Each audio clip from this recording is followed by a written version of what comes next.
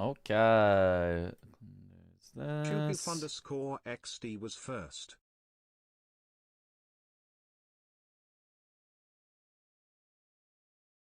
All right.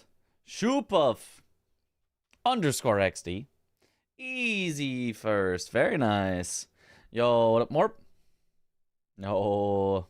Content stealing time again. Always content. Always stealing. If you're not stealing content, what are you even doing? Always debating between eeping and watching Mitchja. That's forever the debate. I pretty much the same as the dilemma I face every day. Add a new game mode to Resident Evil Requiem, by the way. Oh, what's the new game mode? Also, Hello. We can listen to Aggie while we steal. Hello. Since he does not play copyrighted music. Okay. Big ass hammer and a. All right. Good luck. Good luck.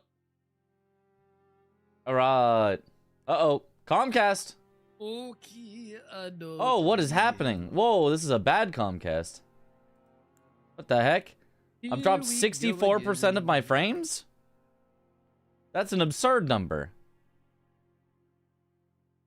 Oh my goodness. That was very cool. Came down to a Memby race that Aggie won by like 10 seconds. I did sort of see that as I was starting up stuff. Well, I guess temporarily. Duo and duo trio is some synergy.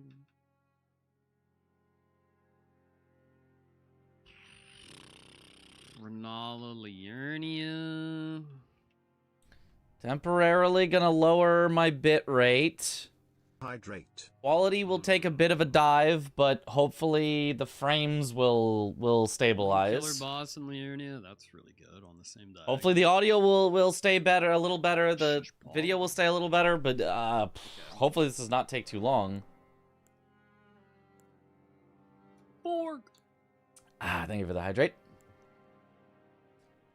Oh, Forgy Forg. Plays like a roguelite, it seems, going to different areas of the entire game as Leon. Oh, interesting. Great starts. Great starts. I get up early tomorrow, but sleep schedule be damned. There's Bingus to watch. There's always 4 levels off Bingus to watch.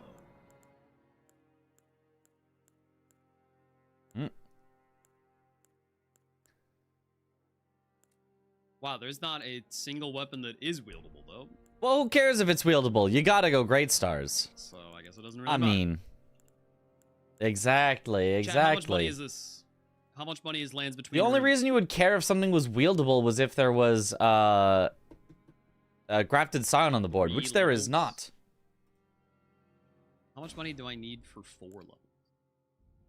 Yeah, they're both going great stars. Oh wow, it is heavy. They have to take off a lot to be able to medium roll. Level 13. Animal Die sounds like a DMC influence. It could be. One duelist is extremely fast too. Yeah, but you can get a couple runes before that. Runes, is that right? Omen Killer. Well, Omen Killer isn't like super fast, but yeah, duelist is fast. Okay.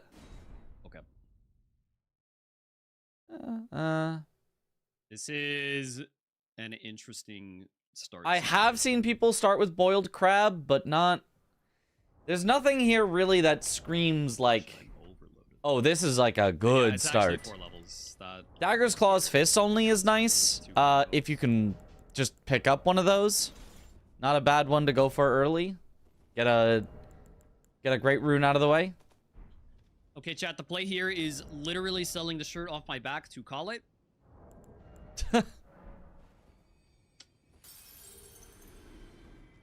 And then we can level up as soon as we get Torrent.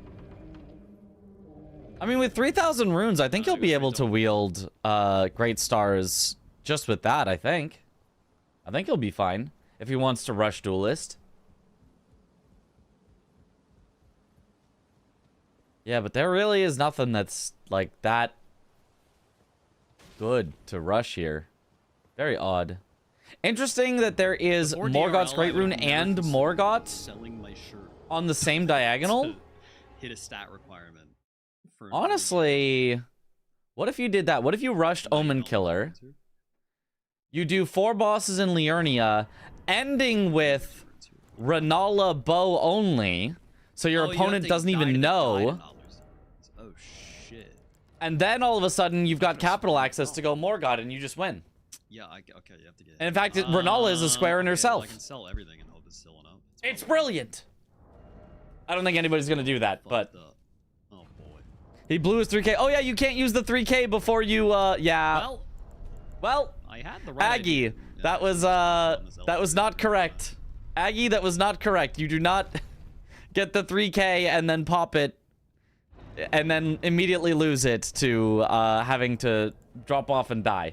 That's that is the incorrect play. Well, I doubt this sells for enough, but we'll see. maybe he'll never do it again now that he's done it once. Who knows? Now he knows, I guess. I guess so. And then we'll sell the rest to Kale. What a disaster. Wow, that was the most avoidable problem of all time. Capital has 3 squares. Capital has, specifically Capital, and only Capital. No. No, no, no, no, no. No, no, no, no, no, no. No, no, no, no. Oh, does have 3. Yes. Found the 3rd one. I wasn't looking at that one because it wasn't in the line I was looking at. I'm looking at this diagonal. This diagonal actually looks spooky. That looks like a diagonal that you could sneak. No idea that dropping off the cliff made you lose the money on you, since you keep the grafted scion runes after taking the mandatory fall death. Yes, once the grafted scion is dead, it no longer becomes a lose your runes. But as long as grafted scion is alive, you do lose your runes. It like changes how it now works. I guess we just do. I need to do some early money check.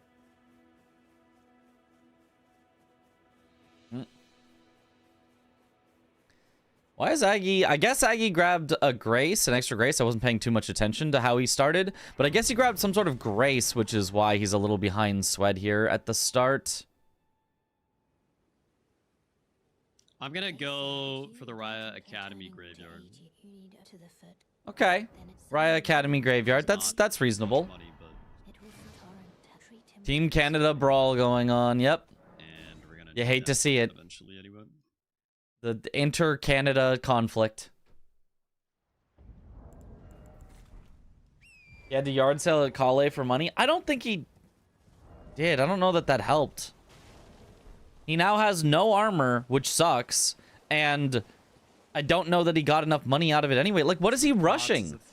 Is it just duelist that he wants to rush for? Like, who cares? It's 1 square. You can give up 1 square to start immediately grabbing money and getting set up. Extremely stupid blunder. Like, I don't know. But I don't see the reason to, like, get so panicked at the start that you get rid of a lot of your early power in armor. Like, armor is great to have. actually, I don't even know just if to try to rush out whatever the first square is. Because I guess the match hadn't started yet. Like, Swed didn't do that. So, I don't know. But that Aggie will be nudist again? Oh no, not the nudist Aggie.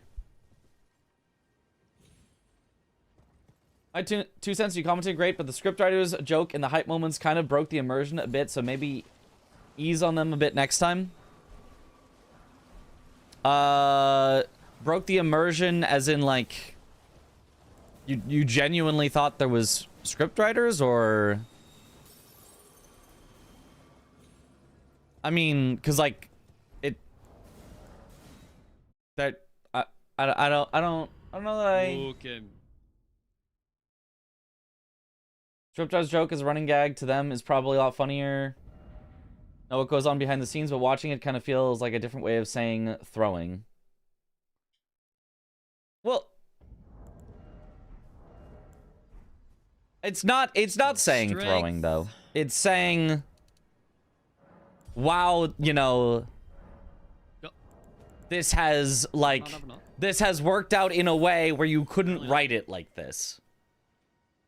I mean, I guess if you guys don't get it, I guess if you just don't get the joke and it's not funny, then okay, I guess that's fair, but that's not at all what it is. But like it kind of vilified the hype a bit. Vilified. Like made you feel bad about it, about Honestly, being I should hyped? not just keep going for the square. I don't know that I understand. If you don't find it funny, that's fine. That's...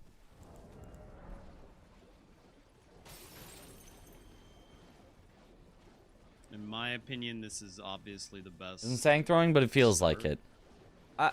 So to fuck up the tech for it and then just go for it anyways. Probably dumb. I mean, I think maybe you think that just because like somebody, I mean, kind of does throw. Like, although, I mean, like a few times yeah, that I said guess it was if he went after for Chris it, he would've just died fell and died for no reason, about right? now.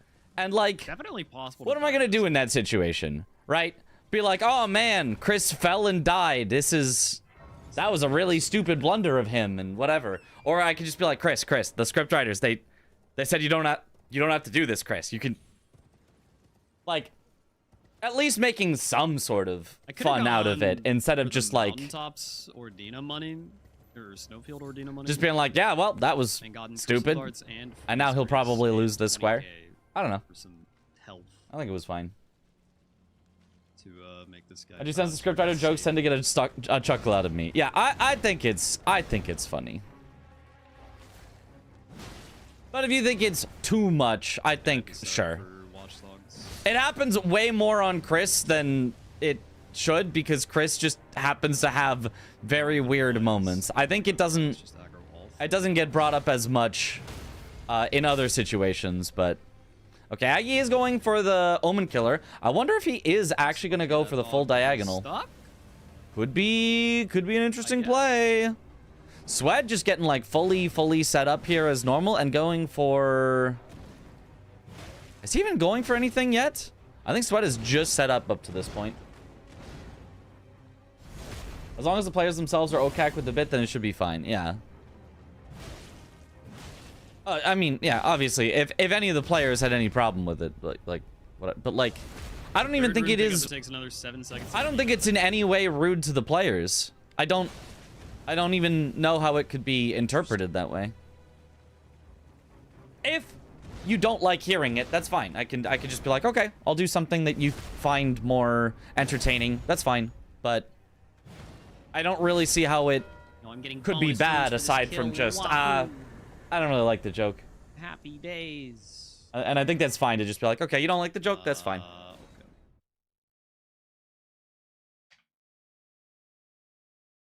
Playing scripted Bingus means Chris has to practice that script more.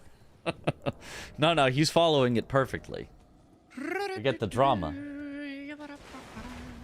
Chris is a professional at throwing / clutching for content. Exactly.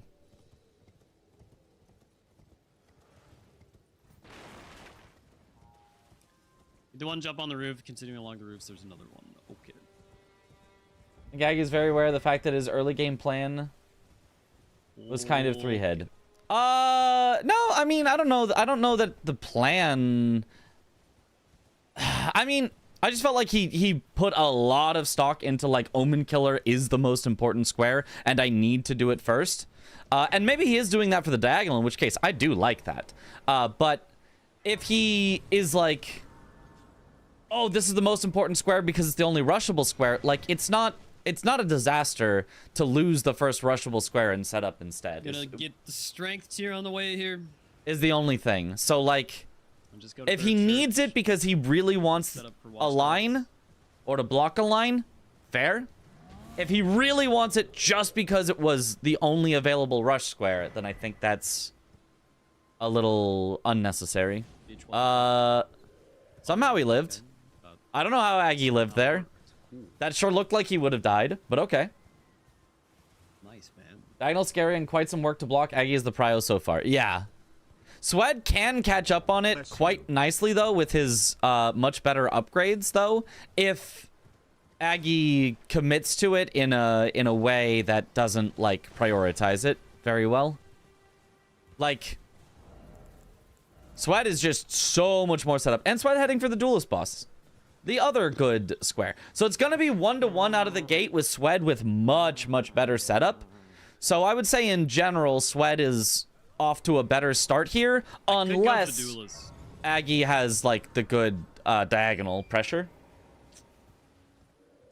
Oh, that is very tempting. If it's the only rushable square, then I'd say setting up could be a better choice while you know what your opponent is doing. Yeah.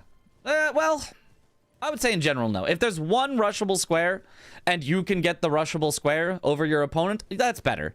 It is better to have the one rushable square than to not have it. It's just like... It just felt like he was panicking when he lost the runes, which felt like... If you lose the runes and it's just like, oh no, I'm probably going to lose the rushable square, it's okay to just go, okay, I'm going to lose the rushable square. Let me go set up instead. It's just not like a panic moment, you know? I think it's a totally fine plan to go for the rushable square. I just don't know that it's worth, like, I need to sell all my armor and have no armor and, you know, maybe lose money trying to buy armor later, or... like, I just don't know that it's worth giving up advantages. Oh, how did Sweat not get grabbed? He just went barely under it with the Great Stars hitbox. Nice.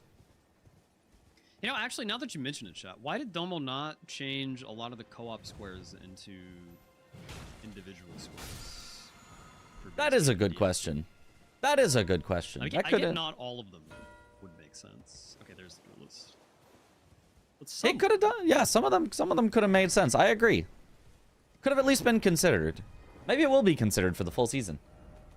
Commentating 2v2 bingo for season 5 must have been stressful. Well, I was in it instead of commentating mostly, so... Races. I wouldn't necessarily know, but... Yeah, I mean, it is harder to keep track of 4 people than 2, for sure. It's a skill. It's a skill you gotta be good at, and it's a skill that is tough. You did do a couple? Oh. Co-op bingus in the future? Well, there's co-op bingus in the past that we did. That was me and Aggie, Team Monkey Business in the last season. More in the future? I hope so.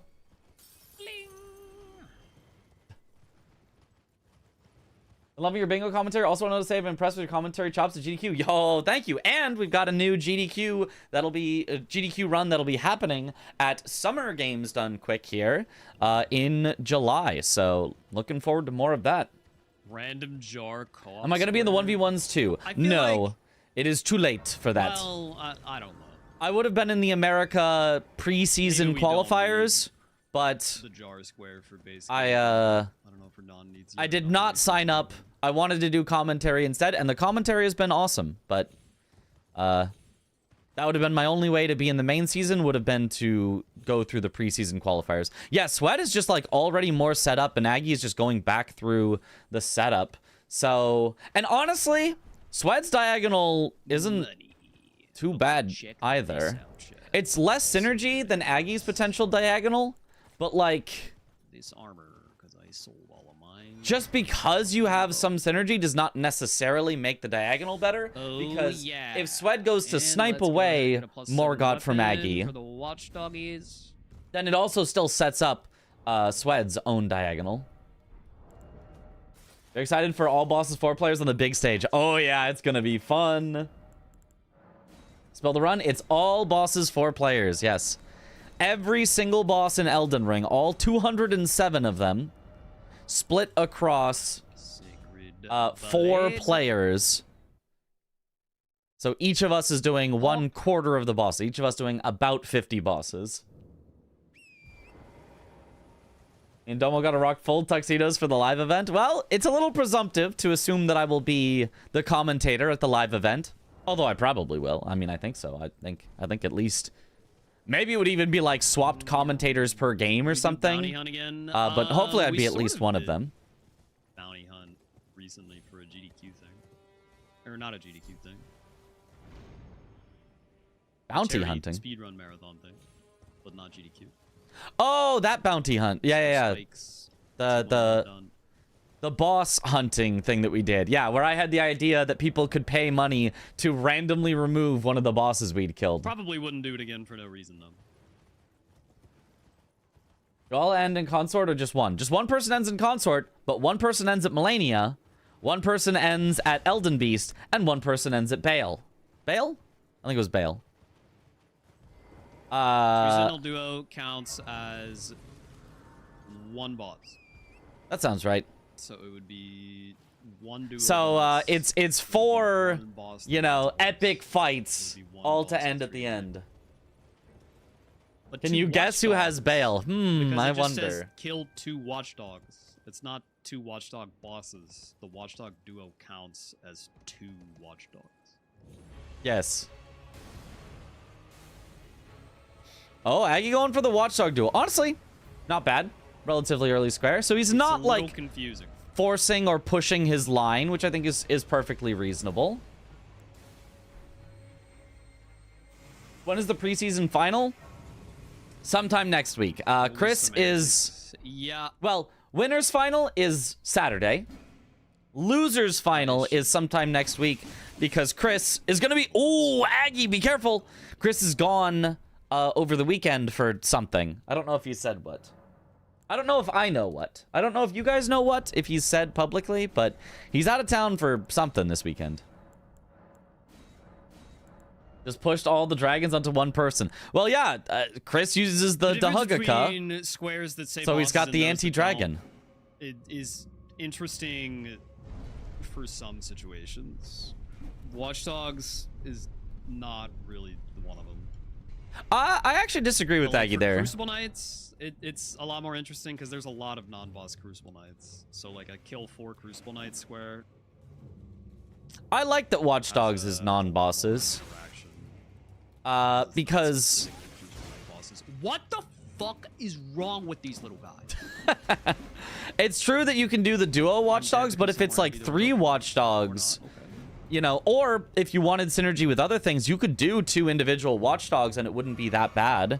It's only if you just specifically want the 2 Watch Dogs with no synergy that you go for the duo Watch Dog. So I don't necessarily agree that the taking away it being specifically 2 bosses harms the Watchdog square.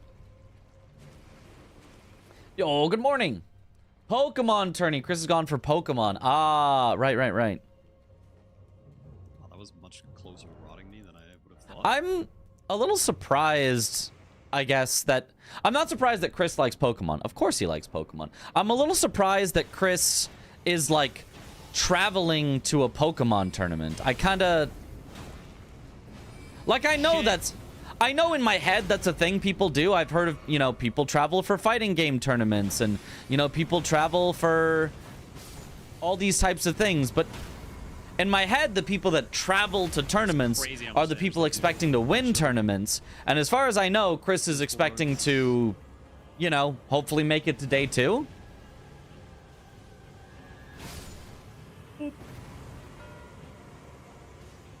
But I mean, I guess there has to be a ton of people hoping to make it to day 2. Otherwise, you wouldn't get a bunch of people that get out in day 1.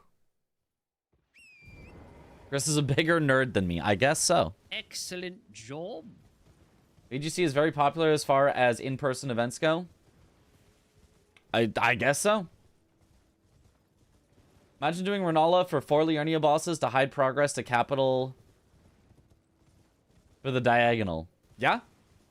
I mean, I think you should do Renala. Really need to be pursuing I think you 100% should do Renala after she summons 4 spirits as a boss in Liurnia that gets you a great rune. You should then go do Godric bow only to get your 2nd great rune that gives you immediate access to the capital. You should then finish off your last bosses in Liurnia, head immediately to the capital while Sweat has no idea you even have great runes. Or, well, Sweat doesn't even have great runes. And then you should just win off of that. That's what I think you should do. I should have bought the crossbow. It's a little bit all in. It's a little bit YOLO, but Way more sense. I think it's like, even if you got sniped on that stuff, I don't think any of it's like a big time loss. I think you'd be totally fine. Like, I think they're just good squares to go for that happen to get you a line.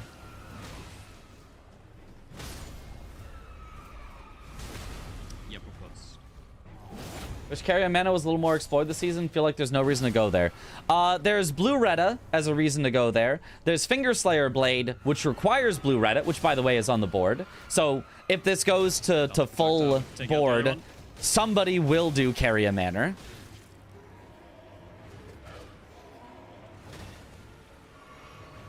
Ooh, Swed. I think both Swed and Aggie currently are kind of racing on duo trio bosses. Aggie got the duo Watchdog as synergy. And now got the duo here, and now just needs one more. What the fuck am I doing? If you don't YOLO on practice matches, then when will you? Well, that's the thing, though. You could never YOLO on practice matches so that all your opponents go, oh, yeah, Mitch, he never YOLOs. Ah, he's not a YOLOer. He would never YOLO. Then you get to match day, and you YOLO, and your opponent goes, Mitch, not a YOLOer. I don't have to worry about him YOLOing. What? He YOLO'd? What? And now I lost? It's possible to do. Why did you do that attack? Are there legendary armaments still? I haven't seen it on the board. I don't think there are. Fucking annoying. I mean, I guess there can't be because you have randomized weapons. So how would you...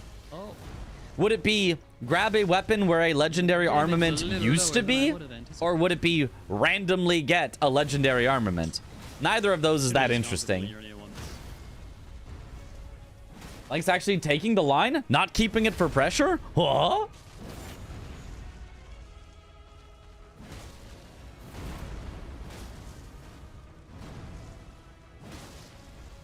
Ooh, Swed might take away duos trios while Aggie is trying to I don't think the mountaintops split progress with Erdtrees or Putrid Avatars. I think he should do the Erdtree Avatar in Liurnia, the one that gives the explosive physic, again, for bosses in Liurnia. To combine with Renala. I think it'd be a pretty sweet move. I don't think there've been legendary armaments since season 1. Really? I haven't been keeping up. I didn't remember it being in season 4 that I played in, but also like, or season 5 that I played in, sorry. But also, like, it wouldn't have made sense there either because there were randomized weapons. Maybe they can randomize legendary armaments within themselves for the square to be viable. You could, but I feel like if you're changing the mod to fit one square, it doesn't make sense. You should just change the one square or remove it. I don't know what you should make the mod what you want and then make the squares fit the mod. You shouldn't make the squares what you want and then change the mod to try to fit all of the squares that you have, because that's an almost impossible task. Oh, I want all the squares to exist. Let me try to make a mod where it leaves legendary armaments as they are, and it also, you know, leaves this where they are, but then it randomizes the other ones, and so you have to know which ones are randomized and which ones aren't, and like, nah, it just gets way too confusing. W Canadians. Small bonk Comcast. Okay. Let me see. Maybe the bonk Comcast has fixed it. I'm gonna increase my bitrate and see if it works still. Checking? No. Nope, we're dropping frames. Australia. You know, yeah, I guess that makes sense. Nope. Comcast is still having trouble right now. Nope. We're lowering the bitrate.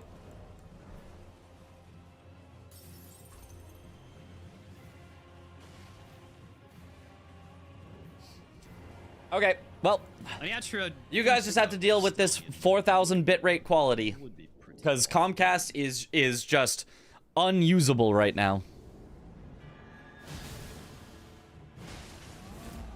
Ooh, Swed has a nice claw weapon to do Radon with. Not bad. Or sorry, fist weapon, technically. The Pata, you do one-handed Pata and you do like charged R2s and it does a ton of poise damage. You can also do, just two-hand Pata and just R1 and just slap with it. It does solid damage, but if you want poise, one-handed charged R2s are sick. Boom, headshot. Okay, are you going for another boss in Liurnia? Is that all that he's doing here? I guess that's all Bowls was for. I don't see, like, ever jails. It is a fast one, but I'd love to see him get a little more synergy with it. I think he is now going to go for the Erd Tree avatar down here. Yeah. Nice. Okay. This gets him some nice synergy. Erd Tree or Putrid avatar with Boss and Liurnia would be good. Oh, he's grabbing the Grace here first? Man, I did this in a really funky, stupid order, but... A little weird. I think it's going to work out anyway. That's a double stun sword key door, though, so I need to get another one of those. Auto upgrade is great, but sticking to one weapon was fun and gives more incidence. I'm gonna finish Tree Boss first because I don't think he would contest me on... I don't think gives more incidence is positive. That doesn't go in the butt part. That's just... And also, I disagree that sticking to one weapon is more fun. Sticking to one weapon was horribly I boring. feel like there's confusion. Because it just was like, oh, okay. So, you know, I started out by checking this weapon and kind of was like, well, it's good enough, I guess I'll have to go with it. My opponent checked this other weapon, found the best weapon in the game, and the game was over. At 5 minutes in, the game was already decided somebody won because somebody found a weapon 2 tiers better and the game ended. At that exact moment, the game was over. It was awful. It was horrible. It was stupid. Auto upgrade, much better, where at least... Yeah, maybe you're stuck with kind of a bad weapon for a little bit of time, but if you find a new one, you can swap to it, and both players eventually will find a good enough weapon. Maybe somebody has an A+ weapon and the other has an S weapon, but that's close enough that people can actually compete with each other. I think the auto upgrade is much better in all ways. Nice kill by Swed. Almost got killed at the end there. He got really, really low, but... And then Aggie with a nice kill on the Erd Tree avatar. Remembrance, Dagger Claw fits. Well, Aggie can block this with the 4 bosses in Liurnia, which kind of will maybe distract Swed from Aggie going for a diagonal, because the 4 bosses in Liurnia looks like he's just blocking Swed's line. Auto upgrade is like you have a repertoire to pick from. Kind of. It's not... Like, you always had a repertoire. It's the difference between having a repertoire, but you have to pick one and that's all you get.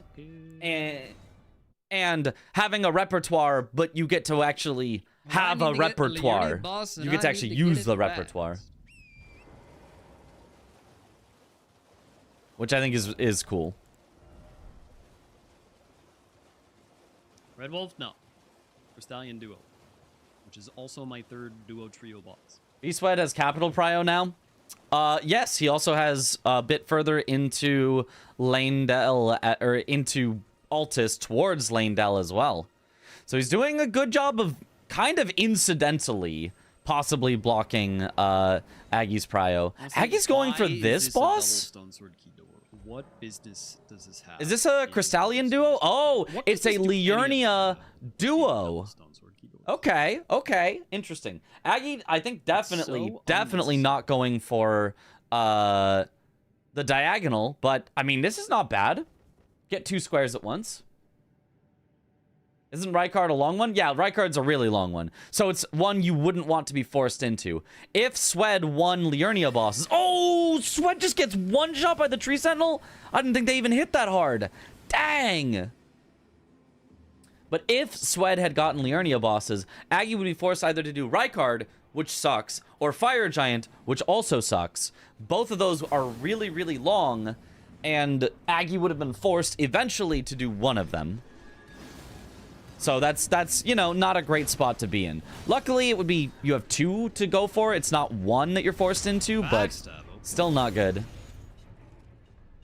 Horse bosses from V-Sweat as well. Yeah, I think he also wanted it for duo trio, but did die and is now pivoting out.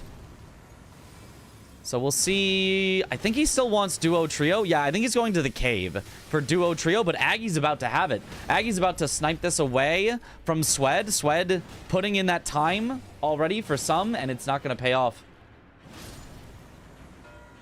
Isn't V-Sweat on base vigor? Yes, but I just didn't think it hit that hard. All right, there it is. 4 bosses in Liurnia with duo trio. Swed looking at it and being like, uh-oh, that's not good. I mean, 5-2 in Aggie's favor is quite nice for him.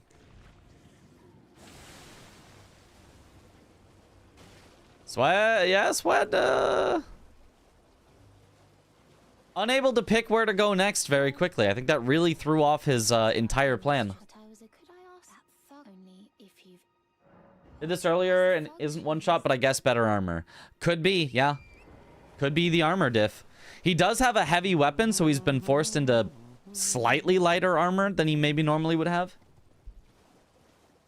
With 4 line threats, yeah? 4 possible line threats. There is, You know, Morgoth. column 2, Bow only. row 2, Does pretty much Diagonal. just complete that line. Huh? and row 1. All scary for Swed. I completed a tunnel. You know, I guess is that a tunnel? Raya Lucaria Crystal Tunnel? I don't know if that's a I tunnel. think that's a tunnel. That might be a cave. I think it's Raya Lucaria Crystal Tunnel. I think that's a tunnel. Halberd? It does exit out the other side to like an elevator. One of these is a halberd. You. Not that I'm looking for a weapon this match. I just wanted to double check that I was right on that. Yeah, double checking is good. Also, halberds, 2 possible ones that give aura buffs, so always worth I it to just gotta check just in double-check case. what that dungeon's name is. Then I The can commentary tell you already top tier, crazy to practice even more. Love it. a Well, cave or a tunnel. I mean, how do you think it gets good? It's by practicing. That's Yes, part I'm of in it. Lego Brawlers Season 6. Like, I think one of my not It's the weaknesses per pre-season se. right now, okay? The Americans, usually have 2 silly sides. Americans, have 2. But one of my non-perfect things right now is analysis of squares, where I don't know where everything is right away. So I am trying to learn all the locations of things. And I learn, in this case, through watching. I would learn even better if I played some bingo and had to, like, figure out where things were while playing. But, you know, this is second best and much easier and less stressful. Practice makes perfect. That's right. That's right. And Tech Bro, thank you for the sub. Welcome back to the bunch. Enjoy the emotes. Tunnels usually have 2 sides. That's true. I mean, I think that one had a side. I think that one had 2 sides, so. Also, simply free content to steal. That's right. Frog. What do you think are better, rot bolts or lightning bolts? I mean, rot bolts, if you have enough of them to cause rot. Rot is really, really good. But, I mean, you should have both. You should have rot bolts and lightning bolts. You should use the rot bolts till they're rotted. Bow, which is Then you should probably use the worst lightning bolts possible after. thing for Renala. Not that I'm going to bow only Renala. I think that would be really, really bad. Tunnels are donuts? Mostly because... of Only in their similar number of holes. I am, like, a little bit curious, though. If it would work out.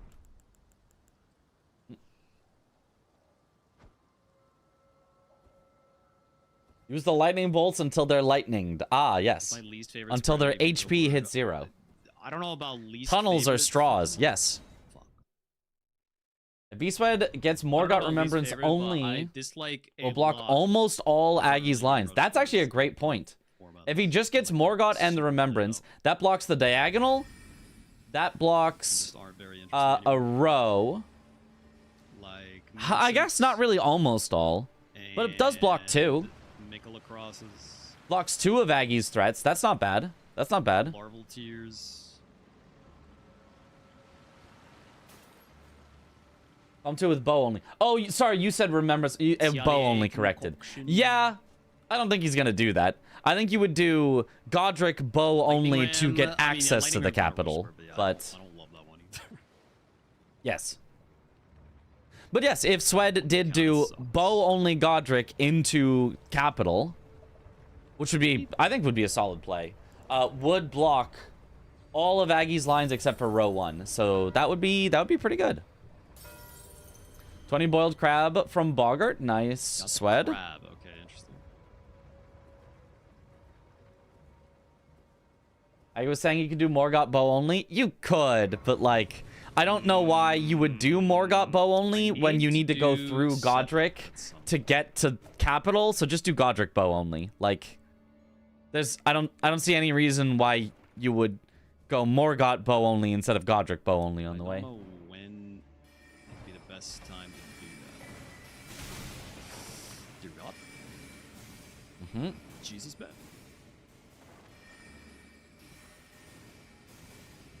Okay. What about DTS bow only if you were feeling frisky? Well, that's not a remembrance boss, so if you want to waste time for no reason, you could, I guess.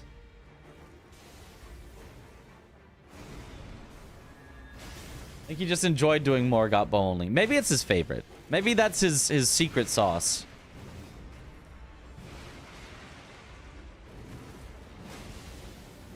I mean, it would hide progress towards Morgott if he did Morgott bow only. It would be kind of unstoppable, but... A rare doggy stagger and repose. I almost thought it was just boss bow only, not remembrance. Yeah. Is Swed going for Godric for capital? Looks like it. Looks like Swed might be going Godric bow only to get access to capital. I think that's a very reasonable move. He could even hold capital access. He does not have to cash it in by immediately doing Morgott. But just having access to the capital is powerful here. Okay. Bow only Renala work. It does, but it's slow because of phase 1. Phase 2 is actually kind of pretty okay-ish. You lied to me one time about this but guy having a ritual pod. Now that's just in my head that he has a ritual pod. Right, I have this grace. Aggie getting gaslighted by chat. That's funny. That's funny. Yeah, the main thing with Renala is phase 1 takes forever bow only. Because you just don't have the damage to 1 cycle her. You probably don't have the damage to 2 cycle her. Maybe not even 3 cycle her. Like So the it just takes so long. It feels like. I mean, you could do it though. I wouldn't be surprised if I saw somebody do it, I think. Nice kill by Sweat. It got a little dicey there. He did get hit a few times, but cleaned it up by the end and does take it home. Spear Dash Bellbearing Square requires going through More Mitch on that commentary grind. Heck yeah. Does she take rot damage while in her little bubble phase? I don't think so. I'm pretty sure she's completely immune, so I don't think rot would help at all. Spear Dash, I can get Spear Dash +4 wall. Finger Brawlers barely avoided having its first No Girls Allowed season. Doesn't require it on. Barely avoided. There was always there's Australian Twisty T. From the beginning, it was not going to be a No Girls Allowed. And of course, it's always open to whoever wants to participate, and, you know, if girls want to participate, that's awesome. If girls don't want to participate, they don't have to. It's not like I mean, I don't know. I don't know if Dom specifically searches, but like Bree has just in general been incredible. Parky is a staple of bingo, and we'll see how Twisty T does.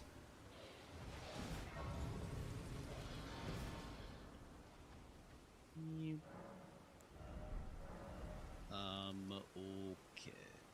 Okay, Aggie going for the This is where 5 ritual pots that he, well, not going for. He just got the 5 ritual pots, which does block Swed's line that he was potentially forming. Aggie looking to just go majority on this one. He still has a lot of threats, but he is so much not setting up for any of them that it does definitely just feel like, oh, he's just going to block Swed's threats, which I think is a very reasonable way to play. Only. I am somewhat considering Renala, though. He's considering Renala bow only. I mean, if it works, it'd be cool. Just curious if it's remotely viable. Pup also won season 3 with Kata. That's right, Pup in season 3 with Kata.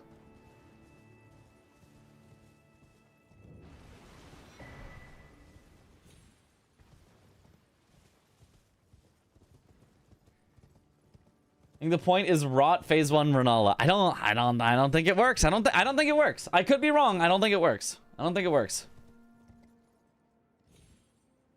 Not allowed to use any other weapon during the boss fight, even if it's not damage to the boss. I should probably just keep no, going you're down well, it square depends on what you mean by use another weapon. to upgrading. You're not allowed to let's say, for example, hit the students with another weapon because you are still dealing damage with the weapon, even if it's not to the boss. You couldn't kill her summons with a different weapon. That wouldn't be allowed. But you could buff with Golden Vow.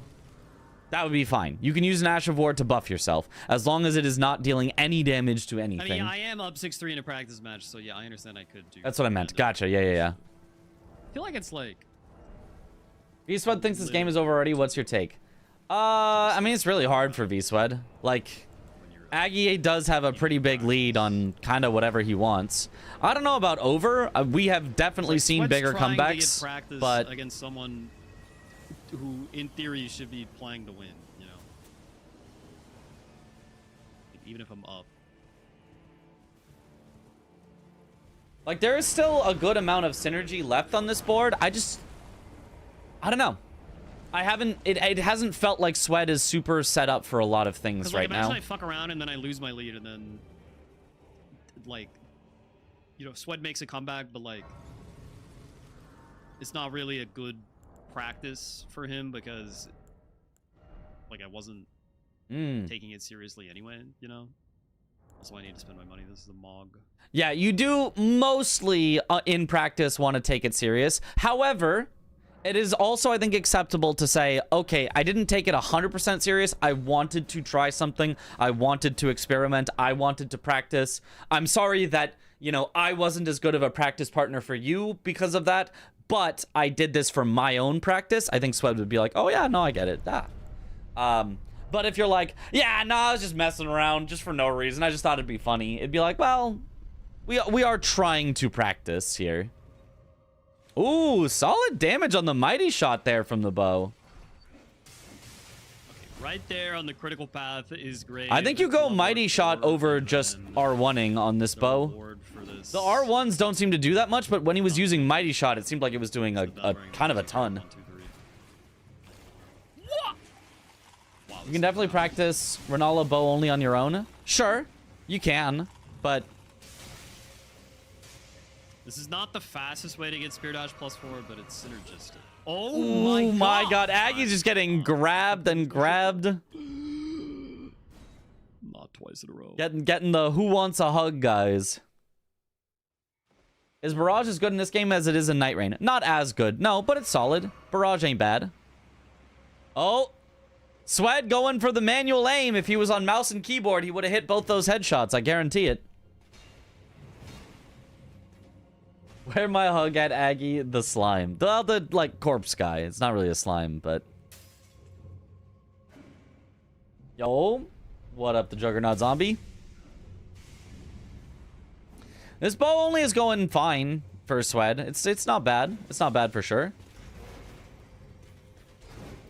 Like, yellow damage on a bow is all you want. All you need. A heavy door has opened. Somewhere. Wow, man. Honestly, Swed...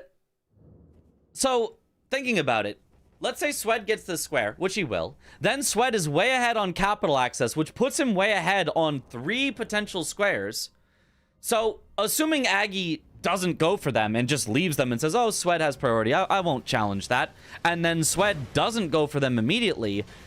That's kind of like Swed would actually be ahead 7-6, because Swed would have 4 with priority on 3. So this game, I do not think is over. I'm not going to say that I actually think Swed is ahead, but, like, there is a world where things play out in a way where this priority works super well for Swed, and he makes, you know, a really big late game play with it.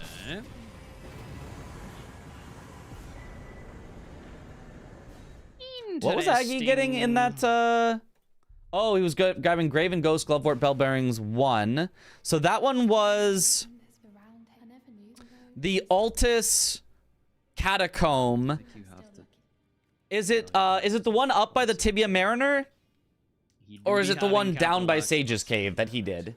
Because I want to know where that one is. I wasn't paying enough attention. Wyndham Cat. It is the one up by Tibia Mariner. Okay.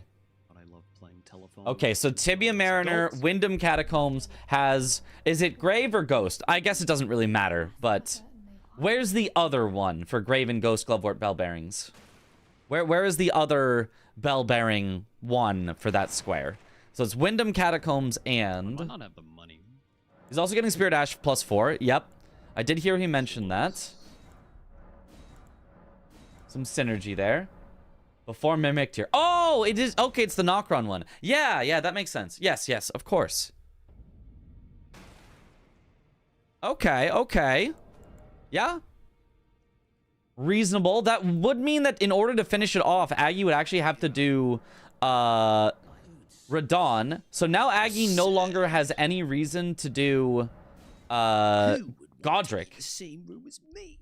He would either do Renala and Radon in order to get access to the capital, or he could do Radon and Rykard to get restore Rykard's Great Rune.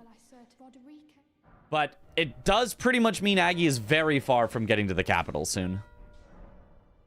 Wahoo. So I think there is actually a reasonable chance here that Swed takes all the capital squares later. Yep. Swed is going to need to block a few more lines, though. He's going to need to block column 1 somewhere. Believe that is and he's going to everything need to is block blocked. row 1 somewhere. Are you allowed to use Spirit Ashes in Bingo? Yeah. You can use Spirit Ashes. Good. It's not... They're not good, but you can. I can get jellyfish there free with the please option.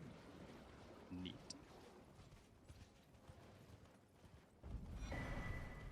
But it does look like it's heading to majority. I don't think either player is really pushing for an actual line here.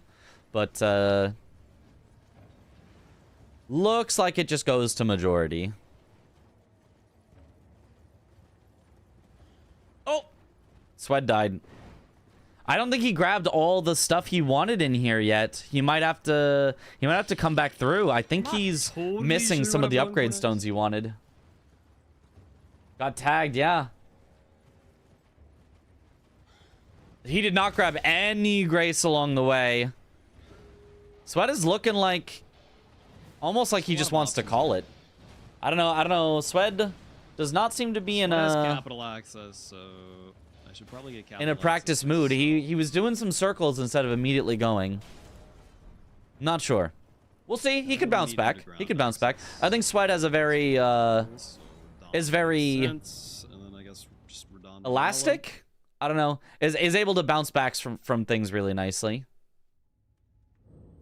No, you don't need to kill Morgoth for fire. Did you have to talk to Roderica a bunch to level Ashes? Not a bunch per se. It's I think it's Hugh, Roderica, Hugh, Reload. I think. Okay, I have an idea though. Let's go Very Falling bounce Star backy. Beast 'cause it's a Yes, tunnel yes. And it gets me my Somber 6. If that Swed can I'm get the bell bearings, he'll looking block 2, 3 out of 3 lines, and he does have possible priority guess on he it could've gone because beyond he's the already middle. done Radon. So for. I guess too much either talking one's for Bingus. efficient. It's not that. It's not that much. Or the 5 horse riding Regardless, right now bosses. seems like a good That time would to block finish both myself. right away if he went straight for horse riding bosses. He I did think try to Sweat go is for that a little probably fully earlier set up at this point. with Tree Sentinel, but there's so many We're at a Knights Calves you pretty could do. I comfy wouldn't grid hate now, that. So I can take a little time. 5 is a high number, but they're all so quick. To, I think invest in my Swed could just future. do 5 horse riding bosses, and that would be totally fine. Was struck by divine inspiration last night and forged this emote. I hope you like it. Oh no. Gonna go around this way to get less cumbug aggro. Silence, Chris. Oh god. Can I just add this to my channel? Oh, I guess I have to sign in. Don't need the Somber 4 this time. Logging me in. Yeah, Add have to threes Mitch and emotes. fours. We have 623 7 So we can go TV to plus 12 great emotes? stars, and plus Holy. 12 is equivalent to Somber 5. Bad request. This emote has a So conflicting just name. 6 we get from killing this guy. And then get 7, 8, 9. Too slow. Okay. Well, that would be why there's a conflicting name. And we'll be good.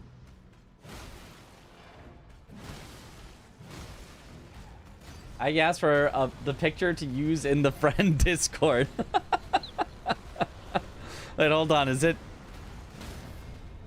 I don't see him having posted it yet. I'm sure he's waiting for his chance to post it in the friend Discord. Sacred blade up Next the time Chris butthole. says something.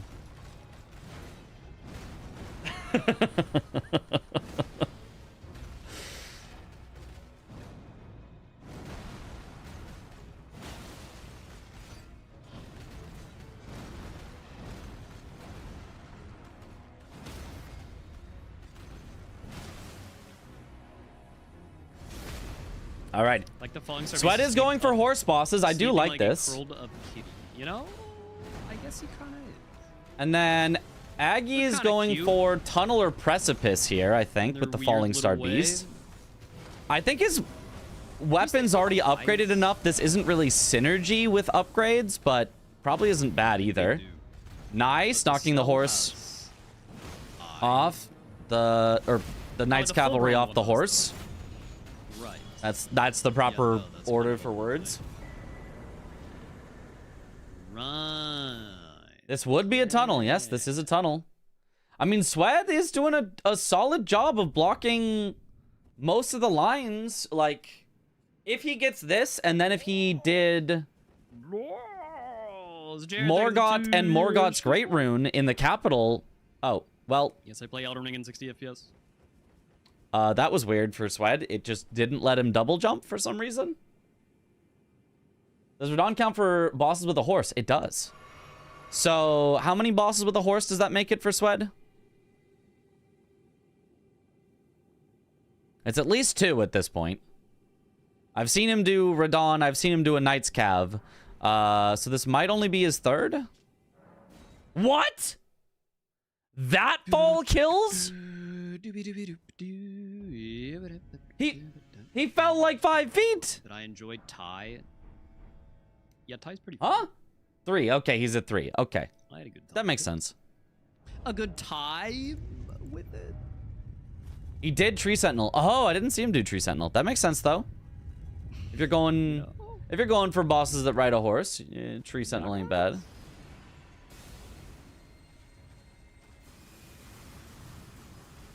Did Swed get the heavy weapon can't double jump bug? I think they fixed that. I think. Or at least they fixed that in like 90% of situations. I thought they fixed it. Oh, YouTube. Yo, a red turtle. Thank you for the $5 super chat. Thanks for all the bingo content. Hello from YouTube chat, black hole. Yeah. I mean, I see YouTube chat sometimes. Occasionally. But yo, thank you for the $5. Let's go. Sly games are available. Is the Tarnished considered a boss that rides a horse? Should be. If you fall and die, that should count. Slide. I was not a PlayStation gamer as a child. Ooh, Swed having a little trouble with the Knight's It Cab. looks Nice hit cool. there, though. Bang. Oh, missing some, though. Sly Cooper, yeah. Swed's hits have not quite been as accurate as they normally are. It can be a little tricky. The turnaround, the like pivoting hits with great hammers can be a little awkward because it feels like your character takes like a step in the wrong direction before they turn around, so you actually lose a lot of distance on it. Did I really get the seal and then not upgrade the seal? YouTube chat missing out on peak emotes. Silence, Chris. Pearson.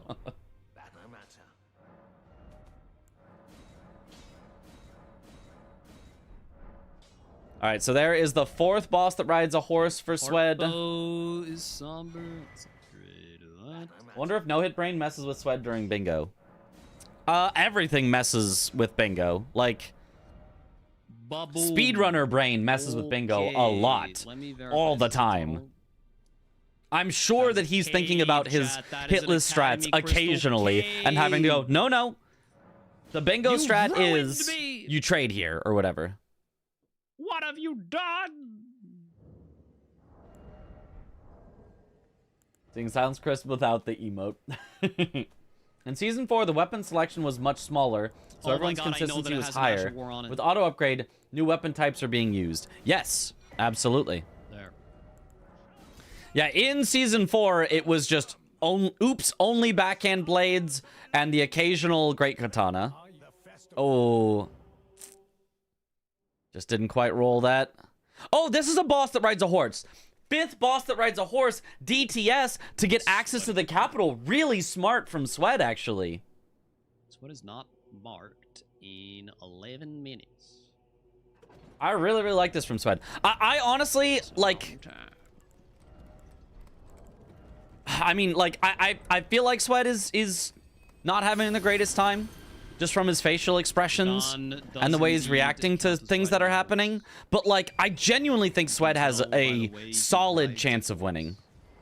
Like, I think Aggie is still winning, but I think Sweat has probably like a 20 to 30% chance of winning, which is not bad.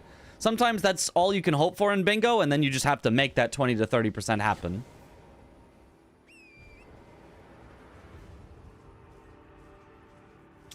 I fucked it up. I knew I did. I've been fucking that up a lot lately. Nice, nice. And his damage is really good. I would love to see a little bit more vigor from him whenever he's able to, but like his damage is a shredding. Woo, scary. Gets it. Nice. 5 bosses that ride a horse. Okay, there is the 5 horse boss. Yeah, now all Sweat needs to do is do the capital Morgott, and then he's got all lines Feels like a blocked. fairly lengthy And square. theoretically, it's I like guess it blocks the column block. he's kind of technically tied with Aggie. I mean, he won't be tied with Aggie by the time he finishes it. Aggie will get another square, but at the moment, he's going for a 2-for-1. Great work commentating the official matches lately. I genuinely enjoy your hyped up descriptions of intense boss fights races. Makes the event feel very professional. Please keep it up. Yo, thank you, Kuya. Was watching Christopher's CVD come back from 8-3, and man, did CVD get messed by that hitbox. Yeah, that was the thing.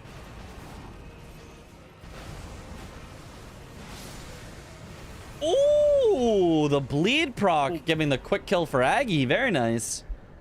I don't need this for anything, right? No. Aggie also didn't recognize the horse boss synergy with Radon and DTS. Yeah? I think he I guess didn't. it blocks my roll on as well. So yeah, maybe that is a logical square to go for.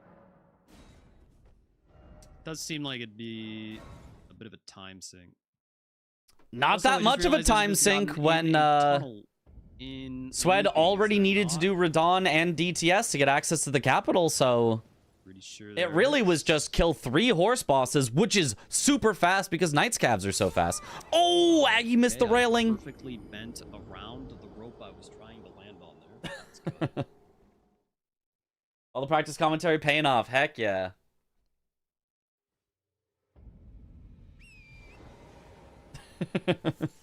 Yo, what up, Rhea? I felt like I was supposed to even think I read should and do do a Lois Griffin impression with the Peter, the horse is here, but I was like, I couldn't do that. And then I just kind of did it anyway at describing that I wasn't going to do it. So, but I really shouldn't have done that because it was not good at all.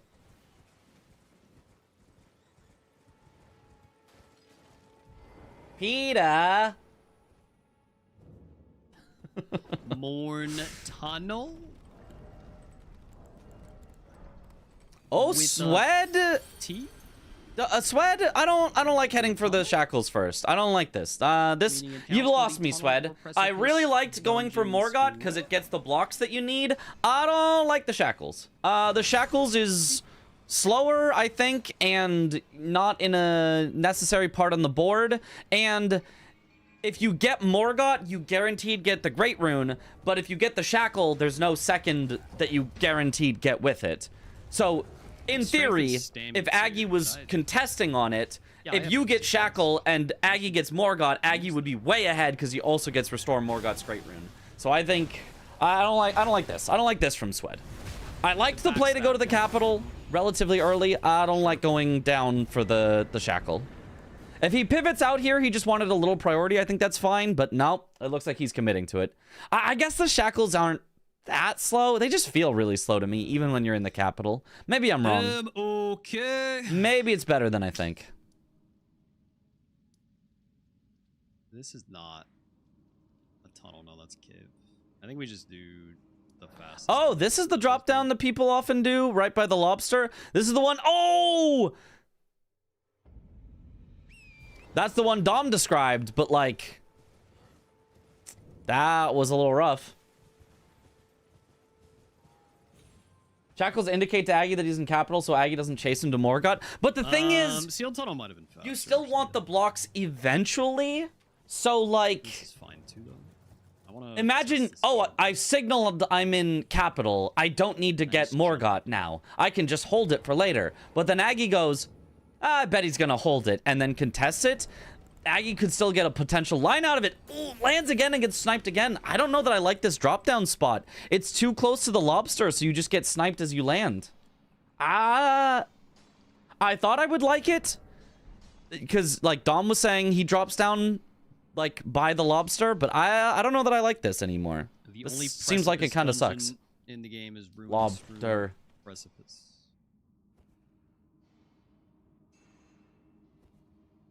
So it needs more vigor? Well, yeah, you always need Honestly, more the only vigor. The reason problem it's is, in Square when is do you get the vigor? It's just hard to get, and you need so much vigor for it to like, nice, the kukri throw. Probably Okay, just simplify that's this for the really sake good of if you're keeping dropping tunnel here. dungeons. I like Nothing that from changed. Swed.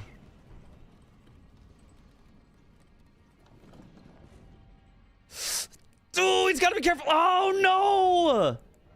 I think especially with the pre-unlocked races, ain't nobody doing. Ah, God, I hate those anymore. lobsters. There's just no reason to. Okay, tunnel and precipice is what Aggie is finishing off right now. I mean, easy, simple. Bang. 8-5. This does tell Swed he's not in the capital yet, so Swed could pivot out and its say, own I'll hold priority on capital for a bit longer. Maybe it is its own square, isn't? Yeah, Magmar Makar is a square. So yeah, I guess that's the only time you do that. I think it's a square, isn't it?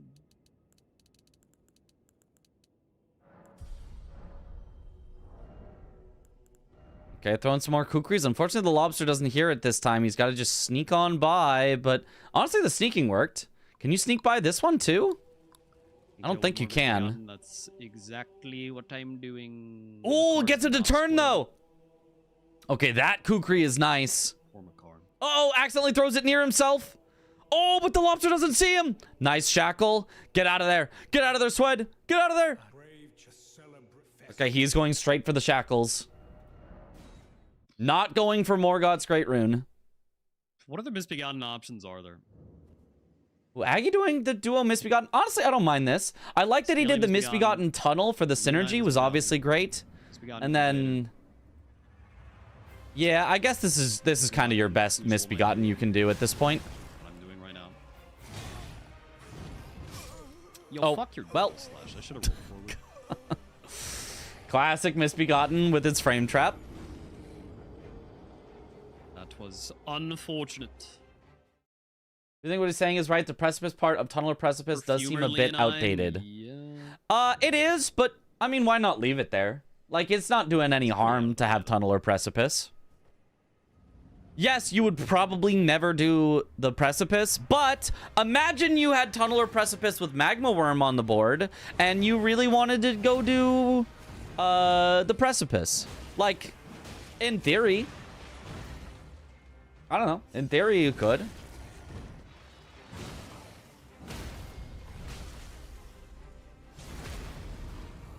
I believe it is. It's nice to know even the pro side of that move makes you feel better. Well, as well. Oh, you're it's a alive. dumb move. Why not? It just kills you sometimes. It is a silly move.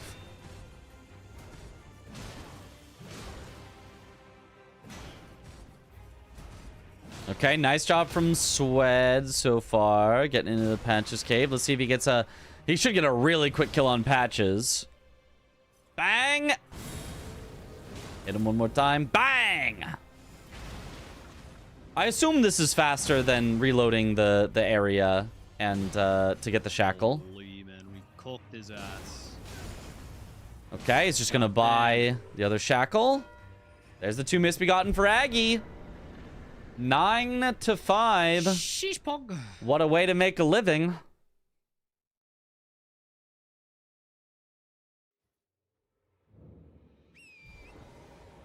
But Swed, now 6 to 9. Nice. He's in the capital. Oh, And he still baby. has that priority on those 2 other capital squares. That's so a crazy square to get right now. it's kind of 9 to 8. If you think about it. You know, not too hard, but like a little. So Swed really not behind by that much. Wish 9 to 5 is how I made a living.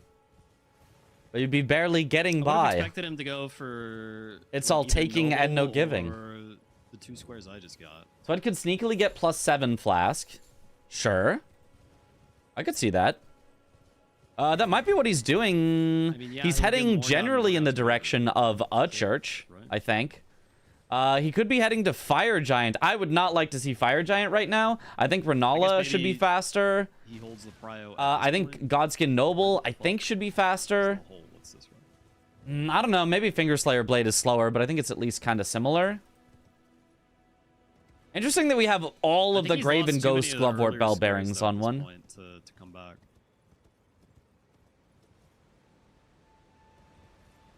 Oh, he's really having trouble with this jump. Could have done the Retta as a horse boss. Yeah, that would be a good setup. He's definitely done Radon. Gravity's not being kind to Swed, yeah. On Godric. There you go. Nice. He is putting away his weapon like he thinks it's the weapon not letting him do double jumps, which would be very weird. I don't know. Shackle seems like a weird one. No, I agree. Shackle is a weird one. Can't tell what my capital progress is. I don't think Morgott was a weird one, but I think Shackle was a weird one. Maybe he was just so close to finishing though that he may as well just do it. I always. If I went to Moog Shackle and then just waited for Margot's Shackle, would that make sense? Yeah. The longer you see Aggie is not in the capital yet, the longer you hold it, and then as soon as Aggie hasn't marked a square for a while, you go, now's about the time to cash in on Shackles. The only thing is that's scary to do. Like, if you hold things for a while and then you hold it a little too long and then you lose a square that you could have just gotten at any time, then you feel really bad about it. Okay, there's the Graven Ghost Glovewort Bell bearings. 1 for Aggie. Honestly, Aggie heading this way, great idea from him. To open the chest. No, you need to be destined to open the chest. Might seal the game because now Aggie has big priority on Fingerslayer Blade. Obviously. So it's going to be really hard for Swed to possibly contest that. I mean, I guess Aggie doesn't have too much else, but... You know, funny enough, I think Lorble Tears would be a much more interesting square. The sweating emote feels outdated. Even though I don't like it in DLC. No, mustache and hair color is different. Yeah, I mean, I guess somebody's got to get a new clip of Swed sweating. He has Renala Prio. Because he has the key? Oh, he did go into the ritual pots. Did he also kill Red Wolf so far, Aggie? He might have. Yeah. Yeah, Aggie does have a lot of possible priority on things, so could be real tough for Swed. Thank you, moved here. Wonder what the win percentage is for players that get to 10 squares first. Probably pretty high, but certainly not 100. He did Red Wolf. Okay, yeah, no, that's gonna make it tough. That's gonna make it tough. Let's kill Renala. Okay, now he's cashing in on Renala. Capital access.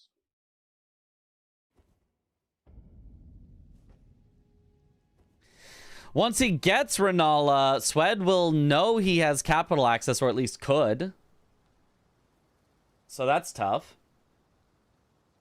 Yes, the Finger Slayer blade is Renala, right there, Bearings, but I need Finger to Slayer talk for the to win. That would work. That would be one way to do it for sure. Destiny to open it. When's the next official bingo match? Saturday. Yes, Saturday is the next official bingo match. Nuclear Pasta Tom versus Blanks in the winners bracket. Winners finals. I need 3 to win, and Sweat obviously has priority on Morgoth. Morgoth's great rune. And then no more for the weekend. Correct. Shit. Oh, Aggie just got straight up parried. Oh, almost got parried a second time. You can't crit on the elevator. That's such a niche mechanic. That actually benefited both of us there, though. I did forget you cannot crit on the Cannot elevator. be crit or take a crit on an elevator. Blanks. I guess because it's unstable ground, technically. Who's considered the best at bingo brawlers? Who knows? Very funny interaction. As of the winner of last season was Nuclear Pasta Tom and Blueberry Brioche. As far as the America qualifiers go, the two left in the winners bracket are Nuclear Pasta Tom and Blanks. Who won 2 seasons ago was Blanks. So if I had to pick a top 2, it's probably Nuclear Pasta Tom and Blanks. The 2 winners of the most recent seasons and the 2 people still in the winners bracket in the preseason qualifier right now. Lady. Both Bingus winners, yep.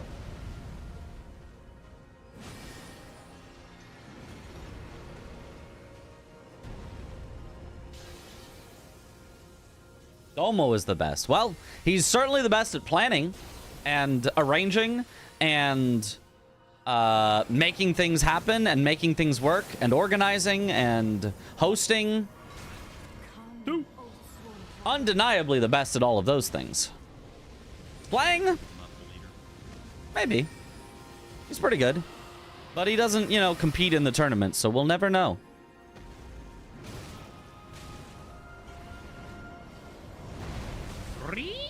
I like to defer to results whenever, you know, the question of who's the best comes up, and instead of saying, oh, this person's definitely the best, I'll just be like, this person has the results, because it's the only way to kind of measure who's the best. Like if someone asks who's the best speedrunner, I'll go, well, the current world record holder is... Oh, Nice, there is Renala. And I think that was all 4 unique summons as well for Aggie. Okay, there it is. 11-6. yeah. Okay, Swed looks like gonna pivot out from Fire Giant.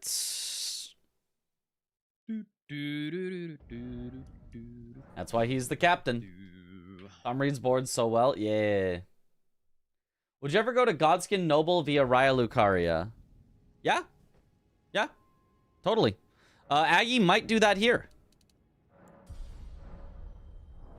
What non-bleedy weapon do I have? I guess Because walking in from the front takes a good bit longer than getting abducted. And he is doing it right here, so... Well, that didn't work. Okay, man. Yeah, I he guess. he tried to do a fancy little drop down, did not work. Y'all mix the freaking physics. What's the reward for winning? How much money? I don't know. I don't know. What was it last year? Like, it was like 5,000 total dollars for the, or was it 10,000 total dollars for the winners that got split? I don't remember. Yep. I don't remember what it was It's last year. because I'm not immediately booking it, so it's fucking up the cycle. I feel like there is no best because all the previous seasons were like not encompassing everything. 2v2 is difficult to judge, etc. But not this kill you. season is really fun format for that.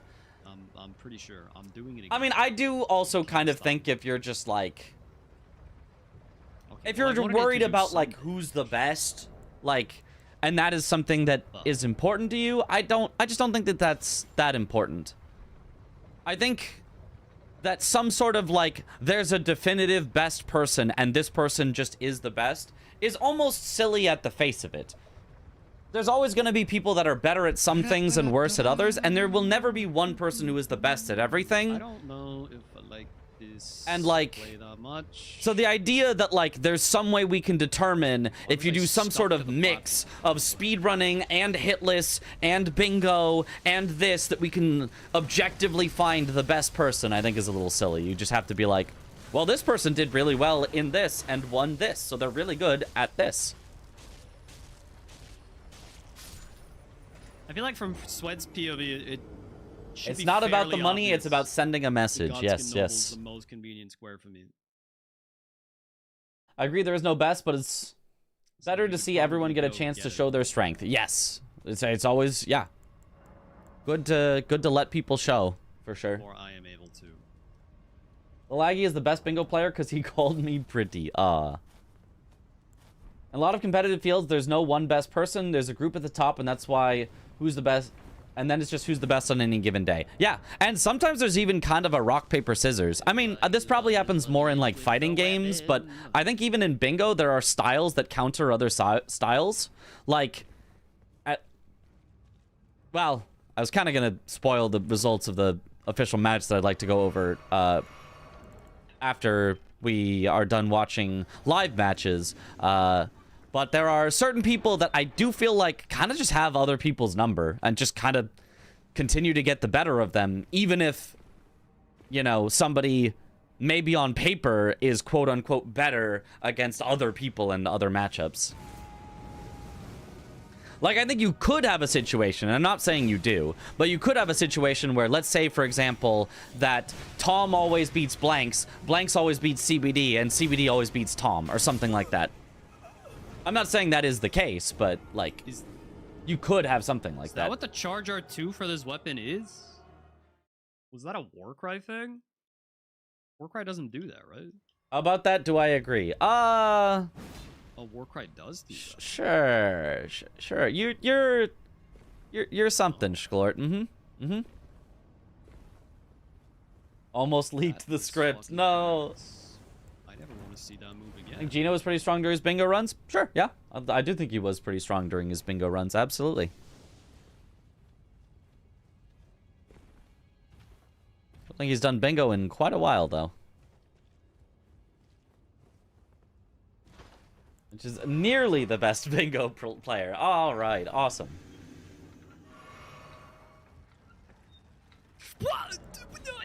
Bingo did have a very strong season 1. Yeah, that was also the season where he was that. You know how there's like a saying in basketball of like, you know, Oh my god, no, I don't get my Michael physics. Jordan played against, you know, plumbers and janitors or something like that when people are like comparing the achievements of LeBron James versus Michael Jordan.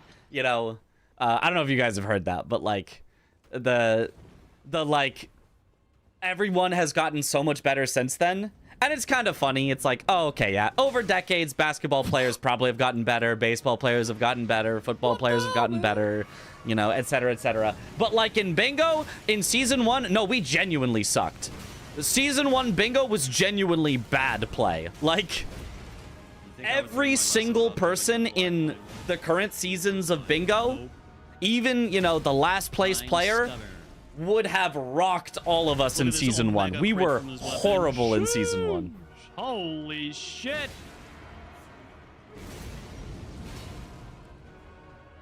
Was Aggie allowed to quit out there when he fell off the elevator? Yep, quit outs are fine. Bye bye. That's that 115 critical right there. Oh yes. He's using basketball indeed. analogies in my non-athletic hobby group. It's just, you know, it's a time that you find a lot of comparisons. Maybe you're a Smash enjoyer. Ken was the greatest Super Smash Bros. Melee player for like a decade. Going for Fire Giant. And would get Already had a absolutely run. washed by like Okay. the 1000th place player right now.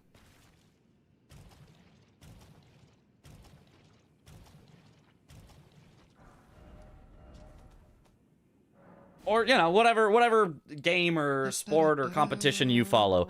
Competition always gets stronger and always gets stronger.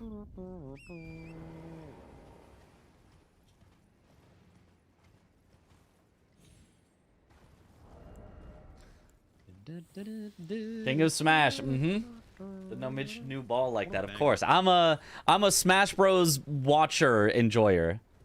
I dabble in playing, but I'm not, you know, good. But like watching's fun. Oh, nice! Double hit from Swed, gets the immediate knockdown, hit him in the eye. Ooh, a little bit of a bad hitbox there. Taking the riposte. I mean, I guess you can. It just, unfortunately, the riposte does very little damage to the Fire Giant. Does as much as hitting him like one time in the eye. Okay, does have to run away from this big explosion. Ooh, nice hitting the hand, though, on the way out. Gets a bleed proc.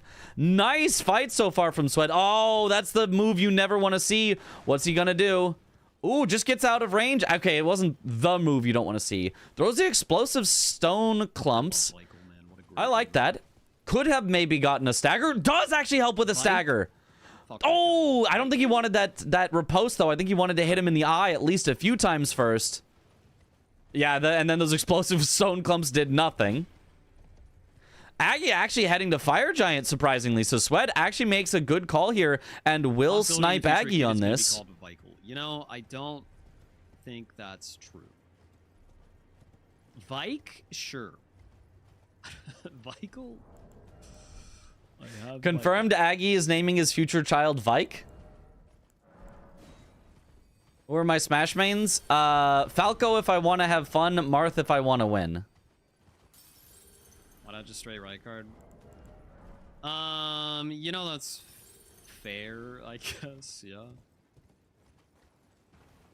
If he had progress to right card, he would have done mobile already.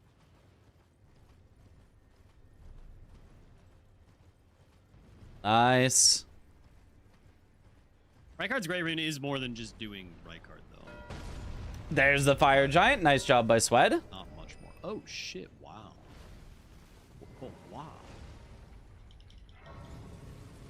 But why? Lil Vikel. Okay, well. Does anyone know where the bell bearings are? The twos. Let's see if I can remember where the twos are. It is Crystallian Duo. That's near Wormface. In the tunnel. No.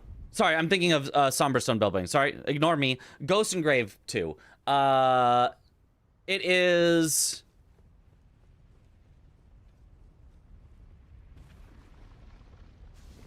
For some reason, I want to say the Kalid Catacomb near Radon, but I could be wrong about that. And I don't remember where the other... I don't know. Don't know. Is one in the Radon arena or is that something else? Yeah, right card's great rune. Not the most. I don't think so. Better than Morgoth's great rune though. Just saw an Aggie chatter say, naming my daughter Vikala, pronounced like Michaela. Vikala.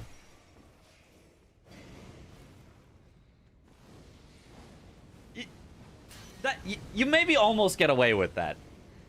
Oh, Vikala. Oh, what a pretty name.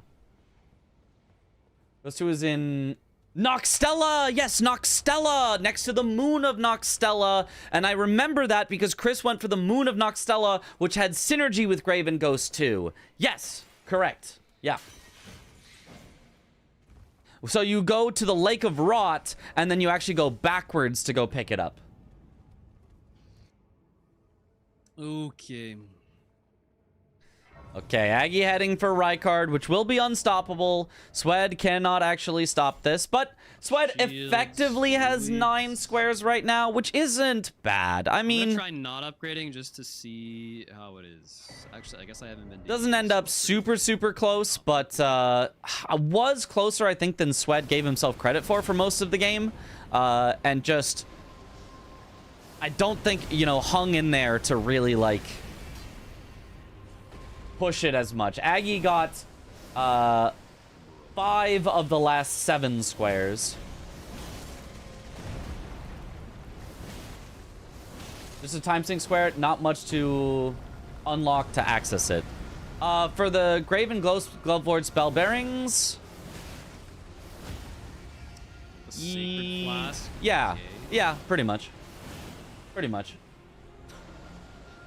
Could be All useful info animals for are just commentating, curled up like explaining cats, of synergies. course. Yeah, yeah, yeah. I mean, he kind of. Isn't Ghost 2 in the Catacombs and Mountaintops? It is, you're right. That's where the other one is. The Catacombs and Mountaintops. Yeah, I don't know what I'm thinking of that was in the catacomb next to Radon. I think I was just wrong on that. Yeah, it's... Yeah. Next to Moon of Noxtella and the Mountaintops Catacombs. So it's just kind of really, really slow.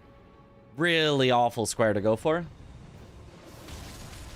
What's the difference between Grave Glovewort and Ghost Glovewort? Grave upgrades like non-named normal summons. Like if it's just a guy, like oh, the bunch of rats, that upgrades by Grave. If it's Langdell Soldier, that upgrades by Grave. If it's like a named specific character, like for example, Lutel or Florisax or things like that, then it's probably It's not Ghost. even really long.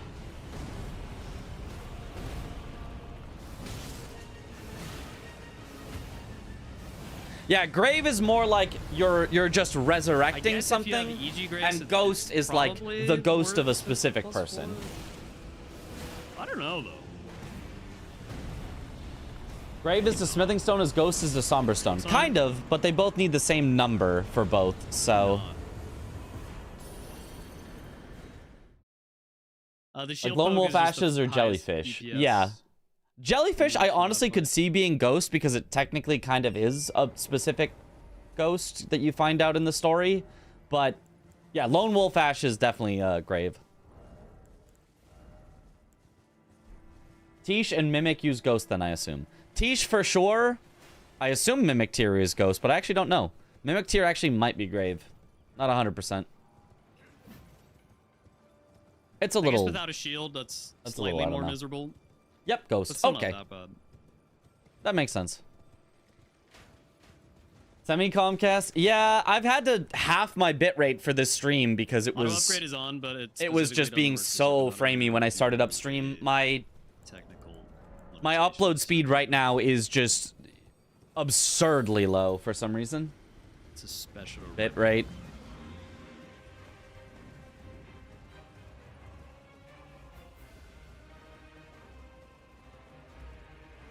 I'll be honest, I don't think I like Restore Rykard's Great Rune as a square. I think it should just be kill The real Rykard. bamboozle is I think when Rykard Sven already somehow gets this takes square before. long enough to go kill that nobody ever does him for capital access. Nobody ever does him for, you know, He preps Rykard. synergy. Nobody ever does him He for killed god Gonska Noble and bosses. accidentally Like, proc- he's already so slow that nobody ever So wants to he can synergize with him, so I don't know why you need to make the square about killing him also have you go all the way restore his I rune. would be like maybe a little bit in trouble if that was. I think it's too long. Yeah. I mean, I don't mind some restoring great runes. He's definitely maybe But like Morgott gets Morgott and Morgott's Great Rune, and then Rykard is like just Great Rune, I think. I don't think there is a square for just killing Rykard. Anyway. So yeah, no, I think. I'd probably be in trouble. Unless I'm wrong. Unless there is also a Rykard square that I just never see.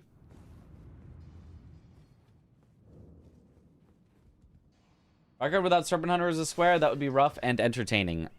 I don't know that it would be that entertaining. It would certainly be rough, but like, I mean, just rough in a way where just nobody would go for it, like, ever. Like, it just genuinely would be something that nobody would ever choose to do in any situation. It would be a dead square. Like, you don't want to make a square that nobody will ever choose to do. Like, yeah, okay, eventually somebody will go for it if it's 12-12 and it's the final square and it's the only thing left on the board. But, like, in any other situation, unless the game goes to 12-12, that square would just not be marked. So I think that would be really lame.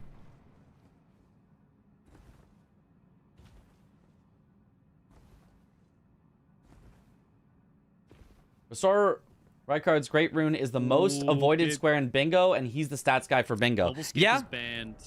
yeah, and that that's still wouldn't seem- 10 times better than Rykard without Serpent Hunter. So you can see how avoided that would be. But yeah, Restore Rykard's Great Rune. I don't think you should have something that avoided. I think if you can avoid it, like... Okay, old man, Jesus. Like, I effectively think that every season, the, like... Just taking the riposte, goddamn. 2 most rushed squares and 2 most avoided squares should be replaced. Because I don't love things that are just too powerful of rushes that get over-centralized and everyone races on. I think that makes for less interesting starts than, like, trying to find unique synergy. And I don't like squares that everyone Auto-upgrade for avoids and never Dingus does unless is it's the a final thing. Strictly superior format.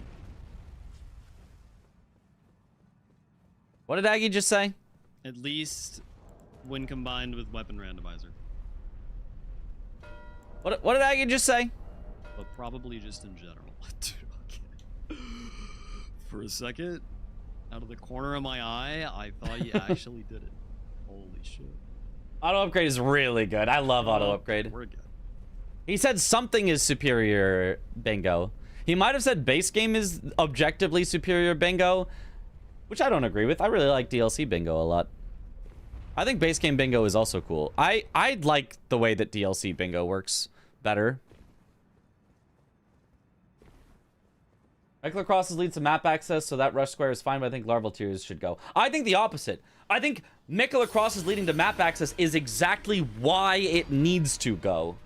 Because it is too centralizing and too powerful. There is GGs, no Mr. downside Eggington. to Mikula GGs, crosses. what do I you think do? it needs to be removed. Same I thing think as it's too this guy. I was powerful. like, well, At least for this is 5. tough. 6 is okay. Oh, the Omen 7 killer? would be even better. Like I had the Watchdog. I was in the Watchdog when he marked. I was like, man, I'm just chasing him on everything. And then I chased on Duo and Trio because I thought you might sit on it because you didn't know I was there. And then you marked it on. You beat me to that too. And I was like, oh, chat, we're just cooked, dude. I made a game of it at least, but like, it was tough, tough. Oh, Interesting. Any- Okay. any late game snipes or anything from me or no? I went to Fire Giant after Godskin Noble, so you got me Okay. there. Huge. I don't know Alright, why I set I up a did that. bunch. I should have just Yeah. kept going to right cards. I don't know why. Sure, I was like, maybe that's the obvious play and he won't do it. I'm just gonna go. Oh, Hyperion sent me heading Jarburg to drop Rockford down right now. testing. Ooh, I did Yeah. expect you to contest. this on V-Spite Noble. it is, yes. I wasn't sure. No, yeah, no, I did. I don't even know if I have a weapon I could use right now. Again, do I have any weapons? I have like the main go, the inseparable sword. Surely you could get a weapon without a status. I'm gonna I join got the Pata. Discord No, we got and Pata. mute Yeah, myself. I got Pata. Yeah, that would have been great. Okay, Yeah. Yeah. That's what I used for Radon play because that was like a pretty Which I low was happy kill, a low damage kill. So I was happy with that, and I got it. Practice is paying off. Nice. Yeah. Anything else? Oh wait, I think I had one question for you. It was Yeah. at the very start. What was it? Okay, yeah, Omen Killer. Why Omen Killer over Duelist? Because like at least the Duelist. Because Liurnia boss in the same deck. Okay, yeah, okay, I missed that. That makes a lot of sense then. Okay. Also, makes sense. I had a good strat for the opener that I fucked up. I assume maybe you just did the same for Duelist, but you could start with the money as a I've keepsake, done and that, then, yeah. and I've then done this. sell clothes to Kale to get the You could rest of sell the your money. clothes. Oh my goodness. I think that Yeah. rune starts, I think it's 3 levels you can get, depending on I guess what your It's starting level is. 3,000, yeah. So it gets you 3 levels. But I needed 4 for Great Stars. I started Great Stars. Yeah, I did too. Yeah. Or no, I found Great Stars. Where did I find? No, I started Great You Stars. both and I started Great looted Stars. Yeah, and I got Pata from Roundtable. Yeah. Hi, Mitch. Yeah. I missed. Anyway, yeah. So start the money and then sell armor to Kale to get to 3,600 or whatever you need for. Ooh, it's the scaled fourth set level. too. That probably costs like 1,000 too as well, right? That's probably a good chunk. I think Yeah, the scale I'm, set. I'm a pretty fucking sure. idiot though because I popped my rune in the start of the That's game. what I and then did the jump first time I off. tried this. I did that too. Because and I was like, oh. no, it doesn't take your money when you die in tutorial. That's what But I said that's too. only when you fucking die to the tutorial boss, not when you. That's jump the only off. time I ever did that starting rune play that you just mentioned, because I've seen that So before, funny. and I was like, oh dude, I could just start. And I thought I was cooking, and I was like, oh, I'm just gonna pop this rune. I'm gonna have the money. I'm gonna Yep. get this bang bang boom, and I pop it, and I jump off, and I have no money. I'm like, oh, I guess Yep. I guess that's GG. I guess. I mean, lesson learned. There's not even Yeah. a reason to do it because you can easily pop it on the elevator anyway. Exactly. That's Mhm, like literally what I was thinking. It was so funny. That's funny that it happened to both of us. Though. At least I feel a little less stupid. About visit Mikla crosses in Oh Bellerot, man. Ensis, All right, Mr. and Aggington. Shadowkeep. Thanks for the games. These are actually really What? good practice games because Yeah, usually I play maybe. Tom and it's Yeah, I think maybe. 13-3 at the end of it. So Yeah, it feels Tom's a good getting. monster. It's tough out here against Tom and Blanks. He got so good so quick. Yeah. Let's sign hit you, and it's about the same time as jumping off. I'm gonna Really? go fuck off and get some food or something. Okie doke. Me as well. All right. Thank you, sir. GG's. Have a good night. Bye, chat. Yep. GG's. Bye. Bye. But my content. There they go. Look at them. Now we're gonna have to go. Oh, there's Blanks and Nike on. Well, I guess we'll be fine there then. Does normally die before it even fully lands. I don't know what happens if you.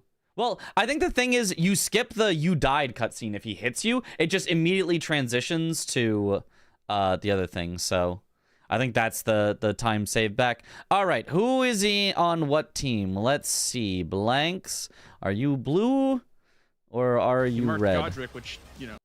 He's red. Blanks is red. Okay, so then I need Nike. Is it underscore? No, I think it's one word. There it is. I need Nike on Firefox then. Pop out player. And then put Nike over here. And then Blanks on Chrome. Pop out player. Put... Oh, wait. That's not Blanks. Blanks. Pop out player over here. And then delete the previous two. Bang, bang. Got our new spectaties. And then I just got to get into their board.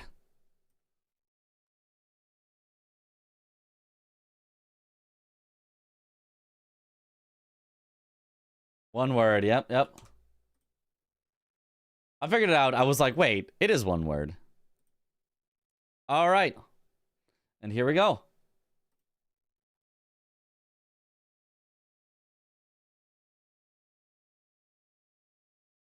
It's like they didn't even care about my content, right? Red Blanks again. I know it's weird. It's a strange thing. So let's try to figure out what is happening on the board right now. Well, first of all, Nike is getting Moon of Noxtella. He just got it, making it 8-6. So that's one thing that's happening. Blanks is currently killing a tree spirit. There is a very strong line threat from Blanks. No strong line threats from Nike. In fact, Blanks has blocked every single possible line from Nike.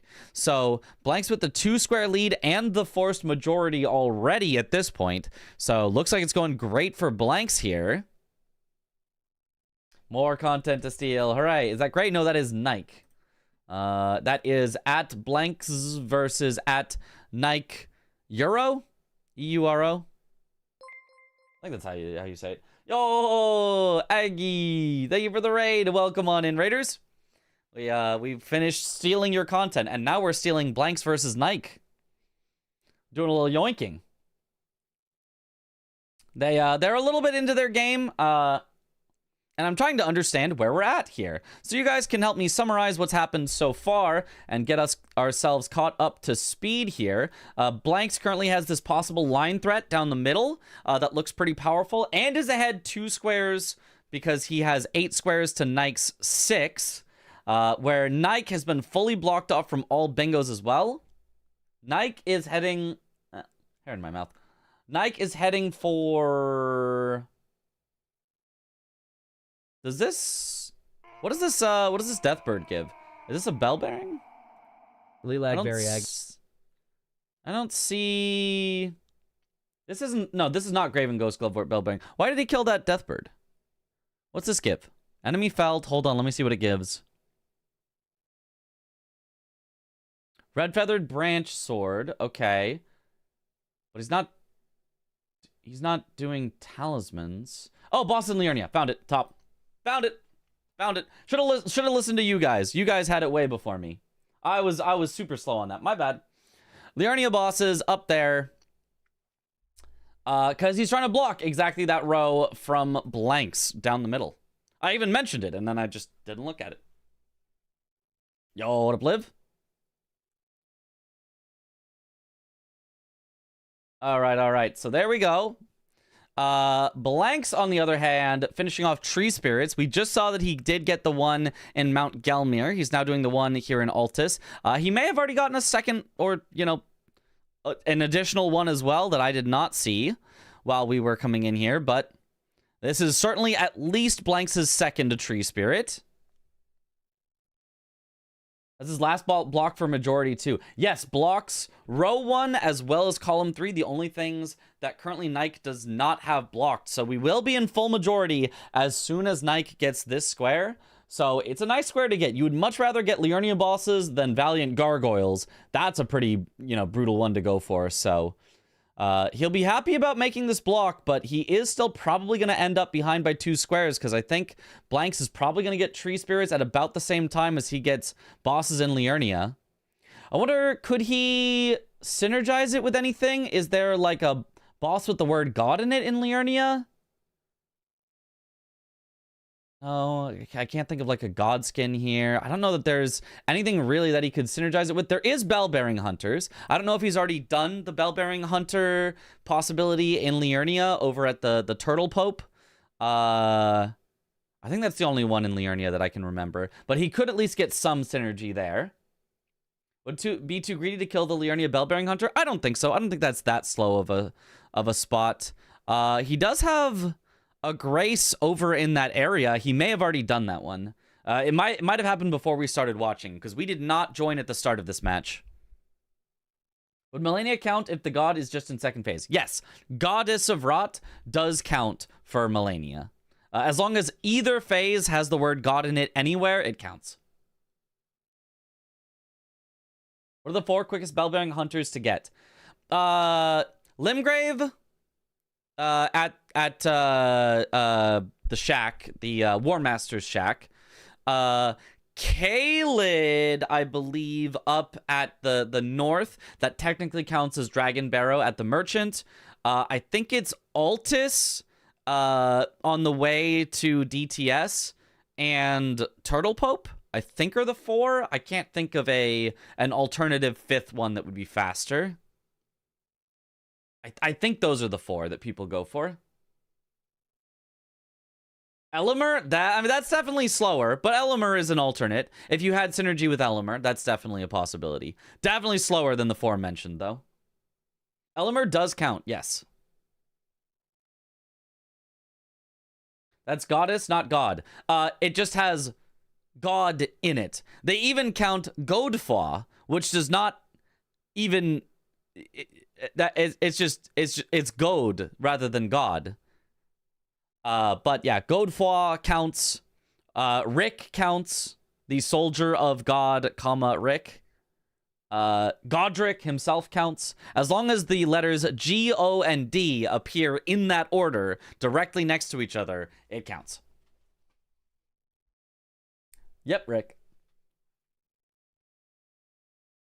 Is there one at Weeping? I don't... No. I don't think there. I'm pretty sure there's not a Bell-Bearing Hunter at Weeping. The Merchant at Weeping has a Knight's Cab next to it, not a Bell-Bearing Hunter. Oh, that's unfortunate for Blanks. Oh, I missed it. Did he die? I mean, this War Dead Catacomb does suck. Now, what is he doing War Dead Catacomb for? Can anyone fill me in? Oh, it's a Tree Spirit in here. Oh, wait. Isn't this like the worst tree spirit to possibly go for, though? Doesn't this place suck? I mean, I guess maybe there isn't like a much better one, but this tree spirit certainly is a weird one. If you don't have access to Stormveil, which you can do one at the bottom, and you don't want to use Stone Sword keys for the Hero's Grave at Stranded Graveyard, I guess this one is all right. I don't know. I feel like I would always rather go buy Stone Sword keys and do the Stranded Graveyard rather than do this one. I feel like this one really sucks. It's a super long ride, and then this catacomb itself is kind of annoying. And then it's going to be a high-scaled tree spirit. It's pretty fast as catacomb, but really highly scaled. But the ride to it takes forever. I don't think there's a fast way to get to the catacomb, right? You have to ride across the entire desert where Radon is. I feel like doing the Stranded Graveyard and just skipping down the Hero's Grave is much faster. Maybe Blanks is limit testing. Could absolutely be. He could be just trying something. There's nothing wrong with trying something in practice. But Nike, on the meantime, it has gotten the Boston Liurnia. It is 8-7. Nike not far behind. So if Blanks is doing, you know, relatively slow stuff, especially if he has an incident on this tree spirit, which can happen. He does not have a lot of heals.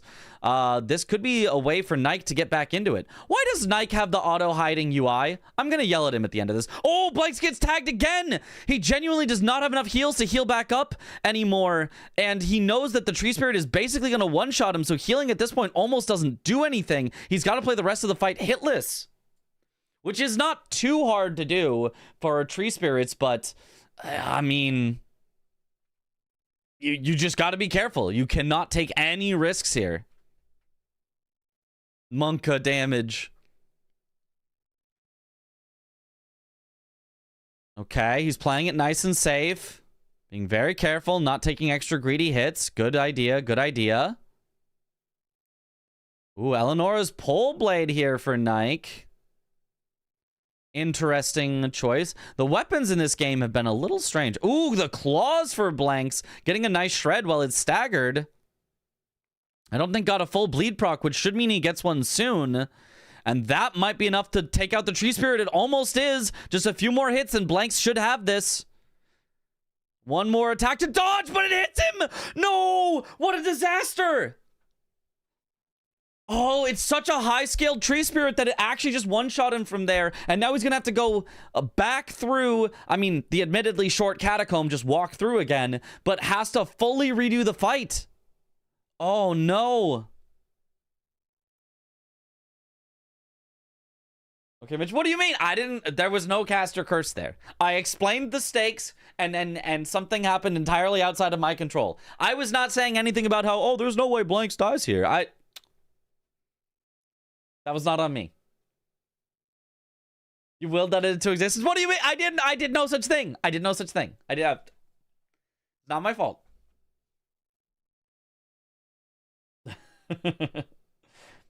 Back through the admittedly short catacomb. But you know, every second counts. You know, it's a 20-second, 30-second trek through that catacomb. Maybe 40 seconds. So you know that adds up.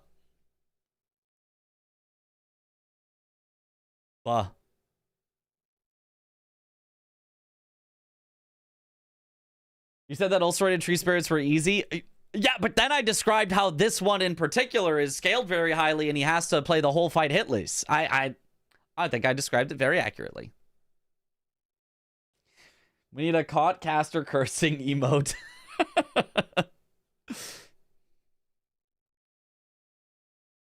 Blanks did test his limits. Mission accomplished. Yep, there they were. He found the limits. Great job. The limits were found. They were tested. They were found. And now we know where they are. Oh, much better this time, though. Might even get a full hitless tree spirit kill. Now, Nike is headed for...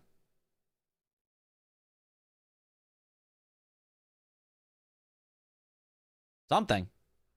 Certainly, something for sure. He's in the mountaintops somewhere. There's tree spirits. Nice job. 9-7 in Blanks' favor.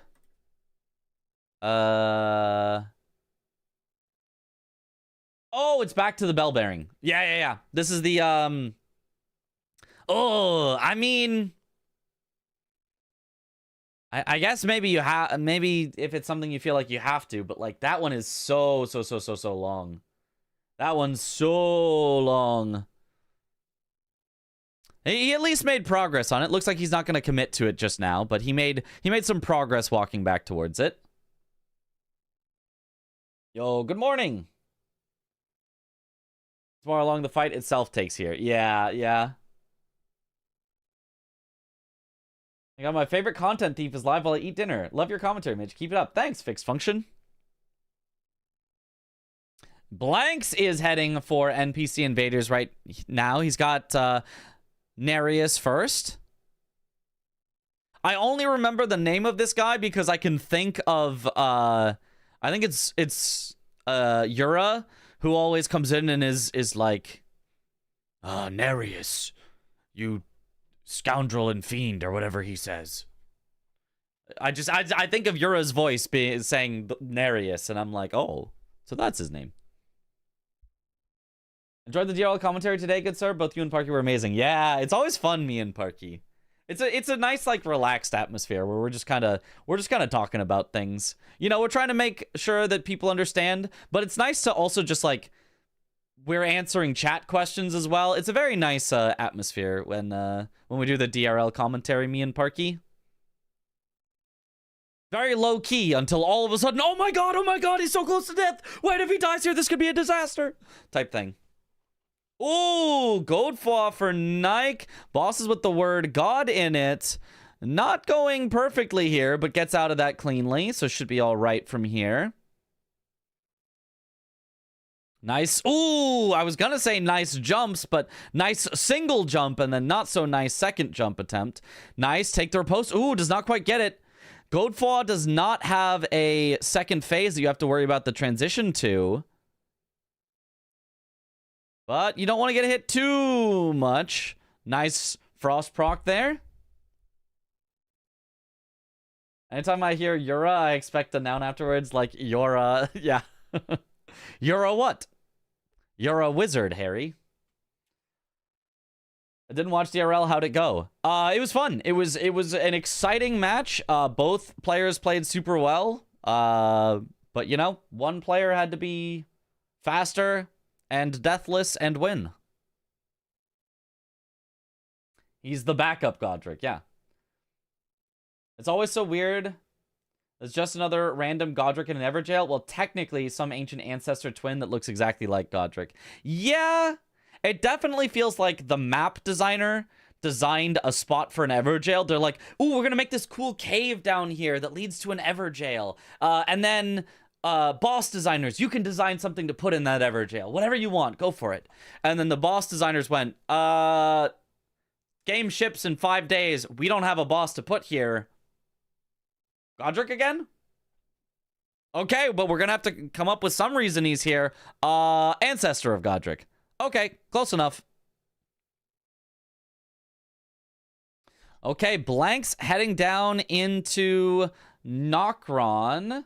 Nokron has got Fia's Champs and Valiant Gargoyles. I do like this play. I think that Blanks basically should kill Valiant Gargoyles, and then he doesn't actually have to commit to Fia's Champs until it's his final square, because Nike obviously doesn't want to come down here, otherwise he would have already. So if you get Fia's Champ sniped away from you later, you're like, oh, that's okay. I know you had to go through Valiant Gargoyles to get that, so I know you wasted extra time on it. So if I'm Blanks, I'm doing Valiant Gargoyles to hold priority on Fia's, and then I'm not actually doing Fia's until I have 12 squares. 3 bosses with the word God in it. Nice. Rick was very fast there. Nice job from Nike. Melania, please. Well, Nike could have done Melania as synergy with bosses with the word God in it, but did not at this point. Nike is playing for which country? Is he in Season 6? No, he is one of the referees. I think he's just American and would have had to do the America qualifiers, I think. I actually don't know where Nike is from. I don't know. But yeah, he's a ref. He is not a player in the season, but he's an experienced ref that can help players practice. You can see he's keeping up with Blanks, one of the strongest players here. So he's a good practice partner because he's just also really good at the game. Oh, Nike now heading to Altus Plateau or Mount Gelmir Heroes Grave. I really like this. I think this is a good call. I think this is a relatively fast... I mean... It's kind of slow, but compared to everything that's left, I don't think this is that slow. The other thing that I would like to see people go for is the ritual pots. I think that can be done quite quickly, especially with how much map progress they both have. I think NPC invaders could be pretty good, which Nike, it looks like, is also getting Anastasia over here. And honestly, bell-bearing hunters, 4 sounds like a lot, but I think it's like surprisingly not that much. The things I would not go for are Grave and Ghost Govert's bell-bearings. And I would not go for Melania. But the rest of the stuff on the board, I think, is all, like, reasonable stuff you could go for. A ritual pot's pretty slow to get. Depends on where you have on the map. Ritual pots is more about, like, getting to a bunch of different areas than it is, like, how fast it is to do it, specifically. If you've already been to a lot of places, oftentimes you can just, oh, go here, pick one up, go here, pick one up, go here, pick one up, and you're done. But if you don't have access to enough places that have them, it can take a while. The main thing is there are like 3 that are really quick. You can just get 2 in Jarburg, 1 in Lascar Ruins. Then you're either going to need like 1 in Raya Lucaria is pretty good. You can buy 1 from the merchant in Caelid is pretty good. You can get ones... Where else are they? Swed, where are all the pots that people actually go for? Also, what up, Swed? This is my favorite part of Bingo Brawlers. Everyone is involved. Refs and commentators are all in the practices, keeping sharp on the game and helping players. Yeah, it's like a real event that you have to practice for your part for. And I think even as a ref, it helps to play games so that you can learn the rules, right? Because I think there are some rules that are not obvious until you break them. Oh, where's he headed to? Wait, he's not going for the Hero's Grave? I think he's just turned around. Nike, it's just up that way. It's the way that you were looking. No, turn around. No. I think he's confused. Because everybody will break something at all. Pydia, great, yeah. Jarburg, Lascar, Dragon Barrow, Merchant, Raya Lucaria, Pydia.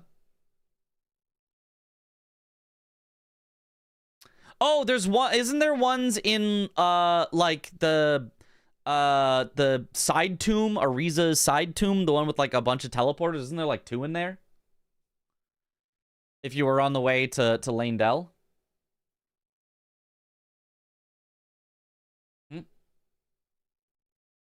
Wow, great call. Thank you. Are they racing NPC kills? No, because Nike is heading into Altus Plateau or Mount Gelmir Heroes Grave. He grabbed an NPC invader on the way in, but he did not commit to it. So Nike is currently headed for that. I'm kind of surprised Blanks did not finish off Valiant Gargoyles. Seems like a very, very good square to go for right now. There's the NPC invaders for Blanks. I wonder if he will go for Gargoyles now. I would. If I were Blanks, I'd go Gargoyles, Pots, Fias. Maybe Gargoyles, Bell-bearing Hunters, Fias. But I think that's relatively unstoppable at this point. Maybe he just hates fighting them. Could be. I mean, I do hate fighting them, but like they're a very good square on this board in particular because Fias also exists. If Fias was not on the board, I think Gargs would lose a lot of its power.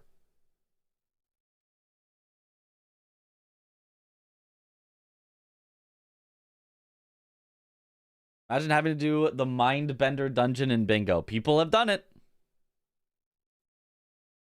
Is there one in the Perfumer Cave / Catacombs, whatever, where you fight the Perfumer Misbegotten Duo, I think? Is there? Hyperion? Is there one there? Because that would be really fast if there is, but I don't think there is one. I could be wrong, though. I feel like that would be so fast that, like, you'd go for that one every time. Wish Hyperion did Bingo, he'd be so good. True. What was the question? Is there a ritual pot in the,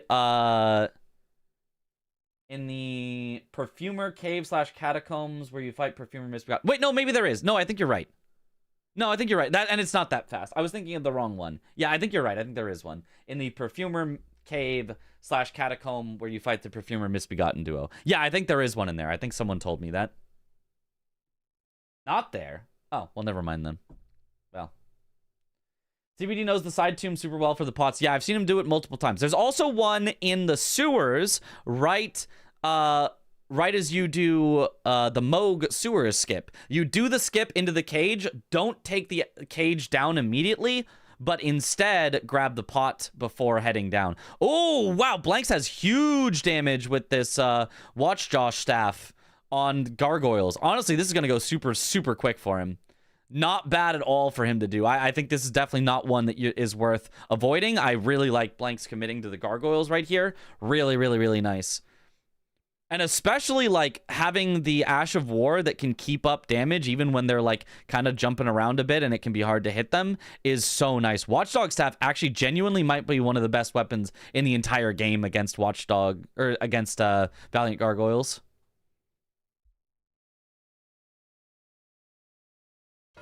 Nice. Bang.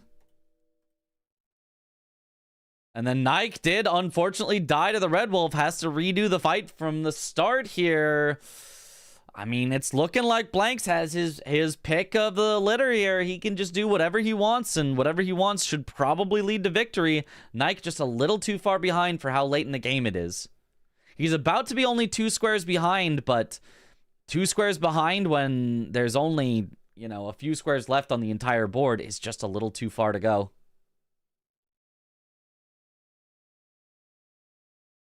Didn't know Gargs were 2 weapon checks. That's nice. Yeah.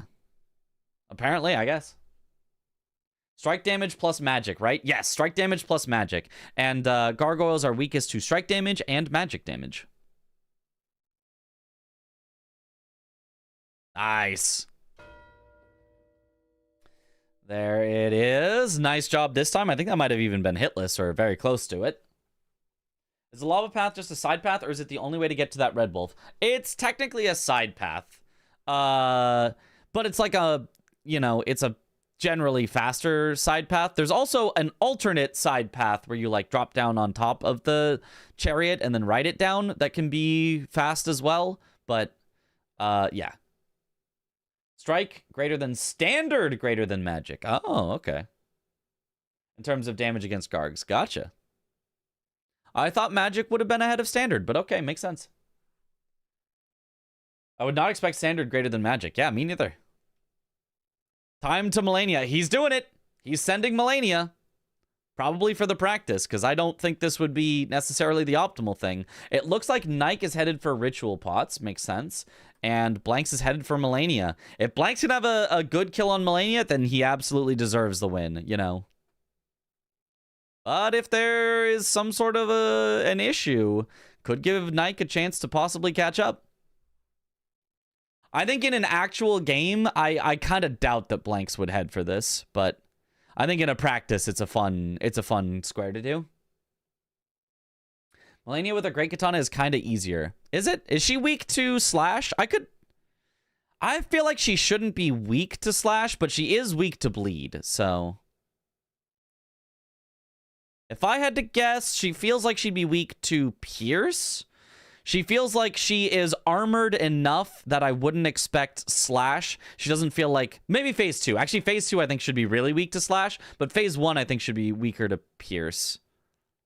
Could be wrong, though. Just the reach is nice. That's a good point. The reach can actually be really nice. You can actually, with enough reach, you can dodge her, like, triple flurry, and then before she does the follow-up attack, you can just poke her. As long as you have enough reach. I know that we were able to do it with Serpent Hunter. I don't know that Great Katanas can do it as well, but I would assume they can. I don't think Blanks is going to try, though. It's very scary to do if you don't know for sure. All physical is the same, if I remember correctly. Okay. I think that makes sense. I think they maybe did that because she's like a super boss, and they didn't want anyone to feel like, oh, if I'm using the wrong damage type, you know, I'm going to not be able to kill her. Like, she's already really tanky. So if you also made it where if you were using the wrong damage type, she took, you know, 30% less damage, like that'd be bad. It's the same as Serpent Hunter. Aha. What I discovered with Great Katana, you can do with Nagakiba too, if I remember correctly. But isn't Nagakiba like a slashing rather than a poking? Maybe it still reaches. I don't know, actually. Interesting. Great Katanas are so good against Melania. Okay. Okay, he's got to dodge the illusion move. This is the scary move. Nice! He's got it, though. He does the exact same dodge that I always try to do, but I am very out of practice with it. Blank's very in practice with it. Katana has S tier for her. The running pokes are so nice. Yeah.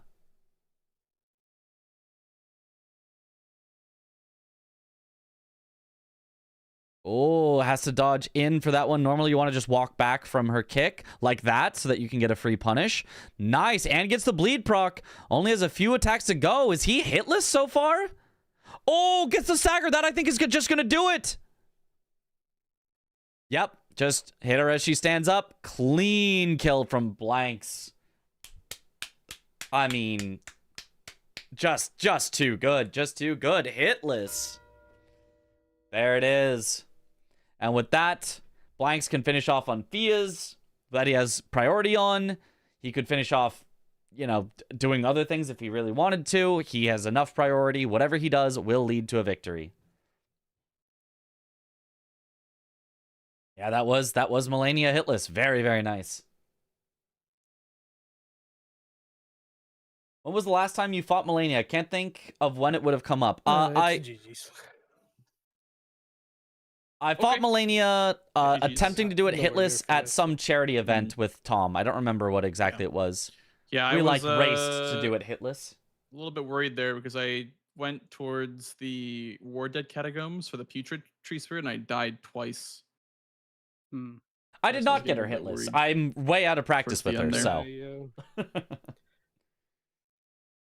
I thought about doing all that and like doing tree spirits and all that, but too late. They just thought about it too late. Yeah, I mean, the- Tree Spirits seemed like a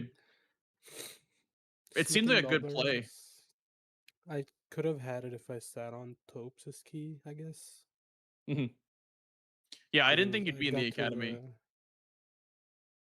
I got to the thing, like the grace before Treesan Duo, or after Treesan Duo, and was going down the thing when you marked it. So if I just sit on Topes' key, I guess I get it. Yeah. When I Hmm. marked that, I was like, I guess I'll just, or when you marked that, I was like, I guess I'll just go for this now because it just makes the most sense.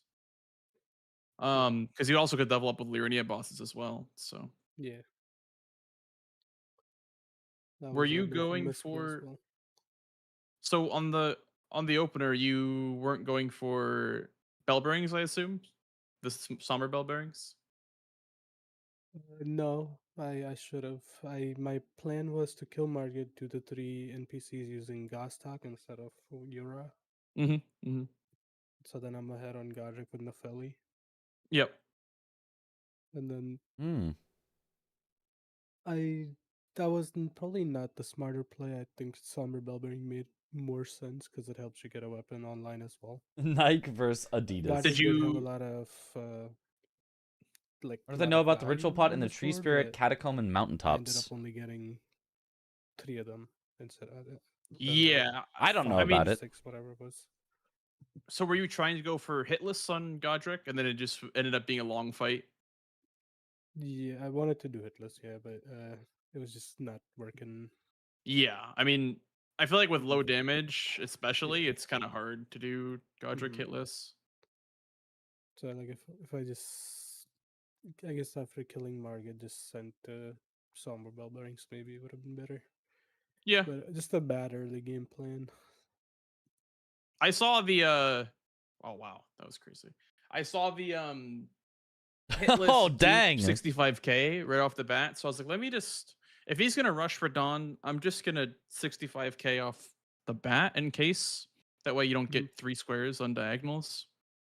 And I mean, it wasn't the greatest idea, I feel like, but it's still like, it's still kind of accomplished what I wanted to. But I started with the club, so I didn't have a good Get status open Lionel'd. for Radon. So I was kind of not too happy about my opening play. I mean, the club was great for the Crystallian, the duo Crystallian, but Mhm. yeah, Thanks, God. I don't know, I NPC think I Destroyer could've gotten out of hand 9000. pretty easily. But you also take extra damage, Mana so goes it's to the scary. class Like with the that. He bastard died to sword Lionel and because he took extra damage because of his weapon the choice. large one straight sword. Square off. Oh yeah, square off would have been good too. Yeah. No, I started with the club. I guess I don't know. I guess I value strike too much for Alone in Crystallian the commentary streams lately. Thank you. Yeah. because I mean, Bastard it Sword is pretty pretty good too. nice. Yeah. Ah, you were using Rakshasas. Yeah, I was in round table. That's why I got Melania so fast. Yeah, I saw it later in the game, and I was like, oh, now all your fast kills make sense. Gargs, I found the Watchdog staff from the Oh, yeah. Colossal Check by Tree Spirit. Nice. Yeah. Using all this tech that I just gave Yeah, you yeah. in that aspect. Okay. I was like, he's gonna do that to me. I'm gonna do that to him. I'm gonna check the Colossal here. It's gonna have to be a good one. Catacombs, checking the Colossal. Yeah, yeah, literally. I was Stealing like, the tech I was right like, why away. don't I just do this? And it turned out pretty nicely, except I haven't practiced Tree Spirits, so I am not very good at fighting the high skilled ones. Yeah. Yeah. Do you think the Warded usually do. Catacombs was actually like your fastest tree spirit? I feel like the one in Stranded Graveyard would be faster. Oh, the one down there? Yeah. As long as you have That's a Stone good Sword point. keys. Faster and easier to kill, but it's less synergy, you know? I mean, on this board, it didn't have as much synergy, I guess, the War Dead Catacombs. yeah. But Yeah. I was like, okay, if Nike is gonna double up with the bell bearings, like the glove and ghost 2 with the tree spirits, I need to get tree spirits first because I knew you had Mood of Noxtella. So I was like, if he does the Ghost Glove Wart 2 Catacomb, that's good value for him. So I wanted to cut it off with the tree spirits. But yeah, I guess I could have just gone for the Stranded Graveyard Tree Spirit or the Stormveil one. Yeah. The Stormveil one probably isn't too bad either. I think the Stranded Graveyard is best from no progress as a third. Yeah. I feel like isn't. Oh yeah, I guess that's fair. I was gonna say maybe the Altus one, like from Altus Junction to the Colossal Check. Yeah, but I'm assuming you already were doing that one. That's one of the top two. Yeah. I mean, as definitely the third. implied. Yeah. Are definitely the quickest. Then for a third, yeah. I guess I never thought about that one. That one would have been a good idea. Yeah, it's honestly it's pretty solid. You can get through the graveyard really quickly. Because the all you need is like the chariot to leave one time from the top, and you can go all the way to the bottom without it catching you. Hydrate. Yeah. I also used the time from killing the one tree spirit from Road of Iniquity to grab the first Gelmir campsite, and I was gonna go to the hero's grave at some point, but I never really found time to. And then I was going towards it. I'm like, he's probably on this right now, and you marked this. I'm like, okay, I'll just go to Melania. Yeah. So. Nike, I have a request. Can you make your UI not hide? Can you make it just on? What do you mean? I mean, you have your UI auto hiding, so like, if your health, was at full, it would just have no health bar, or if your stamina was full, you'd have no stamina bar, or in the game. in the game. Yeah. That would probably help me. Yeah. Yeah, it's because like sometimes it's not full. Sometimes it's like you just don't get to see your stuff. Sometimes you don't get to see your runes. You have to like pause to check your runes. Like you have to check your. It's just I feel like it's just much better to have it on all the time. Also, for speedruns, you have to show your UI at all times, I'm pretty sure. Yeah, you do. Yeah. So we're used to having it on for verification, but I also just think it's helpful when you're playing. Yeah. I definitely think it's better as well. I just thought it was less like normal for the game. It is the default that they settings. go with. Yeah, that is the default, yeah, but I think it sucks. Deep dive into the settings. Yeah. I was thinking about going for Moon of Noxtella at one point, but I just didn't see a good enough Yeah, I have reason. no value. I just needed squares to not lose in the numbers game, Yeah, yeah. and Mhm. I not also do had anything quick. a moment where I was considering bulldozing Leonia bosses, but I was like, he's in the academy. I probably shouldn't try to do this. Mhm. So I don't know. I think it could have definitely worked if I just did synergies. If I did like, Bellbearing Hunter, Somber, Soothing Bellbearing, and then maybe like Red Wolf for Academy for the ritual pot. I was thinking maybe I would do some like slow play synergy Lyria bosses, but it never really came to Yeah, I was fruition. thinking about Mhm. doing Bellbearing Hunter as my last, but I can't afford to lose the square, so I just went for the Bloodhound Knight. Yeah. Oh, the Bloodhound Knight, the one from the cave behind Yeah, Scenic Isle. Okay. it's really fast with the drop down skip. Yeah. Like the Yep. DRL skip or whatever. No, the bingo skip, because The bingo done skip. it before them. Yep. Yep. What were your whetstone knives? Was it just like Stormvale, Stormvale, Academy? the one Academy, and Mhm. the one. Okay. Are the last two Gifted. qualifier games both this See, weekend? I No. thought you had done Only one on Saturday. The next one has uh, to be next week Red because Chris is out of That's town. why I was thinking. I was like, maybe he's gonna contest me on the Grave Glovewort 1. You're back to because one I had Aggies game. done Aggie won Aggies the game. Watchdog pretty early for one of my Altus bosses, and I was just like I wondering kind if of, you like- maybe had done that. I kind of forgot about that being there, the Glaive Grubble one. I thought Yeah. Radon was only Gargs and Fias. hmm Because I saw Grave 2, and I read the line, it was 1 and 2, but then I forgot about the 1 because the 2 was more on a dangerous line. Because if you get Godric, Dupe, Hitless, that line is. Yeah, that really was a dangerous. disgusting Yo, good morning. diagonal top Yeah. or bottom left to top right. Because pretty much like the Somber 1 and 2 and Noxtella could be squares that you get while you're setting up. And then, yeah, just bulldoze the rest of that line pretty easily. I don't know. Do you think that 65k right away is good ever? If I someone didn't locked think out it of a was. square, I why was is like, the this game is kind of over? a bad play. I Because thought it was Nike pretty said GG. whatever. He couldn't Good stop Radon blanks right from after getting to it Fia's champs. Didn't really matter, did it? So instead of waiting Well, I did 5 minutes for Bellbearings blanks to after, kill them, but he just Well, yeah. said, thought process was go like, if next. you were rushing Radon, I'd cut the value of going for Radon. Here, I'll make it less confusing for you. So I don't know. It's I think it should be like 75k or something. There. Holy Mitch with the mark. Shit. my chat was getting confused why the game was over with 12 squares, so I was like, I'll fix this. I can fix this myself. Yeah. Yeah. I had no way of catching up on Fia's champs. Mitch's chat. Mm-hmm.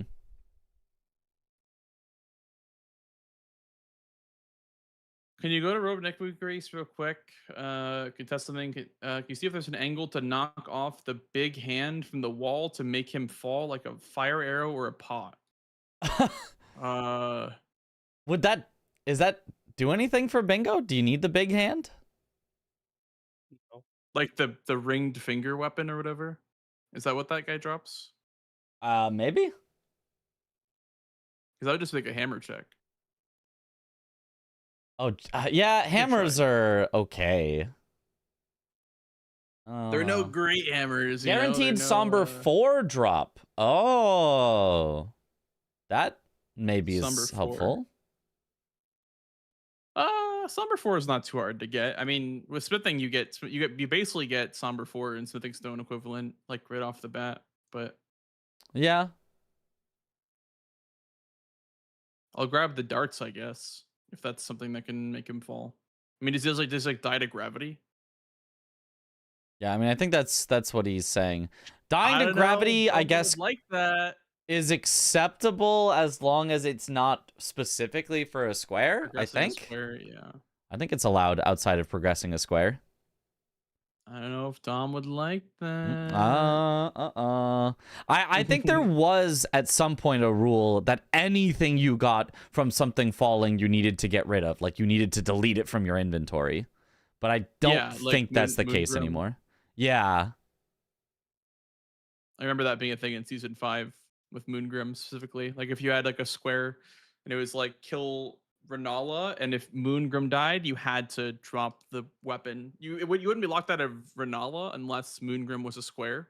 Yeah. But it was one of those things where you had to. Okay, so where is his hand?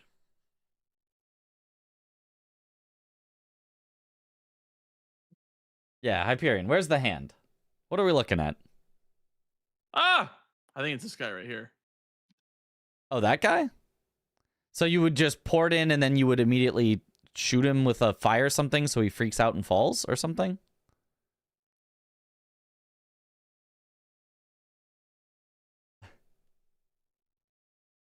I love Dom hitting the Luddy. That's so good. Look at him go. Overdrops. Look at him go. Just want to see if it's Okay, at he all doesn't useful, fall. yeah. He needs like a fire arrow or some shit. Yeah. Is there a convenient annoying. fire arrow or fire? What about the explodey stuff that you get for the troll? Would that do it? Probably. I don't have any fire. stones. Just ER tool that shit.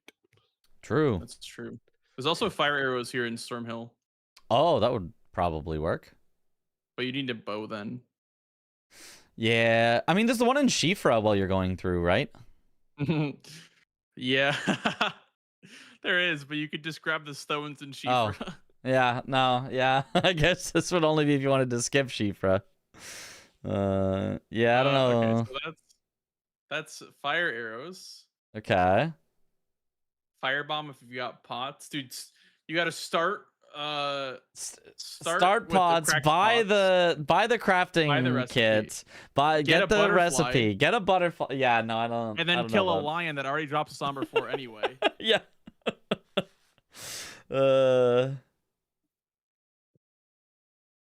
That's funny.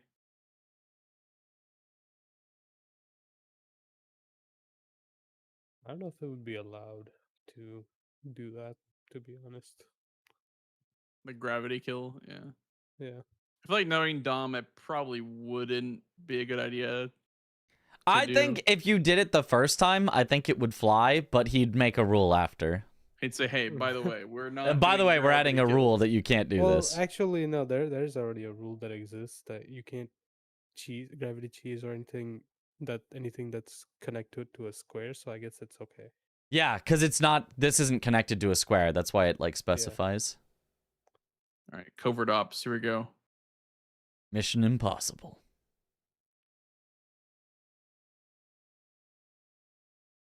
He didn't care. Oh, he doesn't. Okay, well, Maybe it He was just Apparently doesn't they- care. they can't do the fire falling animation while they're on the ledge. You could try the explosive. You could try something that like is does supposed to more just fire stagger damage, it. yeah. Here, let me open my practice tool. Explosive Mhm. stone clump. Perhaps. Stone clump. This would be more convenient than getting a bow and an arrow because you get one in Old Altus. But there's also 4, 5, and 6 in Old Altus. Anyway. Yeah. Let's see. That is the fabled Prince of Darkness. right there. No, he doesn't care. Why doesn't this guy care? He just doesn't care. What Well, other fire things did you do? rip Maybe a Hyperion's cracked spot? idea. Fire pot is right away available from Kale, so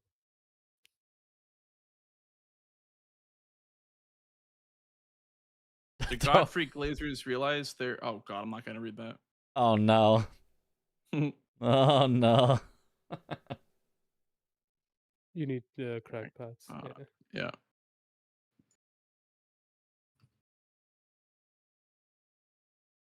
Why does Dom hate gravity so much? Probably because all the cheeses that came about in season 3, 2, and Oh. 3. I was gonna say he's not a fan of Sandra Bullock or George Clooney, but Oh, I guess that might be a better answer. Yeah. You know, Mhm, the mhm. hand Well, must you put climb. Sandra Bullock in What is it, Here. Leo? Yeah, You yeah. watch it. Huh? Okay, so how about when he's up above ground? Can you Throw a make rock him at him. come up but not see you? Is there like a spot you could get to that activates him crawling up but doesn't activate him running at you? Probably from the edge of this cliff. Maybe. I can get probably an angle from over here. Oh, never mind. No, I can't. You know, in randomizers, when you get near the full-grown Falling Star Beast and something just pops up, it's because the hand replacement spawns in and falls to its death. Oh. Oh yeah. Oh, I Invisible know. wall right there. Miyazaki. I was gonna go on that rock, dude. I was gonna go on that rock and try to snipe him from the rock. It's already more work than grabbing the Somber 4 in Kaled. Yeah? Yep. Yeah, but now it's personal. Now it's science.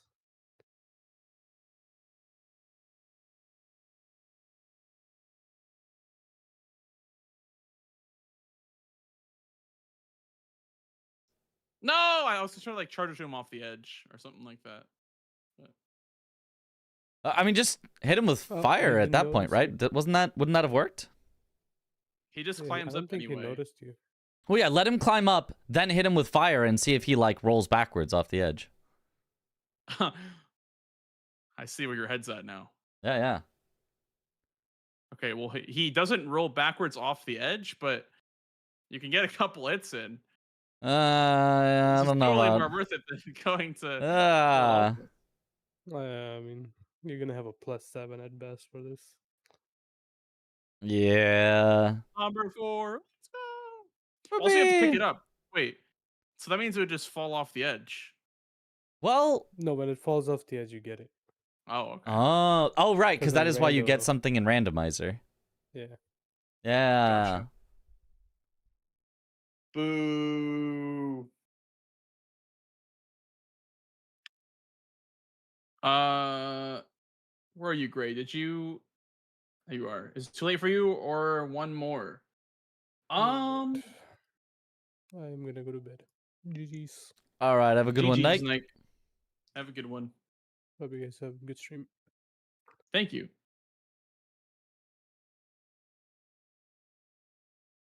Yeah, this is up to I you. don't know. It might be too late for me. Okay, okay. Because I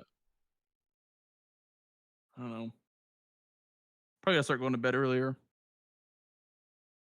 That's fair. That's fair. You gotta match this weekend. You gotta get up for. That's what I'm thinking. Yeah, I'm gonna end it here probably. All right. But yeah, thank you for commentating, I guess. Yeah, yeah. I mean, I joined halfway through the match, so I was mostly trying to understand where are they at? What are they doing? What progress do they have? Yeah, it's always fun to go like mid-match and be like, oh, I wonder what happened. Yeah. How did we get here? And just, generally trying to understand, like, because I think that's actually helpful as a practice exercise of, like, you're dropped into a board, figure out what would be good right now, you know? Yeah, that's always a nice little pop quiz in the middle of the moment. But yeah, I'm gonna end off here, fellas. Alrighty. Mitch, I will probably see you in someone's chat at some point. Certainly, certainly. So, good night, sir. All right. Good night. All right. Now we get to go back to the official matches. Ba-ba-ba-ba. We get to commentate on me commentating. All right. Close this. Take this. Search for Captain_Domo. Game 2. That's right. We had just seen Game 1. So now it is time for Game 2. We'll see the exciting continuation on this episode of Dragon Ball Bingus. Dragon Bingus Z. Really all right. hard to get for the sake of that they all stream on Bilibili. Videos. And also I don't speak Chinese. So that was a little hard too, That was definitely a doozy to figure out. Like how What a part of the conversation to get And, dropped like, in on. Him talking about why there were no Chinese participants in this particular season, which is an interesting thing for noting about this season. So genuinely an interesting part, but with no context, just drop in there. That was interesting. When's the filler before the main content? That's what I'm here for. Domo is the main content. I'm the filler arcs and the reruns. So you guys are getting the filler right here. All that because Are we getting the faked double? What do you mean faked double? Like it's just clearly this is just the one Mitchj. Clearly.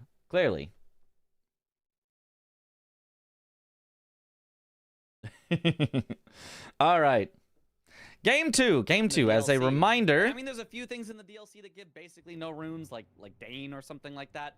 But most bosses I guess that I you leave it can as find a way to 100%. kill, you can find a way to get some solid runes. So yeah. All right, we were just making predictions here at the start. We you can skip ahead to basically the get actual that along the board. way. Very interesting one. A golden hippo, even a square on the board. So hippo start is looking. Christopher CBD was so hype, yeah. Oh, sorry. As a reminder, the first match, as you can see, went in CBD's favor. He is ahead 1-0 heading into the DLC. And chat, I think you're getting deleted again.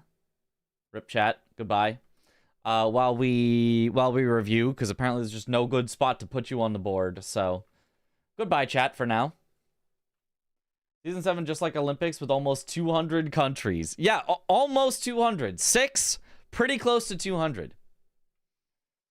Was Game 2 the same game? You gaslit Domo into thinking Gaius was the boar. Yep, that's the one. You've spoiled the bit, but I'm sure everyone will forget by the time we get there, and then we can see the bit fresh anyway. It's a good bit. Crop your current cam so you look like you're wearing the Dapper outfit. I did that last time. But it was actually a lot of work to undo that at the end and like resize everything to the size that it normally is. So, not this time. We got all the countries Domo knew of. Yeah, there's 6 countries in the world, right? Really strong. There is also Really ancient strong. If you round up a whole lot, we're at left, 200. Going along that same diagonal as everything else. And Ancient Dragon Man, a great one because it gets you access to that southern coast area where you could do a lot of different things down there. So a lot of different options for what they could do early here. Dude, if you're looking at this, Golden Hippo into Hitless from a Mesmer is looking so meaty right now because Yeah, Hippo here was really strong on this board. I mean, in general, going into Shadowkeep was strong on this board, and Hippo getting you 300,000 runes if you do it right. because then you have really the diagonal. You strong. got column 5 and you got row 3 off of 3 squares. This is such an powerful start if you're able to execute this, right? If you're gonna be greedy and go for Mesmer early, this is a really strong Bermuda's Triangle right now. Oh yeah, definitely. Yeah, Did Domo decide that season 7 would have 6 countries again? I must have missed that. Oh, sorry. I missed that you said season 7. My bad. and I mean, Stream title change. Good call. Let me do that real quick. So, reviewing. I guess I can let myself yap while I do this. there's even other great squares early as well. There's Killer Red Bear, which can also get you the 300,000 runes. Maybe you do that just to try to take away the synergy from your opponent with Golden Hippo. There is 2 Kindred Cookbooks on the board, which is very fast, very easily rushable. 2 of them does not take much time at all.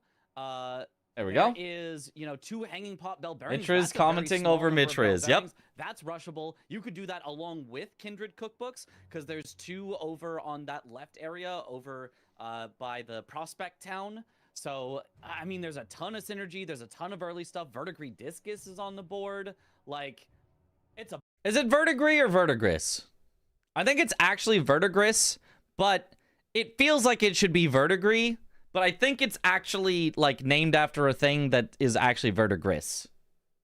Buffet out here. They can choose whatever they want and have a good time here. I really like this board Wait, because 70 what points it betting on the does is correct pretty much person? pit Nice. Two different things against each other. It's like, do you go for Well, the no very spoilers. obvious, No spoilers. super We'll get strong there. play of Golden Hippo into hitless Mesmer with Burn the Ceiling I Tree? flip-flop? And Yeah, maybe so even do end up I, raise but 300K here. I think it's Or verdigris. do you go for all of the nice pickings Like, that go technically. a lot quicker, that you can do without having to rely on execution? After the V, which is all pick consonants up are silent. and getting Ah, some map the progression and, discus. making sure you get on the board, right? Which one's more effective here?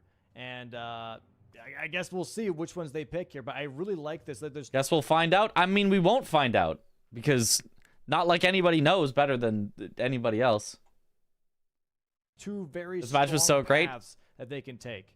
It's a good match. It's a good match. If I had to guess, Tell your ideal lines or diagonals in this board. So I actually don't necessarily think that this is exactly a line board per se.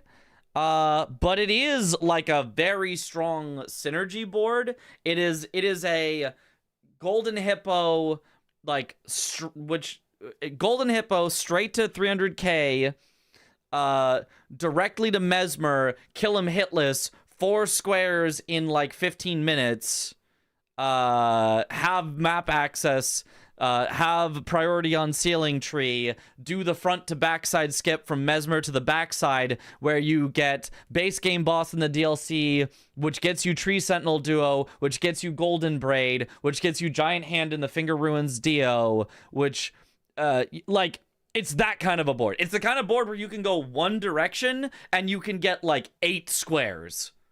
That's the type of board I think it is. I don't think this is a line board. I think this is a go the strong direction, get the strong squares, and then just don't let your opponent have a sneaky line on you. Would you block every single square if you did that? You wouldn't block row 4, and you wouldn't block column 2. So maybe you have to deviate to go kill Moonrathale or get cookbooks along the way to block column 2. Maybe you have to go for Hanging Pot, Bell Bearings, or Verdigris Discus to block row 4. But like everything else gets entirely blocked and prioritized and in your favor if you just go straight to Golden Hippo and then go through Shadowkeep. We call this a Peepo bulldozer in the business. Yeah. I think Chris is more. That's the way I style think of this board collection before feels like it upgrading. should be I played. think he might go Verdigris Discus. He might go to. Let me see. Is there any line that you could get by doing that? Let's see here. Is the diagonal? No, not really. The other diagonal, maybe. If you also get ADM, but that feels very, very greedy to try to go for ADM and Hippo. Like, that's probably going to get split. Could you do... Probably the best line on this is actually column 5, because doing what I said, you get Hippo, you get Mesmer hitless, you get the Golden Braid by doing front to backside skip, you have priority on Ceiling Tree, and then you just have to beat your opponent to Revere Dash. So that could be the one line that I see that's really strong on this board. Cookbooks. He might go. Why don't I bingo? Because I'm not that great at playing it currently. I haven't practiced base game at all since season 1, so I'm not good enough currently, I don't think. I should probably play it anyway to get better so that I could be in future seasons, but right now I really like commentary. Commentating is fun. 1, 2, or 3 before. Am I we find commentating the my own upgrades, commentary? whereas Yep. CBD, I think might be more likely to go directly for an upgrade and straight. The to last Golden check didn't Gold. arrive yet. I'll fix Absolutely that, throw Rhea. Everything Mitch just said out the window. Chris immediately going to roundtable and exact opposite. upgrading. Okay, never mind. I'm Immediately just going wrong. for the I'm just wrong. upgrade. That's crazy. That is insane. As soon as you finish your sentence, Chris. You're just humble right now? Possibly. But I mean, also, like, bingo's really stressful. Like, I like playing bingo, but it's also really stressful.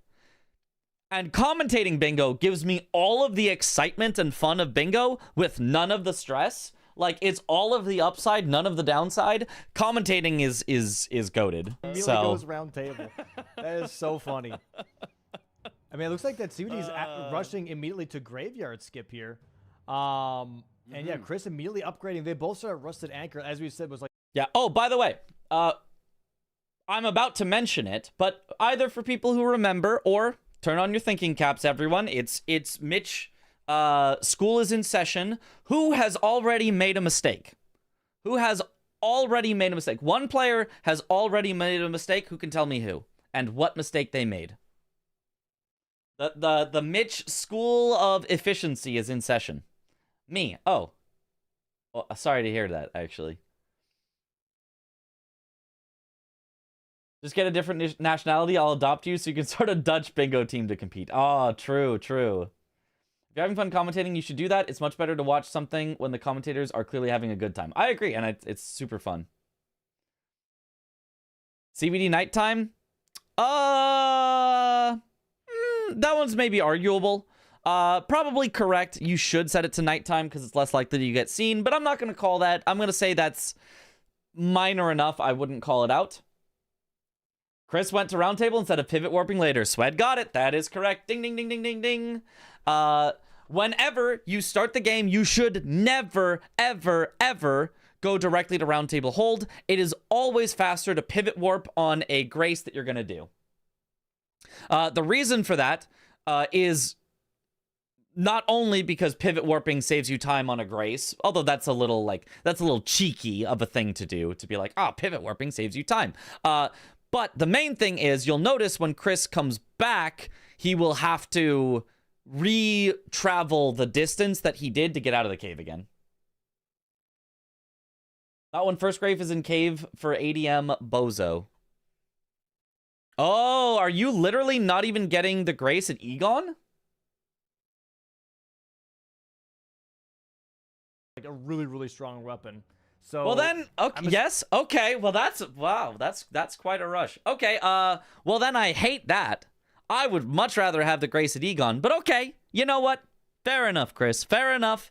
If you're completely skipping the grace at Egon, which I think is a mistake, but if you're gonna do it that way, anti-mistake on what I said about porting back. Then all right, Chris had a plan. Assuming Chris sees the really strong plan, is like, I want to go Mesmer. I want to get this as soon as possible. I'm the bozo for skipping the grace. We win. CBD may be looking at the collecting that you were talking about. Maybe being like, you know what? That does look strong, but I could go for other stuff. I can go for Kindred Cookbooks. But yeah, I mean that's fair then. If you're doing exactly that play. Those are all really easy to pick up here, and I don't have to do anything super crazy for it. Silence, Chris. So, I don't know. We'll see. Skip with a grace. Dragon Man, you know? CBD might still be heading for a kill square first. He might just be trying for a little bit of extra efficiency. If you go and get a grace and then pivot warp back to roundtable, it's slightly faster than just warping back to roundtable at the start. Because as you notice, when Chris warps back here to the first grace, he's going to be a little bit behind the fog wall. He's got to make up some time. He's actually just kind of losing time by doing the warp first rather than doing it on the first grace. So we'll see if CBD does a pivot warp here. I think he didn't do it, at least on that grace. Yep. Going to Tiolier for now.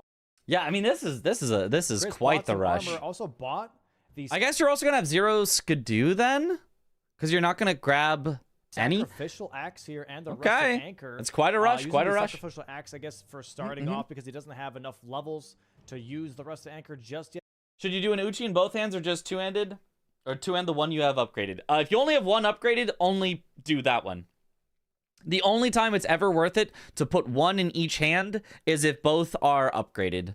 Otherwise, it's just worse. He does have some money. I don't think he leveled. He hasn't leveled yet, so you could use the rusted anchor if you really wanted to, but didn't want to sit down and level just yet to not, waste any time going for a different square here. Also going for graveyard skip. So now Tiolier skip here from CBD, Tiolier skip, graveyard skip happening from Chris in just a moment, and we'll see where the decisions are going to line up because maybe Chris is looking at. This is some unhinged levels of rush. Yeah, on a different board, I actually could see this. I actually kind of totally. Chris convinced me. I never even thought of this level of rush for ADM. But if this was a board where ADM was clearly the best start. Which I don't think it is, but it's it's an okay start. If it was clearly the best start where you think your opponent is gonna race you on it, then I totally get this. Ancient Dragon Man here over Mesmer. This level of rush. Ooh, certainly could be.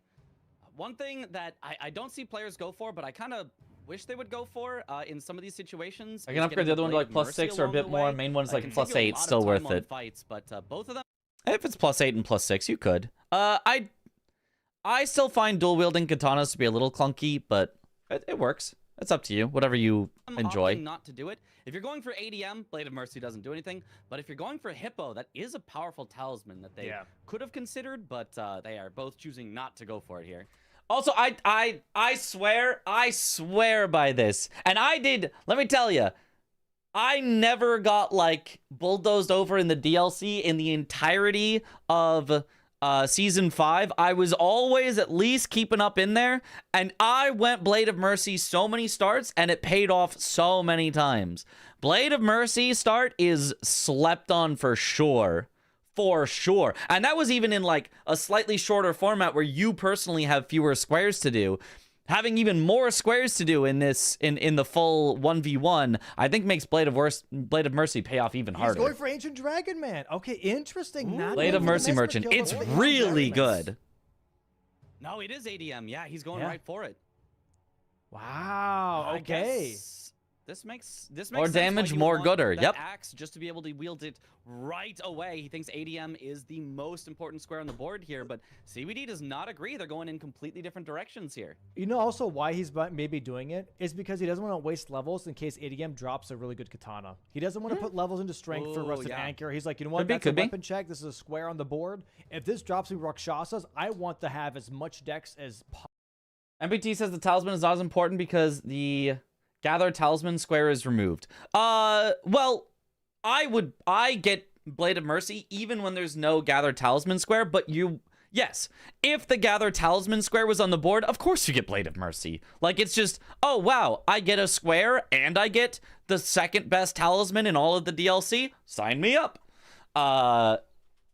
But, you know, even without that, the second best talisman in the DLC is easily a top 4 talisman in the entire game. Easily a top 4 talisman. I would say probably third best talisman in the entire game as an overall.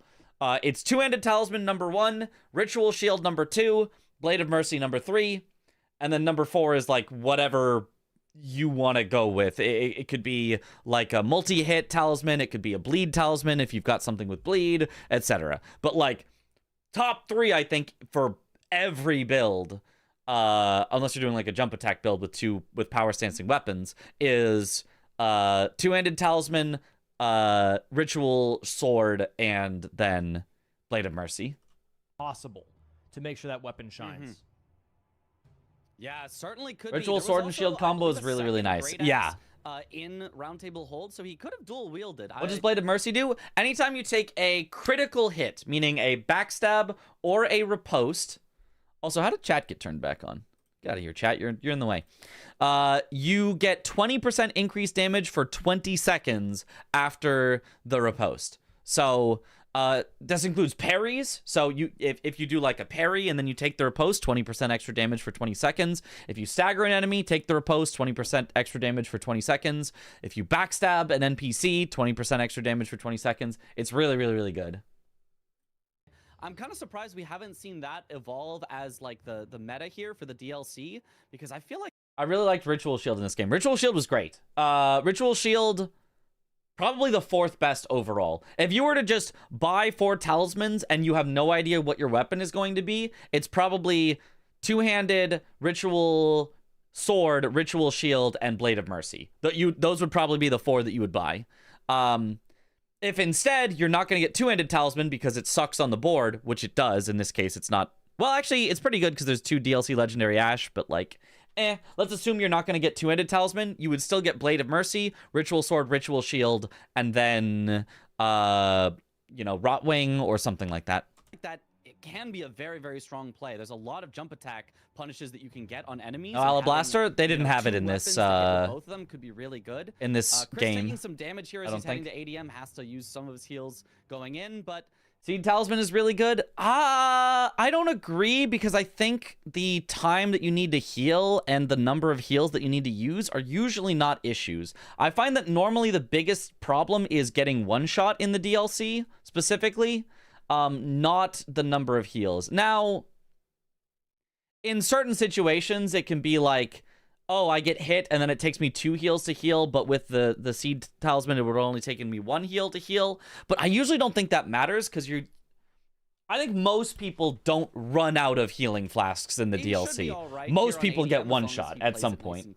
So, but CBD grabbing Skidoo, getting more powerful. I don't love it, but it's okay. I don't think ADM has enough runes for the Memory of Grace with 300k, so... Put the chat back on. I watch on YouTube and I want to see the chat shenanigans, but where will chat go? Where can chat go then? We could go under Chris, but then only if people are not typing too much that we cover Chris. Maybe that's fine. Just make sure not to type too much, chat, and then we'll be fine. It's fine. Over Dom. Oh no. We can block Chris. We don't need to see him. Yeah, no, surely. Now you guys are over the timer. You know what? I am gonna put you in the other corner. You guys go in timeout in the other corner here. And then I'm going to shrink you down a little bit so that you're... Is that too small? I want you not covering Dom. Is that too small?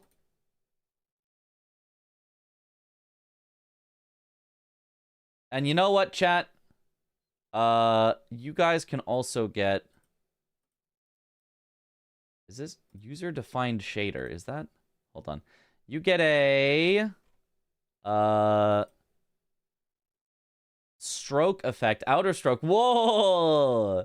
Hold on. Make that black instead of white.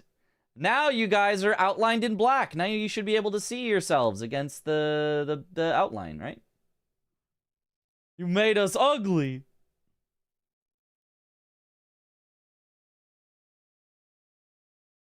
In fact, even get a little bit more of a black background. There you go. Now you guys can see. I like the Seed Talisman because you can most of the time keep Ritual Sword after getting hit with 1 flask instead of 2. Yeah, I just don't know that matters that much. I think the time difference of flasking once or twice isn't that big. Getting more map progress in ADM. It's functionally the same concept as the Ritual Shield. Yeah, but it doesn't help you not get 1 shot or 2 shot. Like, well, we'll watch what happens with Chris here, and it'll show why I think Ritual's Shield is much better. Official axe and also Rod Grease now, so this should be a pretty decent fight. Let's bring up Chris onto the big screen, see how this damage does. Oh. No Skidoo Blessing, so that's going to be a little bit rough damage, but actually kind of yellow and kind of strong. Kind of yellow. Kind of yellow. He's got the Rod on He's got ADM the Rod. already. The Wild Strike's doing great, especially if he can get ADM into a corner. Oh, nice. Starts it up again. ADM just in a loop. ADM does not know what to do. He's in the Brain Destroyer. Oh, the Brain Destroyer. Nice. Insane Brain Destroyer. And he hasn't even healed yet. Chris going to go ahead and put Frost Grease onto his weapon now. Go also tap up on that blue juice. Going to go for... Oh, has to be careful. Oh. Okay, I have done something weird. I'm sorry. Hold. Yep. Barely lives with that was not what I wanted to do. That was weird. Oh my goodness, he's got to heal up again. He really wants to be at full health. Okay, nice. Avoid the Dragon Maw. Nice, and gets the nice. Wow. Frost proc. Frost proc. Yep. This should kill. This should possibly kill if he does the finisher. I think so. If he just holds the button down, he wins. Hey, wow. Very, very nice from Chris. There's the mark as well. Ancient Dragon. My brain destroyed. So you see that and be like, okay, cool. I got dibs on Hippo. I got dibs on Mesmer, and maybe even Memory of Grace 300k. Yeah, definitely. What are you watching? You're watching some bingo. Was that the Brain Destroyer? That was the Brain Destroyer. Wild Strikes was the Brain Destroyer. But anyway, we kind of missed it in the drama of the zooming in. But yeah, Chris would have been one shot if he had not both had Ritual Shield Talisman as well as armor on to ADM because he's so low Skidoo. I mean, and he's got 90,000 left over. So as long as The he artist. either has Gold Scarab or the Golden Horn Tender as he goes into Hippo, he will Scene have changer more than enough extraordinaire. rooms I can do here it again if because you Hippo want. gives 200k. If not, I mean, even if not, he could just I can pause it and we can do it. We can do it again because all I have to do is do this and then we just whoa.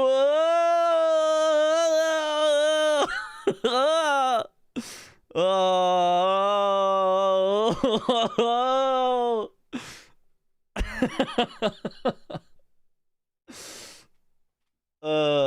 Brain destroyed. When is the next bingo game? Saturday. Saturday there's a game.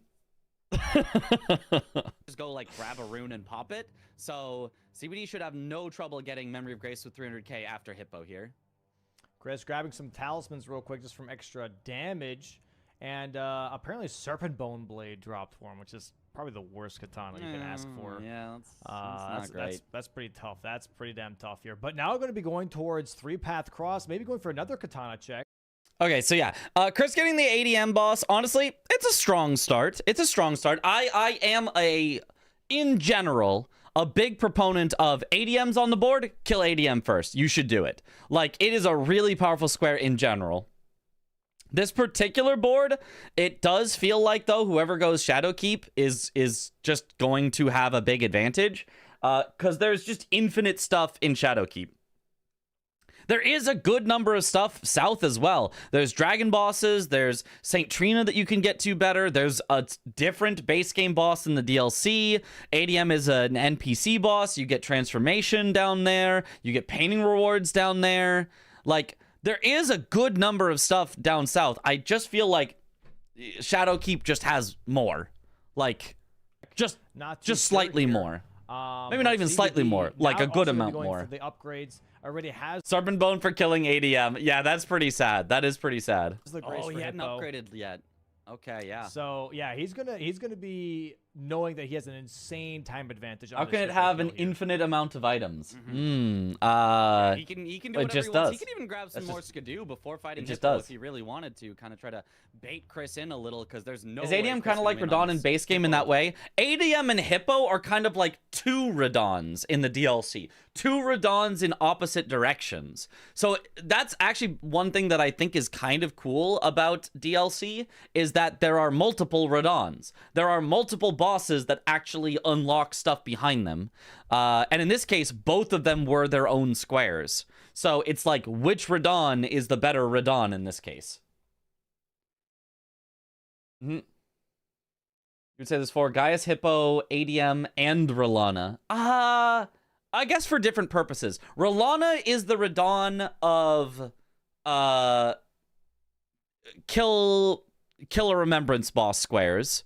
Hippo is the Radon of Shadowkeep access. ADM is the Radon of South access, and Gaius is the Radon of Hitless. Yeah. So yeah, it's like Radon is split into 4 parts in DLC, which is cool. Because now We'll see. you I have think more he's just options gonna, of where to go. Push right into it, not give Chris DLC any is chance to Radon. maybe snipe away the 300k. Gaius is Godric. Maybe Gaius is Godric. Maybe you're right. Chris does have one boss down, has a boss kill for NPC bosses here. Like how Shadow the Erdtree bought a bit of Looking at DS1 and armor Elden Ring, if that sets, makes this could sense. be a thing that he's looking at, or It looking makes at a little Kindred sense. Cookbooks. I really wouldn't mind the Kindred Cookbooks play here because it does Multiple give it Radons cost was your too, main but it gripe also with the blocks DLC. other diagonal, which makes Mesmer way Okay, way because less there is powerful. also another Radon of the DLC, but we won't talk about him on this board. Yeah. Yeah. And yeah, along the way with that, if he also goes for the Hanging Pot, Bellbearing in Prospect Town, that could be very solid as well. Doesn't look like he's committing to that just yet. I think he maybe just wanted the Skidoo for the moment. Like, because I think the biggest problem with Radon in base game isn't that Radon is powerful. Like, as in, like, oh, you do Radon because eventually you need to go underground. I think that's a natural consequence. My problem with Radon in base game is you can go Radon and you can get kill Radon without summoning NPCs with a colossal weapon, hitless, while also getting access to underground and getting further access to the capital. You can get 5 progressions for killing Radon, depending on the board.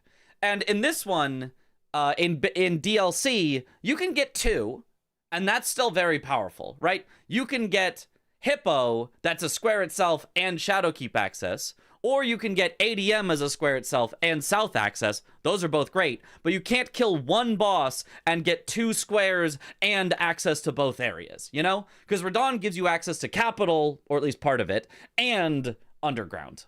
That's my big problem with Radahn. Ports out. I wonder is he's that back in the all Dragon roads lead pit. to Is he Radahn, going- rather than only he's some going Bell roads. Bearings, I think. Yeah. Yeah. Have Which I is played also, that Bloodborne? blocks Nope. the other diagonal. Either Kindred Cookbooks or Bell Bearings, I think, Because it's not on PC. Because it really just takes away a lot of power here. I don't remember the last time I saw someone do Renala Rykard. I mean, we saw it in a match today, but only because they had squares. Without a square that says Renala, nobody does Renala. Without a square that says Rykard, even sometimes with a square that says Rykard, nobody does Rykard. Mm-hmm. Oh, also, Yeah. I like this. I like this because Hangpot Bell Bearings and also Verdigris Discus, right? But it looks like CBD is going for Verdigris here. Going to grab this first over a Hippo because he knows, like, hey, Chris rushed Ancient Dragon, man. I like this from CBD. He still wants to do Hippo. Still recognizes how good it is, but says, wait, I can get Verdigris Discus before Chris could possibly catch up to me because he did ADM, which must have taken him a while because he rushed it with low Skidoo. So he knows he's well ahead on this, and he knows he gets to grab a square before going Hippo. So really nice play by CBD. Let me go ahead and grab this Verdigris Discus first. Nope, never mind. I lied. He's going for Nope, Moonrathil. Oh, right. He goes for Moonrathil instead. Never mind. I don't know. Moonrathil's still good. Moonrathil does block that column 2 that we were talking about. You have to block at some point, so it's still also pretty good. But Interesting. That is not yeah, not the one we would have gone for, but honestly, it's fine. what I was expecting. It is the CBD special. I think CBD really likes Moonrathil, does not think it takes very long. I think he's very comfortable in fighting it. And honestly, it works out very well for him. Does get him usually a nice, early, relatively quick square. Not the one I would have thought of, but it works out great for CBD. So we'll see if it works out great this time. Does quit out. Yeah, exactly. It's the CBD special. So a streamer play Bloodborne on an emulator, seemed to get a pretty steady 60 FPS. Yeah, I could do that at some point, but I don't know. I'd rather play it on official hardware if possible. Status Effects feels like a win more square when it's 3 similar vibes to Radahn with X only and no NPCs. I kind of agree. I feel like Status Effects is kind of the meta anyway. Like, people buy greases just to get greases. Chris bought greases for ADM, did 2 status effects on him just because it was a good idea to do. So yeah, the status effects I'd maybe either want to be upped even to 5 so that it feels like something that you actually have to commit something to, or just removed entirely. I'd be okay with as well. It feels a little bit too much like a win more for the early game. To have the dog not chasing him, that was a little scary.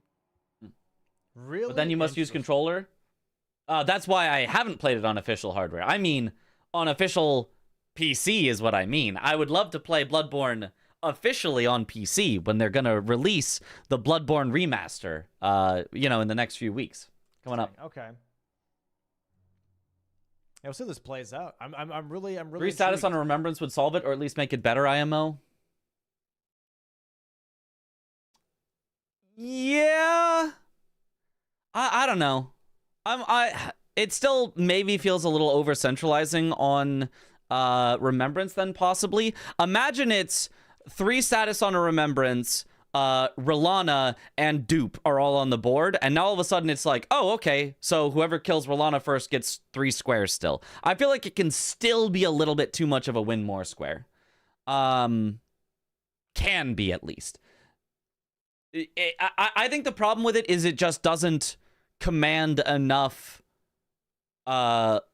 resource or setup to it. So something like kill a remembrance boss with a remembrance weapon, that takes setup, right? You have to kill 2 different remembrance bosses. That one feels like you've earned it. Kill a remembrance boss hitless technically doesn't take setup, but you have to do it hitless. You've earned it. 3 status effects feels like, oh, I just get that for free whenever I kill a boss. So yeah, I feel like it maybe just doesn't quite fit with the current meta of bingo where everyone's buying greases anyway. Me win a square is actually an achievement. Oh no. I really don't know. Yeah. I think Choose this- I one: think this could be Sekiro solid. sequel It's or pretty Bloodborne on fast. I think PC. he'll get it, Sekiro sequel, you know, easily before Sekiro Chris sequel. Gets his second hanging pot bell bearing, so you know that's not bad. Just take a square, you know, before your opponent has the square, hold the lead. I like squares that are just generic boss because you go for the remembrance synergy play, but you risk your opponent sniping it away by doing a quicker boss. Or I guess, sorry, Yeah, not hold the lead. I 'cause think Chris those is can be first interesting, square. yeah. But you know, start to get back into that potential majority while still holding priority. Although I on- think you're talking about the 3 status, in which case, like, there's too many regular bosses you would do anyway with it, so I don't know that I agree on 3 status. But as a general rule, I like ones that can be done on multiple bosses, so it's like, you know, depending on where you go, it's like who's going to get to it first. Like, base game boss in the DLC is a little bit of a win more square on some boards. Actually, it's kind of a lot of a win more square on some boards, but it's nice that, you know, one person might go backside and try to do Tree Sentinel Duo, while another person might go south and try to do Mariga, and you can, in your separate areas, be racing on it, even though you're nowhere near each other. I think is kind of cool. The Hippo and Memory of Grace with 300k. I think this is a solid play. Chris actually heading for the DLC. 4 status full feels armor fair sets because as it's well, inconvenient. killing 4 is out hard, on especially here when you're at high for his armor skidoo. set. Okay. Yeah, I mean, I still think it's a little weird, the 4 status, but it's better. It's less win more, but it still feels weird to me. The like, oh, I better wait until I get my status procs or use an unupgraded weapon still feels odd to me. It's still not my favorite square, but I think it's, yeah, 4 is more Yeah, fine. he's looking at armor sets and maybe hanging pot bell bearings just to block out all diagonals. Possible base game bosses are Mariga, Tree Sentinel, Falling Star Beast, Deathrite Bird, and Senesax. Senesax does count, although I don't think you'd ever see that on a board, And but you also, could. Looking at armor sets and hanging pot bell bearings being on the same column. What if you get Bloodborne plus Sekiro mashup pretty nice. sequel on PC? There is the first full I would set take for that. Chris. I would Very definitely take nice. that. The first square for CBD, Moonrathel, as soon as it says enemy felled. Or he gets runes. There we go. There's the weapon. Chris, very surprised by Moonfield. We were too, to be fair. Being like, okay, why? Chris, surprised as everyone else, but shouldn't be that surprised. It's CBD. He goes Moonrathel. Moonrathel of anything here. Maybe he's thinking like, hey, did I snipe him on Ancient Dragon Man and that's why Moonrathel was picked up? Or maybe something else. Heads right into the Golden Hippo. I like this for CBD, with one exception. You know what I don't like about this from CBD? Who can tell me? Maybe none of you can, because you can't read my mind, and maybe it's not super obvious. But does anyone think they might know what I don't like about how CBD is about to do the kill on Golden Hippo? Because there is something I do think could have been done slightly better about this. Any guesses before I reveal it? Didn't get Gold Horn Tender. That's exactly it. I think the Gold Horn Tender would have basically just immediately gotten him Memory of Grace with 300,000 runes right now. Secure him a double square. You even get a Skidoo fragment early, so the Hippo fight can be a little faster because you might have another Skidoo level. I think it would have been well worth it for CBD to invest in getting the Gold Horn Tender first before doing the Hippo. Yeah, but now CBD headed back to Hippo. I think CBD just did a good job of like Didn't upgrade knowing Shadow how much level? extra time Did he has to not? kill I don't Hippo know if he first, upgraded his Shadow level. and making the most of it. So I think this is a very, Or very his smart play Skidoo from level. CBD. Technically a little risky because if he dies to Hippo, all of a sudden Chris could have a chance to snipe it away. But you know, I think he's very comfortable on Hippo. And he's showing it here. Already gets a big stagger. He big doesn't riposte. check his He's watch got during the run fight. ticking True. Already on the Very Hippo. nice. Yeah. Oh, gets another one stagger tick. to cancel the needles. One This is needle huge. tick is all that was. Very, very nice here. Barely took any damage. Was able to He was heal totally right cheating with away. that one riposte. Yeah, This is we're about really, to see really it. Solid. Yeah. He's got a really good start. Ooh, Ooh. the Hit needles. by several needles, though. He's going to have to find a time to heal. Okay, he does just heal instead of taking his punish opportunity. I really like that. Roll in on the slam. He couldn't jump it because Hippo got too close to him. Very nice. He should get another stagger here very soon. Does not greed for it, though. Make sure to dodge the attack first. Very nice. Ooh, does not quite have the stagger yet. I think he could have gotten it. Here, but instead he gets Oh! hit by 1,000 needles in the corner. Ooh, might even lose the stagger on the Hippo. I think he might have recovered some. That was a Yeah, lot he's not of getting the damage. stagger when he should have, but there it is. Big stagger. Ooh. Him living there is Very insane. nice. I Oh, know gets that the riposte that even. looked like His it could head have was been just a fully in the kill. wall. He And there's the cheating riposte while his head's fully in the wall. teleports Like into the that wall to was get it. Very, very nice. I was positioning from surprised he CBD, got has him that. Down to 5%. Just needs a few more hits to finish him off. Bang. 2 more hits probably will do it. 1 more hit will do it. Nice dodge. Nice hit. Who got the first square in the last game? I don't remember. Chris got the first square in this game. Last game, Chris got the first square in the first game. Got the first 2 squares even in the first game. Nice kill. And let's see if he There's gets Golden enough Hippo. runes from that. I don't think he got enough runes just from that. He's going to need a little bit more at this point. They should tell Chris, like, Are the bingo squares uniformly distributed? Effectively, yes. Although technically some are like the things can interchange with each other, and since they're exclusive to each other, each individual outcome is less likely. So for example, there's 2 or 3 kindred cookbooks where each of those they can't exist on the same board. So Kindred Cookbooks has equal chance of appearing on the board as any other square, but when it appears, it's got a 50-50 of either being 2 or 3. hey, okay, so Hello. he just grabbed Moonrith Hill after seeing that I got Ancient Dragon Man, and now has Hippo. So now Chris really has to figure out, like, yeah, what's my game plan here? Is it Hanging Pot Bell Bearings? I think so. I think If you want a base game boss, True Sentinel's right there. If you want a sorcery, there's faster ones, so kind of Dedge boss, unless it was a square itself. Yeah, I would like a Falling Star Beast DLC square. I think that'd be cool. Hanging Pot Bell Bearings and armor sets would set him up really, really nicely. It would set him Hippo up Repulse might look really, like really cheating to nicely. new viewers, so it might be worth pointing out that's CBD just heading weird for from the time to Kindred time. Cookbook. I mean, I think that was relatively adequately displayed by us going, oh my god, I'm so surprised he got that riposte. Like, wow, that was such a good play. Like, I think kind of gets that across, but yeah, I could mention it. The weird riposte hitbox for Hippo. Which Chris can have an advantage on, potentially, but I think CBD has started on it so quickly. I think CBD is definitely going to get it first. Chris heading back to the 3-path cross, probably heading for the Kindred Cookbook and Hanging Pot Bell Bearing. It's hard to talk. Synergy, but is going to get the Kindred Cookbook Dom's so happy that I'm messing up my words as well. sniped away first by CBD. So all Chris is going to get is the Hanging Pot Bell Bearings, which isn't bad, but Bear bearing. he really wanted this to be a 2-for-1 and a 1-for-1. You know, when CBD has the 2-for-1 advantage, is not going to be too great for him. Yep, so CBD going to be grabbing possibly cookbooks before Chris does. Going to be a little tough here, but Chris will have armor sets before CBD, so there is that. So even if he does lose, I even expect more new viewers when Bingus goes CBD already global. has True. chance as well. Yeah, there's a lot of things that I do like to say on a lot of commentary that if you've heard me commentate, you might have heard over and over and over again, because I do like to make sure that even new people know it. Yeah, this time I didn't mention it, but in the future, I think it is.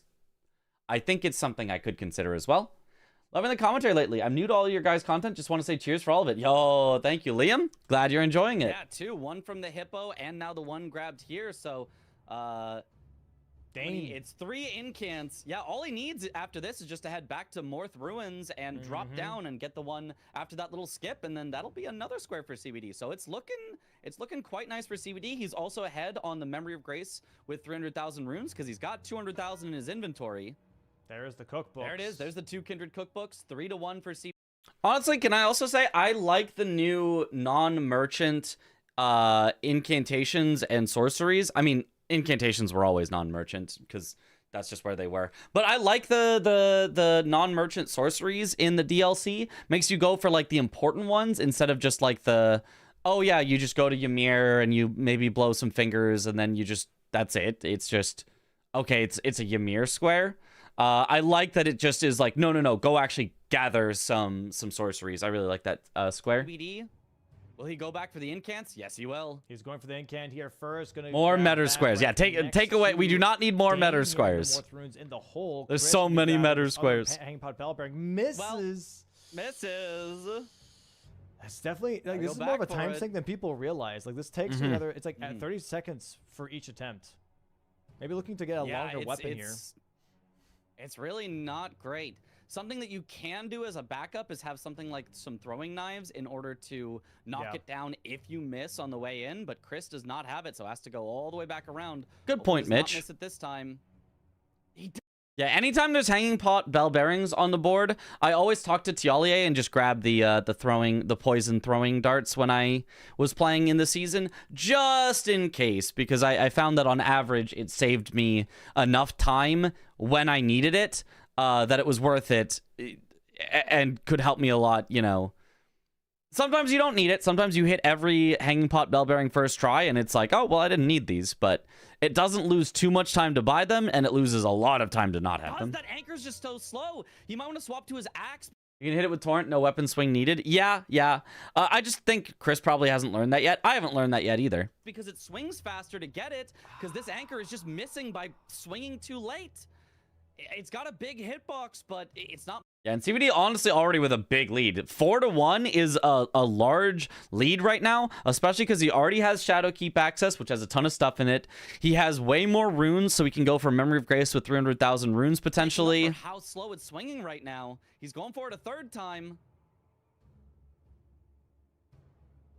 There it is. Incans here for CBD. An unbeatable lead. Well, not at that point yet. I don't think we're getting. How do you feel about not competing this Bingo Brawlers myself? I feel good because I get to do a lot of commentary, and commentary is a lot of fun. It would have been also fun to compete. I don't think I would have made it out of the preseason, though. Only 2 people making it, and I would have been the 7th competitor. Would have been really tough. But it could have been fun as well, but I really like commentary, so I'm happy with the decision. The Torrent tech makes the Egon bell bearing so free. Okay, I'm going to have to learn it then at some point if I ever get back into Bingo. Right, how insane this mid game was. Yeah. Wendy's 4 for 4 here. I think CBD is gonna be able to get another. Okay, nice. There he goes. Job from Chris, gets the bell bearing. Commentary is fun. Heck yeah. Should be able to get another square here pretty quick. Verdigris Discus looks like is the choice. Oh, misses that jump. Is gonna have to redo it. Is there is there any possible way to combine synergy Verdigris Discus with Moonrathil? I don't think there is, right? I think it would be faster to just skip down twice. One time you go to Moonrathil, the other time you go to Verdigris Discus. There's no possible way to like go to Verdigris Discus, then do like a drop down to get to Moonrathil, right? You can just run to it. Yeah, but I think that would be slower than doing the skip a second time. I genuinely just think that would be slower. By the way, non-merchant part is important too for incants because Remembrance Finger Maiden is considered a merchant in... Oh, that's true. That's true. Yes, non-merchant is important that you can't do it from Remembrances, which I think is good because it's random whether whether Enya sells a sorcery or an incant on any given boss. So if you could get it from Enya, it would be random whether you got the square or not. I meant the key. Oh, you could go from Moonrathil to the key? I think that's got to be slower than just doing the skip again as well, right? Moonrathil, you walk through, gate, walk over. Maybe not. Maybe it would be okay. It'd be close at least. Verdigris Discus I don't know. definitely Yeah. sets them up nicely to Just block trying to out think. that row 4 that Chris is slowly building towards. But Chris will be grabbing armor sets here and going to have a little bit of a Mesmer race pretty much on our hands. Could be. I mean, if so, CBD is well ahead on the Mesmer there because he's already killed. I'll have to open the Hippo, gate which in gets him reverse. access to Yeah. Shadow Keep, whereas Chris has not yet. So. Well, in reverse, you have to like go around. It's like it comes down to that Mesmer. If somebody's able to get Mesmer hitless, especially CBD. it's almost worse not opening the gate in reverse because then you have to like climb up Chris ladders gonna and grab- stuff. Is there painting rewards I on think. here? There is. Okay, so grabbing the painting There here, is. which is nice. Going to have a little bit of advantage there on painting rewards. And then now going straight towards that church, whatever the hell this is. Yeah, for the armor set. He could get his 3rd armor set on the way to Red Bear and then immediately do Red Bear. That could be a nice one. If CBD does not claim the Memory of Grace with 300,000... Yeah, given that CBD did not claim the Memory of Grace with 300,000 runes, I was thinking Chris was just going to go Red Bear, Memory of Grace, like DLC full armor set, Red Bear, Memory of Grace, and then all of a sudden Chris would have 3 squares all within, 30... Not 30 seconds of each other because Red Bears takes a while, but within like a minute of each other, it seemed like runes. Chris steal could that away potentially with a little armor set, red bear, get Memory back of in the Grace lead in play. majority That could be with 3 squares one really, play. really, really quickly for Chris if he goes for it. I believe that was Cestus, if not Spiked Cestus, by the way, for that fist weapon. So nothing too fantastic. Versus Anchor here still would Oh, I guess CBD is about to get his 5th, so it would only be a tie for be better. Chris in But terms yeah, of Chris now in the squares. position to be grabbing that 3rd armor set and also maybe a red bear. Where is red bear? Row 1. So that would was to block stick out the whole row series 1 of and matches also was the awesome. column Yeah. 3. So that would be kind of nice. Yeah. Just more coverage Better on and the board. safer. More coverage Yeah, on the board, yeah. for sure. Just kind of slow. Yeah, especially with CBD grabbing this Verdigris Discus, that column 3 could have been a problem, given that CBD has better access on Mesmer. So getting that away, I think, could be very, very good for Chris. And it does look like that's where he's headed to, as long as he does actually do the Red Bear after. I hope he has the Golden Horn Tender here as well. You can get one in Morth Ruins, just killing the pot guy. That can give you a ton more runes on this Red Bear, but I don't know if he grabbed it yet. I don't remember seeing him grab it, so he might not So I think Chris doesn't have the gold horn tender here, which I think is why he have enough doesn't runes afterwards. commit on Rune I Bear. kind of like this column 4 for Chris now, though. I'm not gonna lie. This column 4 is really in his favor almost. Besides, Yeah, because he grabs the full armor set and then just does not the go for legendary Killer Red ashes, Bear while he has is one right painting here. reward, painting in his pocket here. So legendary ashes he could complete in a Rao base. Ooh. And then kill a base game boss in the which DLC he- would be Tree Sentinel or even Demi-Human Mariga. Because he already killed Ancient yeah, Dragon Mariga, Man. he can get to, because he's got ADM, yeah, so he can get to Mariga really quickly. That's actually quite a nice... Yeah, that was kind of spawned out of nowhere. The like, wait, Chris has a really powerful line, actually. The base game boss in the DLC, legendary Ash summon, and painting rewards, all of which Chris has good access to, was like, little wow, wait a sneaky minute, line there that's... that he could go for. The 2 legendary That's DLC sneaky. Ash summon, he'd probably want to set up before committing to that. But yeah, he's way ahead on painting rewards, having one of the paintings already and having Southern Coast access through ADM. Looks like Chris is not committing on the I think he hippo, is. or sorry, No. not committing on the red bear.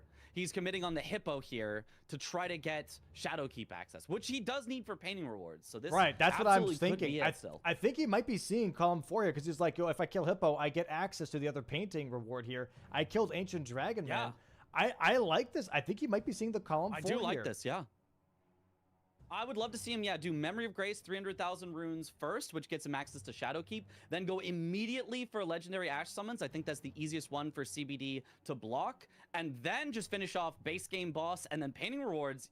Yeah, it could be unstoppable here. This looks really, really nice. I like this. I like this a lot. Yeah, but of course, we as commentators always are like, oh, there's a line, oh, there's a line. What if they went for the line? This would be so cool to go for the line. But as players, I think it becomes really hard to commit to lines like that. To just go, oh, I see a line. I bet I could win this whole thing. Like, it's a very, very big question mark. And a lot of players, I feel like, kind of get scarred from, like, you'll go for a line one game, get it blocked, lose the game, and then be like, oh, I'm never going for a line again. It still can be powerful plays, but it's really hard for players to commit to a lot of times. Are there no squares that have you go down to Untouchable's Midra? Never seen that. No, there are. Midra is a square. Jory is a square. Matting Hand is a square. Not specifically the Untouchables. There used to be one for acquiring the Talisman from the Untouchable, but with randomized weapons, you can't guarantee that you get parry. That is no longer a square. Perfume as well. Synergy there. Yep. It's just so long. This is huge. I mean, this line is not long at all. This line is mega fast. This line is, you could get this done in like under 40 minutes if you just rushed it. Like, this line, so fast. But you'd have to just Pivoting commit out, to though. it. Does not commit on the hippo just yet. He might be going back for the horn tender. Meant the Midra route squares. Oh, sorry. Yeah, I misunderstood. Do you think you should commit to a line more if you're behind? Generally, yes. Maybe not even necessarily commit as in, like, put the only thing you're doing is the line, but at least threaten a line. Threatening a line is a great way to get back into a game if you are behind. And then you just kind of, like, feel for it. You're like, it doesn't look like the opponent is blocking me. I'll commit to it now. I'll go for it. Is possibly a good play. And if it does look like they're committing to stopping it, you go, cool. I'll get back in majority by doing 2 or 3 squares by the time they block this. I think he's going back for the horn. If you're ahead, you can also do that. It's just less necessary. Like, if you're behind, you have to try something. And if you're ahead, it is okay to just, like, block and go for majority and not worry about stuff like that. He wants to make sure he gets the... Way less than 40 even, under 20 to be honest. Well, it's a little too late for that considering it's already almost been 20 minutes. But yes, if... No, because Chris has kind of only done those. Nah, you wouldn't get it done under 20. It feels like an under 20 line, but... 300,000 runes here. Chris has kind of shown it does take a little too long to do all of those. Maybe also grabbing the horn tender. I mean the game clock. Yeah. I mean the game clock. No, going for Red Bear? Nope. Red Bear, which will get... I guess 20 minutes from here, which would be 40 minutes in total. Yeah. Get him enough runes in order to take this away. So it'll come down to who has a faster fight. Hippo for Chris or Red Bear for CBD. Whichever one is faster will win that square. I don't think Chris will be too upset with losing that square because it kind of still hides his progress. The meta will shift over time to lines being more regular win conditions. I think so, because yeah, a lot of people ignore them a little too much. And so I think going for lines will start to become like a sneaky threat that people go for. And then people will much more go for like, oh my god, I must block all lines. But then people that know that you're going to go for blocking all lines will set you up to block and then go win majority. And it'll swing around. Towards what it always swings around and around and around. We'll see, though. Hippo and Red Bear are approximately equal length fights. I feel like Red Bear maybe has a little bit... I was really surprised that someone, especially CBD here, going for the Mog square so early. It's easy to do by... Really surprised that someone not going for Mog square so early. It's easy to do by killing a single boss, but if you're not set up, future bosses can be really slow and the other player can really snowball with their runes. Not really. I feel like...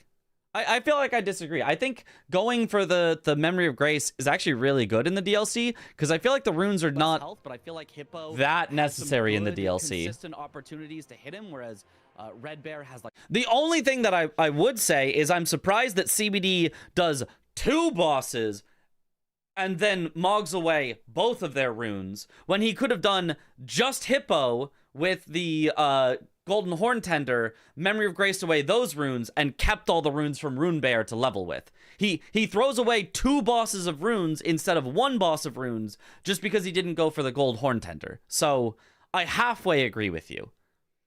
I think it is absolutely worth it to get that square, but I don't think the way that you do it is by being really inefficient with your runes.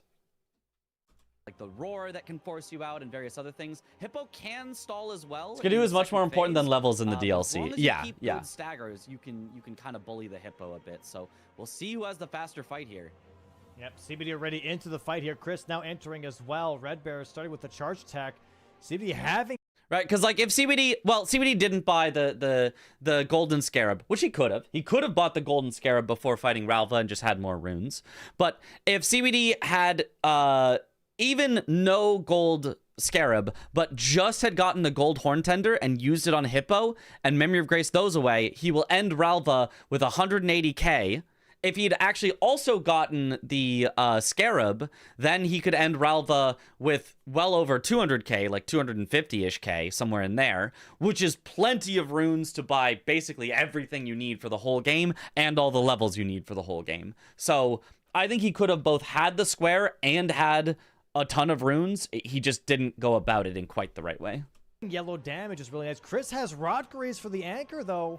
That might help him just speed this fight up just a little bit for the edge here. Pretty much same damage. Yeah, Chris did not have yellow damage, I think, on one of his R1s there. Stagger already. The rolling R1 doesn't quite do yellow, but nice yellow damage for CBD. CBD's got it down to 60% health already, so definitely a... Chris misses the riposte. The riposte hitbox is very weird on Hippo. What you need is you need to be like up kind of near his face, at least past his foot is the general words of wisdom. If you're on his foot, it's probably not going to work. If you're past his foot, it's probably going to work. And then you need to face your character directly towards the back of Hippo. This, of course, can be really tricky on controller because like you need to get the right angle with your thumb. But if you're on keyboard and mouse, you just point your camera basically right, like sort of parallel to him at his butt and then tap forward and then press the riposte button and it works pretty consistently. It's the ear, I think, but I miss it. You can be a little behind the ear. You can do it at his neck as long as you're in front of his hand. But yes, ear is easiest. Ear is easiest. Ear is the common wisdom. Go for ear. But you can also do it at neck here, and it does work as long as you're perfect on like the angle.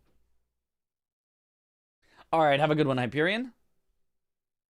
Big advantage for CBD on this. The only thing is CBD might want to spend some runes after. He's going to have like too many runes, and Chris could maybe just Memory of Grace right away.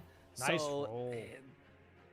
Yeah, very nice. It's possible Chris could win it by that, but I think CBD is going to get the kill first. Wait, but it's actually really close now, and Chris Phase should get a two. Frost proc here soon. Does not interrupt the needles, though. Okay, nice just avoiding them. Though. Yeah, this is where CBD pulls ahead, is Chris having to walk away and heal, and then walk away and heal, and then walk away and heal. Yeah, Otherwise, Chris was actually very close on this kill. Nice job from both. Okay, CBD's got it down to 10% health here. Nice stagger with the Frost proc. Should do a ton of damage, but CBD has the kill first. Is he going to Memory of Grace right away? There's the red bear marked. Or is he going to go spend his runes first? He's going to Memory of Grace right away. Wow. Bang, there's the double. Nice, nice. Yeah, he does lose an extra 80k that he could have spent, but 80k isn't like that much to worry about. So I do like this from CBD, just immediately Red Bear and immediately Memory of Grace. He doesn't know where Chris is, and Chris, you know, hasn't marked anything in quite a while. So he figures this might get taken away if I don't do it right now. Okay, CBD currently 7-3 right now, 4 square. Do you think setting up is more worthwhile than the Memory of Grace square? Not really. I mean, generally no. I think you can get plenty of setup anyway without 300,000 runes. As long as you kill a big rune-giving boss. Like, for example, if you were to have a game where you did not want to kill Golden Hippo but go around the backside, can you get set up? Yeah, of course you can get set up. You're fine on setup. It's not like, oh my god, every game without Golden Hippo, I feel impossibly weak and it sucks, right? So the idea of, oh, I'm going to go kill Golden Hippo and Memory of Grace away the runes from Golden Hippo just means you're exactly the same amount of setup as if you had gone backside instead. I think it's completely reasonable to get rid of the 300,000 runes. Lead. Very risky, but very efficient play here from CBD. Gets 2 squares pretty much for 1. Saving 15 seconds is probably more valuable than 80k in that moment, IMO. Yes.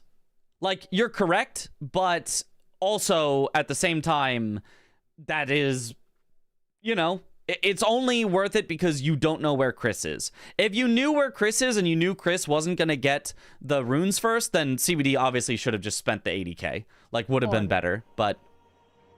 Okay, he is just scared enough of where Chris is that he spends it, and it is worth it in this situation, yeah. Well, I can win this line, because... Also a really good block, yeah, really good block against the diagonal where Chris... Well, the thing is, CBD thinks he has better access to Golden Braid right now, because Chris has not shown that he's in Shadowkeep yet, and CBD has gone into Shadowkeep, so... It's not like a necessary block, but I do like it. And I do like that he sets up his own row 5 as well. Big majority lead for CBD. Yep. Talking about CBD's perspective, yeah. And CBD immediately going for summons.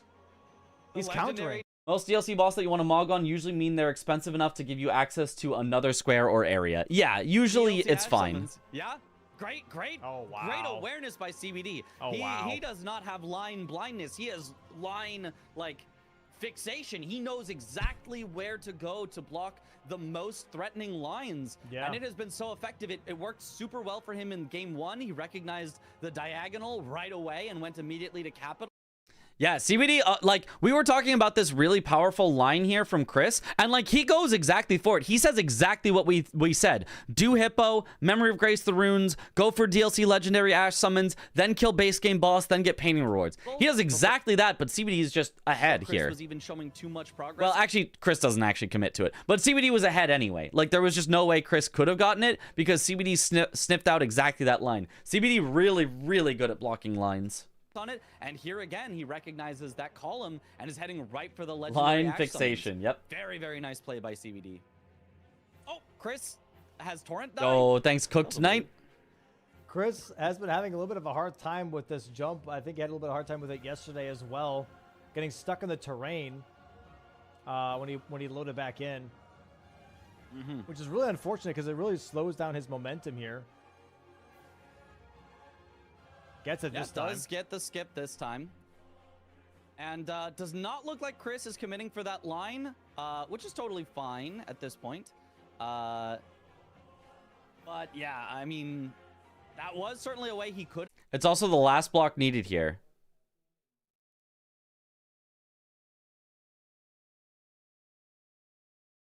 It is. Huh. You're right, it is. Done it, but CBD is Yeah, it so away. especially when you can get the last possible block, like it's extra valuable because you know for sure you're now in a majority game, and as long as you keep the majority, you just will win. And Chris not even committing for it. Going backside instead. Backside does have a lot of good stuff there. It's got fast access. Like a shot every time he says momentum. Did he say momentum? Who said momentum? Who said momentum? Is just doing research on his opponents under the guise of commentary. That's true. That's true.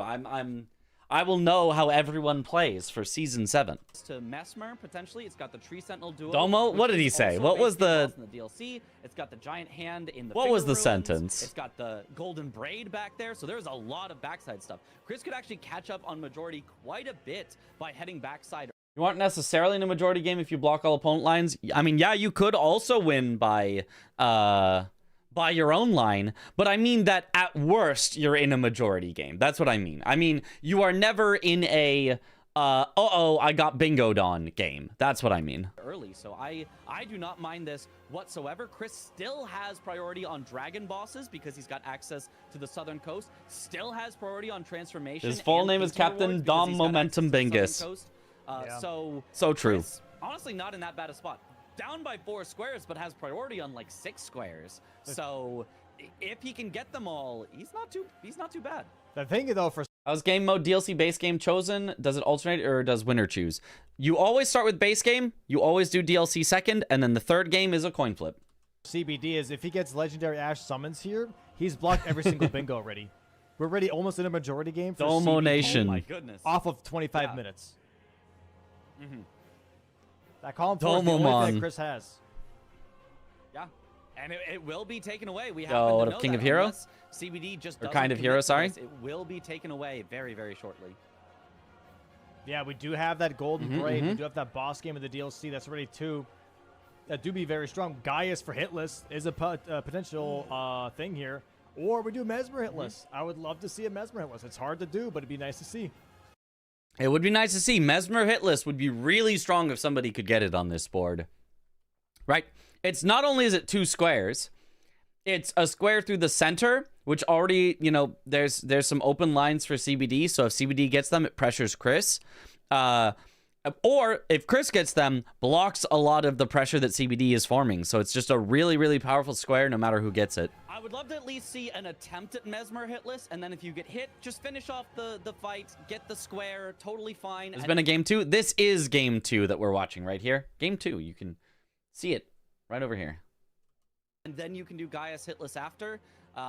Unless you're really, really confident. You're like, no, I will get Mesmer hitless on the second try. But for the most part, I think just taking away that square and the synergy from your opponent is really, really strong. Everything is aligned for CBD here. Which lines are really viable to rush? Let's take a look. Let's take a little pause and see. CBD has better access to the Shadow Keep, so he line 1, row 1. He could get the Golden Braid.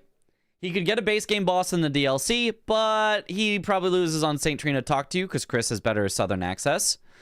Blocked. This one, he has better access to Mesmer hitless. He's currently heading for DLC Legendary Ash, so that makes sense. And then he would just need Hefty Pots.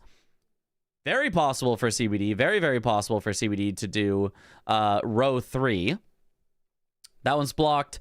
Row 5, NPC bosses. He's a little behind on, but like you could possibly catch up. But transformation and painting rewards, both in Chris's favor. That one would be tough. So for CBD, you know, I could see row 3 really out of the rows. For columns, column 1, we already said Chris has better access there. For column 3, Chris has better access currently on NPC bosses, but maybe CBD has possibly better access on Giant Hand. And then for column 5, if he gets the Remembrance boss hitless, he's got better access to Sealing Tree, better access to Golden Braid, but not really better access to Revere Dash. So it could be tough to do, but could be possible. There's a few options for CBD, but nothing that stands out as like, this is the great one that you should go for. Of Grace, however, affects CBD's momentum for the better part. I would say if anything, CBD's probably best line is probably the row 3. If he gets the legendary DLC Ash summons to block Chris, then goes for Mesmer hitless, hefty pots, 5 is not a lot. It could become a race there. Nothing to sneeze at. That's a lot of money. It's not nothing, but this isn't the base game. You got a ton of runes already from a lot of pickups and stuff, so I think CBD will be just fine without it. You know, he already has all the vigor you could want because of this this start that we give them. Yeah. And so Domo with the momentum again. I always just kind of ignore or don't realize whenever he says momentum. I think I have momentum deafness. I don't notice when he says the word momentum. 300,000 ain't that much. It should be more, to be honest. Honestly, probably should. It should probably be the amount that Hippo plus Red Bear are together if you used a Horn Tender, maybe, and also had Gold Scarab. So something like 500,000? Maybe something like 500,000 would make more sense. I think CBD will not be hurting too much for that money. I think both of them. Momentum deafness is better than line blindness. Really True. wanted it. And is Chris's stream frozen for you? Nope. Chris is just fine for me. Never mind. It's good. It's good. Okay. It just froze for me for a second. All right. No, I got you. We're back. Should be a range maybe 300 to 500. Oh, could be 300, 400, 500. Yeah, could be.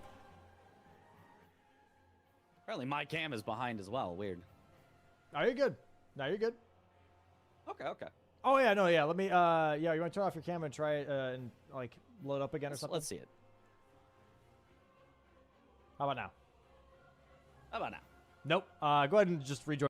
How about now? Nope. You guys can't see it behind, but yeah, my cam was desynced, so I had to try that. Okay. rejoin the call here. Hey, that's my face, chat. How about now? How about now? That's perfect. All right. There we go. There we go. The difference between Chris and CBD on Mesmer came exclusively from stats or Skidoo levels. I think Skidoo levels. The stats, I mean, there could be some difference from stats as well, but make it a random integer between 300 and 500, not just 3, 4, or 500. No. That would be silly. All right. Now, yeah, let's see here. So, back. I don't think we should be adding too many range squares. Maybe not. I don't know. I kind of feel like the range squares are kind of neat. Initially I was like, I don't know if I like the range squares. What if they turn into things that are become really annoying because the number is too high, or too rushable because the number is too low? And sometimes that does happen. But I feel like most range squares have been a success that I do like. Except for Chris, he's pushing in those of the random number. I'm so down.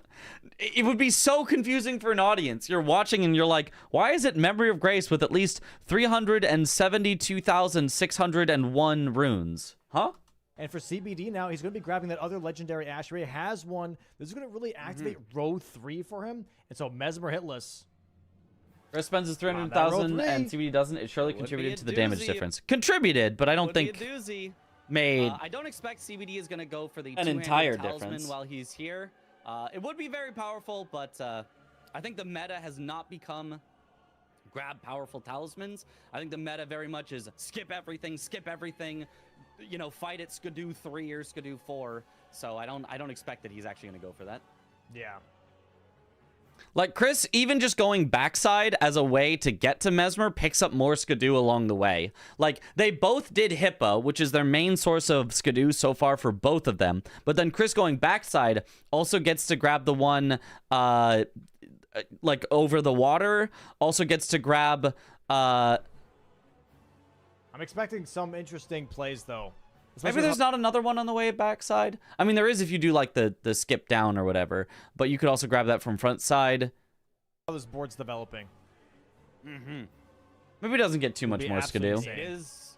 It is developing very interesting where Chris just going for map, going for priority, going for things, and CBD just going for squares right now. I like the idea of Big Mog blocks, Square being there's the RNG final- amount.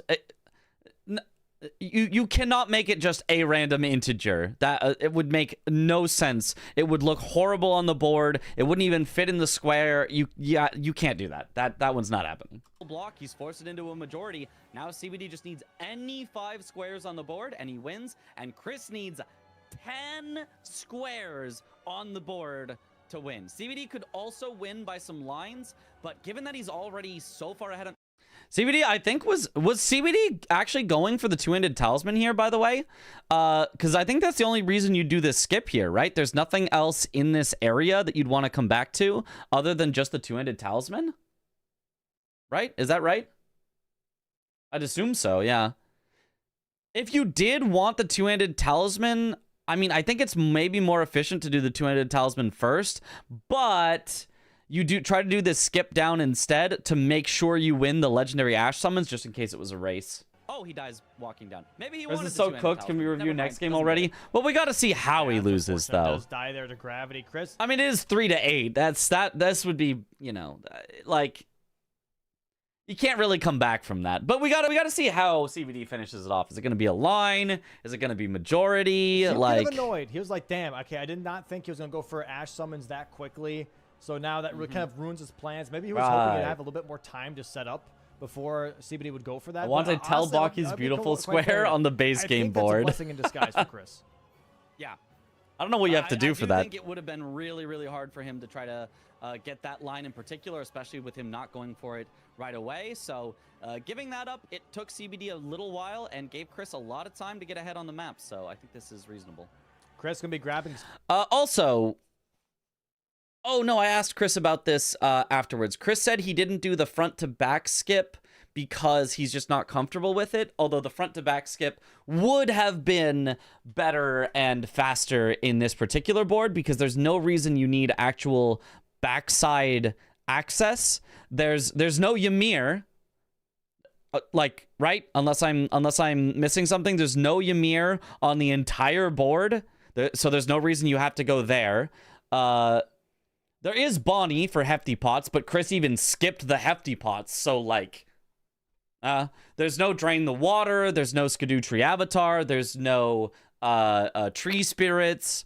There's no reason to go backside. It just lost Chris time, but he's comfortable with it, so. Yo, Nightwing! Thank you for the Prime sub. Welcome to the bunch. Put percent. Enjoy the emotes. Savage Lion's Claw here to possibly put Frost on his weapon. The Hinterlands has so many squares. It has so many. But you could get there faster with the front to back skip. Be grabbing the other Skidoo Blessing here first, the Goldhorn Tender. Maybe looking to also go for backside Shadowkeep now. There is also Revered Ash on the way here. Also one in Bonneville, so if he grabs this one and the other one down in the village, in the ravine area, might be working slowly towards that. I think it's exactly what he's doing right now. Is Dio the South Ruin? No, it is the North Ruin. Dio is the North Ruin. Rhea is the South Ruin. What does Drain Water give you access to? I forgot. It gives you access to the Fire Knight down there for the helm that it has. I don't remember which Fire Knight it's called, which helm it is, but there's a Fire Knight down there with a helm. It gives you access to Skidoo Tree Avatar. Gives you access to an Iris of Grace near Skidoo Tree Avatar, I guess if you really need that. Gives you access to 2 different Tree Spirits, which helps with the 3 Tree Spirits square. And I think, and obviously Drain the Water itself is a square, but I think that's it. I think those are all the things down there Right now. Yeah, it does look like it. I mean, I think he's going to mostly prioritize the backside access because you thought the South Ruins were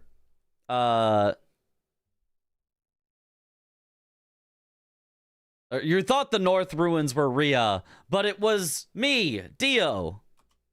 I messed it up. I took too long to say it. so much back. Almost got there, We though. have Hefty there- Pots on the board, though. There are 2 Hefty Pots here in Plus Bonneville, 2. so I think he's doing Revered Ash, Hefty Pots pick up. Also, great I Axe know that check here, by the way. reference. Maybe Omen Killer Cleaver is there. Ooh, could be, or just have 2 of them to start dual wielding. We'll see if somebody goes for the jump Yeah. attacks. I've definitely seen people do it in practice matches. Long half stacks, man, that one's meh. The Death Knight's long half dax, I should say. The regular long half dax, excellent axe. The Death Knight's long half dax, That's all right. it's Whatever. all right. Yeah, we have Revered Ash here, though. He is picking that up in the ravine here. Chris already in the Specimen Storehouse, though, back with Savage Lion's Claw Frost on this Rusted Anchor. So he's going for the Mesmer kill here. And if Chris gets this, he's taking out the rest of the column 3 here and also row 3. So all the bingo lines that CBD is kind of working towards. A3 Chris can't possibly turn the tables on CDVD now. Yeah, it's really unfortunate how just kind of over this game is at 30 minutes in, but you know, always worth watching and analyzing the decisions anyway to just see how it's gonna end. A majority game. I mean, CBD especially okay because he is ahead by 5 squares in majority. But it looks like both of them are prepping for that. Are prepping for it to just be, let's go for majority. Let's just see who can get more squares. Okay, Chris not going for Mesmer, actually going for Gaius.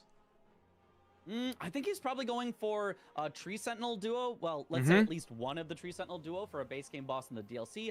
Yeah, this makes total sense. Scoop up the base game boss in the DLC first to take away the potential synergy of base game boss with Tree Sentinel duo. You don't want your opponent to get both of those. So at least take away base game boss in the DLC before you go Mesmer and then do a double Mesmer hitless, I think is a really, really good play. Acquire the Golden Braid. Those two are just very, very quick squares. They are not going to take that much time out, and he should still be ahead on Mesmer compared to CBD, who's got to make his way all the way through the backside of Shadowkeep. Which he didn't have to because he killed Golden Hippo. He could have just gone through Shadowkeep and done the Shadowkeep skip, but yeah, now we're here. Yep. Now we're here. Which is it. Yeah, honestly, both of them, it's kind of weird how both of them start going backside on this because they recognize there's so much stuff there, and only CBD realizes, wait, I don't actually have to go backside. I can do front to back skip. Whereas Chris, went all the way around. Interesting because the fact is that he doesn't even need Emir, right? Mog with 6 to the power of 7 runes. You would go Does he Emir. need draining the water for anything? I don't see anything down there. Yeah, no, I think definitely the front to backside skip would have just been faster for him. He did want some stuff in Bonnie. There is that. Maybe now he'll go front side. Maybe. But if so, I wouldn't have expected him to even get that grace heading towards the backside. So we'll see what CBD does. But yeah, Chris with a nice lead here into a lot of these very quick squares. All right, so let's see here. Tree Sentinel going to be dying for Chris here in just a moment for base game boss in the DLC. And then possibly Golden Braid right afterwards, and then Mesmer. And yeah, it looks like, CBD is in Shadowkeep now. I think he's going for the Mesmer. Okay, this is good. I think CBD will get there faster going front side than CBD going front side should get to Mesmer faster here. Then Chris in total can do the Tree Sentinel duo and the Golden Braid. I do also like Chris going for the Golden Braid first here. I said do the base game boss in the DLC first, but thinking about it, Golden Braid first and then just porting out and doing Mesmer actually makes even more sense because Golden Braid is even faster than base game boss in the DLC. So Chris can kill the Tree Sentinel duo and get Golden Braid. Oh, he's actually going past it. He might be going Golden Braid Mesmer, which would, I think, put him ahead of... Now, the only thing you wouldn't really want to do is Golden Braid, base game boss, and the full Tree Sentinel duo. That feels pretty greedy when you already know CBD has access through Golden Hippo. CBD, or at least very close. Yes. And even like leaving one of those up is actually totally okay because let's say CBD decides to go snipe you on Tree Sentinel duo, well then you get Mesmer and Hitless as a trade out of it, and that's a trade you'd be okay with. So I think it's okay to leave up a little like bait for CBD of like, hey, you want to take this away from me? I'll go get Mesmer in the meantime instead. Be very close indeed. I don't mind this. Nobody would be that greedy. Nobody would. I think this is very much like a thing of like, hey, pretty much, I'm over here, and then go to Mesmer. You know what I mean? It's like, oh, I got Golden Braid. I got advantage. Hinterland's advantage. That's me. And also, this blocks out row 1 and column 5, by the way. Yeah, nice blocks with the Golden Braid here. Taking away CBD's priority that he had getting into Shadowkeep first. Really, really, really nice. Showing CBD that he's in the backside, and CBD goes, uh-oh, wait a minute. Wait, now I have to rethink things. Now I gotta, go Mesmer right away, or I gotta try to get base game boss, Tree Sentinel duo, or Giant Hand away from Chris. At the same time. Like, put CBD in an awkward spot. Yeah. Very, very nice play, I think, there from Chris. Brings it down to only a 4-square lead for CBD, while Chris still has this priority if he goes right back to it. No, looks like Chris Oh, might be nobody going is for that going tree for the Tree sentinel. Sentinel. Yeah. Okay, so this might be a Mesmer board. Yeah, if you were going to go Tree Sentinel Duo and Golden Braid, I think this is inefficient walking path. I don't think there's any reason to do Golden Braid, then warp back. Like, if you were going to... I mean, maybe you do the Golden Braid first because you just, like, really don't want to get sniped on it. But I almost find that a reason not to do Golden Braid first. You could hide the info from your opponent a little bit longer if you started with a Tree Sentinel, then go instantly grab the Golden Braid after. Or Mesmer Square here for CBD, which I don't necessarily like for Chris. I don't know. In this situation. Mesmer's too. It's kind of too, reasonable either too way, but valuable I here. think I would the have Golden Braid liked play was fine. the Now one going Tree for the Sentinel duo right first. afterwards, I don't know if I like that. I really don't. I think going for Mesmer here would be just way, way better. It takes a lot of pressure. The other thing is also, like, when you do base game boss in the DLC, CBD might be thinking, oh, he's at Mariga. He went south. And, like, really throw CBD off before you collect Golden Braid. And then all of a sudden he's like, what? And maybe he's already made a decision and gone somewhere because of it. So Yeah, I think being a little do know what you mean. trickier I and do hiding like your going for progress the can be Mesmer neat. fairly early, but he has no information Double bluff, right now I guess. about where CBD is currently. So I think it's a reasonable play to say I'll hold on to this Mesmer progress and I'll get it. Tree Sentinel 1, Braid, Tree Sentinel 2. Well, I would say Tree Sentinel 1, Braid, Mesmer, Tree Sentinel 2, Giant Hand. Which is, like, just a ridiculous sequence, right? If you get all of that, right, you get base game boss in the DLC, CBD has no idea where you are. Golden Braid, now CBD knows where you are. Race him on Mesmer, beat him there because you're already in the loft. And then, since CBD chased on Mesmer, assuming you were going to finish off the Tree Sentinel duo, which you don't, you then are still ahead going back to get Tree Sentinel duo and Giant Hand. And then all of a sudden, it's bang, bang, bang, bang, bang, bang. All for you with CBD, like, not having enough information that maybe CBD isn't able to counter any of those. After, it just turns out that CBD is Hydrate. rushing for Mesmer. Because if you go for the full Tree Sentinel duo, CBD has time to get to Mesmer first. Like, he definitely will have time. Thank you for the hydrate. So he probably does not get it first, but honestly, he's got a great fight on the Tree Sentinel. He actually might still be able to race CBD on it. And if he does race CBD on it, and if he does win Mesmer still after this Tree Sentinel, then he's in a great spot. Yeah, there's the base game Boston DLC. If he pivots out right now, he's ahead of CBD on Mesmer. He gets there first. Not by a lot. They're pretty even. It's at least like a race, and if somebody has a much better fight, they would win it. But so it's risky, but it's kind of a risk you have to take by being behind. Oh, he's going for the full Tree Sentinel duo, though. But then, you know, here's the part, Chris. You know, he had the comeback. He had the possible comeback, but, you know, gets a little too greedy with it. Goes for the Tree Sentinel duo. Ooh, so this is going to put him behind for sure, then. Yeah, we'll see how these fights go. CBD doesn't have an Ash of War yet on the Rusted Anchor, which means he doesn't have with Frost. this means CBD Does he have definitely greases? gets to I don't know Mesmer if he bought first. any greases. If he doesn't have any greases either, his damage is going to be a little rough for Mesmer. It's going to be a little rough.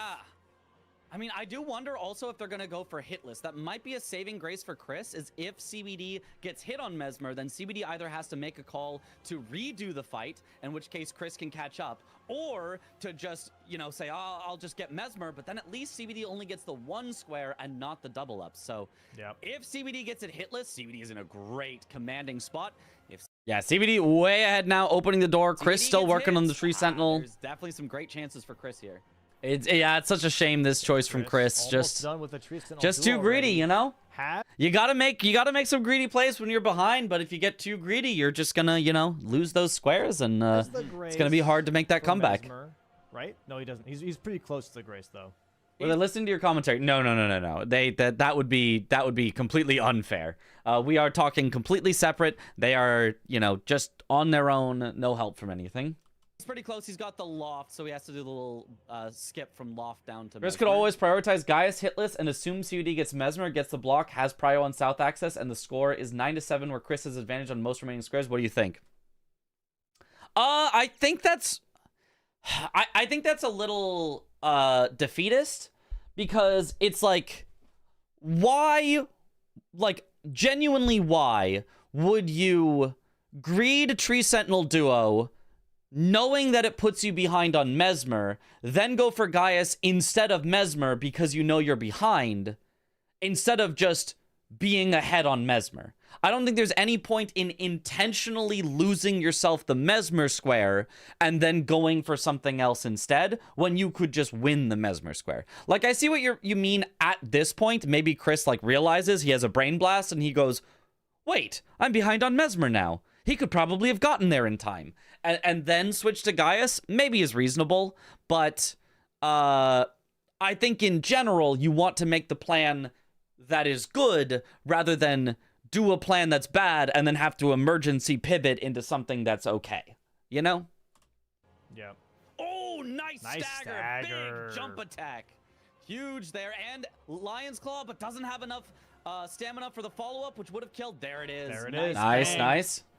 But CBD heading right into Mesmer. You need to do risky plays when you're behind. That too. Mesmer is a risky play, but it's a way to bring it back. And I mean, Chris already, it was 3-8. Now it's 6-8. Like, not looking so bad. So Chris heading there too, heads to the loft. It's gonna be a race. Chris was very focused this game. Yeah, he was. So much on squares.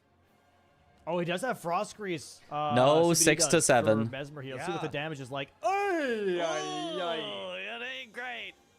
That is... Yeah, I'm not sure why CBD's damage was so bad. I think Pierce is awful against Mesmer, if I remember right. Is it Pierce is awful? I know Slash is really good, but I think Pierce is awful. Doozy. That is... you don't like seeing that. That's Not at all. rough damage. This might be an advantage here for Chris. That is some atrocious damage. Here's Stinky Yeah, for it Mesmer, closes yep. well. Pierce damage. Oh, CBD Yeah. and does quit out. Wait, Chris is no, doesn't quit out. He actually decides to just finish it. I thought he was gonna quit out and then. I think this is a good call from CBD. I am generally of the mindset, if you don't kill a hitless boss or a remembrance boss hitless on the first, sometimes second try, a single quit out for a second try, I think is okay. I think if you don't get it hitless on the first 2 tries, give up. Go do Gaius later. It doesn't take that much longer to get to Gaius from where CBD is. And so I think it's better to just finish Mesmer and then go kill Gaius than it is to reset over and over and over and over again trying to kill Mesmer and lose the square, possibly. Chris was almost gonna be ahead, but no, he's was gonna debating. commit to it. He was Yeah. debating. It was early in the fight, so he is could have not- reset, to be honest. Yeah, he could have done 1 reset. I think 1 reset would have been reasonable. Terrible for Chris though. Chris aggroing Cood here. Has to be careful not to get stabbed by the fire sword. Gets to the door. Yep, nice. He's gonna wait for the door to open. He might quit out to get the Fire Knight off of him, or he might just commit and send it. Grabs the skidoo, very nice. Yep. Nice. Okay, CBD has about 30%. Does CBD use Ritual Sword? Is that the effect I see on him? The frost proc already, so it's gonna. Yeah, this is You know, Because the he did Frost take the Grease time to has heal worn there off. instead of taking He a does big do yellow punish, so I damage now assume with so. the Frost proc happening, but this is Yes, still okay, makes sense. kind of rough. Does get yellow damage with it, so getting tagged early Chris, is what right caused behind him to not Chris have pointing yellow to Graveside damage. Plains here. Well, also the Maybe frost proc grabbing happens a here. grease for a different weapon. So his damage is like kind of Oh, okay could with the be, frost or and the talismans, ritual or- sword. It is Rot Grease. Gets hit again though. CBD gets hit again. Still fairly controlled. He hasn't lost a lot of life or a lot of healing yet. Okay, yeah, the ritual But, not the sword absolute and the cleanest fight frost we've is seen from him, needed to and make the difference. especially not the fastest fight with this damage. This damage is rough. This damage is rough Yeah. indeed. If Chris doesn't quit out, he could technically take this. I think Chris's I don't damage know. is going to be a Chris's little bit damage better. might also suck because no, he's Do we know what Skidoo CBD is on? Does he level Indeed. Skidoo before this fight? Let me go back real quick and then I'll try to get us back to where we No. were. Oscar is Lion's got the loft, so he has to do the little skip from loft down to Mesmer. yeah. Oh, nice stagger. Big jump attack. Skidoo 6? Huge there. He just does this little damage on Skidoo 6? Maybe the levels do make a difference. Has And CBD Lion's collected Claw- and spent any runes yet? Do we know what Doesn't have actual it. level he is? Skip. I'll do already. Let me see if Has he the shows it. Grace for Mesmer, right? No, he doesn't. He's pretty close to the Grace though. He's pretty close. He's got the loft, so he has to do the little skip from loft down to Mesmer. Yeah. Oh, Yeah, he doesn't check it here, big so- jump attack. Huge there. We won't know what level he is, but I mean, because there's plenty of runes along the way up to Mesmer. There's like a ton of runes that you can get. So, like, he should still have a good number of levels of strength and stuff. But if he hasn't leveled at all, if he's still base 10 strength, that would be quite bad. I mean, I don't think you could even use Anchor at base 10 strength. But if he's at whatever strength you start with to barely be able to use it, that's not great. Yo, Bitrot Tot, thank you for the raid. Welcome on in, Raiders. Almost certain he had no leveling besides Vigor at this point. That's... Why would you... Like, there's so many runes along the way to Mesmer. I think you have to do that. Let me double check real quick. Just because, like, this is kind of important to watching the fight, to understanding the context of it. When is the last time that he has runes that are different than 975? The fact is that because it killed Quick square. Are very No, yeah, no, still 795. The only reason he has any runes, yeah, this is immediately after mogging. The only reason he has any runes is because some random guy fell. does die there to grab. win by CBD. Just Yeah, no, he doesn't. He literally does not level a single time. Yeah, that is rough. at least Mesmer. So you know how I said maybe he should spend those 80,000 runes. He'd have gotten a ton of strength out of 80,000 runes. For him, he did CBD Dying for keep now. I mean, maybe he would have lost I the don't memory of mind grace this. with 300,000 runes square, but Think Dion. Oh, Frost. no wonder. yeah, and he Commanding picks spot. up a rune there, Nice. but then doesn't pop it here before heading into Mesmer, so he just has nothing. It was because he killed the pot guy. Oh, sorry, not the guy falling. Yeah, it's the pot guy. Right, 795 runes for the pot guy. Does it show level when he pauses and almost quits out? No, that's in a... You have to go specifically to the status tab to see it. New bingo season coming. Excited for real. We're already in the preseason, so there's already exciting bingo happening. Heading right into Mesmer here, so You don't like seeing that. That's rough, Not at all. rough damage. This might be an advantage here for Chris. And then He we hasn't were lost at a lot of about life or a lot of 50% healing for yet. CBD. Yeah, I mean, I don't think the Mog itself was the problem. Again, if he literally just got the gold horn tender for Hippo and then used that to Memory of Grace, he would have had a full 180k from Red Bear, plus whatever he picks up on the way to Mesmer. He would have had plenty of levels. I just... Not doing the horn tender, I think, really cost him. but not the absolute cleanest fight we've seen from him. And There's runes everywhere, especially yeah. not the fastest fight with this damage. This damage is rough. This damage is rough. 300k is not a lot unless you have spent 0 runes. Then it's a lot. And at this point, he spent 0 runes. But if he had, if he had any other sources of runes that he did along the way, the 300,000 he wouldn't be missing. He'd be like, nah, who cares? Rough indeed. If Chris doesn't quit out, he could The technically Bingus take is this. bongusing. I think Chris's I don't damage know. is going to be a Chris's little bit damage better. might also suck because no, he swapped to a weapon that's standard because he knows that Pearson's so good. Immediately takes a hit though. That's He quits out! he quits out. Chris does go for the hit list, too. He wants No, don't get greedy. You're behind. it. Okay. Honestly, and we'll see this in just a bit, Chris not getting hitless might be the best thing that happens for him. Oh, boy. Oh boy, he wasted a grease, yeah, and $10,000 down the... Are you competing too or sticking to commentary? I am sticking to commentary for this season. Gah. Standard damage is actually just as bad as Pierce. Oh, is it? Okay. I thought standard was okay because standard is usually okay. I didn't know. Mesmer would be a bingo for Chris. If CBD had missed out on the 300,000 Mog, Chris likely would have skipped on the Tree Sentinels and been way ahead. Yeah, that too. Yeah, no, 100%. Yeah, I think CBD kind of had to get the Memory of Grace square. I definitely think it was correct for CBD to get the Memory of Grace. Again, it's just how he did it that I don't think was optimal. Drain. Here we go. Rot Grace now in the sacrificial he does have a axe. second one. As long as he can still get the rot with it, this is still Standard and Pierce is very, the same very resist, much, but axes are you just know, better worth it, DPS and are potentially, safer. but Yeah. We'll see. Well, great axes are... Great axes should be better DPS. I mean, I guess a regular axe is safer, as in, like, they just have faster attacks, but great axe should just be better DPS, I think. Okay. Nice hit so far. Because a lot of the times you get the opportunity to get, like, one attack in, and then you have to wait for his next attack. And so you might as well do that with a great axe. Very nice. Chris is damaged. He's just using it for the rot, yeah. Because he has frost on his anchor, so he's just using the little guy for the rot, and then he swaps to the anchor for frost, which is very smart. Very, very, very smart. Not good with this little axe here. But okay. He's just trying to get the rot. Mm-hmm.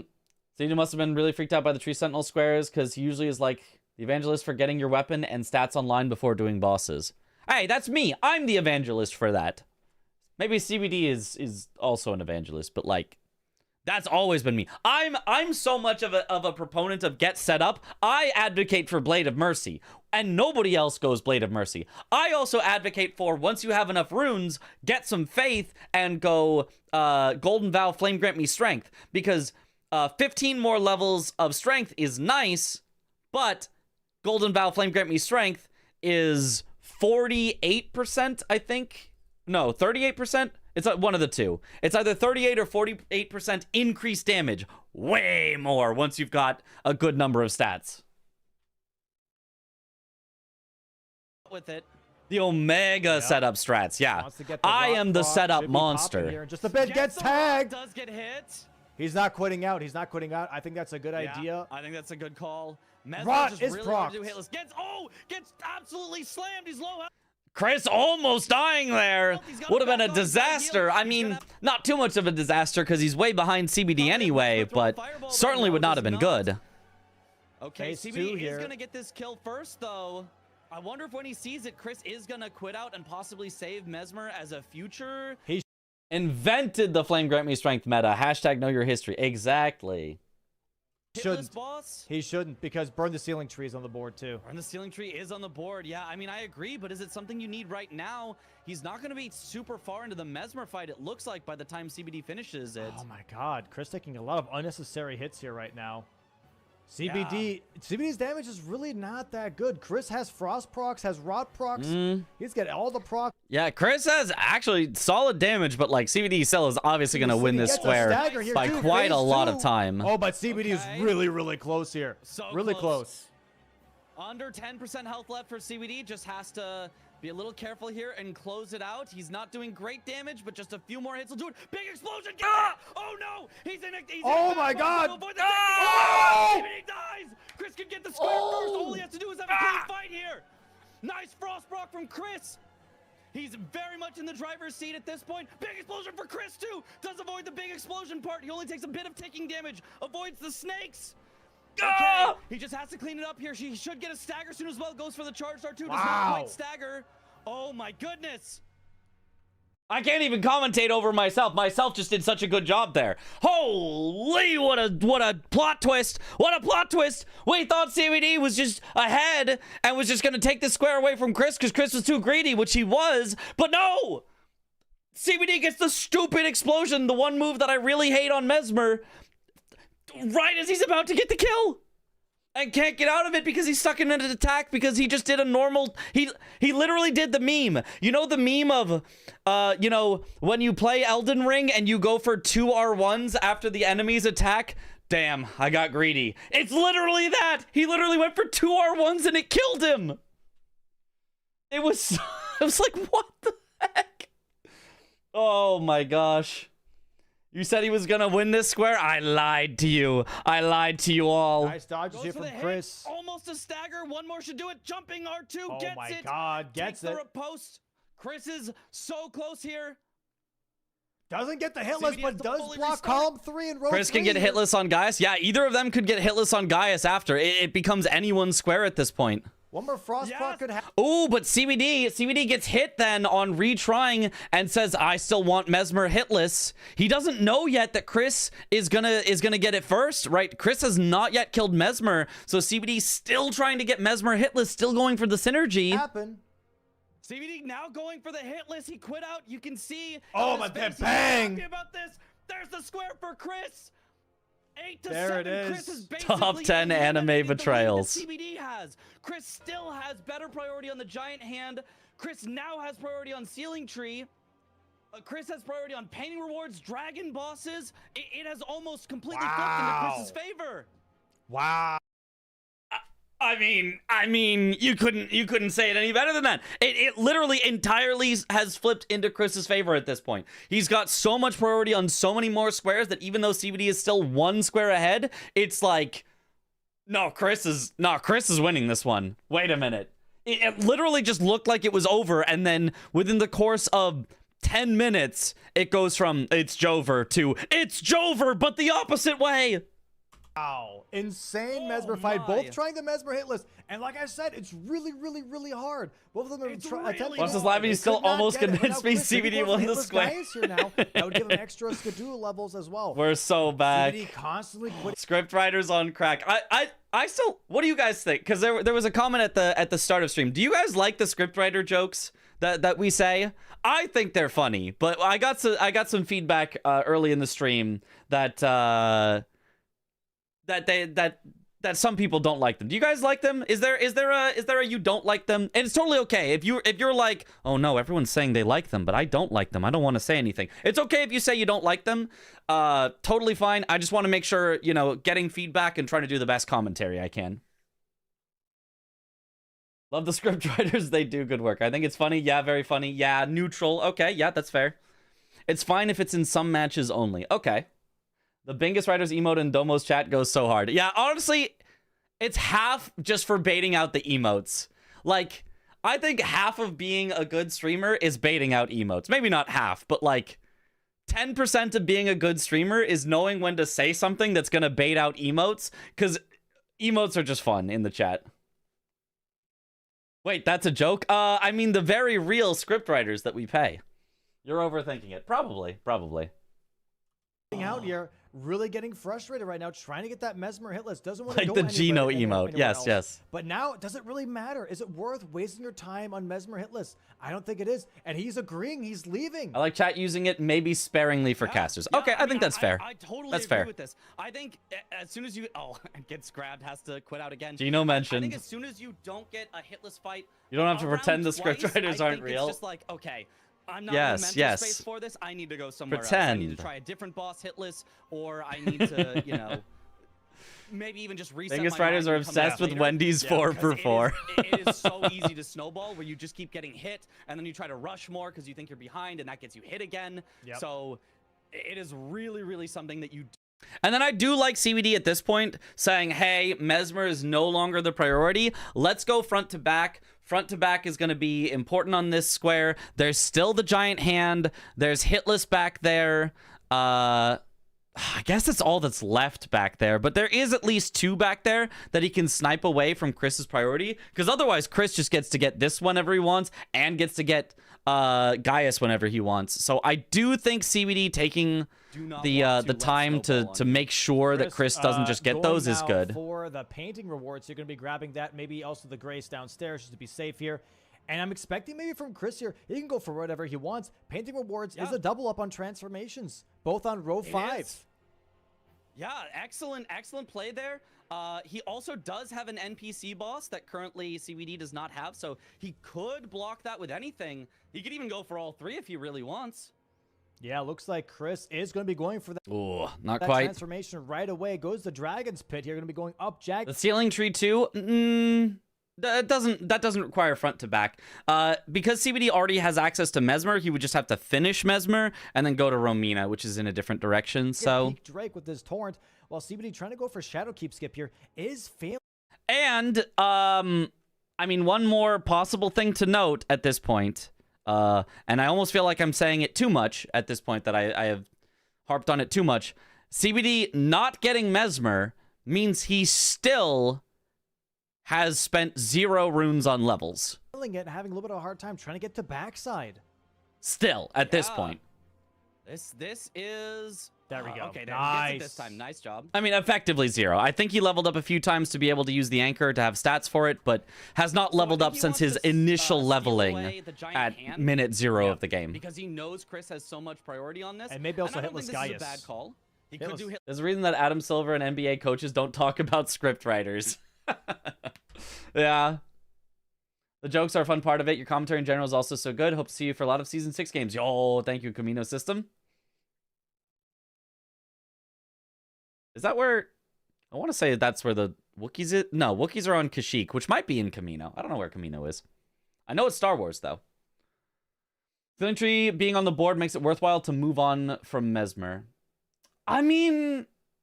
like, Ceiling Tree being on the board makes it where, like, you really want to get Mesmer, and it would be nice if you got Mesmer hitless, because then it synergizes with Ceiling Tree, like, would be really nice, but it just feels like you have to get some other stuff at this point. As well. You can't let Chris just have priority on everything, while you're just working on 2 squares that Chris doesn't care about. But I mean, in the meantime, Chris is maybe gonna get more squares than him out of this. Chris going for the double up on painting rewards and transformation is gonna be great. Chris still has priority on dragon bosses. Chris is close. Yeah, the paintings transformation is so good. It blocks off CBD's line here, which is great, and is just 2 like things back to back. He doesn't actually have to do both right away. He could just get the transformation and use it and then save the second painting reward for later, or he could just do painting rewards and not use the transformation until later. But I don't mind just finishing them both off, because I don't think there's any way you bait CBD into going for one. If he wants, like, I think CBD would understand once you get one, you get both. I think there's more squares that look to go. El Camino is the Breaking Bad movie. There's no Wookiees. Oh, okay. Camino is the ocean world where the clones are going. Oh, yeah. Yeah. You're right. Yeah, that's right. Chris's way than squares that look to go CBD's way at this point. That square was absolutely massive for Chris. That put the I didn't even know whole about board- that skip. It's a good skip. It's a good skip. It's fairly easy to learn as well, as long as you're good at punch redirects. So if you can do like capital skip with the punch redirect, if you can do what's another one? I can't think of it. I can't. There's several skips that work the same way, where you redirect your momentum with a punch around something. If you can do one of those, you can do the What's skip. that called It's not when bad. everything's even in equilibrium? Close enough, yeah. Okay, Mog for CBD came really back to bite him around this part of the match. As a science teacher, not quite, but like, it shouldn't, but it is. It is. You're right, it is, but only close enough. Okay, close enough.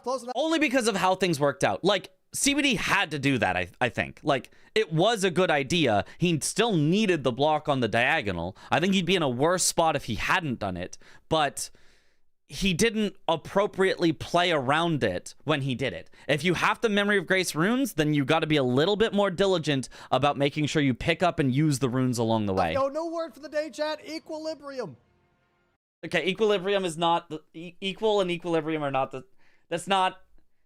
I just let him go. I'm just like, whatever. You got this, Dom. It's fine. Close enough. We'll take it. We'll take it. Yeah. And yeah, we're going to see that painting here very soon for Chris. Also, this sets him up for Dragon Bosses so nicely. It sets him up for Dragon Bosses so nicely. My first impression of equilibrium is more chemistry stuff. Yeah, it's more chemistry stuff. It's balanced in a certain way. It's a rate of change being the same in both directions, so that there's no changes anymore. So it's not about 2 things being the same. It's about 2 things could be unequal, but their rates of exchange is the same. So, like, if you imagine, the USA and let's say Canada, or maybe Canada isn't a great example, but like, let's say the USA and Canada, and there's more people in the USA than there are in Canada, but as long as the number of people crossing from USA into Canada is the same as the number of people crossing from Canada into USA, then it'll be an equilibrium. Whereas if there's a ton of people going from the USA into Canada and not that many people going from Canada into the USA, it would be not in equilibrium, and there would be a net flow of people from America, from USA to Canada. Nicely here. Stabilization, not equality. Yeah, I yes. mean, I wouldn't expect him to do dueling drakes out of this, but definitely Electrical current is a Drake good at the bottom example. right Yep. After ADM is great. You can go for Ghost Flame Dragons is great ways to do it. ADM despite having dragon in the name, not a dragon boss, so he does not have one already, but plenty of choices that he can do. Total And rate with of change the of the Rusted Anchor system doing being pierce 0. Yep. damage on some of these dragons can be really good. The Christian Bale movie, Equilibrium, that's a fun movie. That's a good gun kata, gun fu movie. That's a fun one. Although he would much prefer Strike for the Ghost Flame Dragon. Watch that with my friends. We just had a movie night. We just all got together and watched it. It was like, that was a fun movie. Back later, and that's going to be a really nice pickup here from Chris. This is going to be the last bingo line that CBD has, is this row 5. So Chris taking this away from him is a really big deal. It's going to be a full majority game. If your food ingestion and digestion is in equilibrium, you expand. It's going to be an absolute even Steven or the opposite. And board situation for both players. Also equilibrium in economics. Yep.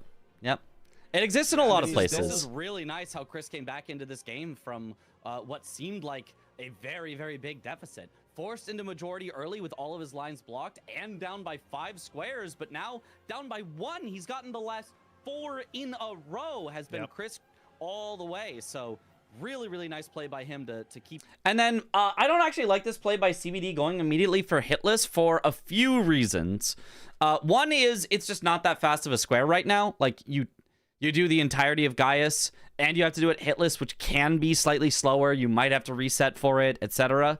So I just don't think it's that fast of a square. I don't think it's in an important location. Maybe nothing is. It's kind of just a majority game at this point, so maybe who cares what you're doing. But I don't think it's super fast. And I think it kind of maybe takes away a potential bait for Chris. Like, if you leave hitless up, and Chris, let's say, for example, had gone to do Romina to do Burn the Ceiling Tree, maybe Chris wastes extra time trying to get hitless before he does Burn the Ceiling Tree. So maybe it just like wastes more of Chris's time. It's kind of a trap square that you can leave as a trap for your opponent almost. Similarly, I think Melania in the base game can be exactly the same thing. If you leave Melania up and you kind of say, hey, opponent, would you like to go do Melania?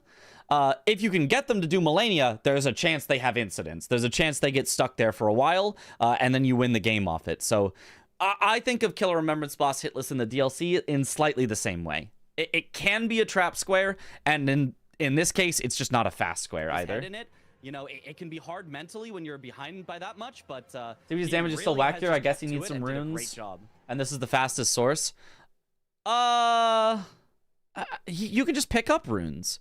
There's just runes you can grab. You could go to Fort of Reprimand if you want. There's like 80,000 or something in the Fort of Reprimand. Like, there's plenty. Very, very strong here. Pierce weapon also not bad versus Gaius. So the damage is really, really good. This could be a possible hitless here for CBD. He just has to play it slow. Not be that greedy with his stamina. It does also get you Skidoo, which is nice. I paused there for a second because his stamina bar was really, really low. I was expecting him to get hit there. Runes, Skidoo, and a square. Yeah. It is runes, it is Skidoo, and it's a square. It's just slow. Like, nice. Like, just look at how long it takes. Here on the head. Yep, not quite the phase transition just yet, but doing great. Is low on stamina again, but plenty of time. It has to avoid the instant charge. There it is. CBD always gets that instant charge. It's a toughie. It's a toughie. If you roll back far enough, he does do the leg kick instead. If you're able. So is it just guaranteed? Does anybody know when he does the big slam, is it if you roll and stay in front of him, he will always charge, and if you roll behind him, he will never charge? Is that how it works? Could have left hitless for a time waster. Yeah. Because if so, I didn't know that. Pretty much. Okay, cool. Learned something new.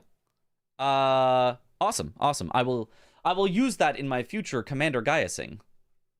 To roll back it's far about enough. Distance. Oh, okay. I did not. If you're know in that. if you're in the front half, he will do the charge. If you're in the back half, he'll do the kick. So if you're able to lock off that's and what you roll mean, yeah. roll behind him, he'll do the kick. Pretty sure it's just RNG. I thought it was RNG, but Dom seems pretty sure that it's a positioning. Zoodle seems sure. Yui seems sure. So I'm gonna believe it's positioning. I'm at least gonna test it out if I do it in the future. Like when CBD spent 30 minutes on Millennium first game with Chris. Yeah. I mean, yeah, that's the thing. I think there are squares sometimes that are trap squares. I think in base game, the stat squares are trap squares. Melania is a trap square. I think in DLC, it's maybe only hitless that's a trap square.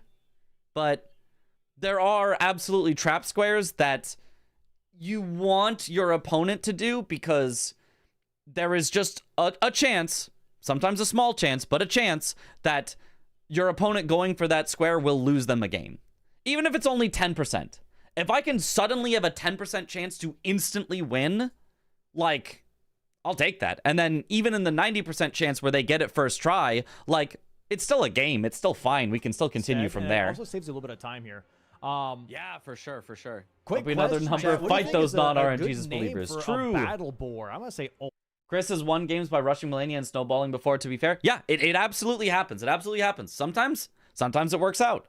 It's just I'm okay with letting my opponent take the gamble on having a skill issue rather than me taking the gamble on a skill issue. Olga. That's a pretty sick battle boar name here. Ooh. Seems kind of sick. That's my thought, at least. Nice roll.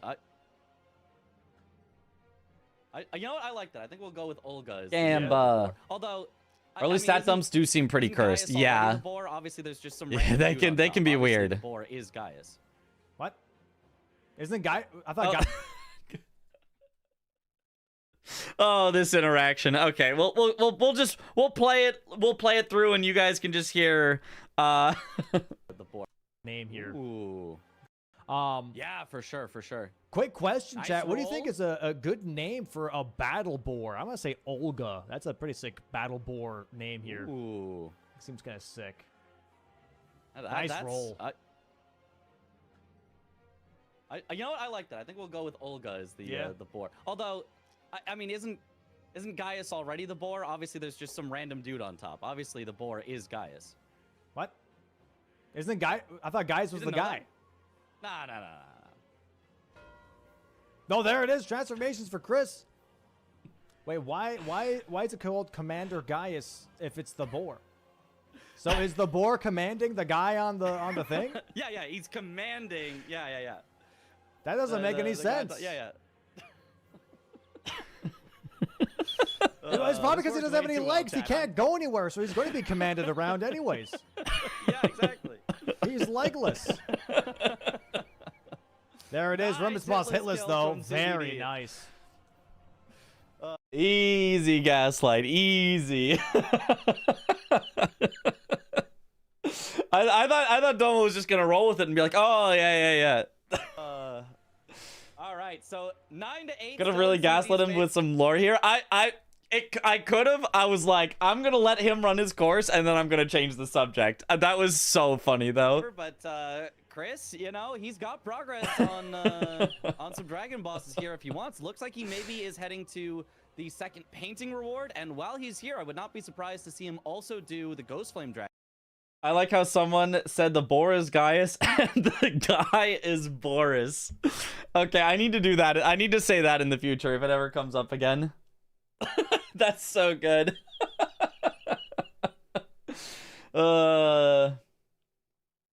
This reminds me of the Appaloosa debate from Yu-Gi-Oh! Whether Appo is the bow, girl, or bear. I don't unfortunately understand the reference, but that's funny. Dragon that's here. Also, Revered Ashes is going to be a pickup. Mm-hmm. So grabs the painting. Bang, bang. 9 squares to 9 to 9 9. squares. And that's why they call him Mitch Yeah, this Mad is Gaslighting really tough Tongue now. Riz. CBD was in the driver's seat, but now slowly falling behind. Yeah, I mean, he's got these Skidoo to kind of make up for it, so he should have faster fights from here, but... You can see that the guy's pants resemble pants that would fit a boar. I don't think he's very happy about having to go for Gaius for that, because Gaius didn't really synergize with anything else. He just had to go Gaius just because it was an easier hitless boss, which lost him quite a bit of time. And honestly, I kind of want to believe that Domo knew I was just being silly, but played along with it so well that it was hilarious. I want to believe that because it was genuinely so good. Jail here. Yeah, Chris going to go for hefty pots now. Maybe. Why would Gaius have pants if he doesn't have legs? Now, See? He's like, dude, I'm behind. So it's got to be the boar. On all of Jagged Peak Drake, or Jagged Peak Mountain. I have to get to Ancient Dragon Man. I have to do all of this like Chris already did, and that's The boar is the one who taught Radon. Yeah. Now as well, right? So this is really, really tough. Yeah, it is also an NPC boss that CBD is getting. So aside from just the dragon stuff that Chris has already, got some advantage on, it is also getting him an NPC boss. So this isn't a bad, place to go regardless. But Yeah, he's gonna need to win a lot of the remaining stuff in order to be able to take this. And That was a really good straight man, to be fair. Yeah, he's really good. We also know that Radon is the horse. Of course, of Chris course. just, I think has the lead here. He's actually probably gonna get to 10 squares first before CBD does, while still probably being a little ahead on a lot of what's left. This is really looking tough for him. Really looking tough indeed. Mm-hmm. Could still pull it back, but Oh my god, he literally, look at this. Look at this. He literally only had 18 strength. He was level 19 from the start. Yeah. Level 19 from the start. The only thing that he had leveled up at this point was a little bit more vigor to get to 60. Understandable. And some strength, just enough to be able to wield the anchor. Yeah. Wow. Okay. Yeah. Now we see in 30,000, his rune cost is in the single digit thousands. Oh my, if he had even just used the runes that he got on the way to Mesmer, I think he picked up like a 30,000 or something on the way to Mesmer. I don't know how much it is, but one of those random like skidoo whatever runes.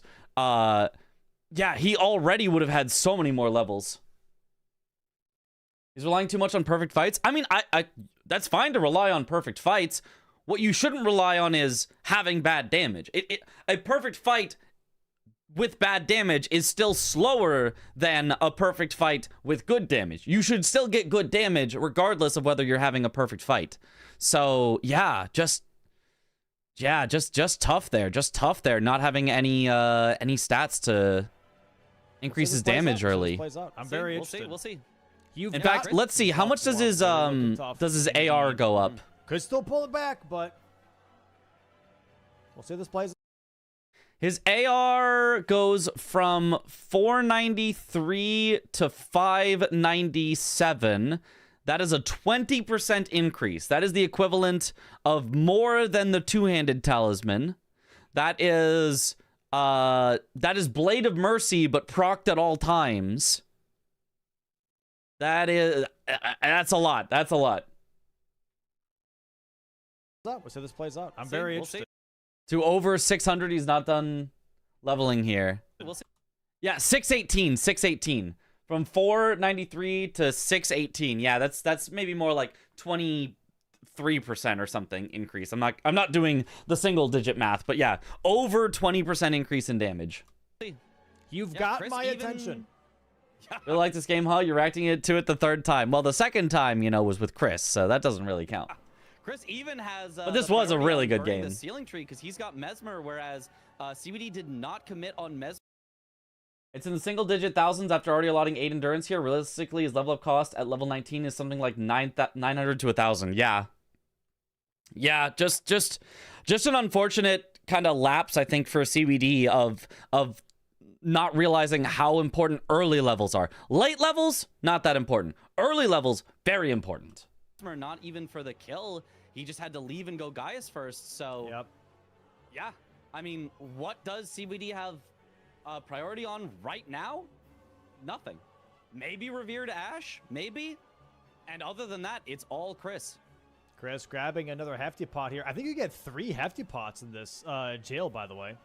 Yeah, 1 in that chest on the way down, and then 2 in the big maze. You have to know where they are. They can be a little bit tricky to find, but I expect the players will. Early strength levels too, times 1.5 from twinning. Yeah, they're worth more than if it was dex levels. Yeah. Memorize the exact path to how to get there the fastest. And if you do that, it's and I'm not even sure. Does that get shown in the stats page? Does the AR get shown with your two-handing strength bonus, or does it not get shown with that? Was it actually a bigger increase than what we saw? Not too bad to get them. Afterwards, he will have to memory. A lot of his early game just didn't need levels, I guess, but it catches up by the late game. Yeah, I mean, he was fine for Hippo with no levels. His Hippo was plenty fast, like was totally fine. Even his Red Bear was reasonable. Dragon immediately after. Ancient Dragon Man now for CBD. Okay, I'm gonna be a little bit of a hindsight Harry here, but what CBD could have done, even assuming he didn't want to go get the gold horn tender, which was my preference. But let's say CBD did not want to go get the whole gold horn tender. When he was going for Killer Red Bear, he could have actually pre-spent the 80,000 because he knows that Red Bear gives 180,000 and he already had 200,000. So he only needed to keep 120,000 for the Memory of Grace. So he could have spent the 80,000 before going to Red Bear, gone to Red Bear, give him exactly up to 300,000, then Memory of Grace.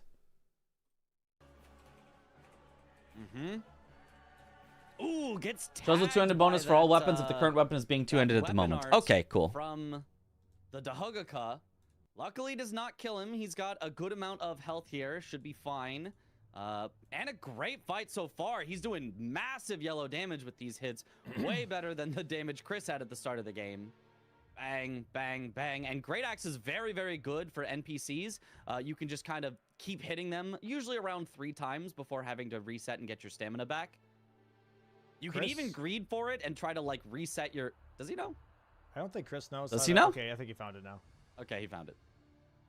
Has to get this jump. There you go. There's one hefty pot. We'll see. Is this his last hefty pot? I don't know that he grabbed the ones in Bonnie Village earlier. No, he has to go do this and then Bonnieville. CBD has 2 hefty pots here. Also killing Ancient Dragon Man now. Chris, a little lost. In the Chris, sauce a little right lost. now. Yeah. I think he's found it. You Pretty go lost. around this left side here. Is Memory of Grace also a trap square, given how much setup you could get instead? I don't think so. I think there's plenty of runes in the DLC to Memory of Grace away 300,000 and make that up in no time at all. Let's say let's just give an example. Is Golden Hippo a trap square? Let's just ask yourself that. What do you think? Does anybody here think Kill the Golden Hippo is a trap square? Raise your hand if so. No takers? Nobody would, because obviously it's a great square. And so imagine Golden Hippo wasn't on the board, but instead Memory of Grace with 300,000 was on the board. Well, what's one way you could do it? You could go kill the Golden Hippo and then Memory of Grace away those runes. So, like, if Golden Hippo is worth it, even assuming it gave 0 runes, which it still would be because it gives you access to Shadowkeep, it's still blah, blah, blah, it's still got all this synergy, it's still great to do, then Memory of Grace with 300,000 runes is almost as good. And a lot of games you don't do Golden Hippo first. A lot of games you go backside first, or you go, south side first, or whatever else. So, like, the idea that you need exactly 300,000 runes early is kind of like saying, well, everyone has to go Golden Hippo early because you need the runes. Like, that's just not true. So, the fact that the time you could take to get Golden Hippo is the same time you could take to get Memory of Grace with 300,000 runes, because you can get 300,000 from Hippo, makes it just, like, mathematically, objectively, a good square to go for. To be fair, I doubt we're all qualified enough for that knowledge. Yeah, but, like, there are people that do know, and nobody would say that. There's 100,000 for free at Fort of Reprimand. Yep. Yeah, I feel like in school too, and I don't like it. Well, too bad. You're in school now. Has ever been a Mog race so close that someone lost the runes but didn't get the square? Not that I can think of, but if that ever happened, it would be tragic. Here he's keep going. Question is going to be on the test. Yes. There you go. All right. The test is the next time you play bingo. He's smiling. He's smiling like he just figured out. He's like, He points to his head. He's like, I'm so smart. I got this. Yeah. There it is. Hot take, Memory of Grace square is stupid. Kinda. It's probably too low. It should probably be a higher number, but...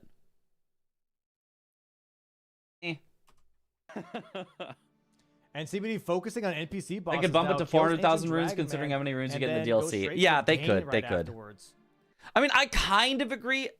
As a general, very, very general thing, I don't love squares that are lose progress. I like squares that are gain progress, do something, be, more powerful, advance the game state, more than I like squares that are reduce something, remove something, delete something from your inventory, level in something that sucks, mog away runes. I don't love, in general, squares that are do something against yourself. But as far as squares that go against yourself, I don't mind this one in the DLC that much. I think the level weird stuff in the base game, I hate a lot more, personally, than this one. I think this one's fine. Yeah, as far More as third progress, one, you more think gooder, Night of yeah. the Solitary Jail, that's a pretty easy one to get to. But he's Christopher's got Josh a in lot of Season potential 4 options maybe here. I was a would Mog race. probably Both went to expect see Halley that. Tree and there was some kind of incident. It may Chris, have okay, is been a gonna finish misjump, off though. the Hefty I Pots think next by I think going it was a straight to misjump or Morph something. Ruins. But I Very don't nice remember. here. He actually did not grab the Bonnie Grace on the way through earlier. Probably, you know, a little bit of an efficiency mistake. I don't think he was in. Which button you use for dodge and keyboard? I use shift. I also use it for heavy attack. Kind of sucks. Oh, that's horrible. Don't do that. Do not do that.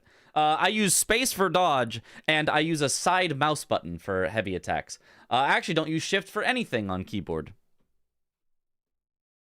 I wish I could use it for sprint, but you can't have a separate button for sprint and for dodge, so I put dodge on space because it's way easier to tap with my thumb. I guess it's with this thumb.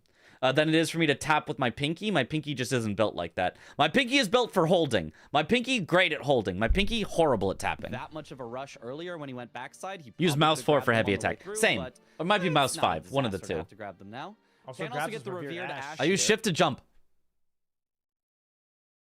Maybe I should use shift to jump. Wait, actually, shift to jump could be good. Hold a minute. I currently use F to jump, which was the default. But shift to jump actually might be goated. Wait, maybe you guys are onto something. Yup. Yup. Very Very nice. effective. Very effective.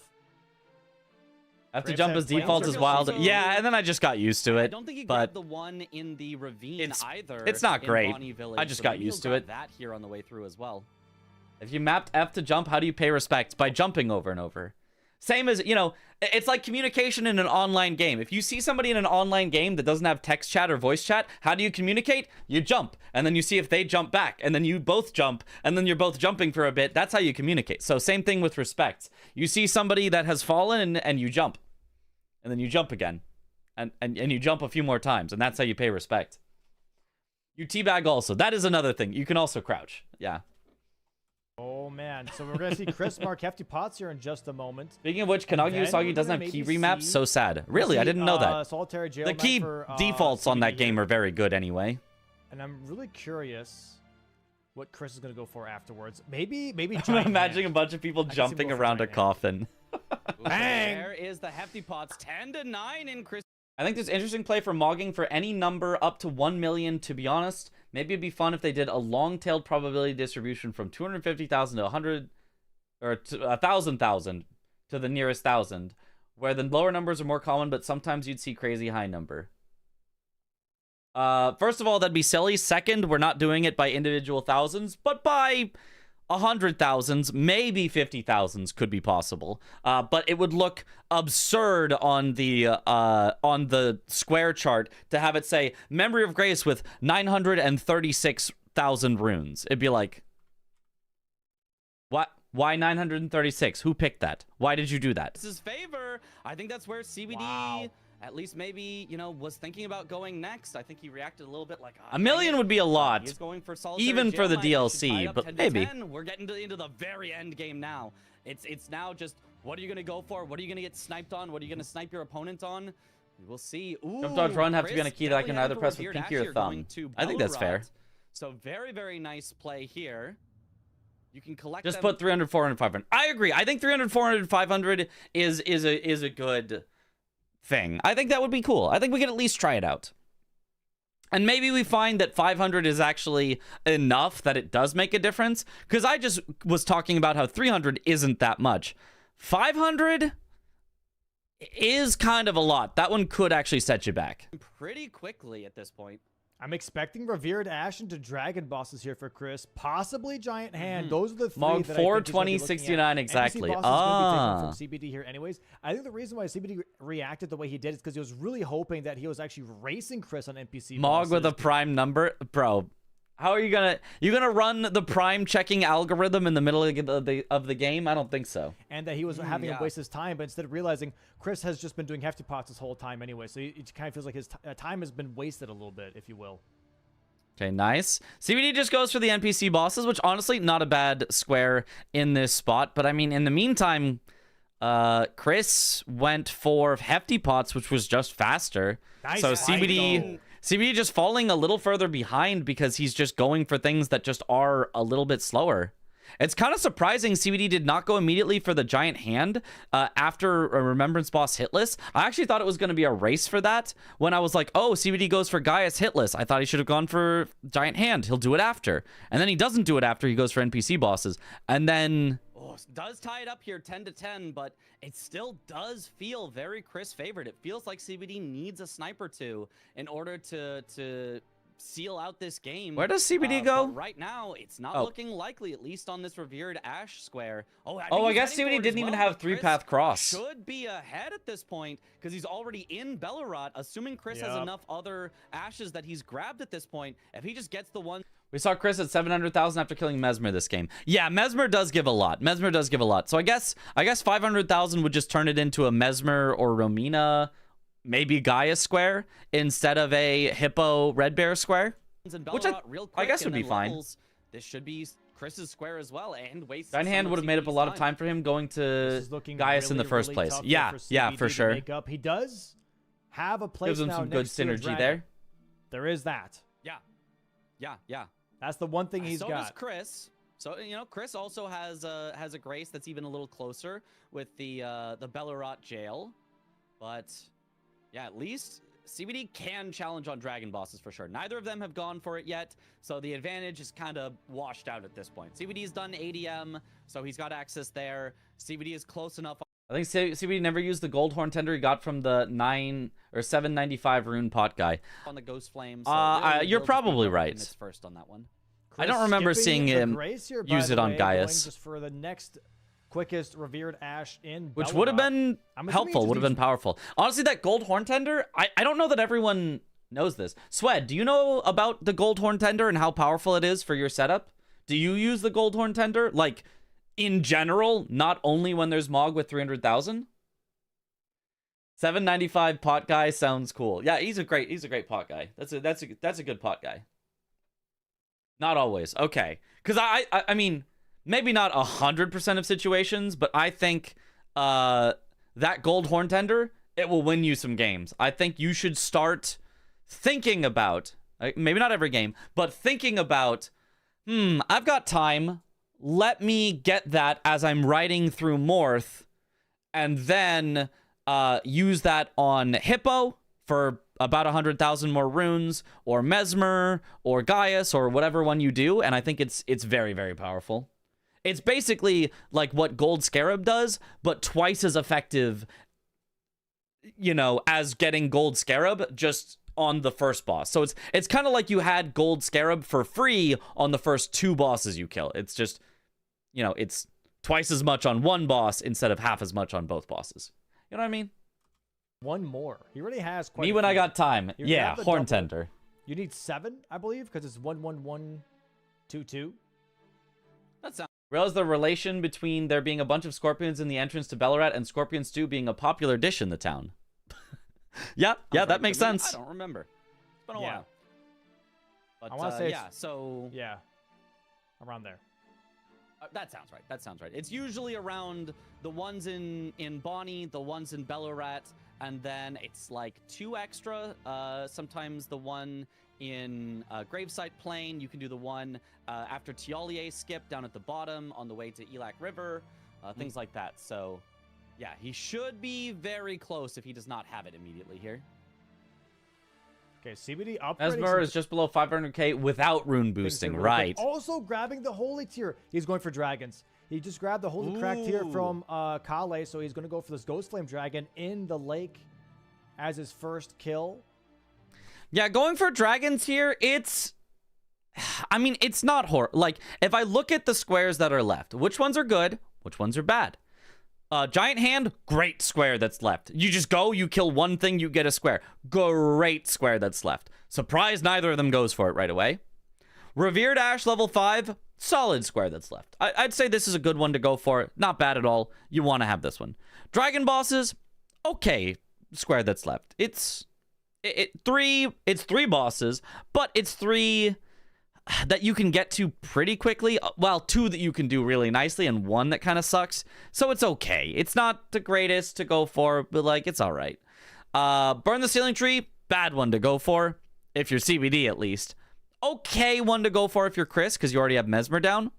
And then St. Trina to talk to you, bad one to go for. It's just a long walk to go get there. So yeah, CBD heading for one that's okay, and Chris heading for one that's pretty good puts Chris in the advantage here. Chris, however, going to be marking his 11th square here in just a bit. Also a big Pierce weapon, which is nice for dragons. Well, it's bad for the Ghost Flame dragons. It looks like a juicy square right now. That could be a nice snipe in CBD's favor and really do a good job of getting him back into the game, right? If Chris just chases on dragons and it ends up 11-11 with CBD just getting dragons first, you know, the priority is a little more washed out at this point. Nobody has a strong advantage on anything left aside from Chris having Mesmer down for Ceiling Tree, which is not a huge advantage at this point. I don't know. I mean, if you go for Mesmer, you can, I feel like, make a pretty strong assumption that the other person did not go for Mesmer.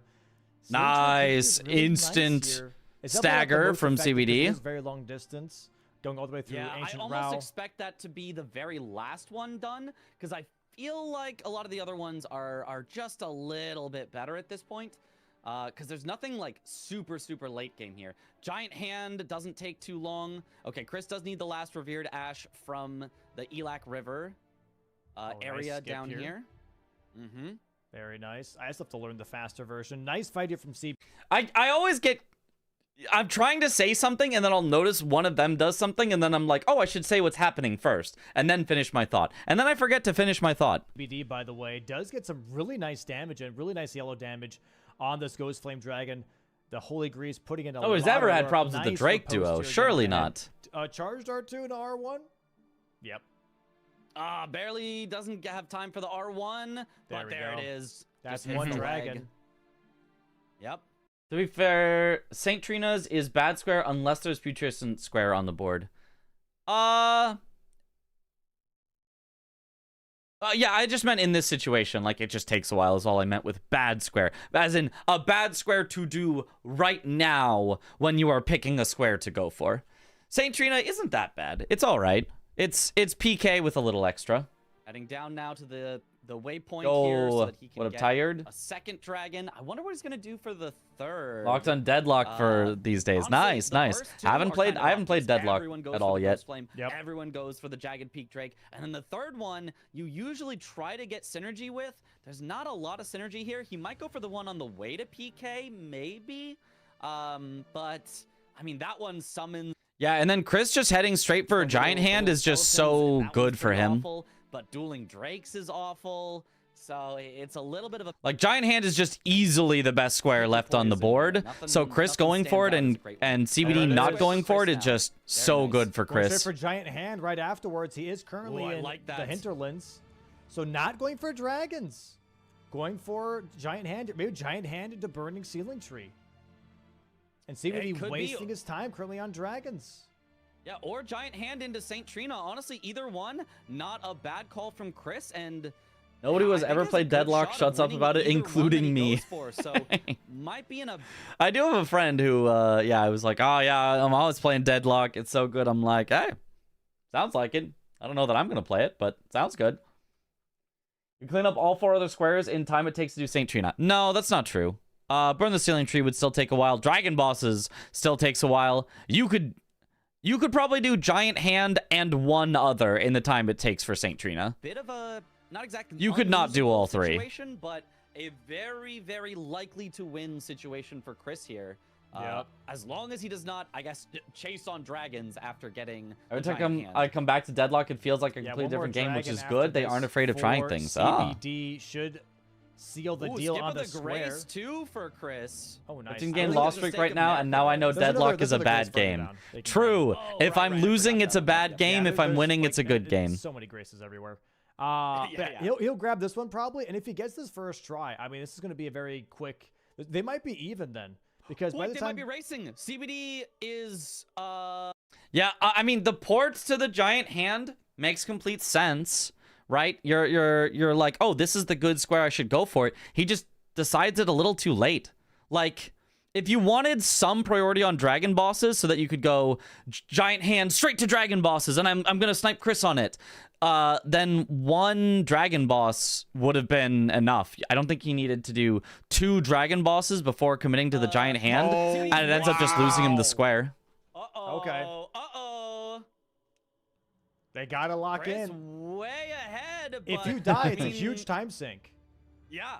It could swing the other way. I mean, Chris is ahead right now, basically because Also, very, very, very minor thing, but whenever I go towards the Gaius area, I always grab this Skidoo fragment that CBD just got before I actually fight Gaius, because, well, it could give me another Skidoo level, and then Gaius would be faster, and then the boss after that would be faster, and the boss after that would be faster, and so on. So CBD coming back and getting the Skidoo fragment only now, is not the way that I would play it. I don't know for sure that that's better every time, but it feels like if I can get, 2% more damage, even if it's only 2% more damage for CBD like died to 10 Mesmer, seconds, so it would feels only like it's be just always poetic worth it. If CBD gained the lead back by Chris dying to a giant hand, could be cinema.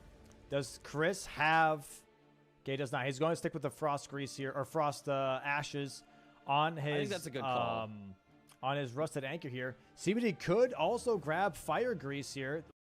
Spoiler, who ended up winning this set, and 0-1 on Miss Game 3. Well, I would not like to say that out loud. If someone wants to, I don't know, whisper you or something, they could tell you the outcome. But I would like to review the final game. The giant hands. So I don't want to fully spoil that if somebody wants to fire. watch along. We'll see how the damage is overall for these two players. Chris hopping down the hole right now, and the giant hand appears. Oh, nice Lion's Claw to start. Nice Good RNG here dodge. for him, for sure. Nice RNG. Yeah. You definitely you don't want the running attack. That's like the worst attack that the hand does. But Chris should get his... Yeah, the hand, I think, always is in a loop. I think it always does slap, run. Slap, run. Slap, run. I don't think I've ever seen it do anything other than just that over and over, unless you get behind it enough that it, like, cancels what attack it was going to do. Stagger here. He always does a loop of, it's like the flick and then it's the run every time. Oh, nice Such stagger. good RNG Does not here get for the Chris. riposte, but wow, yeah, already down to like 30% health on the hand. Does get hit by the running again. That just happens. Honestly, you're almost okay to just trade with that every time. Yeah. Oh, misses with the charge dart too. You don't really want to go for that unless you're right next to him. You want to Okay, try and probably gonna stay get the near running the as stump if well. you can. Okay, gets hit here Yeah. again, but heals up. That Ritual Shield putting in a lot of work to make sure that you're not taking too much damage. Oh, goes Pancake. for the Savage Lion's Claw. Oh, that was not a good call for the Savage Lion's Claw, but There's the gets it anyway. 12 to 10 in Chris's favor. He has his pick of whatever he wants to go for. The only Oh yeah, you could check on bingobrawlers.com for results. That's true. thing that will not work out well for him right now is dragon bosses. The other two, he's got a good shot. You of showed winning. the He might exact try to moves, split exactly. progress as well. Yeah, he's going dragons. I kind of expect. Is the hand not affected by fire? I think it actually is, but most people just don't go for fire because they're like, whatever. I think most people don't think it's worth the time to go back to Kale to buy the fire whetstone, to then sit at a grace to apply the fire whetstone, to kill it, to then afterwards have to sit at another grace to reapply the cold whetstone. He might go dragons or Saint Trina. He could go Saint. Like, I think it's just, it's don't just know. too You don't fast know. of a kill anyway. Yeah, he might go a dragon on the way to Saint Trina. Oh, super big hands don't have the fire reaction. Oh, well then, never mind then. It really wouldn't be worth it then. It'd be ridiculous if it played the animations. It would be, but... I mean... It could. It would be funny. It's weak to fire, but doesn't have the unique animation. Okay, yeah. Trina. That could be an interesting I guess I play. never A thought little about bit of trying it split anyway. progress Oh, and no. efficiency of killing something on the way. CBD's thinking it might be burn the ceiling tree. He's going for the Mesmer What do fight. the stars here. in some boxes mean? They mean that Dom marked them at the start of the game. Dom at the start of the game marked Hippo, Mesmer, Hitless, Burn the Ceiling Tree to say, look at all this synergy right here. And then they just stayed there. They're just things to say, look here, look at this. Audience watching this, look at these squares. Look at what I am trying to point out to you without me having to, like, do this Because you know what I do when I point to squares? I do this. And I think Dom probably thinks that looks unprofessional. But I'll go, look. So there's kill the tree sentinel duo, and then all the way over on the other side of the board, there's kill a base game boss in the DLC, and you can get both of those if you just kill the tree sentinel duo. Instead, if you have control of the board, you can just right click on them and put a square. So I could say, look at the two stars. They've got synergy. Instead, going back into the fights of finishing dragons, Chris right now. You even made a first time stars emote because it got asked so much. Yeah. Dragon kill boss, or just going for the full length Saint Trina quest line instead. Yeah, and then from this point, CBD, I think, thinks, oh, I must be ahead enough on dragon bosses. I should go for ceiling tree progress first, then finish off dragon bosses, then finish off ceiling tree, then race him to Saint Trina. No, I really like this from CBD. And I think that's fair. And I say that. I just said that on commentary. I really like this from CBD. Try to get Chris to waste his time. I think that you need to get Chris to waste his time on something you have priority on. So by not finishing off dragon bosses, he's getting Chris to kill a dragon boss right here, which is wasting some of Chris's time. So very smart play by CBD, not finishing that off right away and instead doing a little bit of split progress himself. However, there is a mistake being made by CBD. There is a mistake being made by CBD. In terms of efficiency, who can tell me what is the mistake that CBD is making in terms of efficiency? Any knowers? This one might be a little trickier. I know it from speedruns. There's a specific route that we take on purpose because it's faster. Any knowers of what efficiency mistake CBD is making right now? Skidoo on the way to Romina before fighting. Swed's got it. Swed knows the efficiency. Swed, dap me up. That Swed knows all the answers. Swed is that kid that just me got his hand in the air, and I love to see it. Thank you, Swed. It is absolutely, if burning the ceiling tree is the square that you're going for, not Mesmer, but burn the ceiling tree, then you have to go to Romina at some point before you mark the square anyway. So what you should do is you should go towards Romina first, gather the Skidoo along the way. Then you can do Romina or you can do Mesmer, whichever one you fancy, but you will have more damage and more defense when you fight Mesmer. Oh, that guy at the front. Yep, Sweat is that guy at the front. Something to do with Horn Scent. No, because we're not going all the way to Leda, so nothing to do with Horn Scent. Very good call from him. Oh, Chris goes through the head here. Or Sweat kind of got roasted for giving a good answer. What do you mean roasted? Way better damage on CBD's side than last time. No. Gets praised for giving a good answer. Now he's doing just incredible damage. Almost has phase 2 already. I really think that Memory of Grace actually made that Mesmer fight. Bring Mitch so an apple every day. Yes, thank you, Sved. Actually screwed up his Mesmer fight. Like, look at his damage now. Yeah. Something not using tender on Hippo. Okay, that's an hour ago. We do that, like, yes, but we're not gonna dwell on something that happened an hour ago. That would be silly. Okay, Chris killing his first Dragonheart boss. If Chris don't you also get invaded by Hornscent in Rao if you killed Mesmer already, or is there another condition? You have to talk to him after killing Mesmer. So as long as you just don't talk to Hornscent after you kill Mesmer, he will not invade you. So you don't have to worry about that either way. He's pivoting. He's going dragons. This is the worst call. We're the only ones who know it, but this is the worst call Chris could make, because if CBD goes Mesmer, then immediately finishes off dragons, all of a sudden, CBD has caught up in progress to Ceiling Tree. He's not behind on that. He wouldn't be behind on Saint Trina either, and Chris would not get dragon bosses. As Domo talks about the Mog Square biting CBD, did he? I don't remember him saying that. Don't you also get invaded by Hornscent in Rao if you killed Mesmer? Oh, sorry, I already read that one. Yeah. Off after, so we'll see. This is could tight. Swing in CBD's favor. CBD has to like really make a really tough call here, right? Which is, first off, keep your composure, and second off, all he sees is that time is being sunk.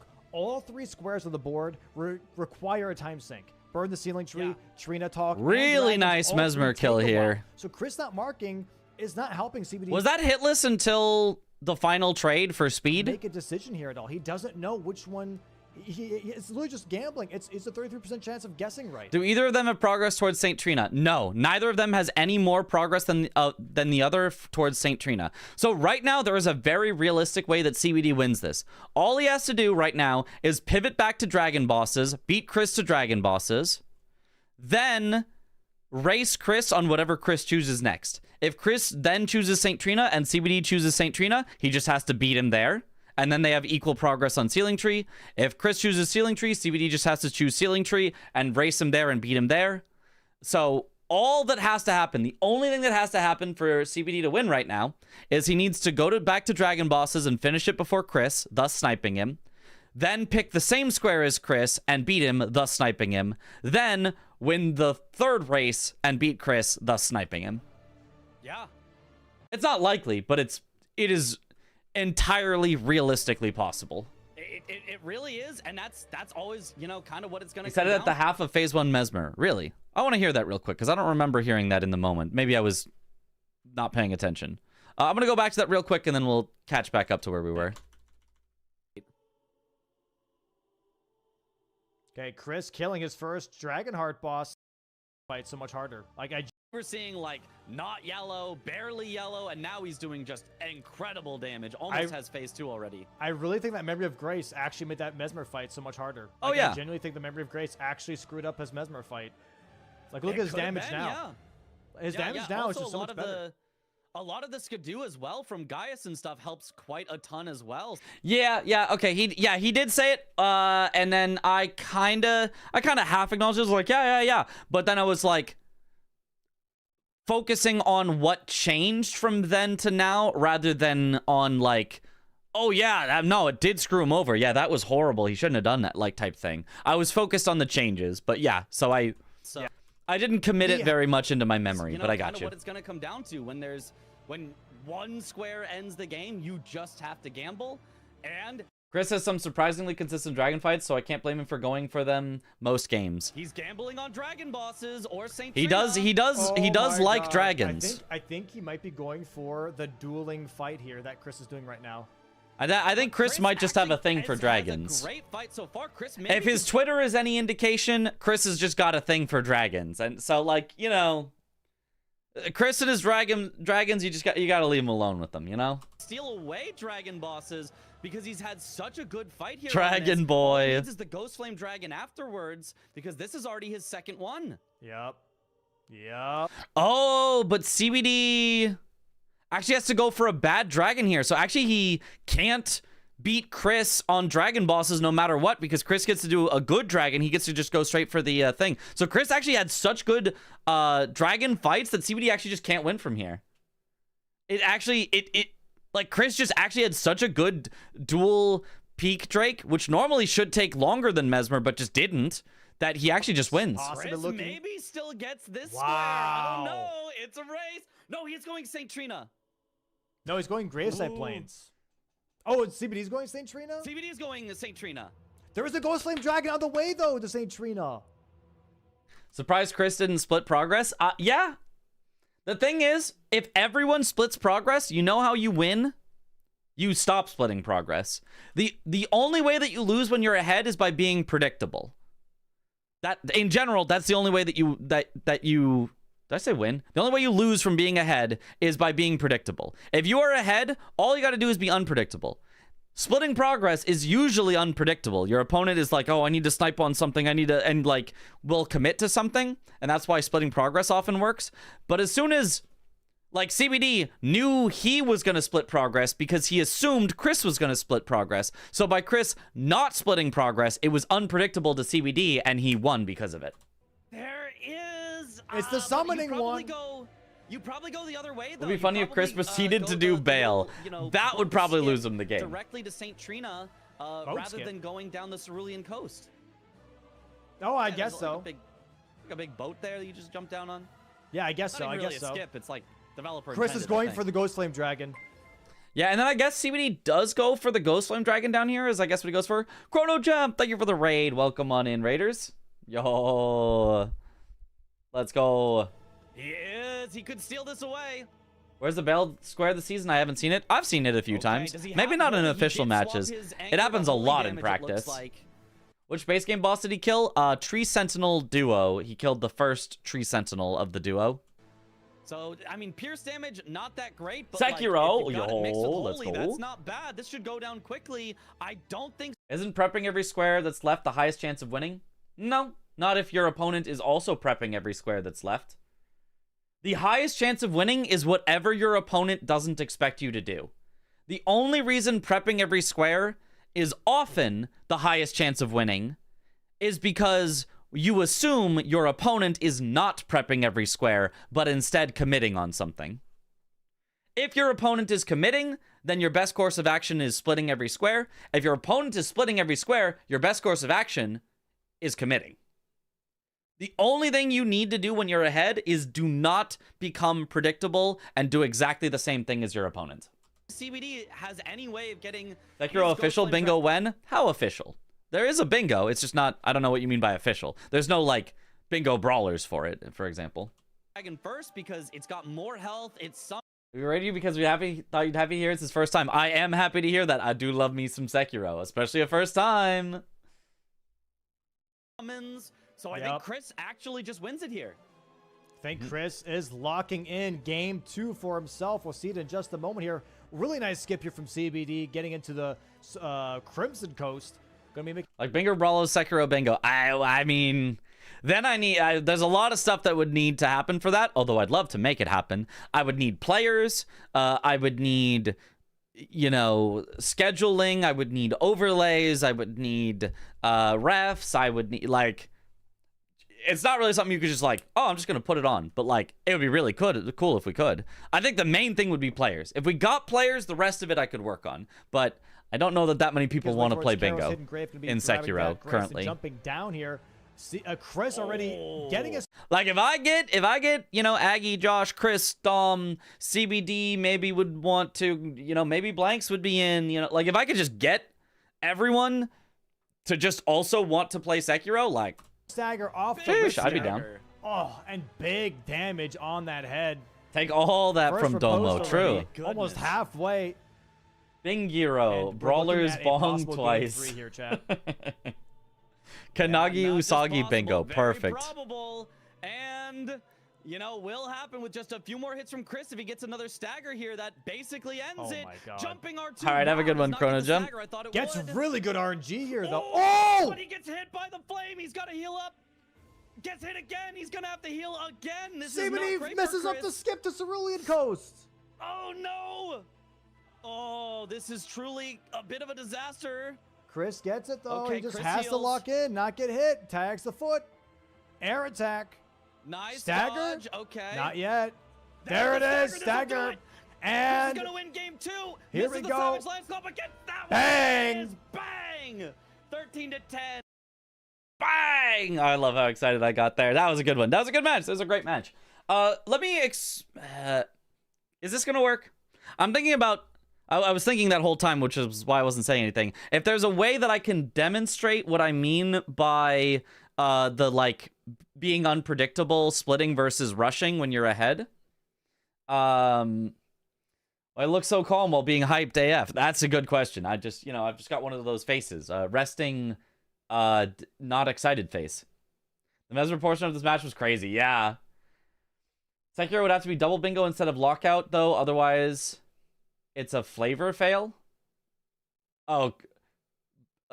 Sekiro, bingo's line twice or something. I don't know. What's interesting about these matches, they all came to 13-10, which is kind of neat. Kind of neat. Resting Mitch face, if you will. You think CBD would have won game 2 if he didn't die? I think it's likely. I don't know would have. That's a little too speculative for me. But he would have still been ahead if he hadn't died. Yeah. Let me try. Let me try to explain. See if I can explain. In a. Let me set it up here real quick. So we're gonna open up Paint. And my explanation might just not turn out well at all. But I'll try to explain what I mean with the like getting predictable, and I'm gonna do it in a slightly easier version of the full explanation. So we're gonna do it with just 2 squares. Let's say there are only 2 squares. Let's do like a green box for the squares. No, actually, we'll do a white outline for the squares. So we've got 2 squares left, and I'm going to represent them as an amount of time that you fill up in order to complete the square. And just for the sake of this, I'm going to assume they are the same length of square. The argument would still apply even if they were not the same length of square, but I'm just going to call them both the same length of square. Let's say that this, for example, is 5. Oh my god, drawing with a mouse is hard. 5 minutes. So they're both just 2 squares left, and they both take 5 minutes, right? Then I'm going to assume that there is some amount of priority or progress that both players currently have made on these squares. We're going to mark them in blue and in red. So let's say, for example, that the blue player has made this much progress on this square. And let's say, for example, that then the red player has made this much progress on this square. Right? So far, hopefully simple enough that you can just say, okay, there's 2 squares left. There's been different amounts of progress made on each of the squares. Draw a plane. Yeah. So, practicing for the next strings attached. No. It's not an art contest in strings attached, so we're fine. So now, let's say, for example, that red currently has 12 squares, and blue currently has 11 squares. So in other words, blue needs to win both of these squares. Red is mathematically guaranteed to win. Doesn't matter what red does, doesn't matter what blue does. Red is mathematically guaranteed to win right now. Doesn't matter. If blue spends all the time filling up this, which looks like it would be about 3 minutes, and let's say that red makes the wrong call and chases blue for all 3 minutes, by the time that blue is done, oh no, and then blue gets the square, and oh, red got sniped, oh my god, what an unfortunate thing. Well, red still just wins the remaining square, like, way before blue has any chance, right? Similarly, let's say that blue tries to go for this square, right? And then red can do whatever they want. If red similarly goes for this square, they just win. They just get it way before them. But even if red goes for this square, well, now all of a sudden, by the time that blue has finished the square, red has finished this square, game over. Red wins. So as long as you are ahead and have more total progress, you are guaranteed to win. It doesn't matter. It does not matter what you pick. You are guaranteed to win if you are ahead and have more progress, as long as you don't, like, die and waste a bunch of time. These colors make you want a Pepsi. Oh, okay. Well, sorry, all I've got is Monster Zero Sugar Blue. And it's for me. Just don't die. It's just that simple. So, where it gets interesting is, let's say blue is the one with 12 squares. Right? Blue is the one with 12 squares now. Ooh, wait a minute. That's interesting. Now we're going to consider 3 things that blue could do at this point, and ways that red could possibly win. If blue commits on their own square, they win, no matter what. Doesn't matter. Red cannot catch up in time. By the time, red chases, loses out, loses. Let's say instead, blue commits on red square, right? Well then, all of a sudden, it's possible that if red commits on their own square, blue would only get partway through by the time red completes their square, so red would get this square, but then blue can actually come back to their own square and finish it in time before red gets there, and so blue would still win. So in both cases of committing to one square, one of them you're guaranteed victory, and the other one you're likely to have victory unless you commit to red square, but while you're doing that, red actually makes equal progress in your own square.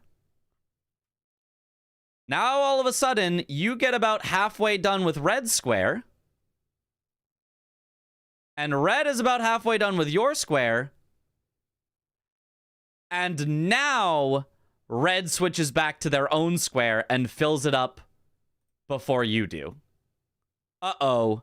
Now red is ahead on your square and red wins. So in other words, if you, as the blue player, commit on your opponent's square and your opponent splits progress, your opponent could beat you. So let's say instead, blue says, okay, well, I don't want that to happen. I'm going to split progress myself. I'm going to commit partially to red square, so that when red commits partially to my square, you know, okay, now we've just both got each other's progress, but now I'm going to switch back to my own square, haha, and then I'll beat them to it.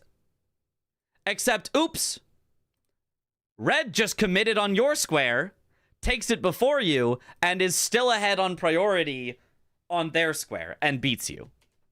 So it's all just kind of like a 50-50 guessing game. The only way blue is guaranteed to win is if they commit on their own square. If they split, they are beatable. And if they commit on their opponent's square, they are beatable. So the best thing you can do as blue is commit on your own square if you know that you have priority. Is this coming in the test? Yes.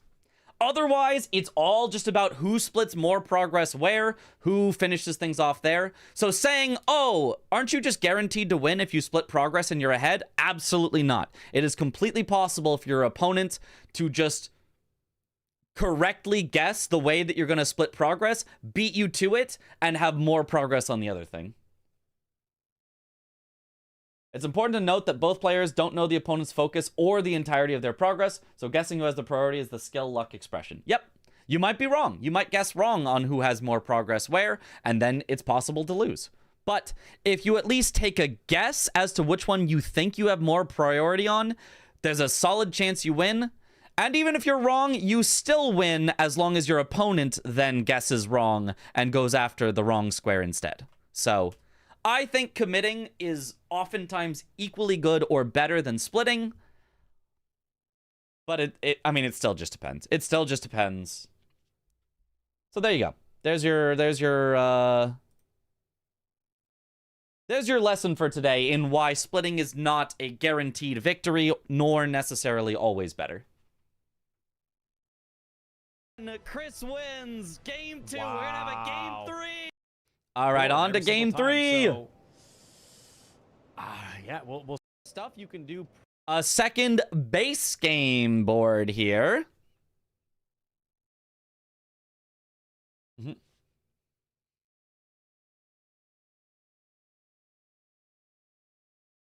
Pretty darn early here. A lot of the time, red and blue wouldn't know the exact amount of progress the other player has. Yeah. I'm just giving, like, approximate examples. You as blue do not know which one you're ahead on or behind on, but it's just like, you know, if you can make a guess and be correct about which one you're ahead on, then you can guaranteed win as blue there. Bingo board simulator, does that randomly place red or blue squares until a win condition is met? Yes, as far as I know. I don't actually know how it's programmed. But that's how I've been told that it works, and so that's how I assume it works. Yeah, that's a really fun version of a coin flip. Yeah, exactly, like exactly. Araya's hand top middle as well is one that people like to rush. All right, have a good one, Jack the Godless. Sword keys too. Is a cave as well, so we have bottom left Soldier of Godric bare fist only that possibly synergizes with Cave or Grotto. I wonder if Chris will lock himself out of Soldier of Godric first thing again in this match. If the video is 2 hours, why is the exam 5 hours long? Because, well, obviously you need to take take 3 hours actually writing your answers down about what you learned from the 2-hour video. Duh. 3, so that's just Kaled and Liurnia if you really wanted to. You know, don't have to go to Ryu Lucaria at all for that imbued sword key. Yeah, definitely could. Or is there any synergy with Ryu Lucaria? There is a ritual pod in there. There's bosses in Liurnia that you could potentially go for. So there might still be some reasons to do Ryu Lucaria, but not necessarily a given. Yeah, this board, this is one of those classic boards where you see it and you go, oh, look, kill the Millicent Invader and Kaled is on the board. Someone's going to do that. And then a Gil plus 0 is also pretty commonly rushed. So God in it, so some good synergy there. Somebody extra 3 hours to draw Andreas, yeah. Think the suit y'all rocked it, yo. Thanks, alley oops. It was a fun one. This is the rush. It was a really fun one. I'm expecting the Millicent Invader and Kaled to be the first thing, just because you really do not need a weapon whatsoever. You can just baboosh her. We'll see. We'll see what they go for. Okay, I like Chris's class pick here. He's going for the battle axe that has wild strikes on it. Also, the really cool Vulga Militia hat or Shadow Militia hat as the strikes. Could be. All right, we'll skip ahead a little bit till they actually start. Here, no reason to do the of them gate, but. I think we're gonna see the Kaled. If I had to bet, I think we're seeing the Kaled race. Honestly, probably from both of them.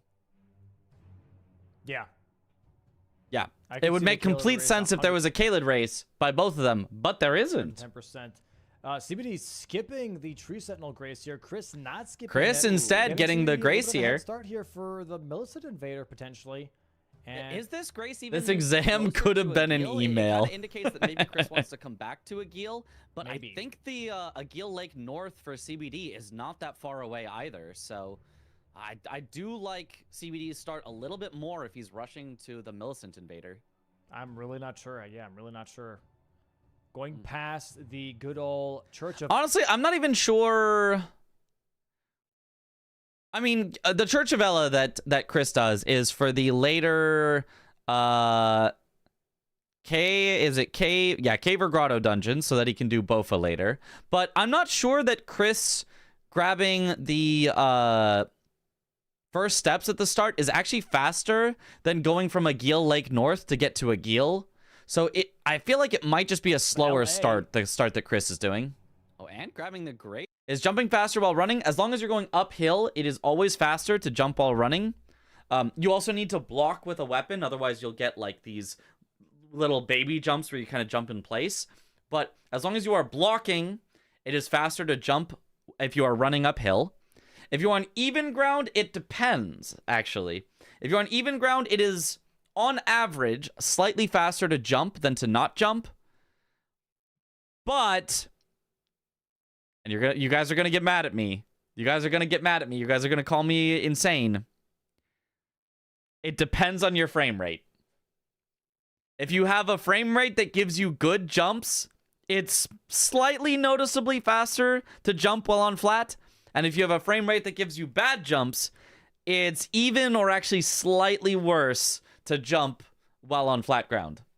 The FPS conspiracy again. It's not a conspiracy. It's true. It's true. I've measured it. It's true. It's true. I swear. Jason here, he's really wants to be set up to come back here later. For most people at most FPS values that you would see, it's like faster to jump on flat ground, but not so much faster that it's worth doing.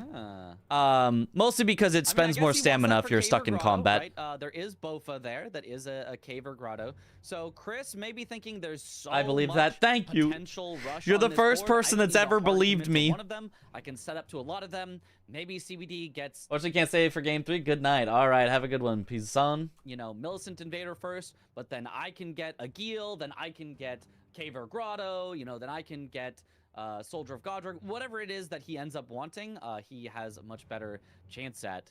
I think it's actually down to your contrast settings. Oh, surely. Right, Yeah. let's see here. CBD's sitting down, getting torn. Higher brightness is cheating, after all. As well.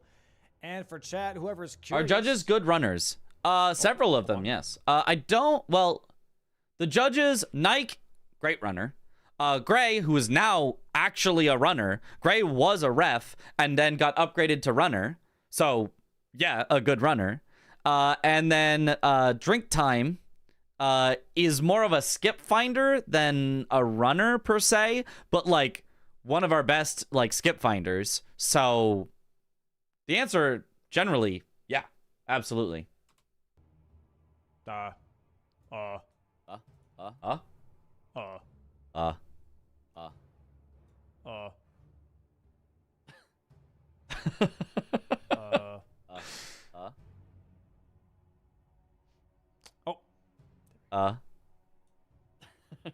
Waiting? Hold on. Waiting? Oh, Chris is going Agil. Okay, so it doesn't really matter, but still map time, map Okay. time. Map time! Map. He was spending that whole time trying to get the map open. Now this is the commentary I watch Vengas for. This back, Chris is going to be focusing Cinna on map. CBD, not going for the Agil, but going for the Millicent Invader instead. He is spawning her in right over here, as you guys can see. And then Agil for Chris, going to be going for that instead. Very, very interesting because we expected that both would be going for Millicent here, but I guess because Chris knew that he went for the other Graces, that he would lose out on a possible race here. CBD having a little bit of a hard time with Millicent not really going into the babooshes. Oh, but there's there the we go. baboosh! Nice pop here. This map is now useless because I was expecting them to race, but I'm going to keep this on the screen just for now, just so we don't miss anything between the two players. Hold on.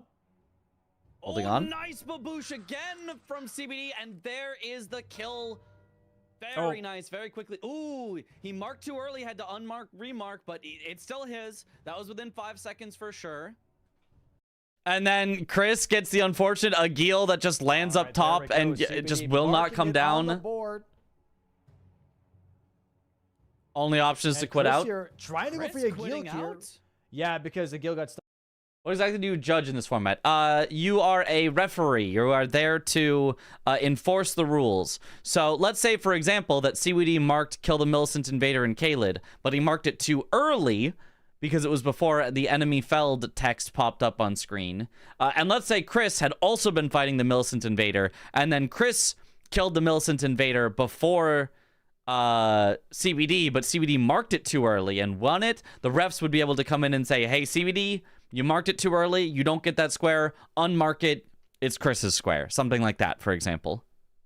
Or a million other examples you can think of like, oh, when would we need a ref to step in and make sure the rules are correct? Stuck on the cliffside would be my guess. Yeah, that's very unfortunate. That is very, very tough. Classic Agil shenanigans. So has to fully restart the fight here. So now it's already 1-0, and Chris is only just. I think that's actually an early mark in this match, but he undoes it fast enough. Yeah, I don't know. For early marks, I think as long as it's not a race, I think they generally just kind of let it go, I think. But I'm not 100% sure that they just let it go. If they actually make you get rid of the square for an early mark of, you know, like, oh, you marked a second early, it would be reasonable, but at the same time, it would be unreasonable because it would be like, wait, but it's not like he was going to get it in the 1 second. I just gave him information 1 second earlier. I gave myself a disadvantage. So not a great start to. I don't know. Chris. Yeah. Did I watch the Domo NPT practice CBD match? I did not know. Beast potentially here, going into Celia Crystal Tunnel right off the rip. Going to be going for that Rot Grease tech. Going for Chris getting auto marking program solves that. It would. I'm just saying. You know, an auto marking program would be real nice if we made it. Riposte here for Agil, sadly not getting the wild strikes off they could have gotten.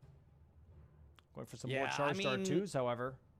Yeah, for the R1, so you gotta figure, nice wild strikes. There we go. Bang, bang, bang. Take the riposte at the end of it. Oh, super nice. Very nice. There we go. The jump attack from Chris was actually really nice. The like barely clipping Agil with like the just very top hitbox of it was actually really nice. And then Charger 2 almost probably need to watch that. He's just got to. Domo had a funny marking incident himself. Well. How the turntables. How the turntables. The bingo baron himself. Way behind because I'm a VOD frog, but when someone asked who would be the best bingo player, I really wonder where Gino would place, given he won Season 1 and is still very actively playing challenge runs. We got ourselves a first-time Gino. Classic first-time Gino. Yeah, maybe. I don't know. He doesn't want to play bingo that much, so who knows? Could he do well? Probably.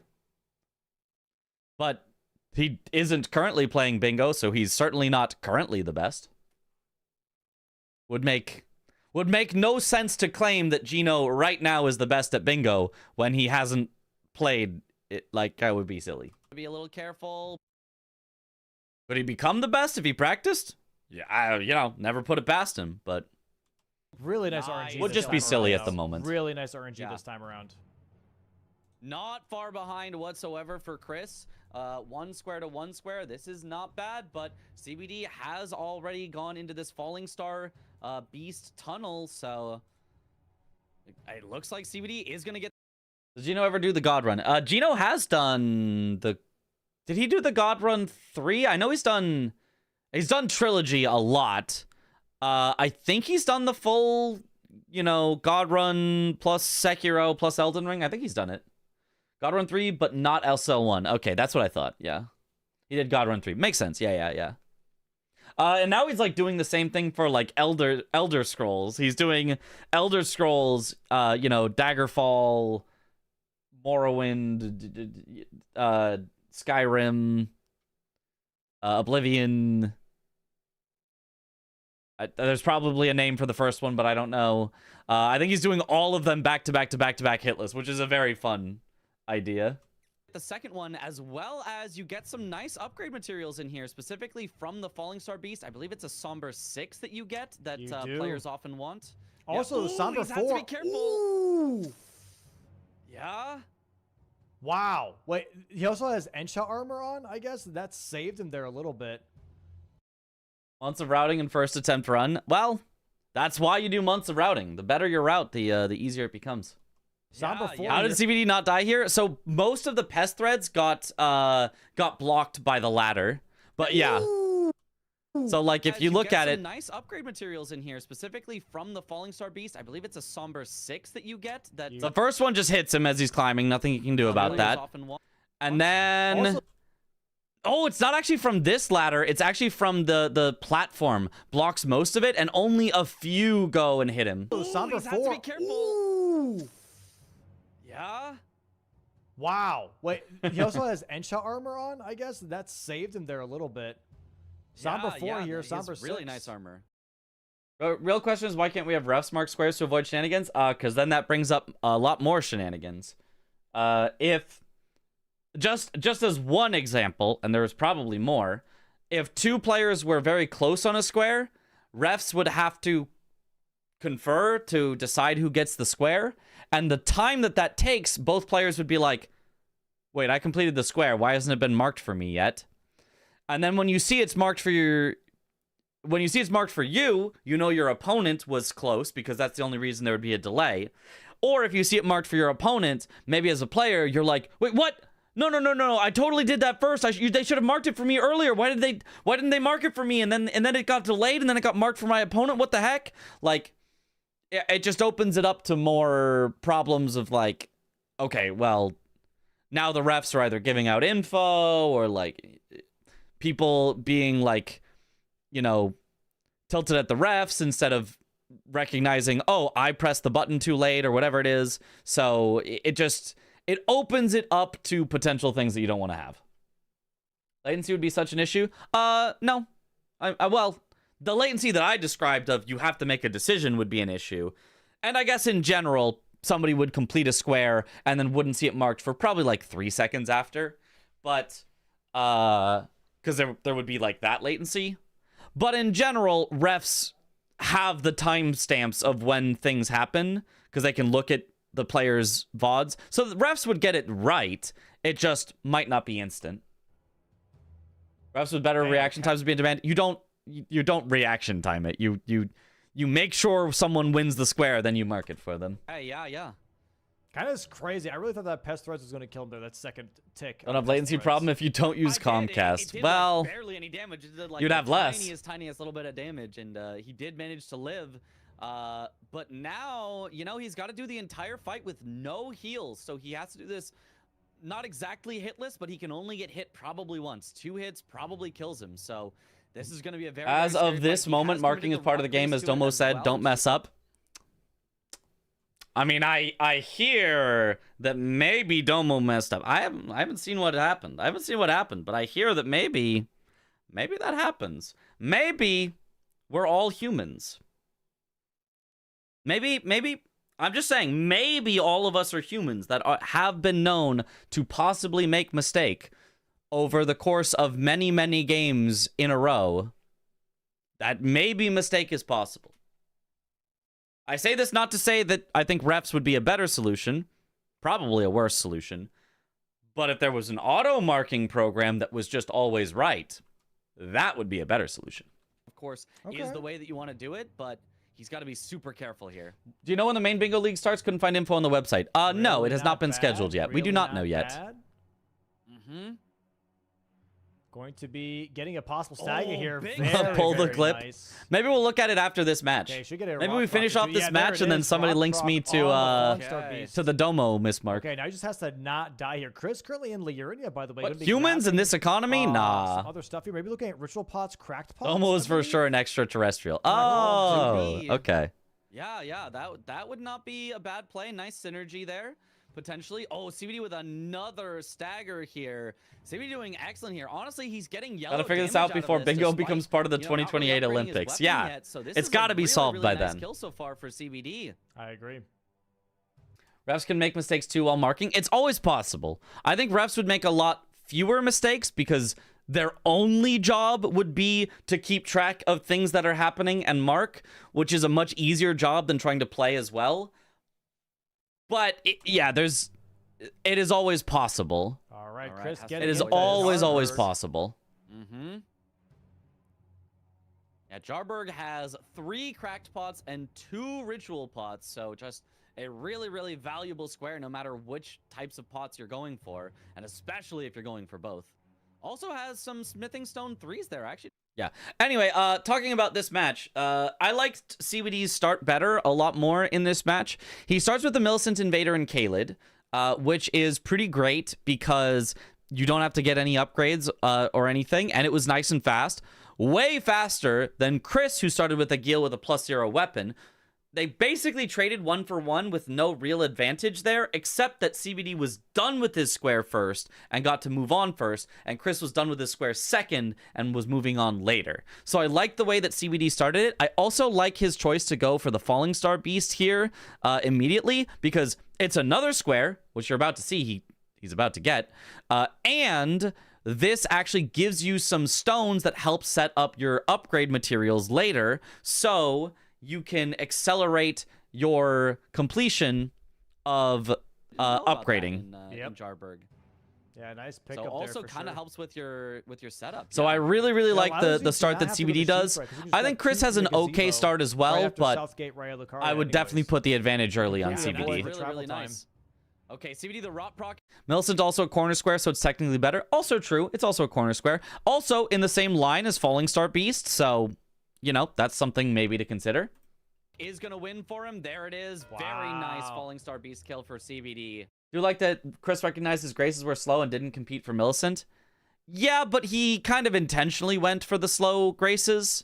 If you think you are better than your opponent, and you think you've got a good chance of winning if it goes into the late game, I don't mind giving up the first square, potentially, and just saying, that's okay, I'll win later. It's all good. I got this.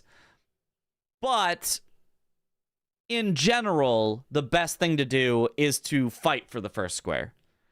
Because if you win that fight for the first square and you snipe your opponent, you're way ahead. And it's true that if you lose that fight for the first square, you're possibly way behind, but you give yourself a 50-50 chance of being ahead or behind. Whereas if you go for the worst square, you have a 100% chance of being behind, just behind by a bit less. So I'd rather take a 50-50 chance of being ahead or behind than a 100% chance of being behind.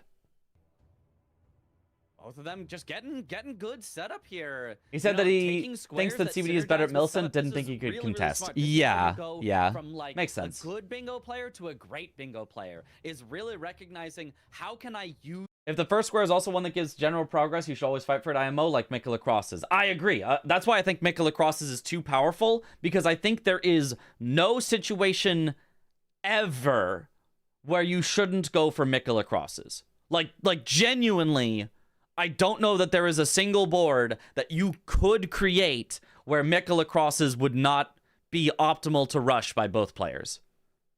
So I think the Mika Lacrosse's square is bad for that reason, because it's just too good. You should go for it for map progress anyway. Use the board to my advantage to help me get set up. In lieu of auto marking, I think refs keeping score makes the most sense. Every other sport with refs does this, and people are watching bingo to see people play the game well, not to watch them do math. I kind of agree. I think it would be maybe worth a test run. I don't know that I would want to like commit to be like, we're definitely swapping to refs do everything, and that's gonna be the way that it is.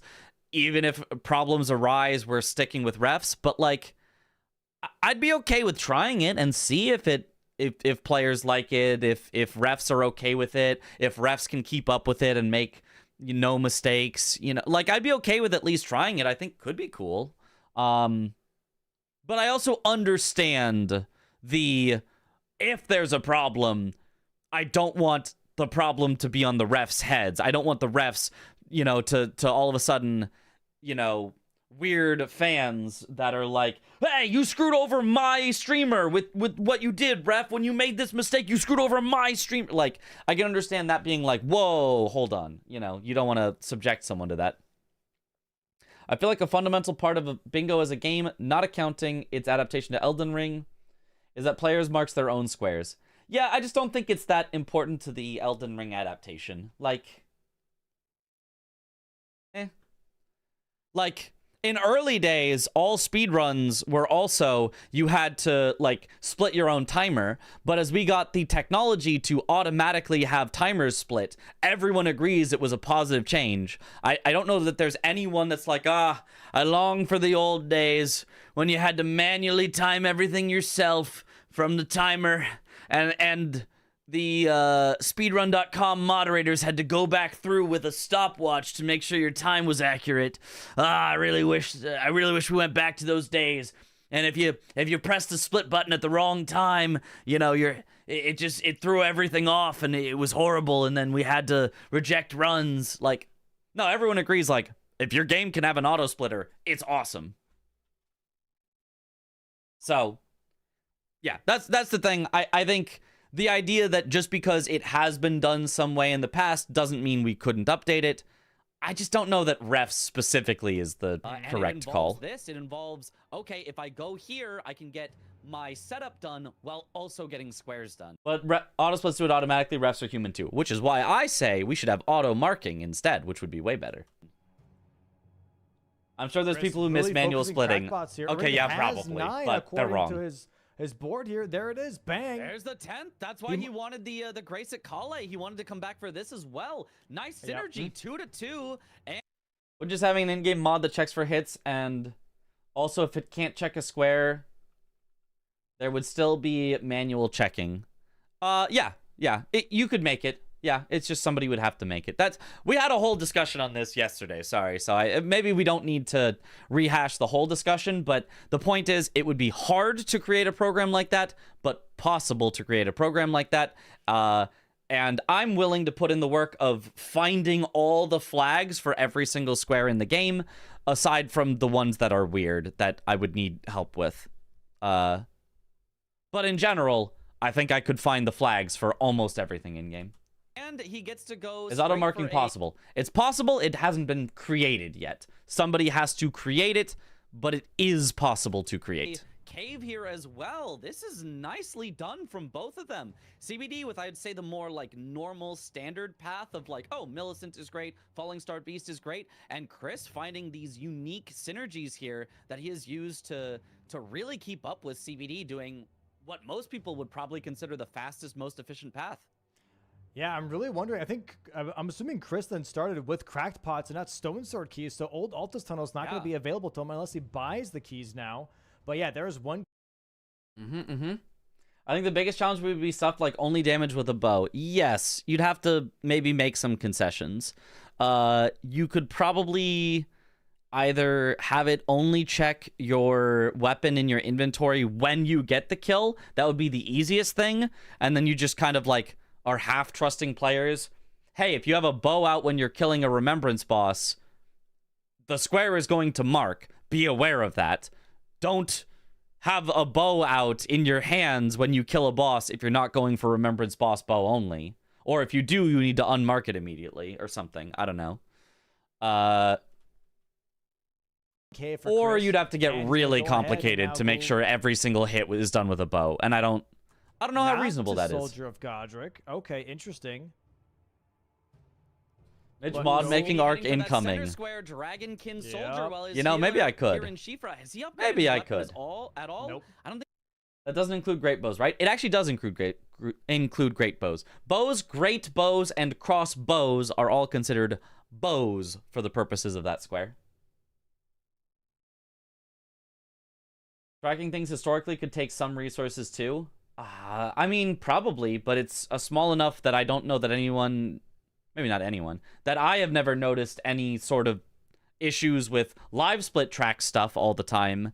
The overlay mods that track what bosses you've killed track stuff all the time. And as far as I know, it's still yellow damage. This is those don't really like lag people or anything. For the R2s, not for the R1s. That's not for the R1s. That's pretty rough for the R1s. And he literally is in one-shot range with this help. Maybe activate the tracking when on boss room or something. Oh, that's what you mean. The specific tracking for bow only or hitless or stuff. Yes. You would only activate that on boss room. Yes, correct. Yeah. You'll probably have check what attack did damage to boss. Bow is a projectile which has a hit marker. If only hit by arrow, then mark. Yeah, it's just you'd have to like continually check every single hit throughout the whole fight, which is probably possible. I don't know how I would program that, but I'm not a modder, so I don't know the specifics of that. Other bosses, I know the specifics of. There's a flag in the game for all Dragonkin soldiers. You just check for those flags. Super simple. There's a flag in the game for every Dragonheart boss. You just check those flags. It's simple. It's only something like bow only that you'd have to get a little more creative. This Dragonkin has pretty high scaling. Big bleed proc too. That's nice. This is fine. He's just sticking behind the leg. I do like this. Yeah, I do also like this from CBD going for the Dragonkin Soldier. It's honestly kind of slow. Maybe I would have liked him to get slightly more upgrades, but like, it's a center square. Gets a lot of blocks. Like, that's not bad. It is. It is also a weapon check on top of that. This is a halberd weapon check. He might be able to get like a really nice weapon out of this, potentially. Golden halberd, commander standard, one of those. Yeah, definitely. If you can get a buff out of this, it's excellent. Maybe Memory of Grace would be complicated too. That one I don't feel like it would be that complicated. I assume Memory of Grace has some sort of thing that you can track, and then the amount of runes the game has to track because it puts a little minus on your screen. You know how if you had 100,000 runes, you press Memory of Grace and it pops up a little text that says minus 100,000. You basically just track that text and compare it to whether or not it's above or below, minus 65k, and do that, I assume. But I don't know. Maybe I'm wrong. What weapon you end up using, just having some sort of aura buff for yourself is always a good idea. Oh, another bleed proc and a stagger at the same. Senator Square doesn't get as many blocks here. CBD has both diagonals blocked already. It's true, but it doesn't have to block something. It also sets up something. So it also sets up CBD's diagonal. So what does it do? It blocks row 3. It sets up and blocks column 3. It sets up diagonal bottom left to top right. And then it does nothing for top left to bottom right. That's the only one that it doesn't matter for. But the other 3 lines through it are all either now blocked or set up. Time! Huge damage from CBD. The Dragonkin Soldier down to about 30% health. Very nice. Nice, keeps the hits on the ankle there. I gotta learn that for everything I'm doing. I gotta learn that for bingo, for randomizer. This is such a nice. The pain ones would be killing a boss with X only, isn't it? Probably, yeah. We'd have to find some solution for that. Or, and maybe everyone hates this. Let me know what you think. I just kind of thought of it. I mean, I sort of have thought of it earlier, but I haven't said it out loud earlier. What if players mark in some way on the board their intention to go for a square? You, like, basically highlight a square. So, for example, you highlight Remembrance Boss Bow only in some way. Press some button on your keyboard or whatever it is. And then if you kill any Remembrance Boss while that is highlighted, then it will get marked. So it's up to you to be like, I am doing bow only. I'm going to highlight bow only. And then as soon as you kill any Remembrance Boss, it just gets marked. And if you do any hits that are not a bow, then it's your responsibility to unhighlight it before you kill the Remembrance Boss. Maybe? Maybe? I mean... Unfair to your opponent, you might be baiting. No, it doesn't get highlighted for them. You're highlighting it for yourself. Similar to the stars that Domo can put on the board and people don't see.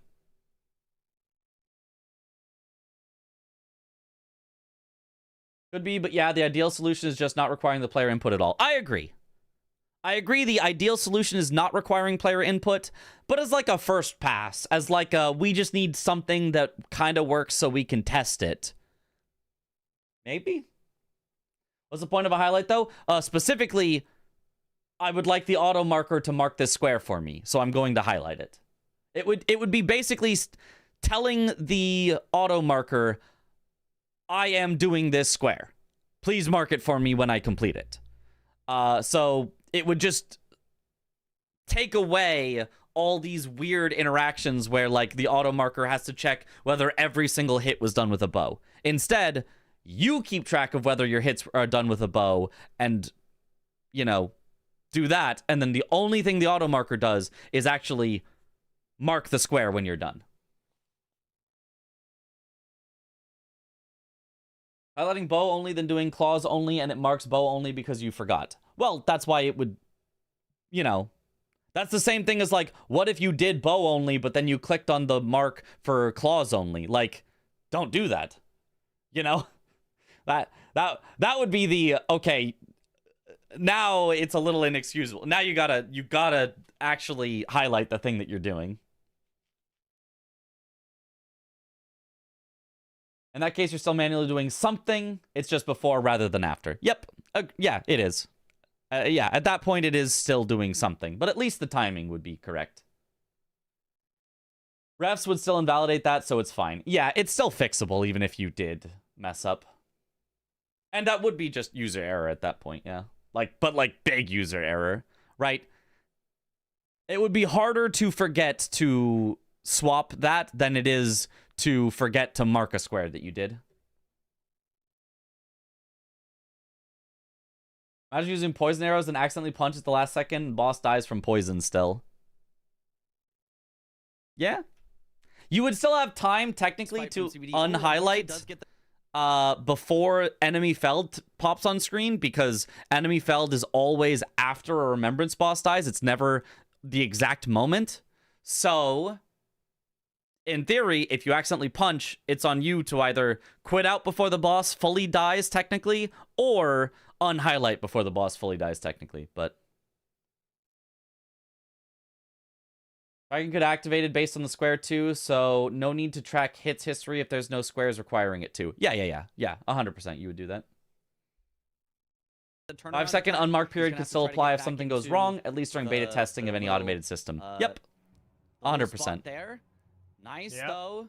Stays behind him. Just behind the knee is a nice little pocket that keeps on pushing you around. Has to be careful. gets another Roar running stagger. attack here. Uh-oh. This should be enough to get the kill here. Oh, never mind. Nice. There it is. Yeah, honestly, that was like not a bad Dragonkin Soldier's kill at all. Wow. Early center square here. Chris, Chris given nodding, the being like, yep, okay. yep. All right. The behind the knee strap for CBD is so cool. I really like the thing that I like about it, because I've known about the behind the knee strap for a long while. Whatever. Is I always did it by walking towards the knee. CBD turns around and walks away from the knee. He like hits swinging away from the knee and just barely clipping like the ankle. And because of that, it's much easier for the knee to keep moving him along because he's not like so close that it clips through him. So it's really, really nice. And this ankle tech on Night Rain. Yeah, it's really good. Maybe Dom could create post-game summary like Night Rain sometime in the future. At the map? If the map could show like their progress as like a history of exactly where they went throughout the map. Oh, cinema. That could be cool. I really was expecting Chris Yeah, to that be like, sounds great. damn, that's early. Mm-hmm. What did he get? What was the weapon? Banished Knight's Halberd. Okay, with spinning strikes or without? It looked like it had. I think with an auto marker, even if it runs on another server than the player's PC, it'd have latency issues. Why would you have it on another server than the player's PC? You'd have it run on the player's PC. Each game event basically needs to go through a complex program that checks through hundreds, maybe thousands of checks to see if a square should be marked. You know what? I don't know how live split works. I don't know if live split checks all events at all times. I don't know how... Does anyone know how live split works? Because live split, I feel like, is very, very not resource intensive whatsoever. Like, I feel like you could have hundreds of auto splits for live split, and like it doesn't affect anything as far as I'm aware. Live split is very simple. Yeah, you would just have basically the same live split implementation for 98% of all squares in bingo. It would be better to have the tracking considered as condition met until proven otherwise to avoid having to track each hit. Wouldn't work for after X parries, but for everything else. Oh, maybe. Actually, yeah, could be. Works perfectly for checklist overlays. I don't think it'll be a problem. Yeah, and that's checking 207 bosses at a time at all times. Yeah, I think it'd be fine. Had the Asher I Boy there on mean, it. early game, that It just reads the game state and waits for certain lines to come up. It won't be that hard. Yeah, I don't think it would be that hard. crushes. Okay. I do like how invested we're getting on the technology of it, though. It's kind of... Everybody, like, wants to know how it would work, which is really cool. Because I think it's a very interesting thing. I think it would be super cool if we could get it working. And, like, thinking about all the what ifs, what if on the tech is, like, really cool. I do wonder, though, if there are some people who genuinely just wouldn't want it. Even if you could get it working perfectly, I wonder if there are people who just wouldn't want it. Who would be like, no. I don't want something that can perfectly mark every square every time. There probably are, because some people do say they like the manual marking of things for bingo. Early game, spinning strikes, halberd. I think it Is would be plus super 8 cool, already, though. Too? I don't know. Does that work? Live split works that way too. Checks each game event, but live split checks are very simple. They don't have complex logic like With the bingo our squares. weapon rando? That's a Right, good right. question. I'm not too sure. It's I feel like it's a with weird auto weapon. upgrade, it shouldn't. Map but trace I with actually don't know. points If it has spinning of strikes, interest in regardless places on and it, times honestly, where it's really squares good. are marked is something that you can code in an evening. It's Oh, really like spinning strikes is That'd be it's cool. like wild strikes, but just has more range. Yeah, if you have a version that works good enough, I can see people's opinion change. Yeah, I think so. a bit. I think it's a bit lower damage per second, though. Probably. So it's still solid, but I don't think it's quite, on that same tier as Wild Strikes. Chris going for Worm Face. First here. we I automate like the that. marking, then we Nice. Go automate the 5 playing, block here, then the potentially for Chris. And commentary. Wild strikes Yes, is really yes. Good here. I mean, I've been saying this for So a while, true. right? Be careful. He's in the Death Blight a lot there. Okay, it only ticked on him a bit. He's only at like 20%. But he gets killed by Wormface doing the just throw his face around everywhere. Doing the just He's gonna have throw to his go back face to around Ace of everywhere. America here, so we can try again. Doesn't lose too much time, but that is not great. You really want to get this one quick and get out. Yeah, Wormface acting like a Roomba trying to clean up. One match where I think Josh or Dino couldn't find the square on the board and lost it despite being first to meet conditions was iconic, though. I think that was Dino, if I remember right. Yeah, that one. That certainly was a game. That was season 1, I think. As I understand wanting the manual, I also prefer the tactility of playing TCGs in person over having the automation in most digital clients. Yeah, I think that's a little different because this is still very digital, very online, very like stuff. It's more like if you've ever played, have you ever played the old Yu-Gi-Oh online version versus the newer like Yu-Gi-Oh or Magic the Gathering Arena clients? In the old Yu-Gi-Oh online game, you had like the cards just had the text on them, but they didn't do anything automatically. You had to be like, I play this card and it causes me to draw 2 additional cards. So you would like tell the game, I'm drawing 2 cards now, and then you would like manually like tell the game, I draw a card, because it had no idea what any of the cards did. You just it just was like a picture. There was just a picture, and then you manually did everything in the game based on what the card says, and your opponent would have to like call bullshit if you were trying to do the wrong things, and like it was very silly and very funny. But yeah, I think the newer clients that actually like know the rules of the game and work with the rules of the game are kind of nicer than that version. What's what Tabletop Simulator is like? Yeah. What's what I'm going through with Riftbound right now? There's no automation. It's just images, and you like that way more. Really? Okay. I love your commentary, especially in tense situations. You're talking double time makes it so much more exciting. Yeah. Face there, but those are the most fun parts. By that is really, really tough for sure. But hey, he still has got time to get up to it, or to from some friends a while ago used the old client and now use the new one. The difference is huge. Yeah. Do you like? I assume you like the new one more, but I guess I have heard a new opinion now that that liking the old way more is fix it. And does he have is a thing like anything else besides there? I don't think so. I love shutting my brain and negating the entire board. Charges here. That's not bad. Yeah, that's not bad. I think he mostly for now just wants the worm face. Yeah. But it's it's not a horrible spot to be. Also gives you an Altus Grace if you want to do Radon in the future, which you could do for like Memory of Grace with 65k runes. Oh. Radon does give 70k. There we go. So nice stagger. Nice. Stagger on the one face. And the riposte right afterwards. Very nice here from Chris. Just has to make the sure. reason is you compete in in-person events, so you need the practice of remembering triggers and stuff. They Oh, invested okay. so much. Better as a practice tool. Okay. Really, really yeah, I solid get headshot that. damage here. Oh, one guy joining the fight though, and he's getting death blighted so much here. He's almost death blighted. He's got to be very careful. He heals, but he's getting more death blight thrown at him. He's at like 80 or 90% death blight here, and he gets death blighted. Oh, just spit on. Oh no, he almost had worm face, and now has to redo it again. Great comms, Mitch. Great comms. Love it. That is How many tough. hours on this That review? Up to is 10 now? tough. Tough.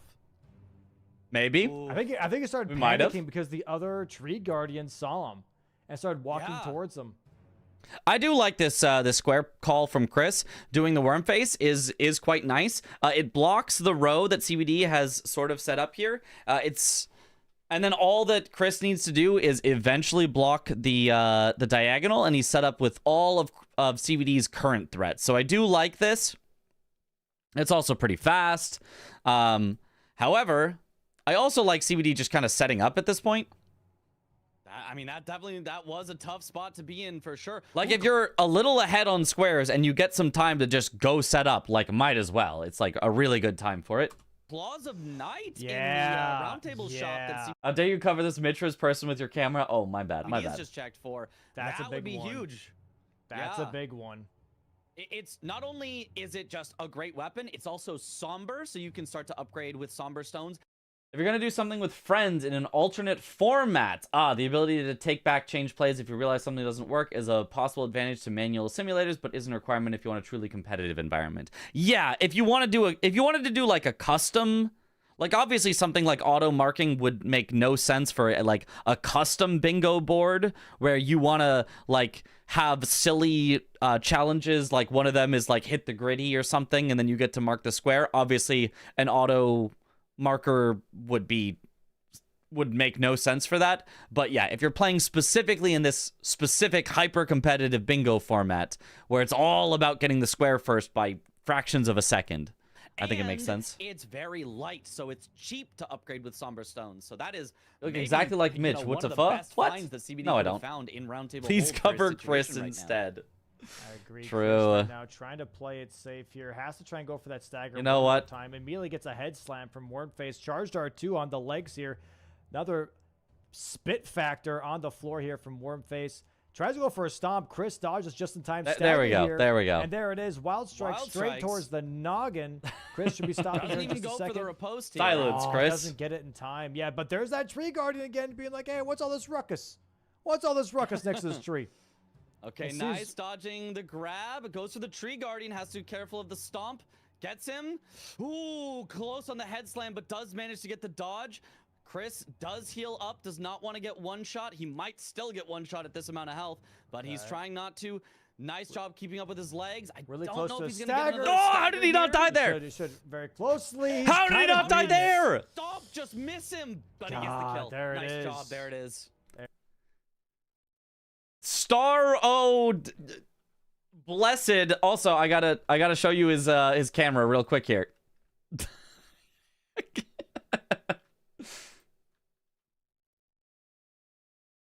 Star O Cheater There for it sure. is. Third try is Chris the is the charm. smallest There we hitbox go. Chris somehow gets up all the square on board, time. blocking row 5, 3-3 right now. Tied game. Tied game. I wonder if CBD felt that pressured. He didn't take a bit of time to upgrade. He does upgrade now. He just doesn't like fully upgrade now. He gets like halfway-ish upgraded, which I think is about right for this stage in the game. Like for what he's gonna go for next, it's like No not a real bad lines upgrade to be at. To show for it, except for CBD does have that bottom left to top right diagonal. He's got 2 squares there, but outside of that, I was playing and commentating. I'm just that good. I'm just that good. just kind of blocking each other's lines rather than really setting up for their own at this point. That Yeah, stomp Chris not also hitting is binds just his unbelievable. Nightclaws, Yeah. By the way, really good DLC weapon. And now it looks like that we're rushing caves here from CBD, going also for that Bofa that Chris Ray went for before. Ooh, interesting. I wonder if CBD is going to finish that off. And Could we after this match watch Chris falling in game 1? Oh, I think that's too much. But we can look at the Dom controversy apparently in practice take away after this. progress that Chris already had. Wow, that weapon art from the Claws of Night, the scatter shot throw doing Chris a looking great good job. today, The yeah. Bofa likes to move really around a cleaned lot, up. so he can be hard to keep up with and get attacks, but if you just throw from range, very Notice nice. this, I think player cams are CBD squished a go little. for the By squished, do you just mean cut off, like cropped, or do you mean literally like the proportions are changed, like actually squished? Because I think it's just cut off, which I think is fine. If it's actually squished, then that's kind of weird. Looks so much better with facial hair, yeah. fisting of Rick, or does he? Did a quick bit of checking about bow damage, but I'm not a modder. I'm curious if any real modder knows if attack ID and build up tracker would be a valid way to do bow only square, a whitelist for bullet type IDs, and blacklist any other type of damage done. Sounds reasonable. I don't know coding either, but that sounds very reasonable. It is squished. It is? Oh, that's... Okay, that's a little silly. That's not how you should do that. Like Chris said yesterday, you all hate me and are both bad commentators. True. Kill. He is leveling strength, so he's going to be. There are he's tools gonna that can be- track he's gonna those be, things. Oh, cool. Barehanding Rick here.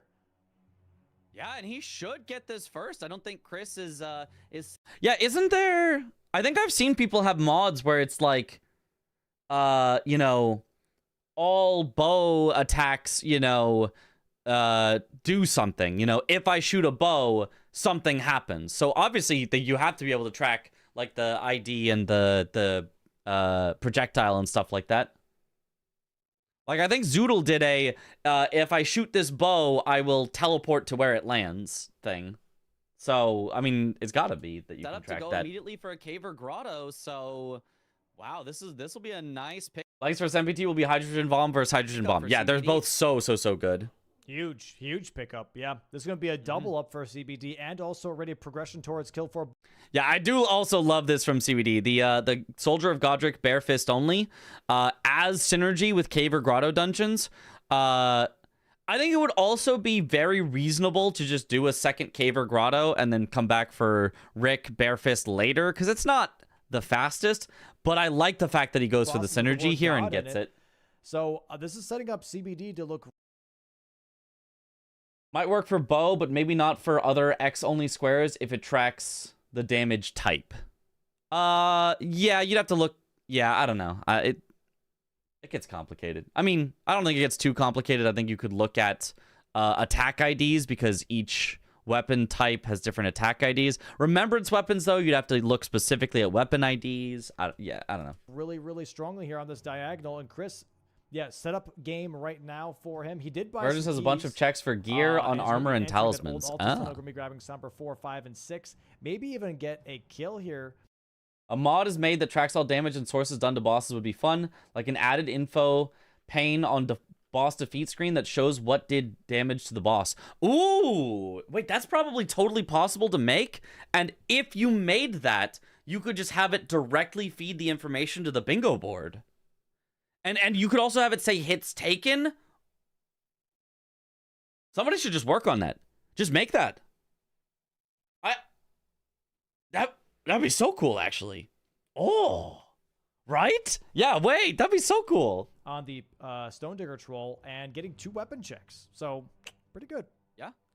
Pretty good. Yeah, that's pretty good. Hire Matt right now. I would expect him to at least attempt to finish off. And then you could even, if it's saved in some sort of like an easy, format, you could even maybe have it like throw that to the bingo board and have the bingo board like save each of those boss kills, so you could go back and review and bring up somebody's boss kill and go, look, they killed, Godric in 35 seconds with a DPS of this much using the Claws of Night. They got 3 bleed procs during the fight, and like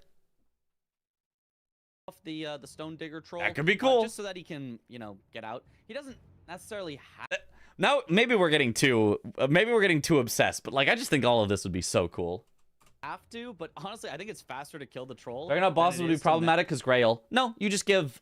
You don't actually look at Dragon Hearts. Dragon Hearts is irrelevant to Dragon Heart bosses. You can just give specific boss IDs, and you don't give the ID for Grail. You just give the boss ID for every Dragon Heart boss individually. That's all you'd have to do. Memory of Grace, because even if you Memory of Grace. If you have the grace that's inside of this, the stat tracking first, then hook info from that. Yeah. Back up, and it's really slow. So we'll see what he does. It isn't even commentating anymore, not complaining, by the way. I know, but it's cool. I just want to talk about bingo. You want, but yep.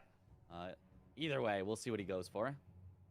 Giza's wheel, by the way. Is that type of damage on bosses black boxed within the game? Solid. I don't know. I don't know. It's not horrible. Okay, looks like we had 6 damage, by the way, for each tap R2. That's really, really good. Ooh. I mean, if I think about it, this exact thing was made for MMORPGs, DPS meters, back in the days before those were just built into MMORPGs. That's what these are. They're just tracking the instances of damage that happen by the game. So if you don't love the strength, it's going to be 4. But since he has 6, have you seen Elden Ring's coding practices? They're completely insane. I have not. No, I have not. So it's going to be a little bit of a quicker fight than usual. Yeah. And only a total of 200 some bosses in the game, right? We could hard code each. Yeah, very, very easily. This is not bad at all. Yeah. Yeah. Mitch would love Warcraft logs. Well, you mean the Warcraft logs where I had a rank 1 parse in Legion? Legion? I want to say it was the end of Legion. Especially for also getting the synergy with Cave or Grotto. Like, this is a really, really nice play from CBD. I like it. I like it. Chris still gonna be more set up, though, at the end of this. So, yeah. Wow, blackboxing a lot of data recently in the add-on Apocalypse. Oh. Get the nice early advantage in squares, but Chris will have the potential to make it back up later. That time it was a healing parse. No. It was a tank damage parse. But it was higher than most DPS parses. Actually, I don't want to claim this because I could be wrong. I think it might have been literally the highest damage that anyone had done in the entire world, tank, DPS, etc. Because there was just a stupid build you could do on Paladin tank at the very, very end. What was after Legion? Maybe it was the one after Legion. It's whatever one had the like the weird like corruption on gear. Oh, also a god boss. Yeah, very very important as well. God boss, cave, and a square in itself for Soldier of Godric Barefist only. So very strong. Really, synergy. really nice. Yeah. It's crazy to say though that Raya's Hand of Volcano Man are still on the board. That's not very normal. Yeah, no, I kind of forgot about that. That this game was just one where just neither of them had taken Raya's Hand. Raya's Hand takes so little time. With the graces that they're given, taking Raya's Hand is just so quick. So probably both of them should have gone for it before whatever they're doing now. It also doesn't even take setup. Optimal play is probably still starts with their starting plays. Maybe Falling Star Beast. But Chris probably should have taken Raya's Hand instead of Cracked Pots. Maybe Raya's Hand then Cracked Pots. Maybe Cracked Pots then Raya's Hand. But I think Raya's Hand was just probably better than Wormface, unless he's really scared of the row. Certainly after Wormface, he should have taken Raya's Hand. CBD was going for the synergy here, Cave Grottos with Rick. So that's like understandable, but even CBD probably should have gone for Raya's Hand as well. I will say. Not very normal. Ooh, does get tagged a bit. Might want to heal here. BFA, that's it. It was Battle for Azeroth. You're right. Which actually is like 2 after Legion. I don't remember. It's been too long since I played WoW. I don't care anymore. Definitely possible. It's a question now if Domo will find it worth the investment. I mean, that's why I just make it there is no investment. That's why I am willing to do anything in my power to make it work just because I think it would be fun. I'm willing to go find item IDs. I'm not a good enough coder to do the coding part. No, he's just so staying in. He's just keeping the somebody else would have to do the coding part, either out of the goodness of their heart or for whatever investment Domo would be willing to put into it. You just go for these this regular fist attacks. That's all it would take. Because it is actually, we have found it to be slower. Yep. Yes, sir. Yes, They're awkward around women, yeah. Just upgrading now. Especially hand-holding, taking Raya's hand. We're going to be skipping the Wendy's. Oh, that's scary. Here, by the way, because it's going to go straight to 5 squares here for Memory of Grace from Chris. Memory of Grace. Oh, wow. Oh, yeah, I forgot Chris Memory of Grace in this one. 65K is kind of a lot for base game, to be honest with you, but it's not that bad. It's not one of the stat dump squares that really hurts. That's pretty nice, but does, negate a little bit of the advantage he could have had from setting up. He is Chris did his own game, so maybe Chris can do it. The thing is, I don't mind this at all. Modding Elden Ring is different than just coding. If all it was coding, I can do coding. Like I could simulate in Python all the events that you would need, and I could make an auto marker for events that happen in Python. I could do that easily. The problem is I don't know how to interface with the game. I don't know how to check the game for the game's events. I don't know how that part works. I don't know how to mod the game, and I assume the same would be true for Chris. Potential square from CBD. Now you've got a bit of a row threat on row 2. If he does Ancestor Spirit, if Sacred Flash charges, Imbued Sword Keys, none of those is horrible. Bang, bang, there we go. Bang, bang. FromSoft Souls Engine is kind of unnecessarily hard to read for the compiled data. Yeah. Only. Ain't no way Chris is going to Ordina right now and doing Black Knife Assassins. Nah. No, he's... Yeah, he actually just goes to Ordina, he told me, because since he had the Memory of Grace away the 65,000 runes, he's actually just really short on runes. So he just says, well, there's more runes in Ordina. That gets me back some of them, like 20,000 or something. Surely he's going for, like, the Freeze Grease or something. Nah, surely not. Freeze Grease for what? Ancestor Spirit? I don't know. Yeah, exactly. Yeah, you can use Freeze Grease. Freeze Grease ain't bad. Come on. Also, an auto marker would be very tightly coupled with the list of squares, meaning adding or removing squares in future seasons would be a pain. So that's what actually people were talking about in the Discord, and I guess maybe I should have already brought up. You make the conditions for auto marking be in the square list. The square list says, quote, kill a dragonkin soldier, comma, condition, quote, kill, quote, acceptable bosses, colon, quote, ID this for this Dragonkin soldier, comma, ID this for this Dragonkin soldier, comma, ID this for this Dragonkin soldier, end quote. And then it, you know, when it populates the board, it also populates the tracker with the killing boss IDs that would mark it. That's the idea. That's also what would make something like bow only hard, is you'd have to make custom like commands of like condition, quote, kill plus, quote, weapon or something. And then you have to like be able to specify what is the IDs that work as the kill and what are the weapons that work as the potential things that you could use. Exactly. Something. There's got to be something here. Only problem is it could limit the design of new squares. Well, then you just come up with new ways to auto-mark the new squares. Let's see. He's not grabbing the grace here either. Or maybe he's grabbing the money and the... Oh, rat jammed! Yeah, maybe you're right. Yeah, CBD just getting absolutely rat jammed. It's just not his day. Oh, CBD dying to rats, by the way. Like integrate the Bringo board with something like ER overlay. Kinda. Trying to grab some of the altar. Who's ahead currently? CBD. I mean, he's got 5 squares to 4. He's, I think, way better set up on his weapon and his money at this point. Chris has to go to Ordina just to grab money to make up for the money that he Memory of Graced away. Oh, so CBD is So CBD, hey, like, that row looks a little definitely scary. Let me take ahead. that Not off the by, like, board. a lot, but CBD I mean, definitely Ancestor ahead. Spirit is slow, but he's got the 1 square lead, so I think... The problem with the idea is that it has a lot of solvable problems. Exactly. So you just solve the problems, yeah. So to future-proof, it would need to track as much info as possible in the base layer so that the Bingus could check to see if the conditions are met. Basically, yep, exactly. Going for something that's a little slow to make sure you don't have any line threats against you is a solid play. I do not mind this from CBD at all.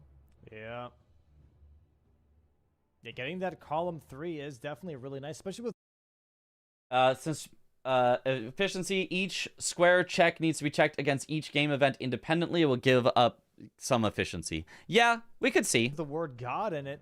Because you look at this, by the way, as well. You have Ancestor Spirit, but taking Raya's Hand to Volcano Manor... Dies again! Guess what you get from that? You get Godskin Noble, and you get... Yeah, CBD here going for Ancestor Spirit does feel really slow to me, especially with Raya's Hand still on the board. Like, maybe CBD wants Ancestor Spirit specifically to block Chris's row? Get Rykard. Which is reasonable, but I think 2 Imbued Sword Keys is faster than Ancestor Spirit.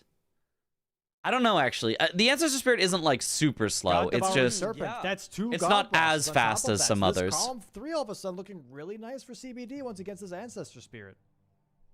Yeah, definitely. Computers are good at doing these things, yeah. Definitely could be. Finger Slayer Blade would be a little bit awkward for him to go for. It's a but pressure point. Yeah, I really like. It's a pressure point. Yeah, it's not necessarily a thing where he's gonna rush it. It's gonna be like, hey, go do this thing because I don't want to do it. This is on you. I think Raya's Hand is like the big important thing for either of them to get right now, but neither of them has gone for it just yet. Chris coming back for the sacred, or yeah, the golden seed that he did not get when he was doing Wormface earlier. I think he just... Yeah, Chris, this is interesting that Chris did Wormface, didn't grab the seed, so he kind of needs to come back here for the Sacred Flask charges. I think he is kind of setting up for that row too. But as some slight sort of compensation for it, also gets to get closer to Godskin Apostle if he ever wants to come back there. Forgot about it. Maybe also heading up towards Windmill Village for... All right, have a good God one, Joe bosses, Bro. Potentially. Yeah, looking at flask charges for sure. The combo This is could be a after thing building his for line maybe while then blocking also Chris's. Yeah, that makes sense. That makes sense. Chris, right? Or for CBD, It is an important square. If you're looking specifically at what square right now is the most important on the entire board, it is kill an Ancestor Spirit, or maybe Sacred Flask charges because it sets up a diagonal. I'd probably say Sacred Flask charges is technically the single most important, because for CBD it would also block column 4 that he doesn't have any blocks in yet, and for Chris it would it would progress column 4. So Sacred Flash Charge is probably the most important, which is what Chris is going for, but second most important would be Ancestor Spirit, Column 4. from CBD. Chris already has a dragon down. He's already working on flask charges here. There's a bow-only Godric. You got capital access, Mogan, Margaret Shackle. Or, also, you know what's crazy, by the way? I just noticed. Margaret Moog Shackle is in the exact same spot as game 1. Exact same square. Very funny. Doesn't really affect anything, but it is very funny that Margaret's and Moog Shackles is in the exact same spot as game 1. Advances CBD's diagonal as well. Yes, exactly. Yeah. I think there's no way Chris is going for Moose here when flash charges and sword keys can be prepped, so CBD has time. But what do I know? I'm just a Bingus enjoyer. You mean after Sacred Flash? Like, you just think there's no way Chris would ever actually commit to the line, is what you're saying? From Chris's perspective. This is not what CBD knows. This is, you don't think Chris, from Chris's perspective, is going for Ancestor Spirit. And I think that's kind of fair. But It is, yeah. I don't know. It doesn't take too long. It's not like something that takes a long time to set up. It's just go light the things, which is all kind of in one spot. It's in that inner corner square, bottom right. That's insane. But yeah. So, like, it's always possible to just head for it after you're done with everything else, but... You know? Yeah. Definitely could. I mean, yeah, he could just go for... Loved you in the No Strings video from yesterday? Thanks. Chris cheated me out of the win. Can you believe it? No, but it was super fun. It was very funny how all throughout the video, Chris is like, and Mitch, you can't do this. Mitch, actually, also, you can't do this. It's like, oh, okay. For Dragon Bosses, he could go for Sacred Flash Charges, which he's ahead on both. He could then go Godric with a bow, and then just say, okay, CBD. I just mean you would always get some seeds and at least one sword key first if you were rushing the line. That's true. Yeah. You wouldn't rush Ancestor Spirit. Gotcha. Yeah. You have to get Margits and Moog Shackle at some point, or if you don't... It's probably the best match of bingo you've ever seen. It was a really well-played match of bingo from both sides. Both of them might go for, like, alternate lines. Maybe they rush each other. Maybe they go to block each other. It could end up very interesting here. Yeah, Chris focusing flask charges right now, going for all the golden seeds and Altus, which I think is a really smart move. And you're not allowed to use controller or keyboard to play? What? No. Well, how am I supposed to? All right, time to bring out the power glove. Looked very dapper. Thank you. It gives him capital progression. Your commentary is great. The CBD Mesmer fight was magnificent commentary. The only thing I'd personally tone down on is not putting that much emphasis on things that don't have that much shock value. Like someone beating Tree Sentinel with a plus 25 weapon. It doesn't need that much of an oomph to it. Just your 2 cents. You're doing a wonderful job. Thank you. That's fair. I don't think I usually put a lot of oomph on something like someone killing Tree Sentinel with a plus 25 weapon, unless I'm surprised by how much damage they're doing, but maybe I get too surprised by things like that. Maybe I do sometimes be like, oh, whoa, that was fast. When it's like, everyone would be like, yeah, of course that was fast. He's level 25. What do you mean? Or he's got a plus 25. What do you mean? So column 4 looking. So I think that's nice fair. Right and thank now, you for the. If you're going for Night Claws, by the way, Bo also uses Dex. Thank you for the constructive criticism. I do like constructive criticism. I want to get even better at commentating. That's a good point. I don't think we've seen him pick up a bow yet for us to know whether he would have a good bow or a bad bow, but... The oomph is more like, look at the damage. Yeah, that's usually what I'm oomping for, but maybe I don't do a great job of making it clear that's what I'm oomping for, or maybe it feels a little too obvious to someone who knows a lot of Elden Ring. For that. Pausing and a champing. Pausing. He's heading down kind of the reverse way, down towards the Tree Sentinel duo in order to pick up more of the golden seeds. Ancestor Spirit, you're gonna go for flash charges. Direct the oomph properly. Yeah, I think that's very fair. Yeah. Let's see what the damage is Laws like. of Night, I think, are gonna shred. If he can hit with them, though, is the only thing. Those thin little moves, like, oh yeah, it shreds. Oh yeah. Oh yeah, it shreds. Yeah. Okay, just fire off the projectiles. I really like that. It's a big enough body where you're not having to try to hit the legs. Yeah, that's nice damage. I wonder, the Moose does bleed proc, by the way. What is the upgrade, though, on these Night Claws? It's not super high, is it? I don't think it's super high. I'd guess maybe around 4 + 4. Yeah, I think at this point CBD is plus I don't 4. I don't think he's gone for the full, 5. He does have the Somber 6 in his inventory. I don't think he's gone for the 5 yet. That I can recall. I think he ends No up stagger, 6 it's a little crazy, especially later. with a scatter shot throw from the Night Claws. Normally deal a good amount. There was a situation where Chris killed a boss in 3 hits in this game. That one was crazy. Did I comment on that one? I feel like I missed that one. How is that thing bleedable? Because it's a moose. It's a moose. Poise, I want to say. You can bleed mooses. Mm-hmm. Might not have a lot of blood, but there's some blood there. All right, All getting right, a and this is stomp not here. the one that heals, so There it easy is. kill there. And there it is, the bleed proc at the end, I believe.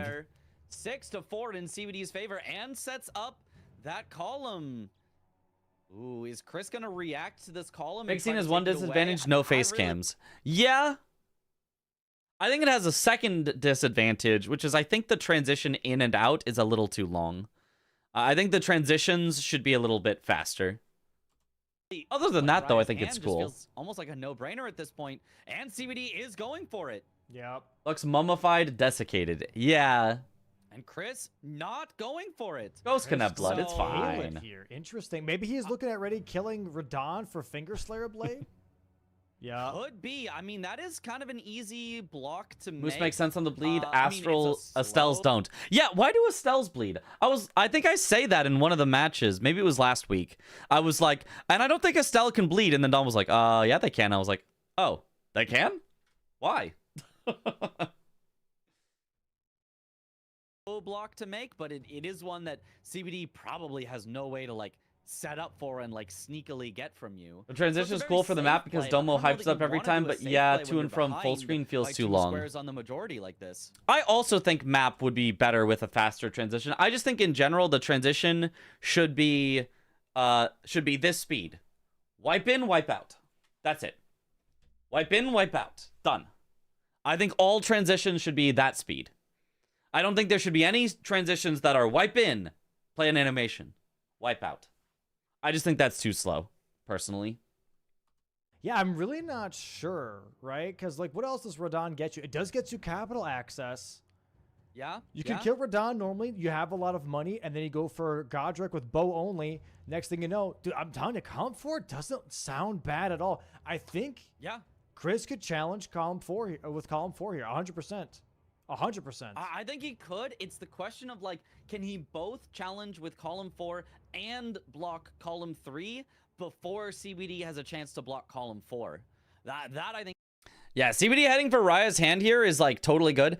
Once Chris saw that Ancestor Spirit was marked, and it's like, wait, this line now potentially.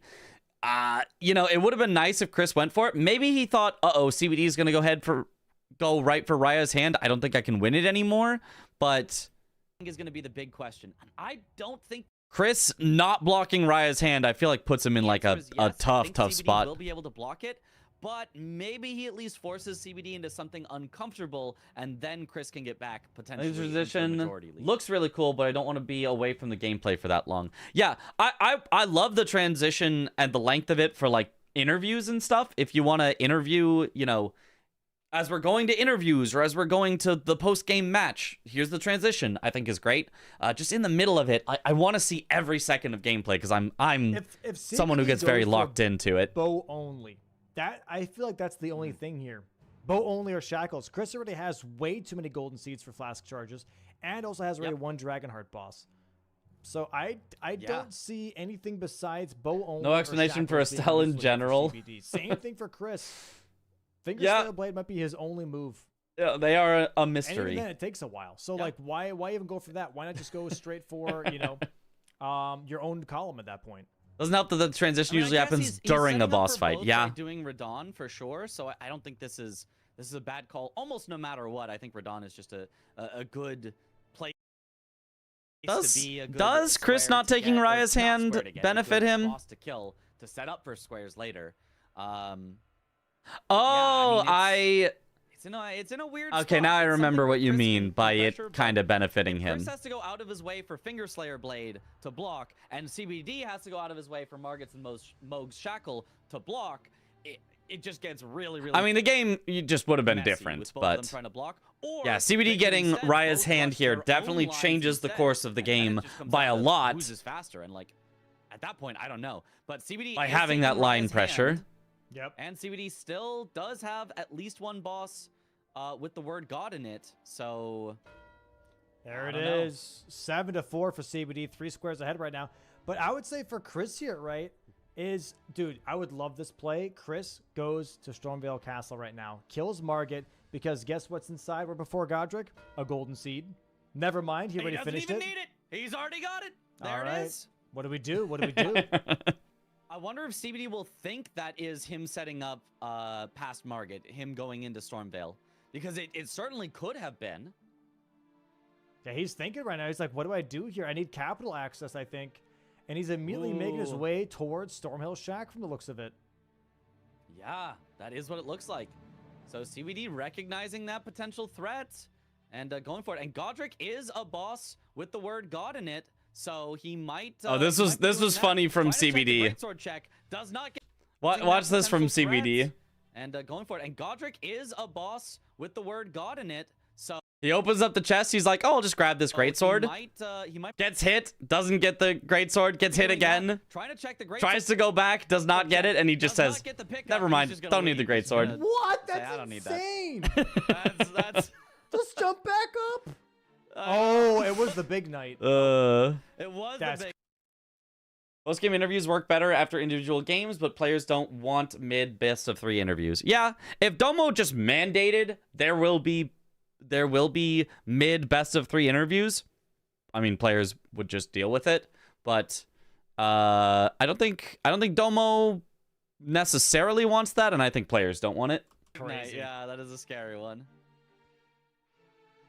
His weapon is too good to bother anyway. Yeah, he really doesn't need it, Chris but has a like ton of flash it is very funny that he opens the chest and just doesn't get the weapon. He's rotted so badly here. He's gonna have to heal like 100 times to get through this. He's got the flasks for it. Elden Ring pickups, yep. He does, yep. CBD just back in chugging. Altus. Ooh, I think this is a grace for Radon, maybe, that he's going for. Could be a grace for Radon. No, he already. Crucial moment, Chris is going to upgrade and going to destroy everything. He has Yeah, a grace. Chris still behind by 2 squares and with a very scary line on the board. Takes a bit of a risk, but I like this risk. I like this risk a lot. I actually wish more people would take this risk. I think Chris, this play that he makes of, sure, I'm behind, but I'm still going to fully set up my weapon is, I think, is going to become more of the meta going forward. I think it is just objectively better to, once all the early rush squares are gone, just set up your weapon. Whether you're ahead or behind, set it up, and not set it up halfway, set it up all the way. I think it's so much better than just trying to do, oh, I'll just do 1 more square before I upgrade. But now I need to do 1 more after that before I upgrade. But now I need to do 1 more after that before I upgrade. And all of a sudden, you've lost minutes and minutes and minutes of efficiency because you didn't upgrade. Urtree Gracing Hill for Raya's hand, does he not? Yeah, I think he does. Mossy 3 shots at the Greybird in Liurnia with the axe he started with. Put Sacred Blade on it. Oh, yeah, I remember that one. That was good. It's God Boss. I think it's Godskin God Boss. Apostle? I think he's heading towards Godskin Apostle, yeah. Dude. Oh, Chris with the +9 claw. +9 claws a night, yeah. Chris is about to start shredding here. Yep, going to Scenic Isle here. Do we think this is one of the points in the match where Chris forgot the bingo line was there? Well, we'll see where he goes next. What are we doing in Scenic Isle, Chris? What are we doing here? Oh, yeah, he does bosses in Liurnia. Yeah, almost certainly he forgot right here. Is there a bow check here? Ritual pots? Ritual pots, maybe? What are we doing here? Looks to me like a possible ritual pots. Oh, no, this was, he does ritual pots, then he takes the warp, which gets him to the Raya Lucaria, which then gets him the port, which gets him towards Blue Retta, which gets him towards Finger Slayer Blade. Dragonheart boss is going for Smaragd. He's going to be grabbing Southgate Grace and going for Smaragd here. So this is actually heading towards Finger Slayer Blade. Yeah. And grabbing Ritual makes Pots. sense, Yep.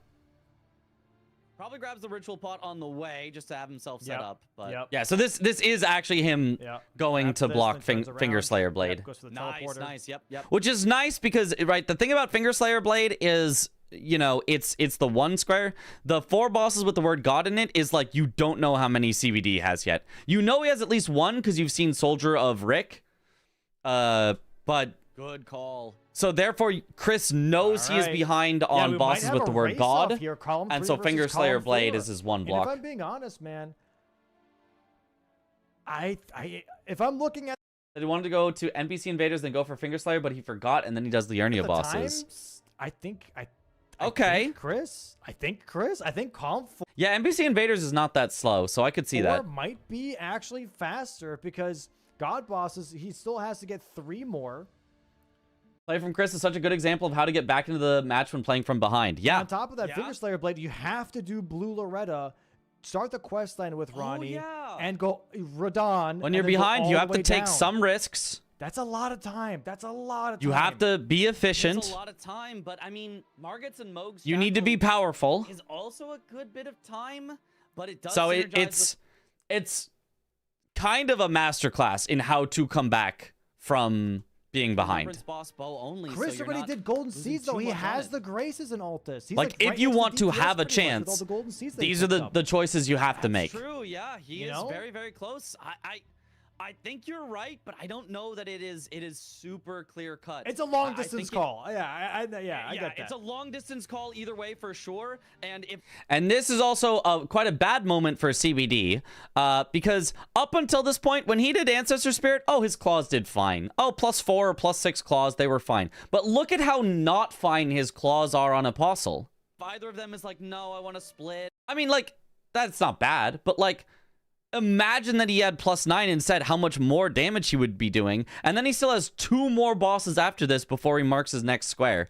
So rather than Ancestor Spirit, which was a lot of walking and a little fighting, he's gotten into the squares that are a lot of fighting. So upgrading makes a big difference here. Majority as well. That could absolutely change the outcome here. So if both of them rush, I think I agree. I think Chris is ahead.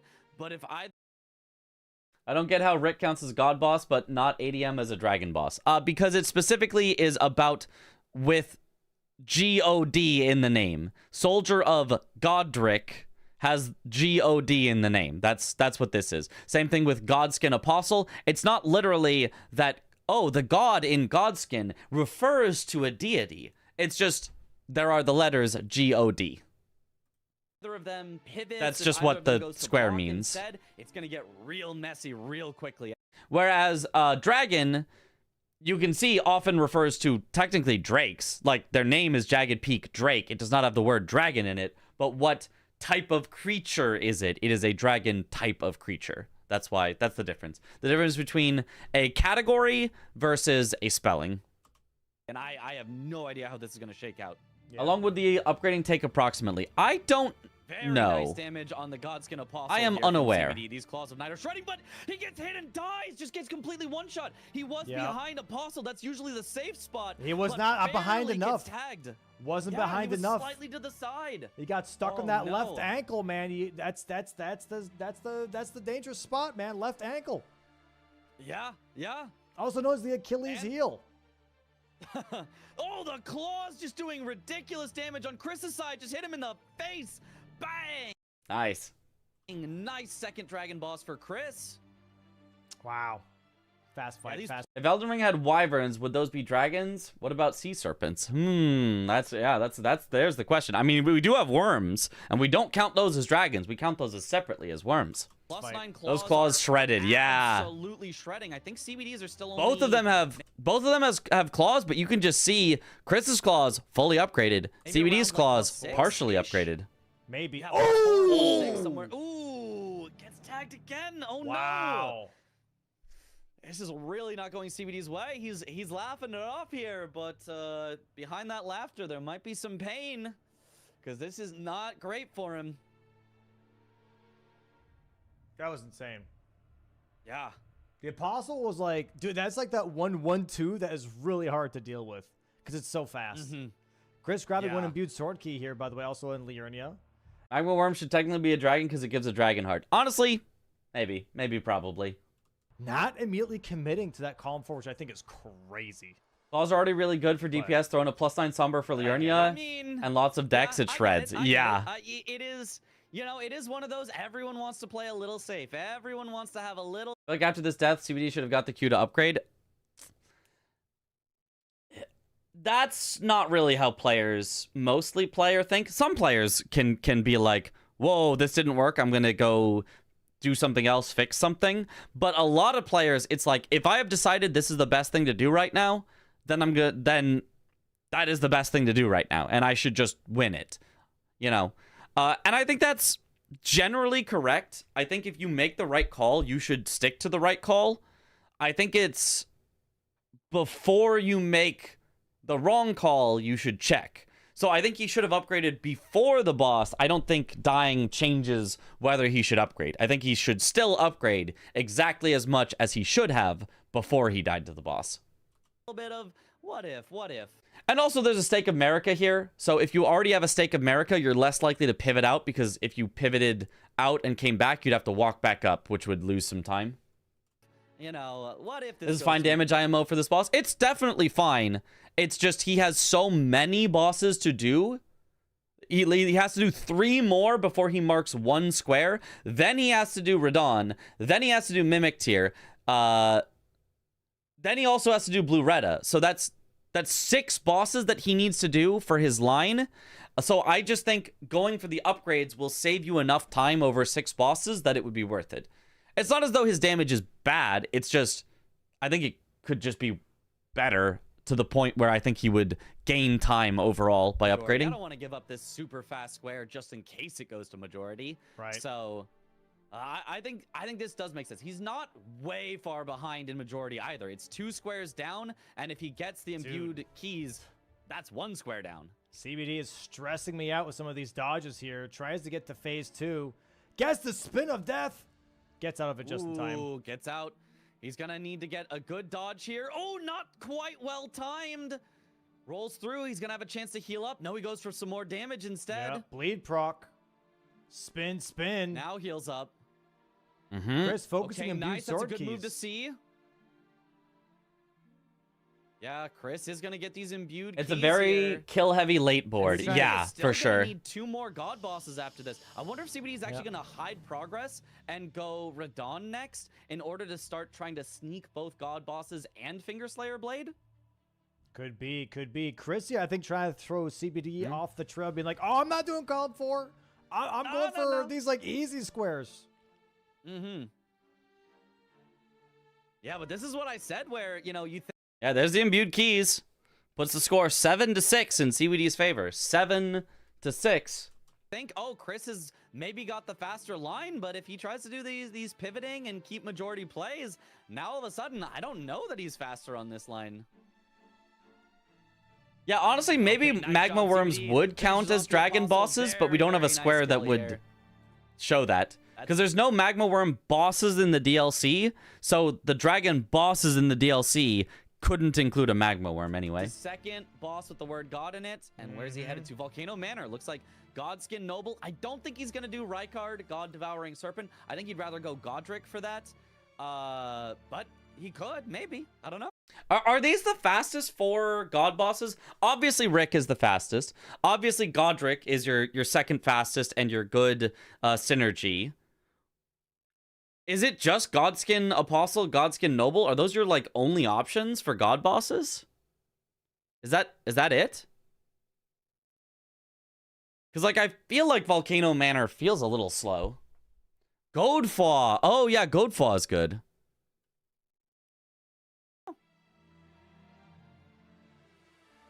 I think he just fully commits to the god bosses here.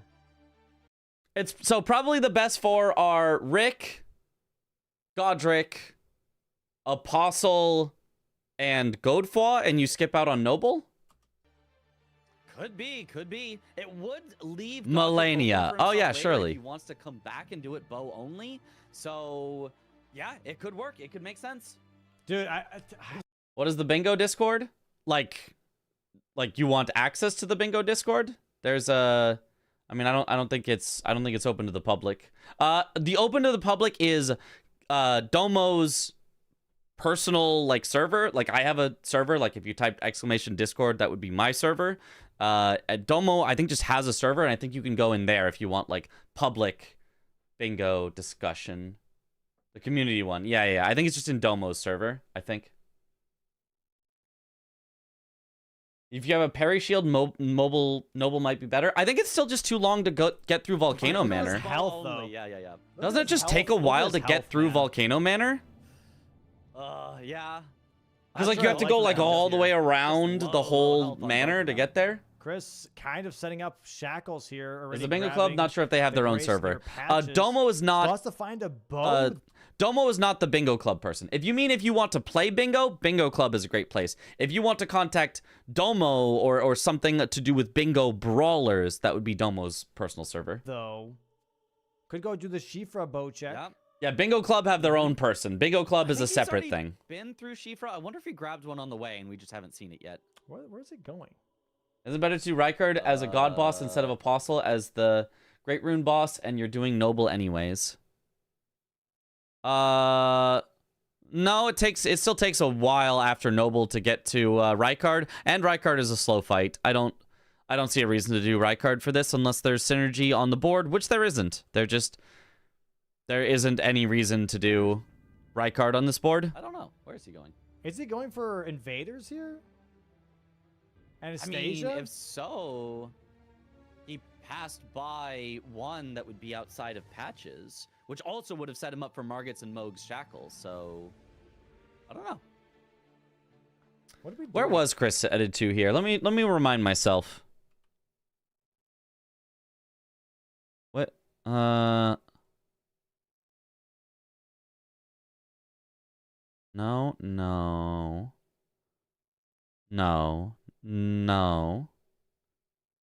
Unless it's a bow check, but that I don't know of. No.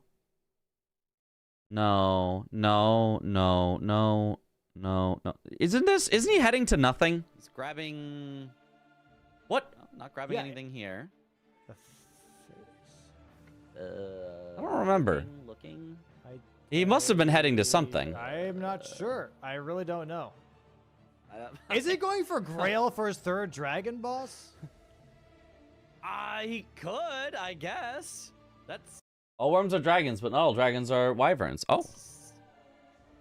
I mean, I guess what else would you do as a dragon heart boss? Magma worm? Isn't this slower? Isn't this much slower? Dragon heart boss. Grail...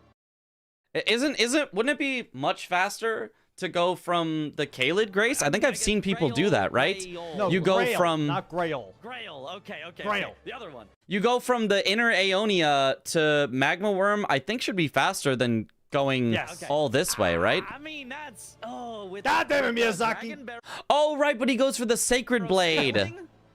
Yeah, thank you, Miyazaki.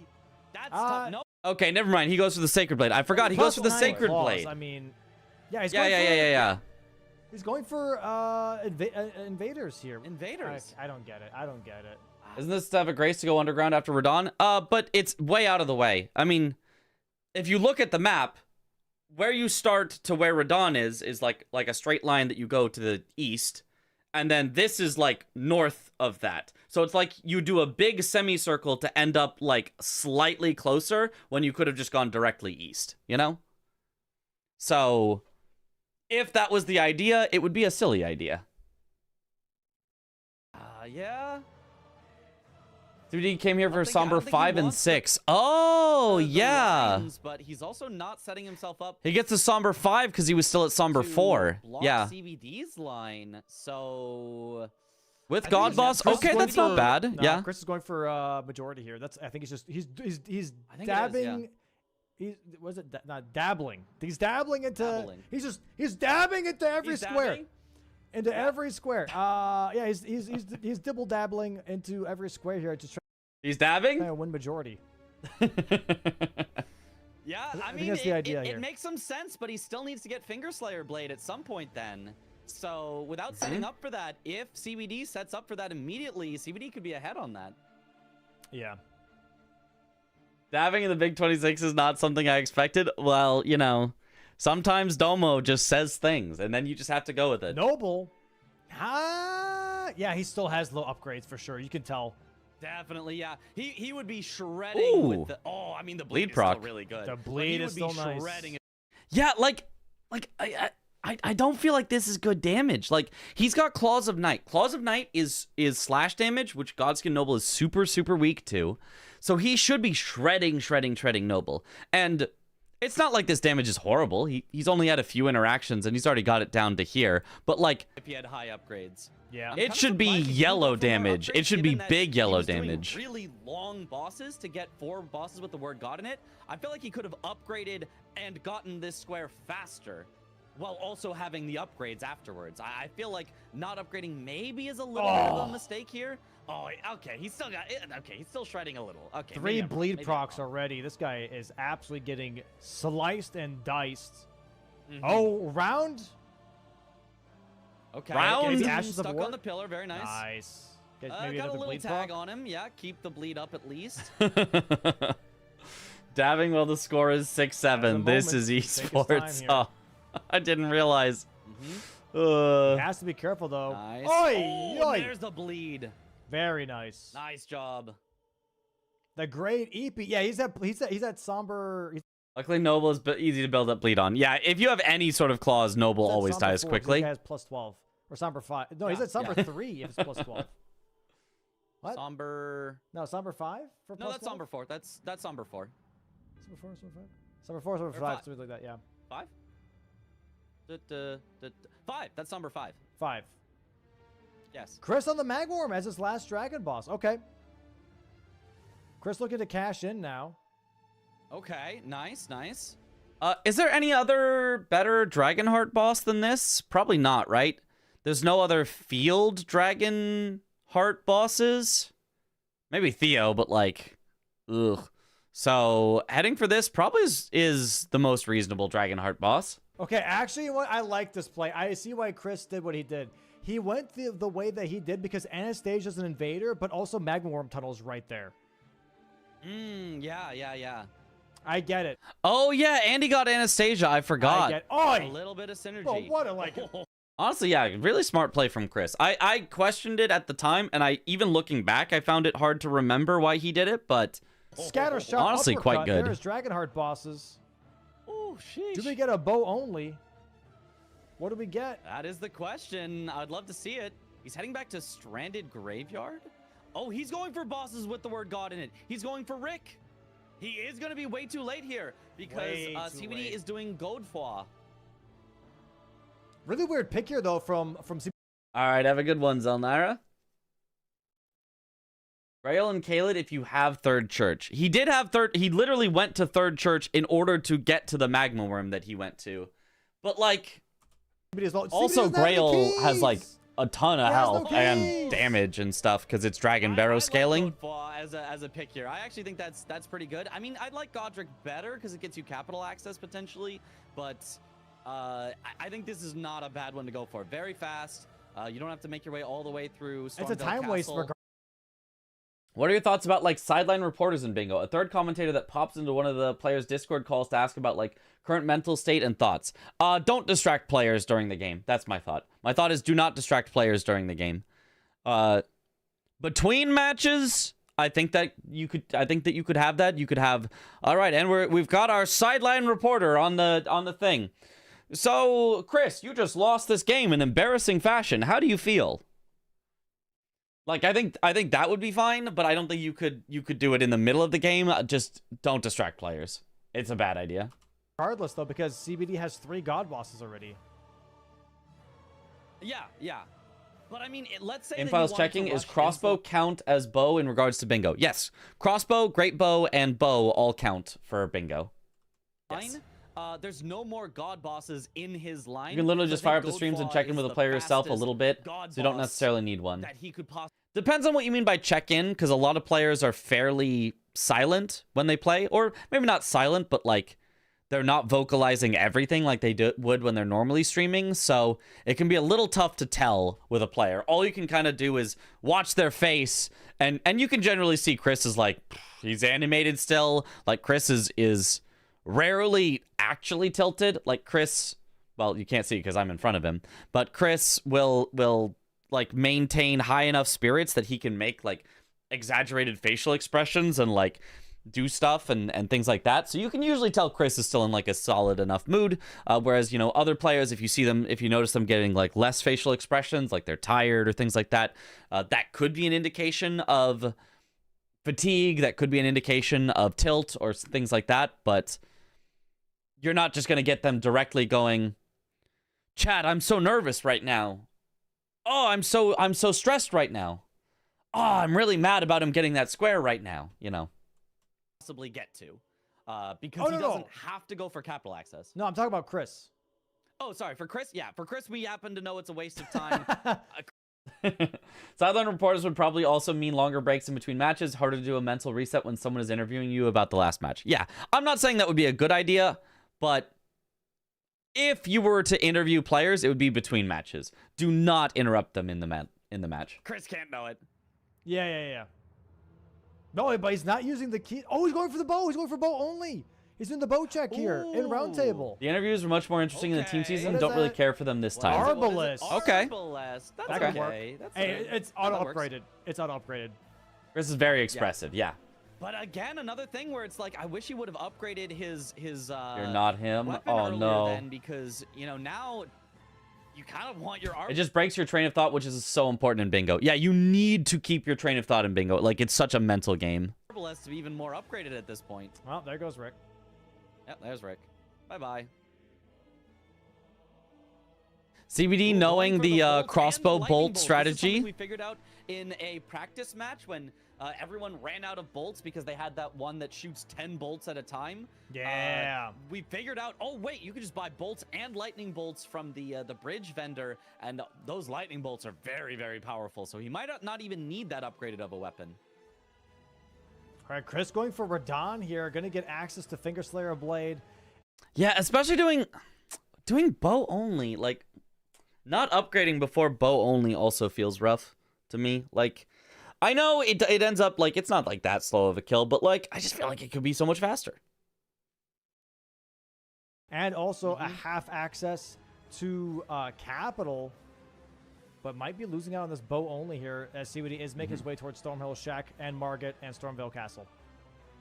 Yeah, I mean, he might be okay with that. If they block each other's line, it's currently 7-7, so no clear, strong advantage. If they just block each other's lines, we're basically just down to a majority. The only thing is that row 4 has nobody having marked anything just yet, but CBD is about to get the first one, whereas Chris has some ritual pots that he could get his own block in that line as well. So I think this is going to come down to I don't think either of them wanted to commit to their lines that hard, and so I don't think that's what's going to happen. I think it's going to come down to majority, and it could come down to a last square situation. Eyelash? Or maybe?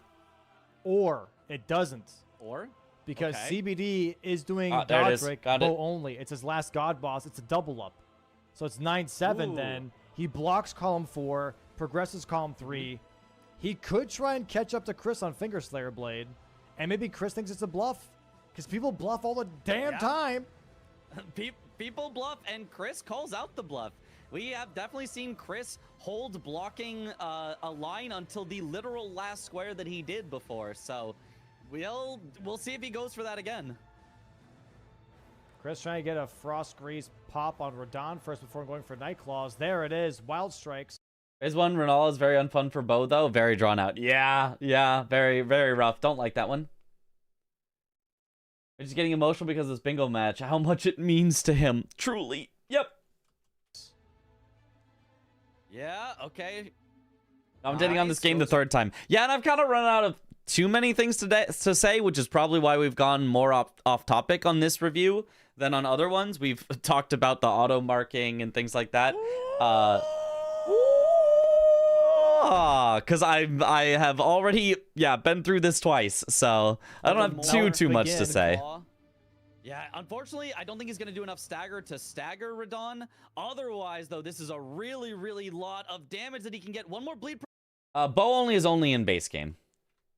proc might do it. Oh! One cycle, nice job. Wow. The one cycle was really nice from Chris. Wow. Big bleed procs there. Mm-hmm. Very nice. Very nice. Very, very, very nice. We've talked about auto marking for the last 3 days. Okay. Yeah. Now, Chris Yeah. will see if he commits, Yeah. if he's doing this to try to get towards Capital, if he goes to Godric, or if he's trying to do this to get to Finger Slayer Blade. That's so good, had to do it again. Yeah, it's not the third time on my stream. This is the first time on my stream, but immediately after the game, Chris wanted to review it, and I was like, I'll review it with you. And I just got in a call with him, basically just so that we could, I could make fun of him when he made a bad play. He could make fun of me for my commentary. It was a good time. So this is probably going for Finger Slayer Blade. He's probably going to do the little teleporter to EG. Yeah, he's going to do Blue Retta right now. And you want to know why that's actually not a bad idea? 5 Liurnia bosses. 5 Liurnia, yeah, that's true. It's got some good synergy there. Okay, interesting. Chris has a little bit of progression on Ritual Pots. Has a little bit of progression already on Liurnia bosses. And Bow only and Godric or God boss is going to go to CBD here. Oh, this is tight. This is tight. Ooh, and a Ritual Pot at Pydia. So another bit of synergy there. Yep. So yeah, very, very nice. Yeah, a surprisingly good amount of stuff here in Carrier Manor. Usually Carrier Manor is something that you're like, oh, you only do it if you really have to for Finger Slayer Blade. Does some good damage But for it's not him. bad here. I mean, it's not fully upgraded. That he but forgets. it's Yeah, partially yeah. upgraded, and he's got those lightning bolts that should do. And he's got rot that should bolts. absolutely shred.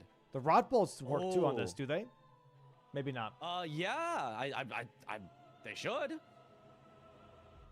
If he's got those rot bolts, yeah, that could be really nice as well. Where's Finger Slayer Blade? It is underground in Nokron. So you go underground from the hole that opens up after you kill Radon. You go past Mimic Tier. You go kind of, around to the left, and then there's like some buildings you can drop down on, and then it's at the bottom. Domo's face. Okay, let's see what he goes for. Yep. Starting Shooting those out bolts. those rot. Well, he started with a couple of regular bolts, now shooting those rot bolts. He's kind of alternating between them. Or maybe he realized he was Okay, shooting the wrong more rot. ones. Yeah. He's like, oh, it's R1. Mhm. I've done that before. Yep. No, nice. Does he get the rot here? Should be after this. Yep, there we go. Rot proc. There we go. Huge. Oh, this is going down really Imagine your quick. first This time is seeing not that bad Nokron skip. in the It's pretty nice, slightest. yeah. I haven't practiced it ever. It's cool. We'll see it when Chris does it Just keeps later. the pressure up. Should get the phase transition right Bow here. check Very here nice. for Chris. Erdtree bow was in Shifra. Chris, maybe for... I guess he just checks that just in case you want Remembrance Boss Bow only. There's a bow check in round table. He might not have had the Stone Sword keys for it. He had to use... Why do you play all games with mouse and keyboard? Or do you pull out the controller for a few? The only game that I usually play on controller is branded right there on the controller for exactly what I use it for. I only use my GameCube controller for Super Smash Brothers. And otherwise, it's pretty much all keyboard and mouse, just because I like it. It's good. I think the feel of keyboard and mouse is very good for most games. There's probably some others that I play controller for, but I can't think of them. So he had to buy Stone Sword keys just You're to right. get to the... I was Old Altus DLC. Tunnel Yeah. Because he did not start with them. Well, here's a little thing, though, Mitch, is you can buy 3 keys for the round Mouse table. and keyboard guess smash what? would be crazy. So it's actually kind of OP if you get really, really good at it. It's hard to get good at, but it's actually kind of really good if you're good at mouse and keyboard smash. Or even better, there's box style controllers, which are basically a big keyboard. It's not mouse and keyboard, it's just keyboard. But there are box style controllers that are basically just a big keyboard, but with like tactile buttons instead of like keyboard buttons that are set up as QWERTY, that you can actually be really overpowered with. but it's really hard. It's like not for your average player. This is for like pros that are like, I need to get the perfect angles on everything. Leverless / hitbox. Yeah. Who's my main though? Falco if I want to win. Falco if I want to have fun. Marth if I want to win. 1 key from Stormhill. The real question is unfair Boom, flips. there's your key. That's a space game for sure. You press the space bar. True. There we go. Solve the problem.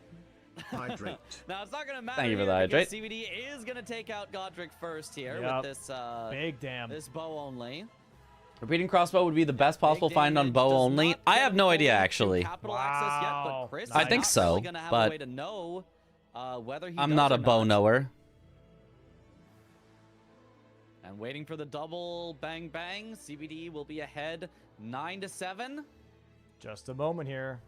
Just a moment. Bang bang. Bang, bang. There it is. Chris making a face, being like, that was a little bit sooner than I thought. Uh-oh. Now Oopsie he knows poopsie. he's got to go for Finger Slay Blade. He was already heading here, so this is not like a disaster for Chris, but When the controller Elden Ring run coming out, that's impossible. That's an impossible run. Look, I could do, you know, hitless, all bosses, all games, RL1, you know, blindfolded. I could never do a controller though. Chris's plan of winning by majority, that's a bit harder when CBD gets a 2-for-1. Definitely a little bit of a doozy. They're using default keyboard layout. All right, Chris Mostly, still just making his way through but I've here got as- heavy Ooh, attack CBD and Ash is of War going for on side Radon mouse to give buttons. himself capital access for Shackles later, as well as underground access for Fingerslayer Blade. Now, Chris is way The ahead world's on first Fingerslayer controller Blade. Elden If Ring CBD run, I chases could on never. Fingerslayer Blade, this is a great way for Chris to potentially just catch up because CBD will just be behind him and just get sniped. We'll see. Yep. Because CBD may be thinking, oh, Chris is going to leave this. Chris always leaves lines. He never goes to block them first thing. But this is a case where Chris, you know, he kind of shakes up what he does. Some games he leaves it has for to be last, the some games first he does it one. right away. And this game he's doing it right away, which could catch CBD off guard. Watching this, by the way, as well, this is another case for Have Ash of War on Q, don't ask. Honestly, I don't mind that. A lot of games all have special abilities on Q. And that's kind of what an Ash of War feels like. I think that's fine. DLC, right? Whoever gets Fingerslayer Blade really sets the tone. How fast did you switch from shift plus combinations? Instantaneously. I would never use a shift combination. It's horrible. Having to press 2 buttons to get 1 input? Nah. Miss me with that. For the rest of the match, because if CBD gets this, obviously it's GG's. It's Did I play on controller during that Red Bull event? A little. The Souls Coliseum, the in-person event. I had to for some of it because everyone else was using controller, so it was easier for them to just pass me controller rather than for me to reach and have a keyboard and mouse at all times. So I played on controller a little, including for like the PvP bingo stuff. It's GG, But yeah. for Chris, if he gets this, he has so many other progressions on the other squares. It definitely got me another flip. killed This could- one time because I couldn't. I wasn't used to it for the hold run and press jump to get a sprinting jump. So I was like holding sprint and then I did a standing jump. So then I didn't jump forward as much as I wanted. So then like I didn't get my attack in range and then I got punished for it. And then it was bad because I just wasn't used to holding sprint and pressing jump on the controller. Like it's not hard to do. It's easy to do. It's just I wasn't used to it. I was just thrown in like, here, have a controller. I was like, oh, okay. Be another flip. 100%. It certainly could. Chris has some good progress on other squares. CBD would still maintain the majority lead, but yeah, it's a Shift big question inputs for mark. emotes and then pressing Yep. it on accident in a Millennia fight. Oh gosh. All right, nice Go. kill by Chris. I mean, I really Nice, love that Bluretta. Chris committed to the full +9 early. I think this is working out really, really, really well for him. Oh, heading to If only we could Rockview bind quick slots on Falcon. separate That's two buttons. Legaria Oh, that would be bosses now. nice. Maybe grabbing He is going for Invader here, I think. Claws of Night is insane even without the I bleed. think he Claws wants of to- Night he is also just wants really one good. Yeah. row one, he says, CBD's kind of setting up on row 1. I need to block that Here's as question, well. why is it always what the he's same few thinking. people taking part? Taking part in what? So he might go NPC invaders into Finger Slayer Blade. That might give CBD time Carry to a catch up. keyboard I and think mouse Chris just can in still do case, both yeah. first. Yeah. I don't know. It's tough. This is really close. I don't. And now the forgetting begins, and Chris almost throws. Yeah, I We'll don't know how I feel see. about this. Where does he go? It certainly is. Oh yeah, he goes for NPC close. invaders. Here goes Goes back for Anastasia. Chris. Yeah, I mean, should take her out easily. Yeah, There we man, go. I mean, yeah. There you go. Wild Strike. I mean, risky when Finger Slayer Blade is up, but honestly, here. like, he knows he's got decent progress, so For CBD. going straight for NPC invaders, maybe And now he's okay. heading towards, Maybe okay. Nereus in front of Patch's Cave. So this is a nice one next. Like, as NPC well. invaders After is that, he's the surprisingly quick, Millicent even though it's 4 of them. In Kaled, that's a nice one. CBD needs to still upgrade at some point. His damage is still it's all right, but he really could be shredding these bosses if he really could. Yep, YouTube, yep. Yeah, something. Chris got a Works. nice one cycle. I don't think there's any chance that CBD is getting a one cycle here. Nah, it does. Insane bleed procs, though, I will say. Insane bleed Yeah, procs. really nice. Yeah, I mean, you can see just already a lot of the time that would be spent upgrading already would have been saved just getting a 1 cycle redone. But I will say, if CBD sees NPC invaders at some point, bro, like, yeah, I guess even it still doesn't matter because he has to do everything that Chris just did with Loretta, right? And he doesn't know that Loretta has been done. Ooh, this is tough. This is tough. This could be great for Chris because it almost baits CBD into committing for Finger Slayer Blade, and then if Chris is ahead, but CBD is chasing on Finger Slayer Blade, that wastes so much of CBD's time. When you're behind, you do have to play a little risky, I think. Yeah, that's true. You do need to play a little risky, and this is So this is could risky work out from Chris. Perfectly for Chris. It could This work. Get him tied up in majority. Love seeing Chris learn from his mistakes and not die on that cliff like in game 1. Yeah. With his current priority Much left better. in Much better Laria this time. bosses and ritual pods. When Nereus healed there, Chris shouted, "The audacity! Healing in my face!" It was really funny. Nice. Yeah, this is tough. This is tough. Yep. Final NPC invader looks like he's going for starts with H, not Henricus, is it? The one over here at the Colosseum. Yeah, this one's pretty good. I guess it's not too surprising he doesn't go for Millicent Invader. I don't know. Would Millicent Invader have been faster than any of the ones he did? Maybe Henricus, because the ride is a little long, but Whatever this guy. I think Yeah, all the Henricus. invaders you do are pretty good. Okay. Okay. Isn't bleed percent Okay. damage, so it's always the same damage? Okay. Domo? Okay. What did he say? That went against that? Millicent spawns quicker, I think. Yeah, I think so. But she also, I think, has a bit more health and damage. Like, I've seen people die to Millicent, but it'd be hard to die to CBD Henricus, here I think. now, making his way towards...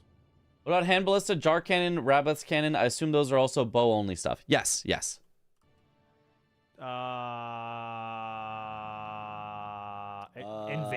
Invaders? Invaders. He's chasing No Projectile shot. launchers only. Wow, this is gonna work out so well for Chris. Wow. CBD setting himself up to from time sync to time sync. Time sync, yes.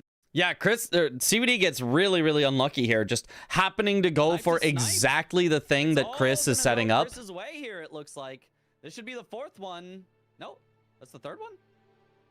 Yep. Fourth one is round table. Oh, he needs to do Millicent. Yeah. Or he needs to do round table hold. Here it is. Okay. Yep. I miscounted. I just counted him as having Millicent. No. CBD had Millicent. Yeah, he's got it right. This is tough. This is tough for CBD. Going to be losing out on NPC. Oh, nice here Yura in kill. just a moment. Gets his second kill on Nereus, but Albrecht is here with that mad tongue about to talk some mad shit. And yet he's dead. There it is. He's got my same nickname from college. All right, sir. Okay. That is 8-9 now for Chris. CBD. +2. Thank you. Thank you.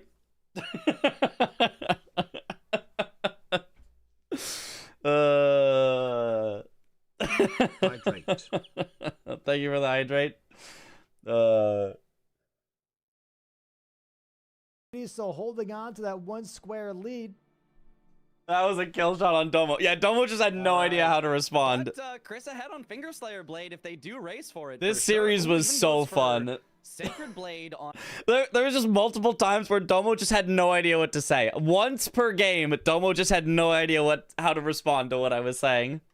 Right, sir? On his battle here. Play Wild of strikes the anymore, but game. doesn't need it Oh, with, Death NPC invaders Birds. off the board. Deathbirds, yeah, he's gonna be sacred blading the Deathbirds here for Liurnia bosses. Yeah. Oh, and wait, is CBD chasing on? No, I think CBD is going for Finger Slayer Blade. So Chris can't stall on this for too long. Otherwise, CBD can take away all the progress that Chris has made. Yeah. Chris playing with fire once again here. Oh my god. Oh, big kill. Jesus Christ. Oh my goodness. Yeah, see, that one I think is worthy of an with how much damage he does. It's a third Liurnia boss here for Chris. Yeah, classic Chris not blocking though. CBD looks to be heading for it. It's still wild to me that Chris goes for NPC invaders, then according to his words, forgot he was going for Finger Slayer Blade and goes for bosses in Liurnia Unless instead. CBD is heading for Ritual Pot. No, I mean, he's going generally. for it. He's going for it. Yeah. I mean, there is still the Ritual Pot at Pydia, so he could, do Blue Retta and then go Ritual Pots, but yeah, I think he's going for Chris it. was in a flow state. Needs to switch back at some point. Never let them know your playing with next fire. move. He really, really is. He's not respecting, in my opinion, this Finger Slayer Blade. We're 55 minutes into the match. Is this Chris wins majority but bingo? Who knows? Who knows what's about to happen? Very much making me nervous here. Knight's Cav into Tibia Mariner, I believe is what Chris is thinking, and then immediately going to Finger Slayer Blade Surely there's no way that would ever actually happen in a match, I though. think he will still have the advantage on CBD. This still could work out great for him. Big damn. Yeah, I mean, big damage, and it should be very fast on the Tibia Mariner Surely. as well. So, yeah, this could work out great for Chris. It's scary, but I think it could work out great.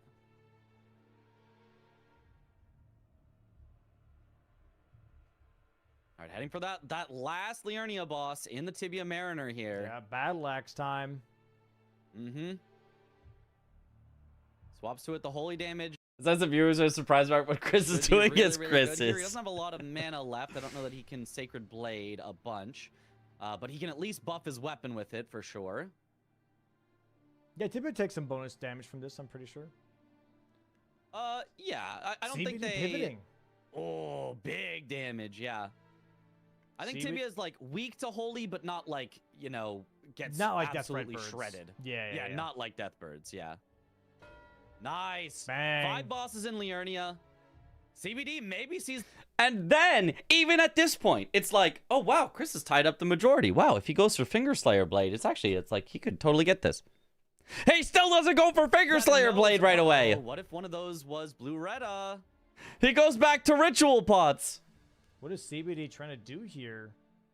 Was he looking at Liurnia bosses himself, or... I'm not Oh, sure. Bellbearing Hunters with the Church of Vows. 4 is a lot. Wonder what CBD's read of Chris's Finger Slayer progression was now. I mean, it has to get all thrown off. Like, you see Chris just continuing to mark stuff that isn't Finger Slayer Blade. Like you can really like rush It into feels like you've got to be ahead on it. Because he just forgot a pot earlier.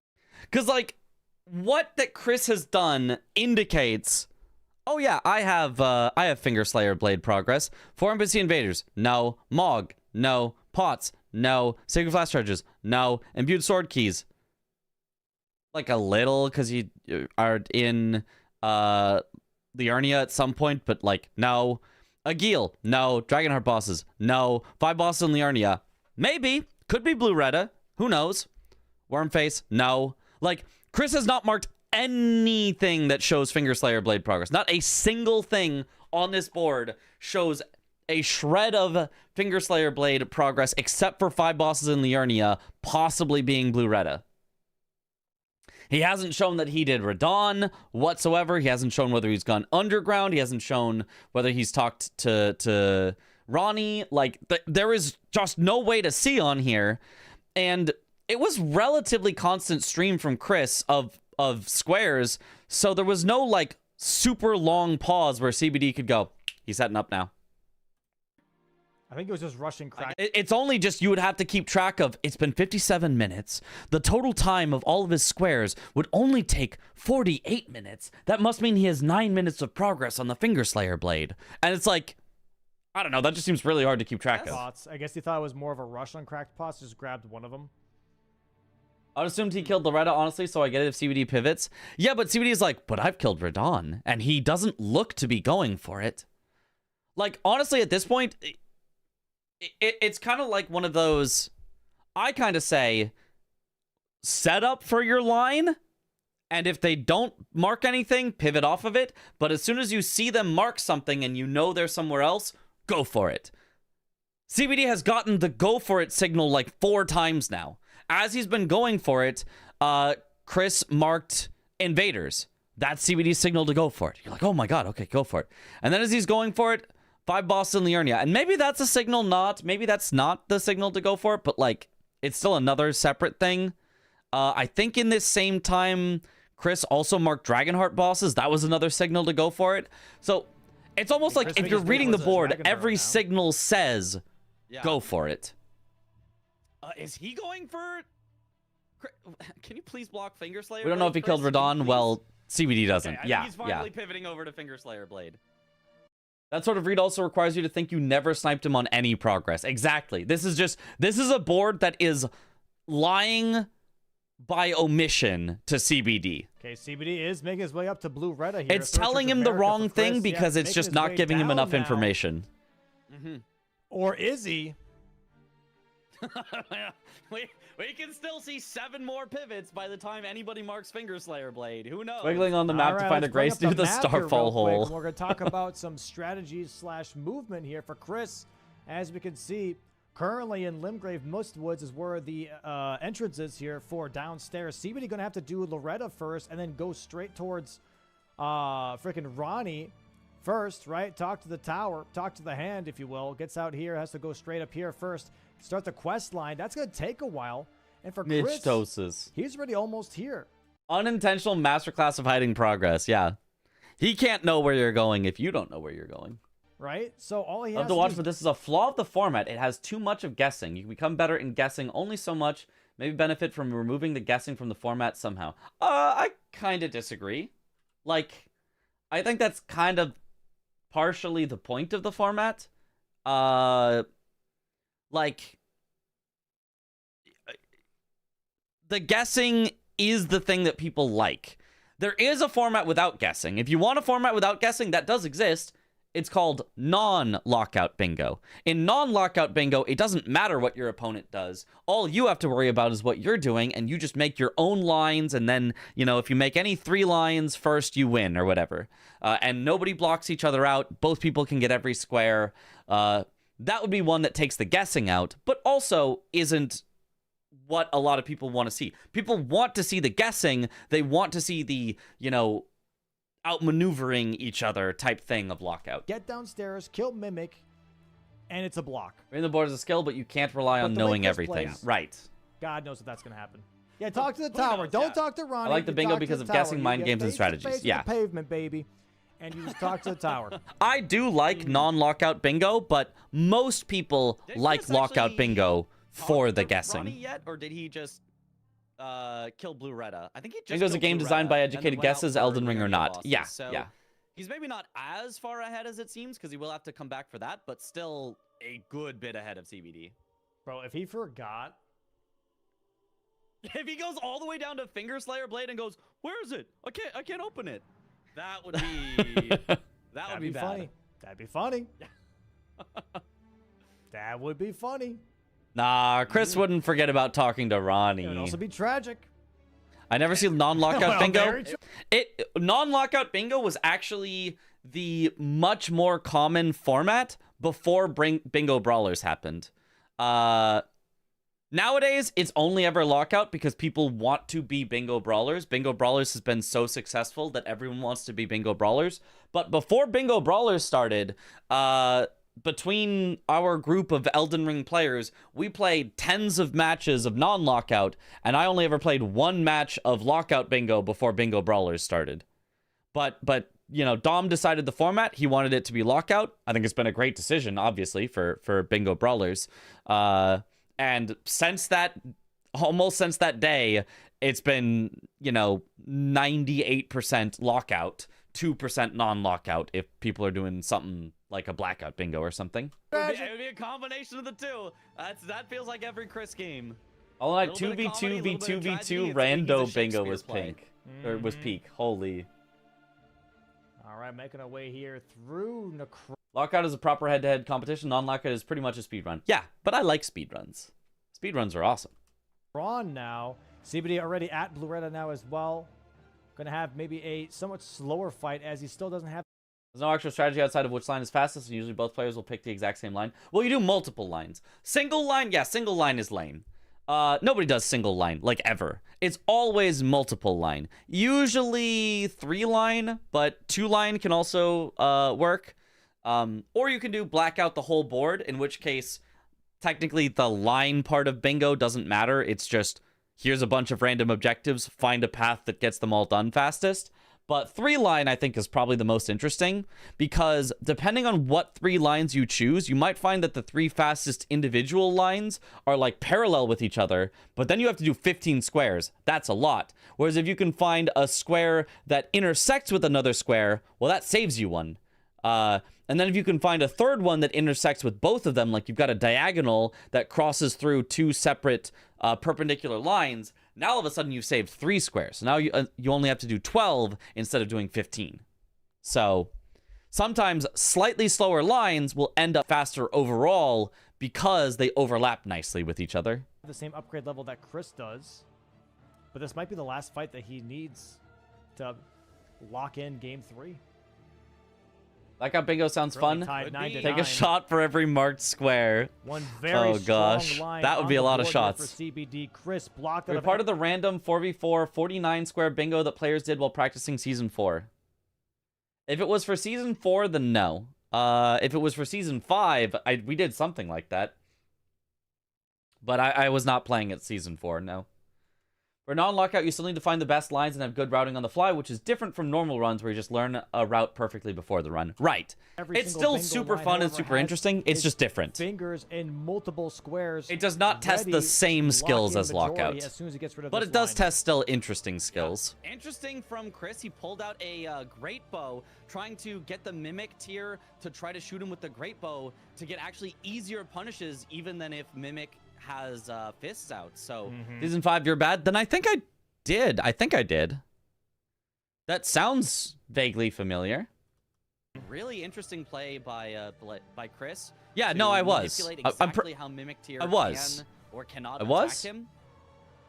Yeah, that was insane. Yeah. Is gonna get. Yeah, I was. Yeah. I remember. Yeah. Spent all this time trying to set up Finger Slayer Blade. Thinks there's no way Chris is gonna block, but this being one of the rare times that Chris is absolutely. And I had a silly format on my screen where the board was chopped into pieces so that I could like arrange it around the camera, so that instead of it being overlapping and just taking up the entire screen, it was around the outside, and I could have the screen in like slightly smaller so you could actually read the squares. It was very funny. Absolutely going to respect it, absolutely going to block it, and is going to be ahead a little bit once this comes out. He'll be ahead 10-9 with better progress on ritual pods. Pulls a race, but doesn't really work in a tournament IMO. I mean, I think it could. Very interesting. There are speedrun tournaments all the time. I don't see any reason why you couldn't have a bingo speedrun tournament just because it's not lockout. Again, I think the way Bingo Brawlers works is awesome. Probably the crowd favorite. But I don't think there's any reason that you couldn't do it the other way. CBD has priority on Margaret and Moog's Shackle. After all is said and done with this block that might happen, Chris might be up at 11. It was best with some randomness unknowns, either lockout where you don't know what your opponent's done, or a random mod where you're not 100% sure where things are. On himself. I don't necessarily agree. I don't necessarily agree. I think speedruns are also fun. Up to Ronnie. Is Chris pivoting? Oh. Chris realized he hasn't talked to her yet. Okay. I seriously thought Chris was about to pivot and do ritual pots. I thought he was heading to Pydia for ritual pots. I was like, what are you doing? What are you doing, Chris? I was gonna say, okay.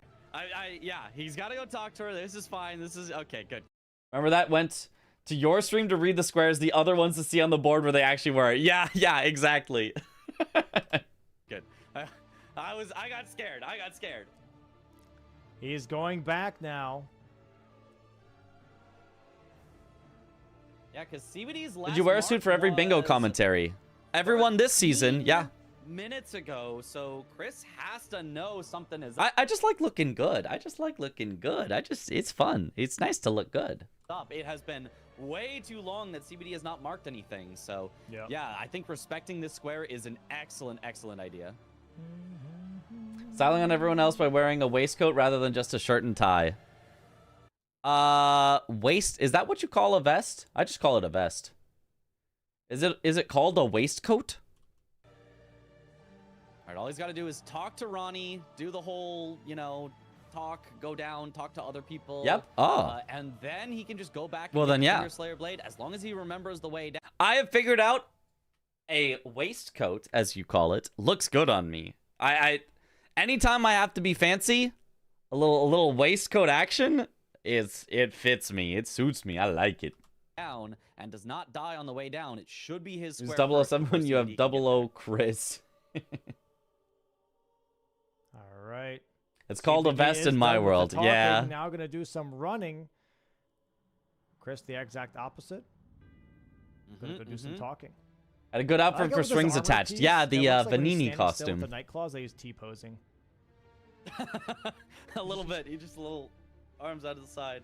He's like that kid from a Christmas movie where he's got all of the different layers on the jacket. His arms are just out. He can't put his arms down. I feel like he's like waiting for mom, to finish shopping. He's just like, Mom, yeah. I screwed up. I threw up. Yo, Parky, thank you for the raid. Appreciate it.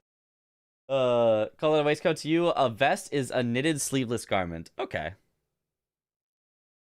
I mean, yeah, but vest as in the shape. Like the shape is the shape of a vest, sleeveless. But yeah, the waistcoat is probably the correct word. It's just like it's so uncommon for us to hear that I just see, oh, this is the shape of a vest. I will call it a vest. The raid, Parky, welcome in, guys. Hello. We're on game 3 right now. CBD having a very strong bingo line column 3. However, Chris currently preemptively blocking it, most likely. Already has Mimic Tier dead. CBD pushing Finger Slayer Blade with no progress after seeing the Yarno bosses marked. Remains one of the single most uncharacteristic, unforced mistakes you've seen. I mean, I don't know that I necessarily agree, because let's say that CBD assumed that Liarnia bosses assumed Blue Retta, which maybe is a reasonable assumption to make. That does not in any way indicate that Chris has already killed Radon at this point. And like Chris has clearly been marking things that are clearly not in progress towards Finger Slayer Blade. So even if he did Blue Retta, there's no like, oh, this definitely means he's actually going for Finger Slayer Blade, because he didn't go straight for Finger Slayer Blade. He went for Dragonheart bosses. Then he went for NPC invaders. Then he went for bosses in Liarnia. Like, so I would not call it an unforced error. Absolutely, we will understand by the end of this that Chris definitely is ahead on Finger Slayer Blade. Sure looks like he's going to win it. But I don't think the characterization of like, oh, of course CBD should have known exactly what his opponent was going to do is fair. I think there are absolutely signals on this board that would indicate to CBD, wait, I think I can win it. Yeah. Just making his way through Liarnia for I think it's a little bit too much of hindsight to say far behind. You should know for sure. He gets this first without some sort of extreme incident from Chris. This is CBD also probably thought that Chris was not going for the block. Chris is known for not blocking. Yeah. Chris Mass's progress amazingly here. He just played it perfectly. I definitely understand CBD's decisions here. Yeah, I agree. What a big I think it was just played really, really well from both sides. I think the only thing that I have seen so far in this game that is an error by either side, aside from like, minor things of like, oh, maybe he went took a little progress on this when it didn't matter, or, you know, like, aside from like super minor things that don't really matter, the only error that I think I have seen thus far in this game has been CBD not fully upgrading his weapon. That's the only thing.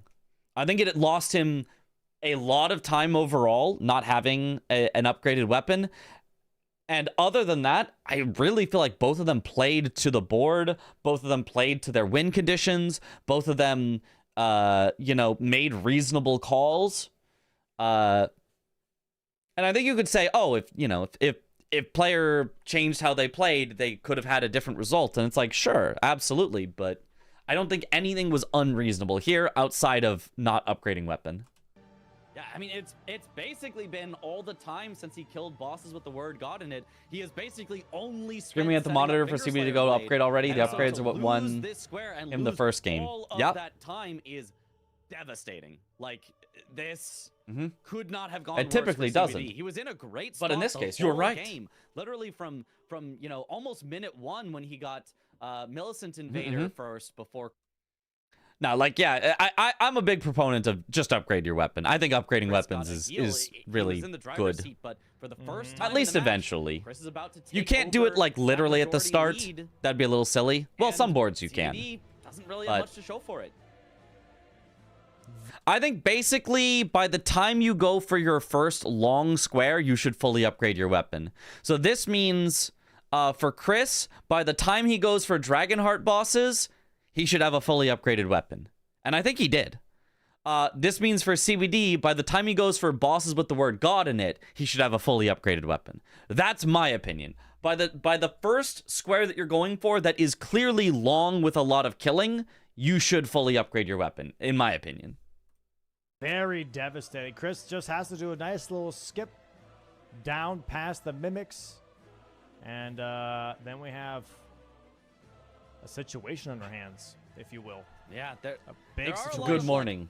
old skips that have existed to get down here faster, but some of them have been patched. Some of them are kind of Fully equals 9 of 10 here. Well, fully is as full as you can get it. There's no, like, super reasonable plus 10s. So you have to get. There's you know, one that most of the way CBD does down, go for and then there is sometimes a in drop Hallig right there. Tree, but yeah, 10 is the weird one that oftentimes you just can't get to. So let's see if he knows it. Big Even if damage, he big doesn't, good. He could go Yes. the normal way and still get down there not too bad, but it Nice, looks like got he it. knows it. Punch. Okay, Nice. Good job. Very nice from Chris. Good skip by Chris. We'll see what happens with CBD, what he pivots to, what he Yeah. reacts with.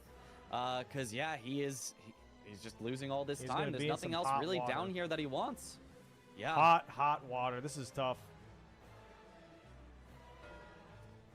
There it is. Bang. CBD sees it. Not surprised, it looks like. He's just quitting out, pivoting out. So You not gotta bad, keep your and now it's gonna come composure. down- Yeah, it is not over yet. 1 square lead at this point is nice. It is not a 1 game. You still have to get 3 more squares, and most of them are anyone's squares. Yep. Like, Chris working on neither Bellbearing of them Hunters. has any Black Knife Assassins. Chris has CBD has a little bit on Bellbearing Hunters. Neither of them has Putrid Crystallian Trio. Neither of them has Vike set up. If only Dom didn't ban your Death Plane skip? Wait, which one?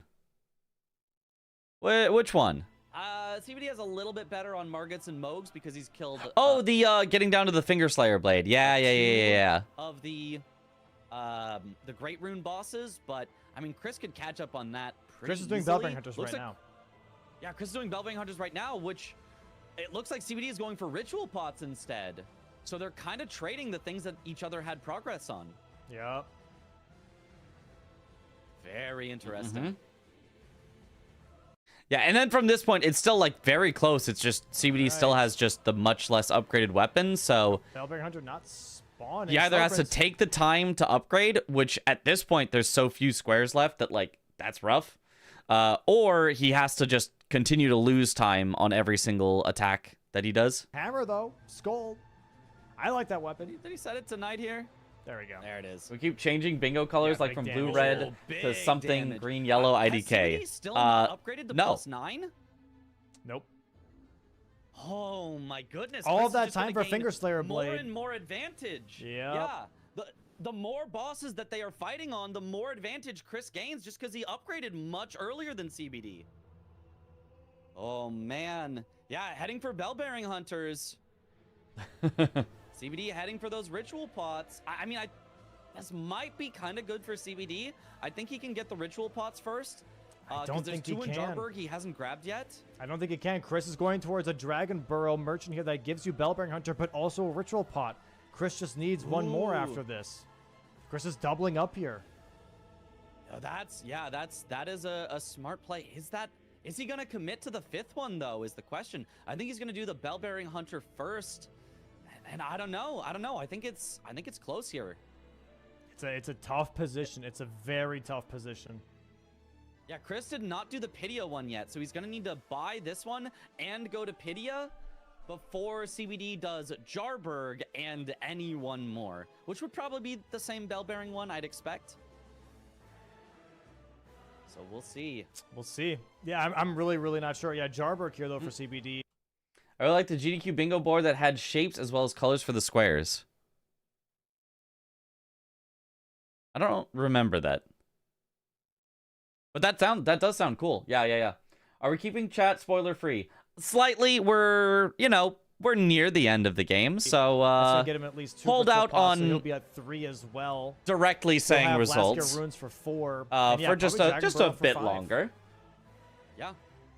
Probably Dragon Burrow for 5. CBD being a damage disadvantage for these last squares is a big disadvantage. Yeah. Yeah, Chris. I guess it depends. He has to play a lot better than Chris here to make up for being bell-bearing hunter fight. With a good bell-bearing hunter lower fight, upgrade level. See Chris getting those ritual pots first as well, which would put him in a commanding spot. There's the pickup. Chris not doing bell-bearing hunter right away. Okay, he's gonna be. I like this. Interesting. Yeah. Hard committing to ritual pots first, and this is gonna tell CBD like, dude. What? He doesn't know the Pydia one. I guess not. Yeah, and then Chris goes for not the fastest ritual pot, but still way ahead of CBD. Yeah, well, I think it's slower. Yeah, it's got to be slower. Yeah, it's much slower. It'll lose him some time, but I think he still wins the square. And if CBD is committing to it the whole time and doesn't get it, it really doesn't. Chris got an advantage here because of the flask charge map progress. Yeah, it's not something you think about until it comes down to these last few squares, but just going around the map to collect the flask charges gets you to places faster. To get this a little bit slower as long as he still does get the square. CBD should be doing Celia Town skip here for also Crystallian Trio access. Yeah, that would be a good idea here for sure. Every time CBD goes for something, Chris also goes for it with a lot more progress. It's crazy. Yeah, I mean, honestly, like, if it wasn't so silly, like, it almost feels like, how is Chris doing this? How is he just guessing everything right? But, like, I mean, that's obviously not the case. But it really is. He just gets so lucky over and over again to just continually snipe exactly what CBD is doing. Absolutely.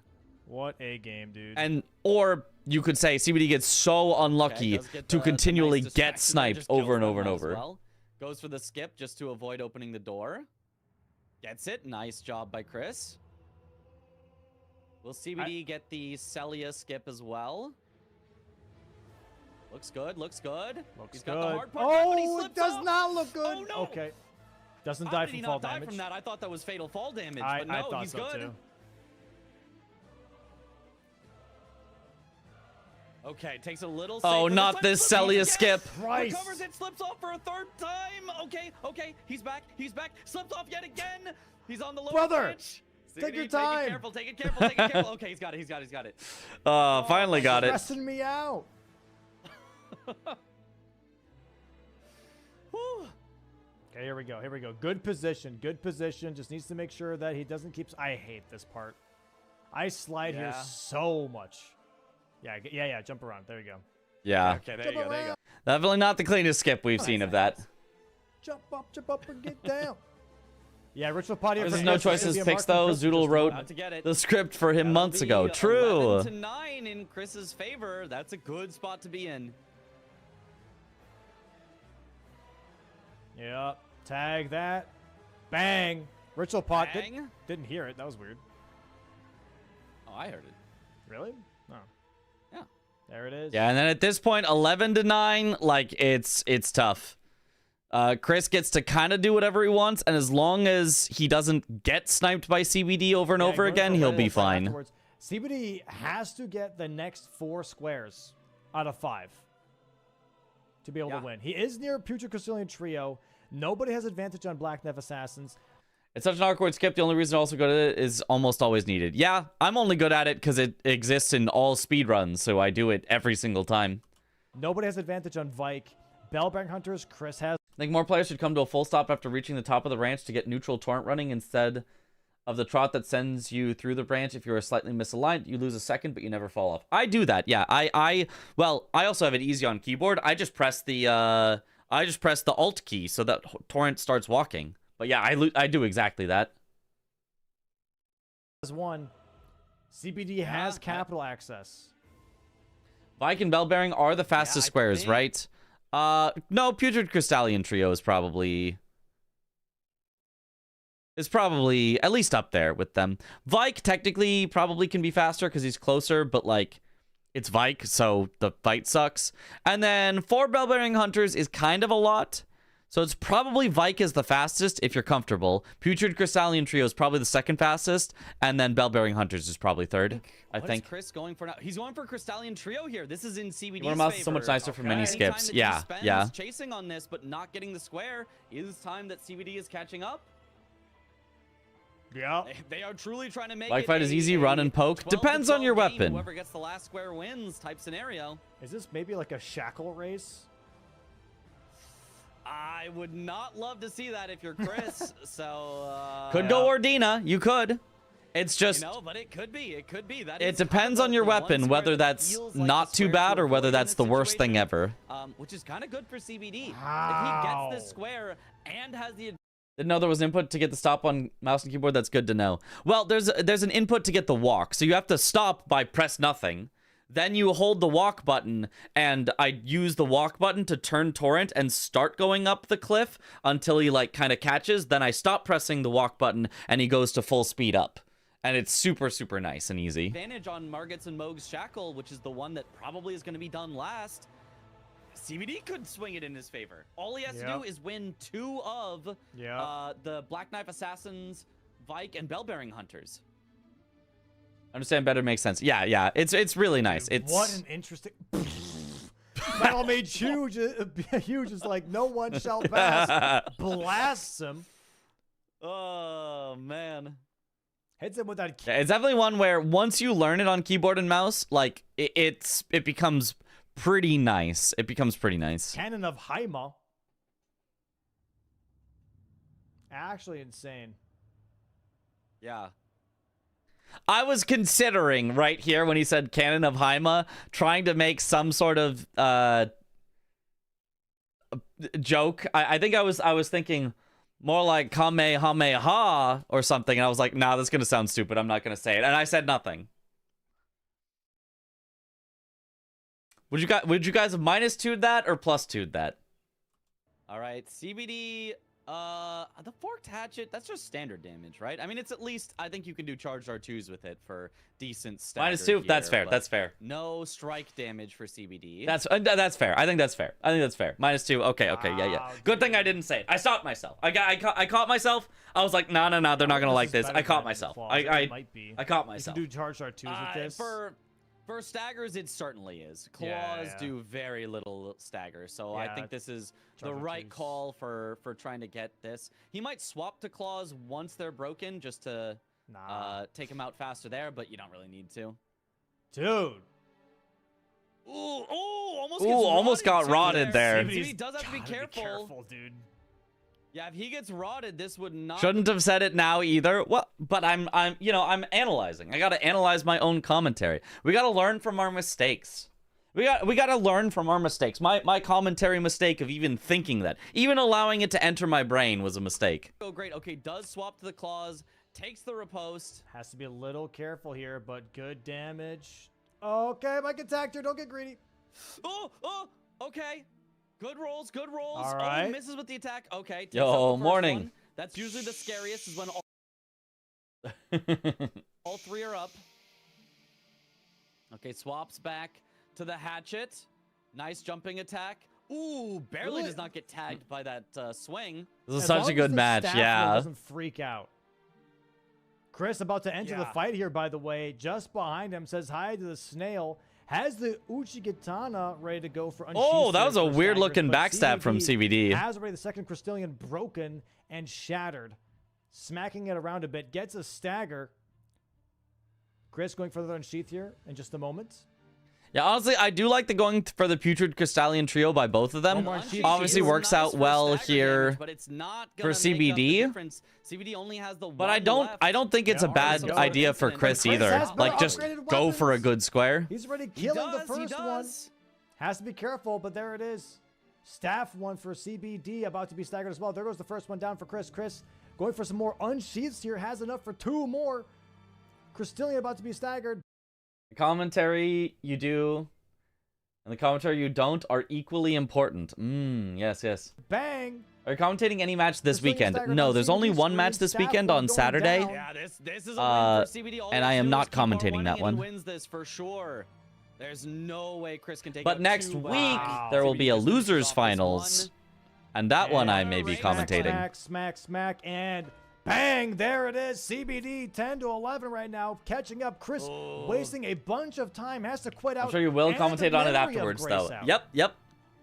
He's And still I'll in the- probably have more to say. I'm kind of tired going through this match. Like literally just tired. It's late, but also like this is the third time I have gone through this, so I don't have too much to say about some of the parts. tunnel. Hunter gets you hyped Yeah. for Vingus. Let's It's gonna go. see I me. mean, a you head should've just start. Memory of Grace first. I mean, But yeah, there it goes. I'm glad to hear Yeah, it, he has but to also walk out get hyped for after. This is Vingus a even with other big time commentators sink for because they're Chris. also awesome. CBD, I'm not sure what he's going for here. It looks like Black Knife Assassins.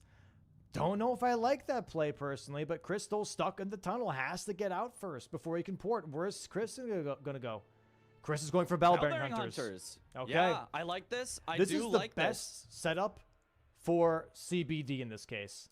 Yeah, when you're fully upgraded, Vike isn't too bad. That's a good point. You can do Vike at this point, end of the game. Yeah, Vike is a Chris fine wasting call. time on Bellbearing Hunters is CBD's best setup because he can take time going for Black Knife Assassins and get more capital access, or even go for Vike and push Chris into chasing him into capital. Whereas Chris really wants CBD to chase him on Bellbearing Hunters. Yeah, absolutely, absolutely. I mean, it also I think it's gonna come down to Vike. I think Vike is gonna be just the deciding factor. Whoever pivots into Vike first, I think is gonna be the person Whoever pivots into Vike who first. wins. So if Chris gets Bellbearing Hunters while Oh my CBD is God, still CBD's going going for for Black Bellbearing Knife Hunters. Assassins, oh, this is great for Chris. This is huge for Chris. Yep. As long as he commits to it. Okay, prediction. Chris is going to get Bellbearing Hunters. They're both going to pivot to Vike. CBD gets Vike. Yeah. They both rush to Ordina. Oh. CBD gets Ordina. Shackle Race. Oh my goodness! You absolutely could be right. I think I that's leaked a very it. likely I line leaked here. it. Love the dominance variety of commentators. Absolutely love all your guys' commentary. And it's great to hear different perspectives. Exactly. It's I think if it's only the same commentators the entire time, I mean, I think me and Dom are great commentators, but I think it is less interesting than having more different people commentate, more different styles, more different stuff to see and hear and like and find interesting. And there's stuff that I don't know that another commentator would know. There's different perspectives that you can get from different commentators about what they value. So even if I know everything about the boards, maybe I say, oh, I really highly value upgrading weapons early, and then you get someone else who has the perspective of actually upgrades, I find that they're best when they're only done at these times because you can push out more squares this way and so on. Uh-oh, you can't leak the script this early. Each commentator has their own unique flavor. Still Yeah. so much match to play.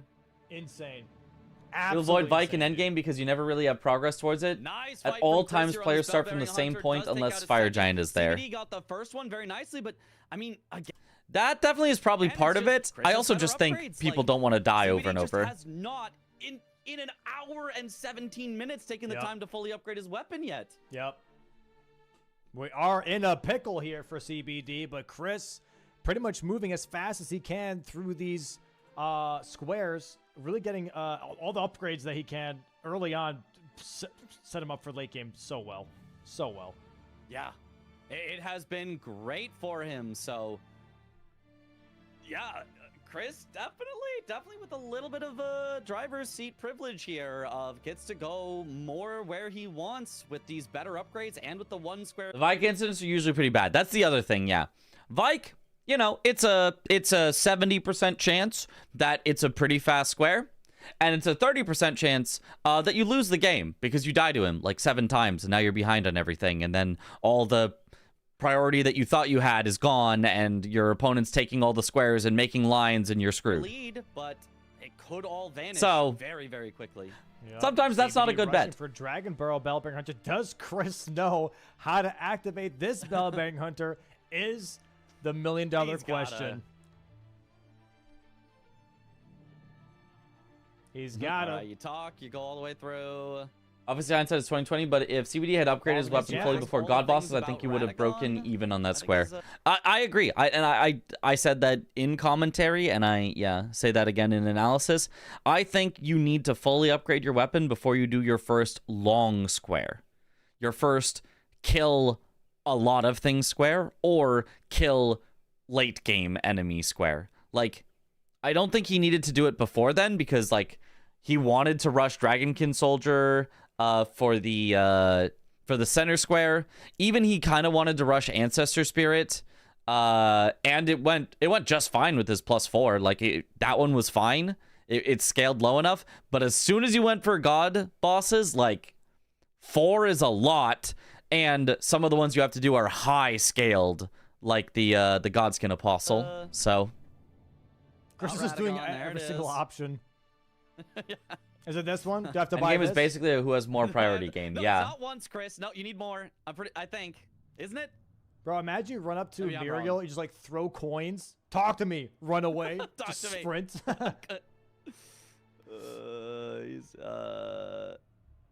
He double rests. Nope, that's Yep, he's that's still not there. it.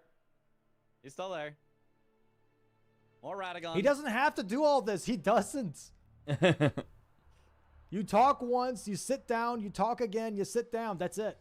You don't have to do all the Okay, well, dialogue. he should be good now. He'll figure it out. He'll Oh figure it out. my god. To be honest, I don't He know sits all the down things here you and have to then he do should finally for have it. it He is either. still basically one full Bell-bearing hunter ahead of CBD still at this point. There we There go. it is. Okay, now it's gonna spawn. Oh, big damage too. Very big, very big. CBD does have this Bellbearing Hunter kind of set up already with this Grace, but Chris has the Altus Grace. He can go for the other Altus Bellbearing Hunter like very quickly here because of the Golden Seeds that he started out with. Yeah, absolutely. Big advantage to Wow, what a Chris here. big Has to time wait till it sink. shows enemy felled on screen. Otherwise, he would not get credit. CBD could have been +6 off the rip, but he forgot to get a Summer 6 from Falling Star Beast, and even grabbed the one in Volcano Manor, so it was a really weird, forgetful moment. Wasn't he missing the +5?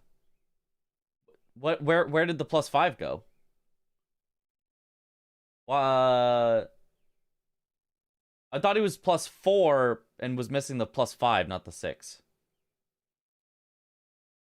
If you can't remember which dialogue is and isn't important, doing all of them is definitely quicker than checking back at the Grace each time. Yeah. Apparently you don't have to do any of them. Apparently it's just whatever. He was at +12, which is Somber 5. Oh. Yeah, that is weird then. So he used regular smithing stones to get to 12, then he picked up his Claws of Night, which made them +5, and then just didn't use the 6. Oh, okay. For it. That is weird. Wait, instead of Bellbearing Hunters, instead of after Bellbearing Hunters, they're gonna go for a Vike race. Ain't no way someone's doing Yeah. Black Knife Assassins. Ain't no way, right? I wouldn't think so. I would think it's a Vike race. I would think as soon as we see Bell-bearing hunters marked, it's a Vike race. Oh my god. This is where But the setup if CBD shines, wins man. a Vike race, then he gets to just go for a Black Knife Assassins race. He could win that. and then it's a shackle race, and he absolutely wins that. So even if Chris wins Bell-bearing Hunters, it is not over. It's just down to races. Yeah, it's a tough position. Tough position. Number 2 here down for CBD. Chris has 3 down. Talking to the merchant. Buying the Moonveil. Moonveil. You gotta buy Moonveil. Balls of Night is decent for Invis Assassin. Is it? I would expect it to be horrible for Invis Assassin. I would expect it to be like you're slashing in the direction. Sure, you hit them once, but then they like immediately get out of it because they're not like staggered back or whatever. And then they just like grab you through your swinging wildly. But I don't know. Bell-bearing in this church is so evil. You go to Cool Turtle, talk about lore, learn spells, one night you find him gone with this guy showing up. Oh my god, it's Moonveil. Yeah, but then Sadly, not double then the damage Turtle because Pope it's comes not back Moonveil after. Monday. Yeah, it's I not think. Monday. He tried to Scattershot spam was decent. Monday, but only got a Wednesday here. I don't know that it would it do enough Insane damage? Damage. I could see it hitting them, but I don't. Here as well. I don't feel like only Scattershot would do really enough big damage damage. because they're very thin. So I feel like you only hit them with like 2 of the projectiles, not the whole Nice, scatter gets shot. The shield slam gets it again, gets him into the loop. Dude. Yeah, and damage, gets Black it Knife again. Assassins I don't think can So bleed, it and looks Scattershot is like only it's really good for the sniped. bleed. Is insane. Yeah, very unfortunate for him. Ooh, gets slammed by that one though. The Finger Oh, Slayer. this is gonna be the explosion one. Oh, Oh, wow. nice dodge. Nice roll. Takes it down. Does the discus weapons from the DLC track Invis Assassins? No, because you cannot target them. Yeah. Isn't the turtle used as a test dummy for There it DPS is, checks and stuff because he can't CBD, die or right, something? 12 to 10. I don't know. I've Is it never heard of Vike? that. Is it Bell? Is it Assassins? He's going Assassins. Chris is going Assassins. They're both going Assassins. It's an assassin race. I mean, Chris is closer on this assassin for sure, but Oh, I don't know if he's man. closer on total number of assassins. 3 is a somewhat high number. 12 to 10. Maybe high scale is bad. I tried well over leveled a bit. Yeah. Chris has just Chris better has Ordina damage, Grace, man. but Ordina sucks. I Yeah, don't think they have a the sentry Ordina torch. I ones don't are know that pretty we wanna high go scaled. there. Yep. I would much rather fight Image visible test dummy is a assassins troll in than front of Godric's invisible arena. assassins Oh, I think if I I'm have given seen the people do choice. that in videos. Let's check it out real quick while we're racing. Map is back, and look at it, chat. We have The some map. assassins. The assassin that the players are both rushing for right now is in front of the hero's grave right here in Altus. We have some other options though for assassins. We have the Ordina, as Mitch is talking about right now, the Ordina place as well that has 4 assassins in there, but they're all invisible. 4 invisible assassins. yeah. Absolute pain in your ass. Well, guess what? You have another nice. You see MPT's practice game against Domo, where there was a 30 square, so full invested in Dark Moon Greatsword. I did not see that. Hanging out over here in the catacombs. I've heard that I need to check out a Domo versus Tom practice match where there was maybe some drama. You can go for that one instead. They have a Grace nearby. Maybe. CBD not going for the assassin. He's getting Grace set up, by the way. And another one Jobs right Bellbearing here and in Turtle Limgrave, Meat. Oh. right here in the Death Touch catacombs, right over here. So these Domo are the Tom three that I think practice Chris match is was gonna go awesome. for. Definitely These worth are the three checking Chris is out. gonna go for most likely. This one he's fighting right now. This one and then this one. CBD thinking it might be a shackle race. How did Domo know back then that you would now talk about Ordina assassins? Well, because I'm talking to him in the past right now. We've got a communicator where we're talking to each other. Yeah, I mean, we know Is it's not a Capital shackle Assassin race, good but here? CBD can't really know that. Yeah, actually, Capital Assassin would be great and is what CBD actually goes for. The reason Capital Assassin is good is because it pairs well with Margit and Moog's Shackles. And so it's a gamble. It's a huge gamble. But if it pays off right, you could be ahead on the Shackles while getting Black Knife Assassins. And you basically can just hope that Chris... skill issues on Vike for a while. Here. And honestly, the shackle race, I think, is like from his information what a is a Pyokum? decent call because if he, wins a shackle race, there's also an easy Black Knife Assassin to do in the capital. So it's kind of like if we happen to be racing on Margit and Yeah, you can always set up where you can't see the other player's screen. In Bingo, you just have the tables facing each other, you know? If you've ever played at any LAN, you've probably then experienced maybe I it. also win Black Knife Assassins. So it's wishful thinking, But you gotta have some sort of hope here. When it's 12 to 10, you Can we gotta really win call it a 3, skill you issue gotta when do it's a on risky Vike? play that has a chance of paying off. Yeah. That's what CBD is going for. Yeah. Unfortunately, we know that's Frickin' not what Vike. Chris is headed for. Yeah, I think this is very much a thing of like, hey, you know, what's the mentality if you're at 12 squares? And normally it's, let me go for the A fastest Vike square. issue, Let me go yep. for the longest square possible, right? Which is Shackles. And I think CBD's thinking, hey, Chris is probably thinking, Shackles is the safest. I'm going to contest Shackles. Whereas Chris is just like, 3 can be I'm done gonna so go fast in late game damage. if you're upgraded. Are you just doing the Ordina ones then? Big damage difference. Because otherwise it's kind of hard to find 3 of them. Yeah, barring any weird incidents of Chris pivoting out to Vike and losing 30 minutes dying to Vike over and over, it looks like this is Chris's game to win. Yep. Chris maybe splits People progress exist here, now that gets have 2 never been to a assassins, and LAN pivots to party. Vike. I'm Oh not no. sure. It could happen. It could happen. Fire breath here. A for Vice the shoe. DPS. CBD almost done with the fight. Mhm. That Finger Slayer blade time sink really cost him. He could have upgraded his weapon. He could have done so many other things. 15 minutes down the drain is really, really tough to deal with. Mm-hmm. All right. Lightning He's doing strike. well on this Draconic Tree Sentinel. I'm a little surprised he doesn't use the claws. I feel like the claws would do great damage as well, but honestly, he's doing just fine here, getting some big staggers with this. Yeah, he's this doing hatchet, fine. I so think it's going the claws probably would have been a decently little here. Shout out to faster, but oh Draconic Tree well. Sentinel down with one more charge or two. Bang! I was low-key expecting Chris to do Capital Assassin last for the lulz. He could have. He All could have. right. It's a Here relatively is smart the play Black of Knight keeping Assassin for priority on Chris. things. Big Oh my damage. God, 2 that unsheaths damage. should do. What probably actually would be the smartest play is actually go immediately capital.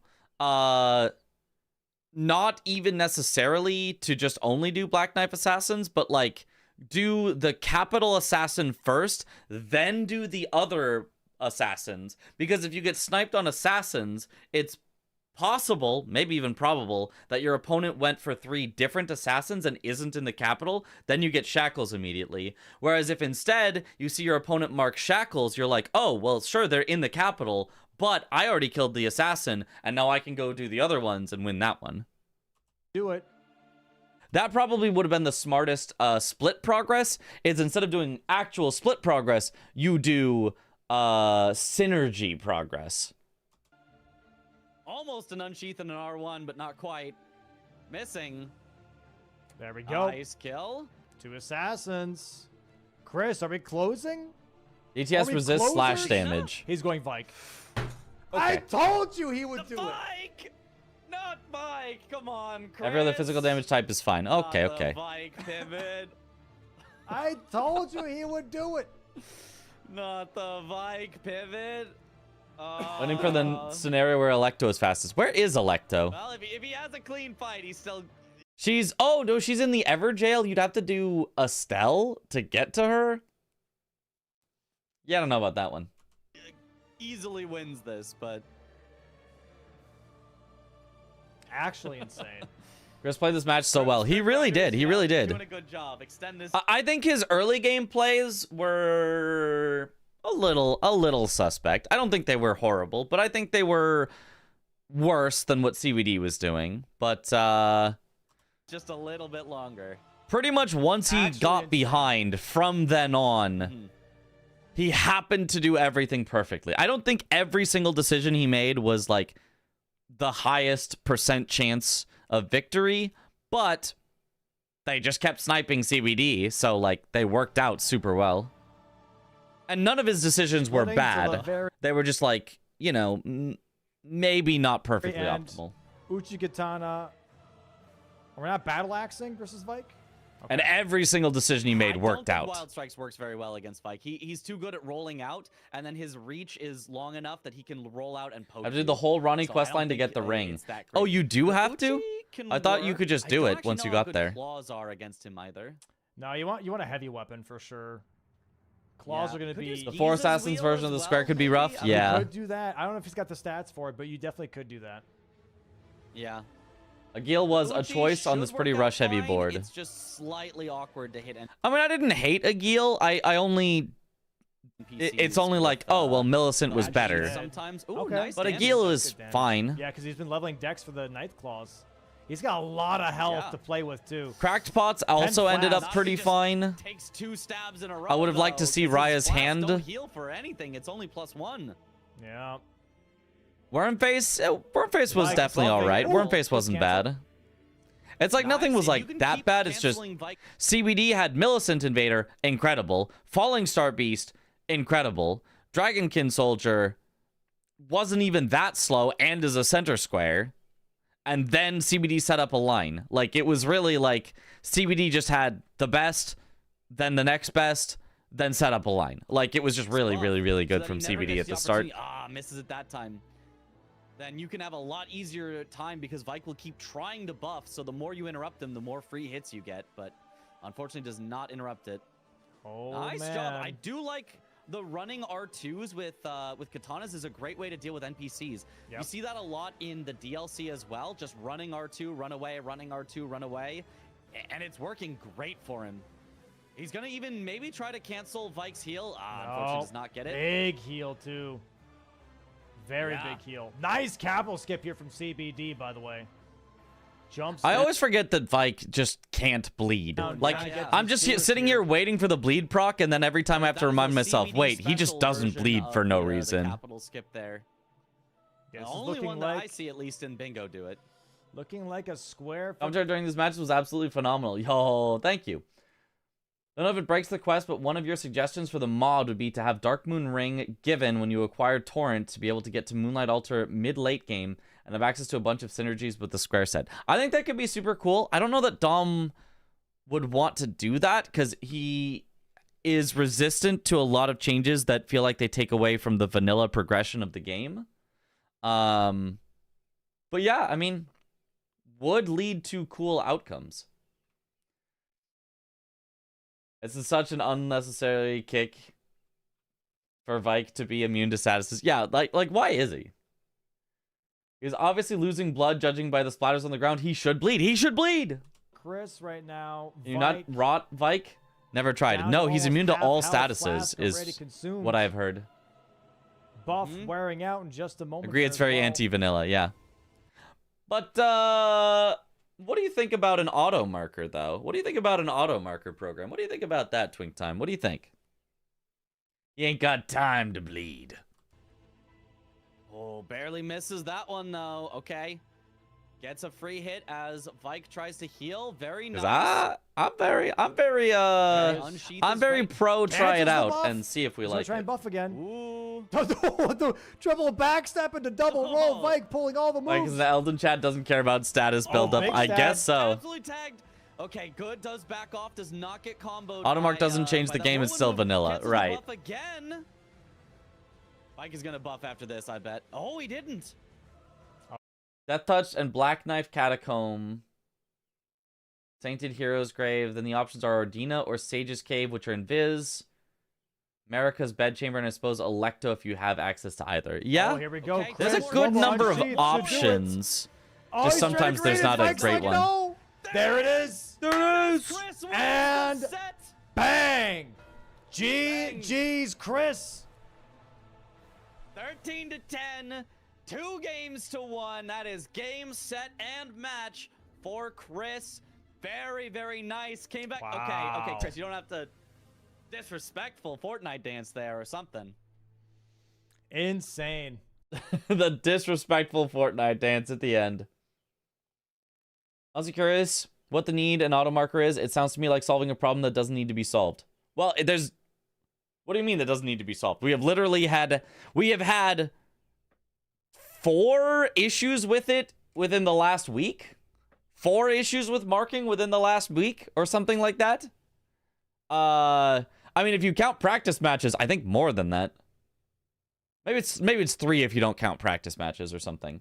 We literally have had problems with that since the first season up to now. We still are solving problems. We still are having miss marks. We still are having late marks. We still are having talks about what if you hid progress by not marking. We still are having there are tons and tons and tons and tons of problems that could be solved.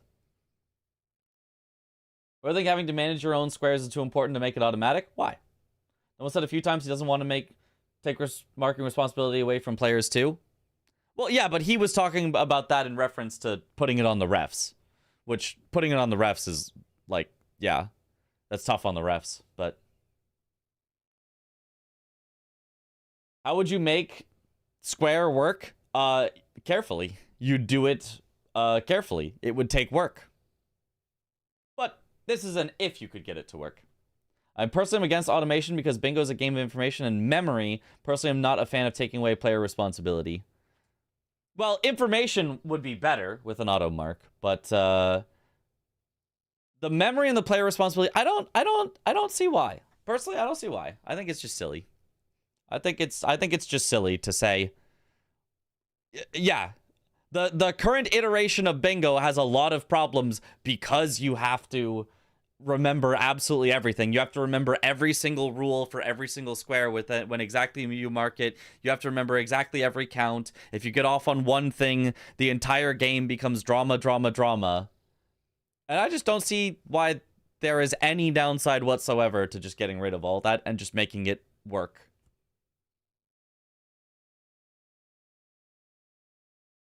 It's fun if they forget to mark a square, always makes you giggle. Well, it is drama. You know, I guess maybe if you do want drama, if you like drama, I could see that, but... I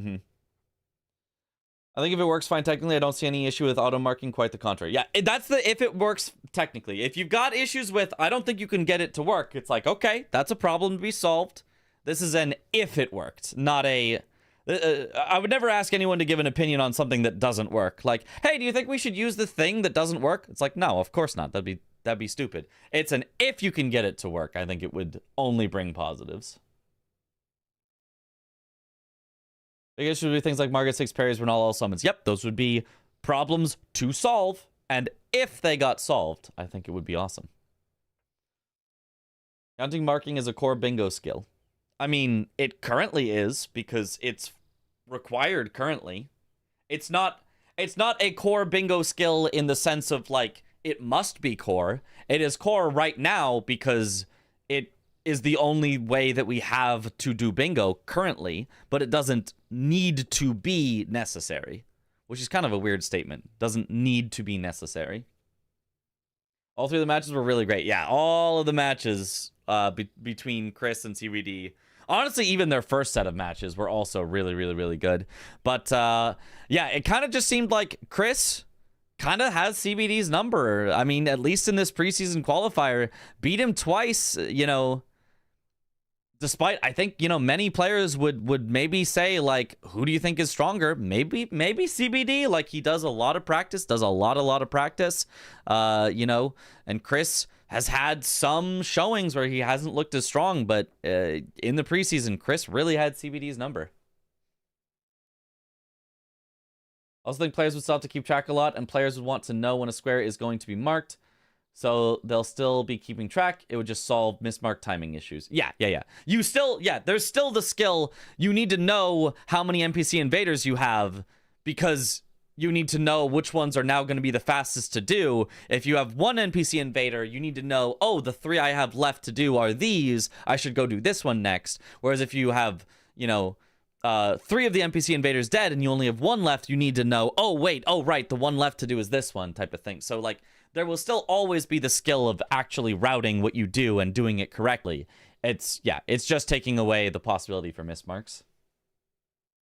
CBD did one season 9-0. Yeah, CBD, like, incredibly strong bingo player for sure. When does the season start? We don't know yet. It hasn't been scheduled yet. I mean, the preseason has already been going on, and we are in the final week of the preseason, but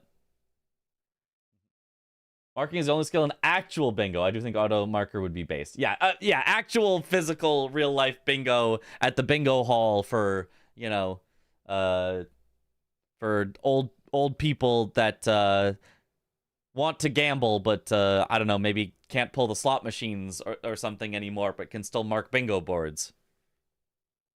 When does the preseason end? In around a week, whenever Chris gets back from his Pokemon tournament and can schedule the final match.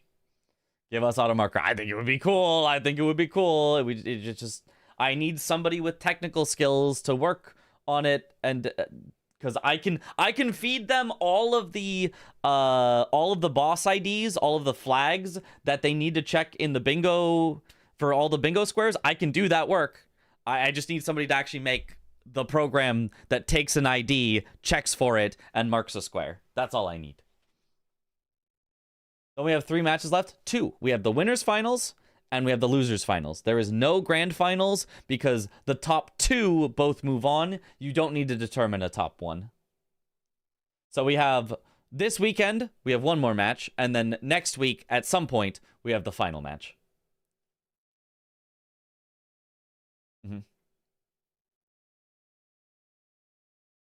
So where does think CBD won't be a part of it? I mean, yeah, we have so many strong players. Not everybody gets to make it. Why not both matches this weekend? Because Chris is out of town. He's at a Pokemon tournament. Otherwise, it would be both matches this weekend. But Chris had to throw off the whole schedule. It actually would have been all 3. It would have been this match and winners finals and losers finals this weekend, Friday, Saturday, Sunday. But Chris is gone this weekend, so we did this match before he left. Then we'll do winners finals while he's gone. Then we're going to do the final match after he's back. SMH Chris. Yep.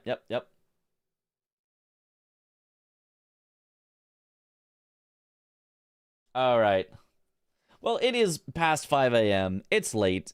I'm tired. I'm genuinely pretty tired. So I think we should wrap it up here.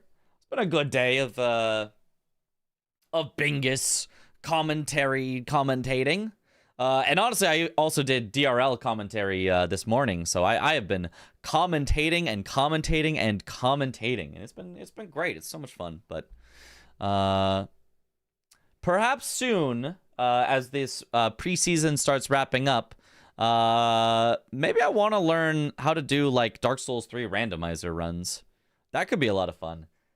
More possibly an actual Dark Souls 3 like glitchless speedrun, maybe. But at least some stuff with randomizer I think could be fun. So anytime that the gang is like, hey, let's do Dark Souls 3 stuff, I can be like, I'm in.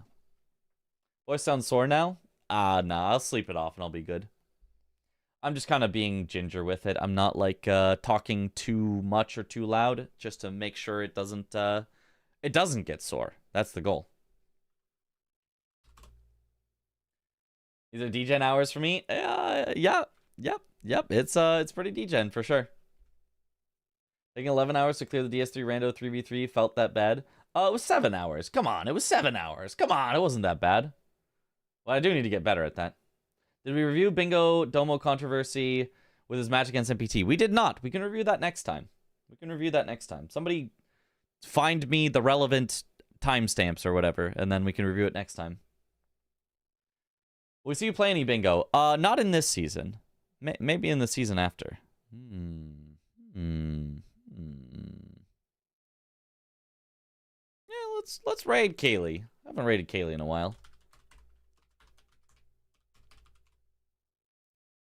Like, even practice. You know what? Maybe I would do practice. If somebody wanted practice, somebody that was learning wanted practice, I'd be down for practicing. Was it controversy? I don't know yet. I don't know. We'll figure it out next time. I could be down for that. If it's, like, the best players that are just like, hey, I need somebody to practice with, I'll probably be like, you're just going to kick my butt. I don't know about that. But, you know, if it's people from other countries that have not yet learned all of the squares and want somebody to help them learn the squares, I'm totally down for that. Could be fun.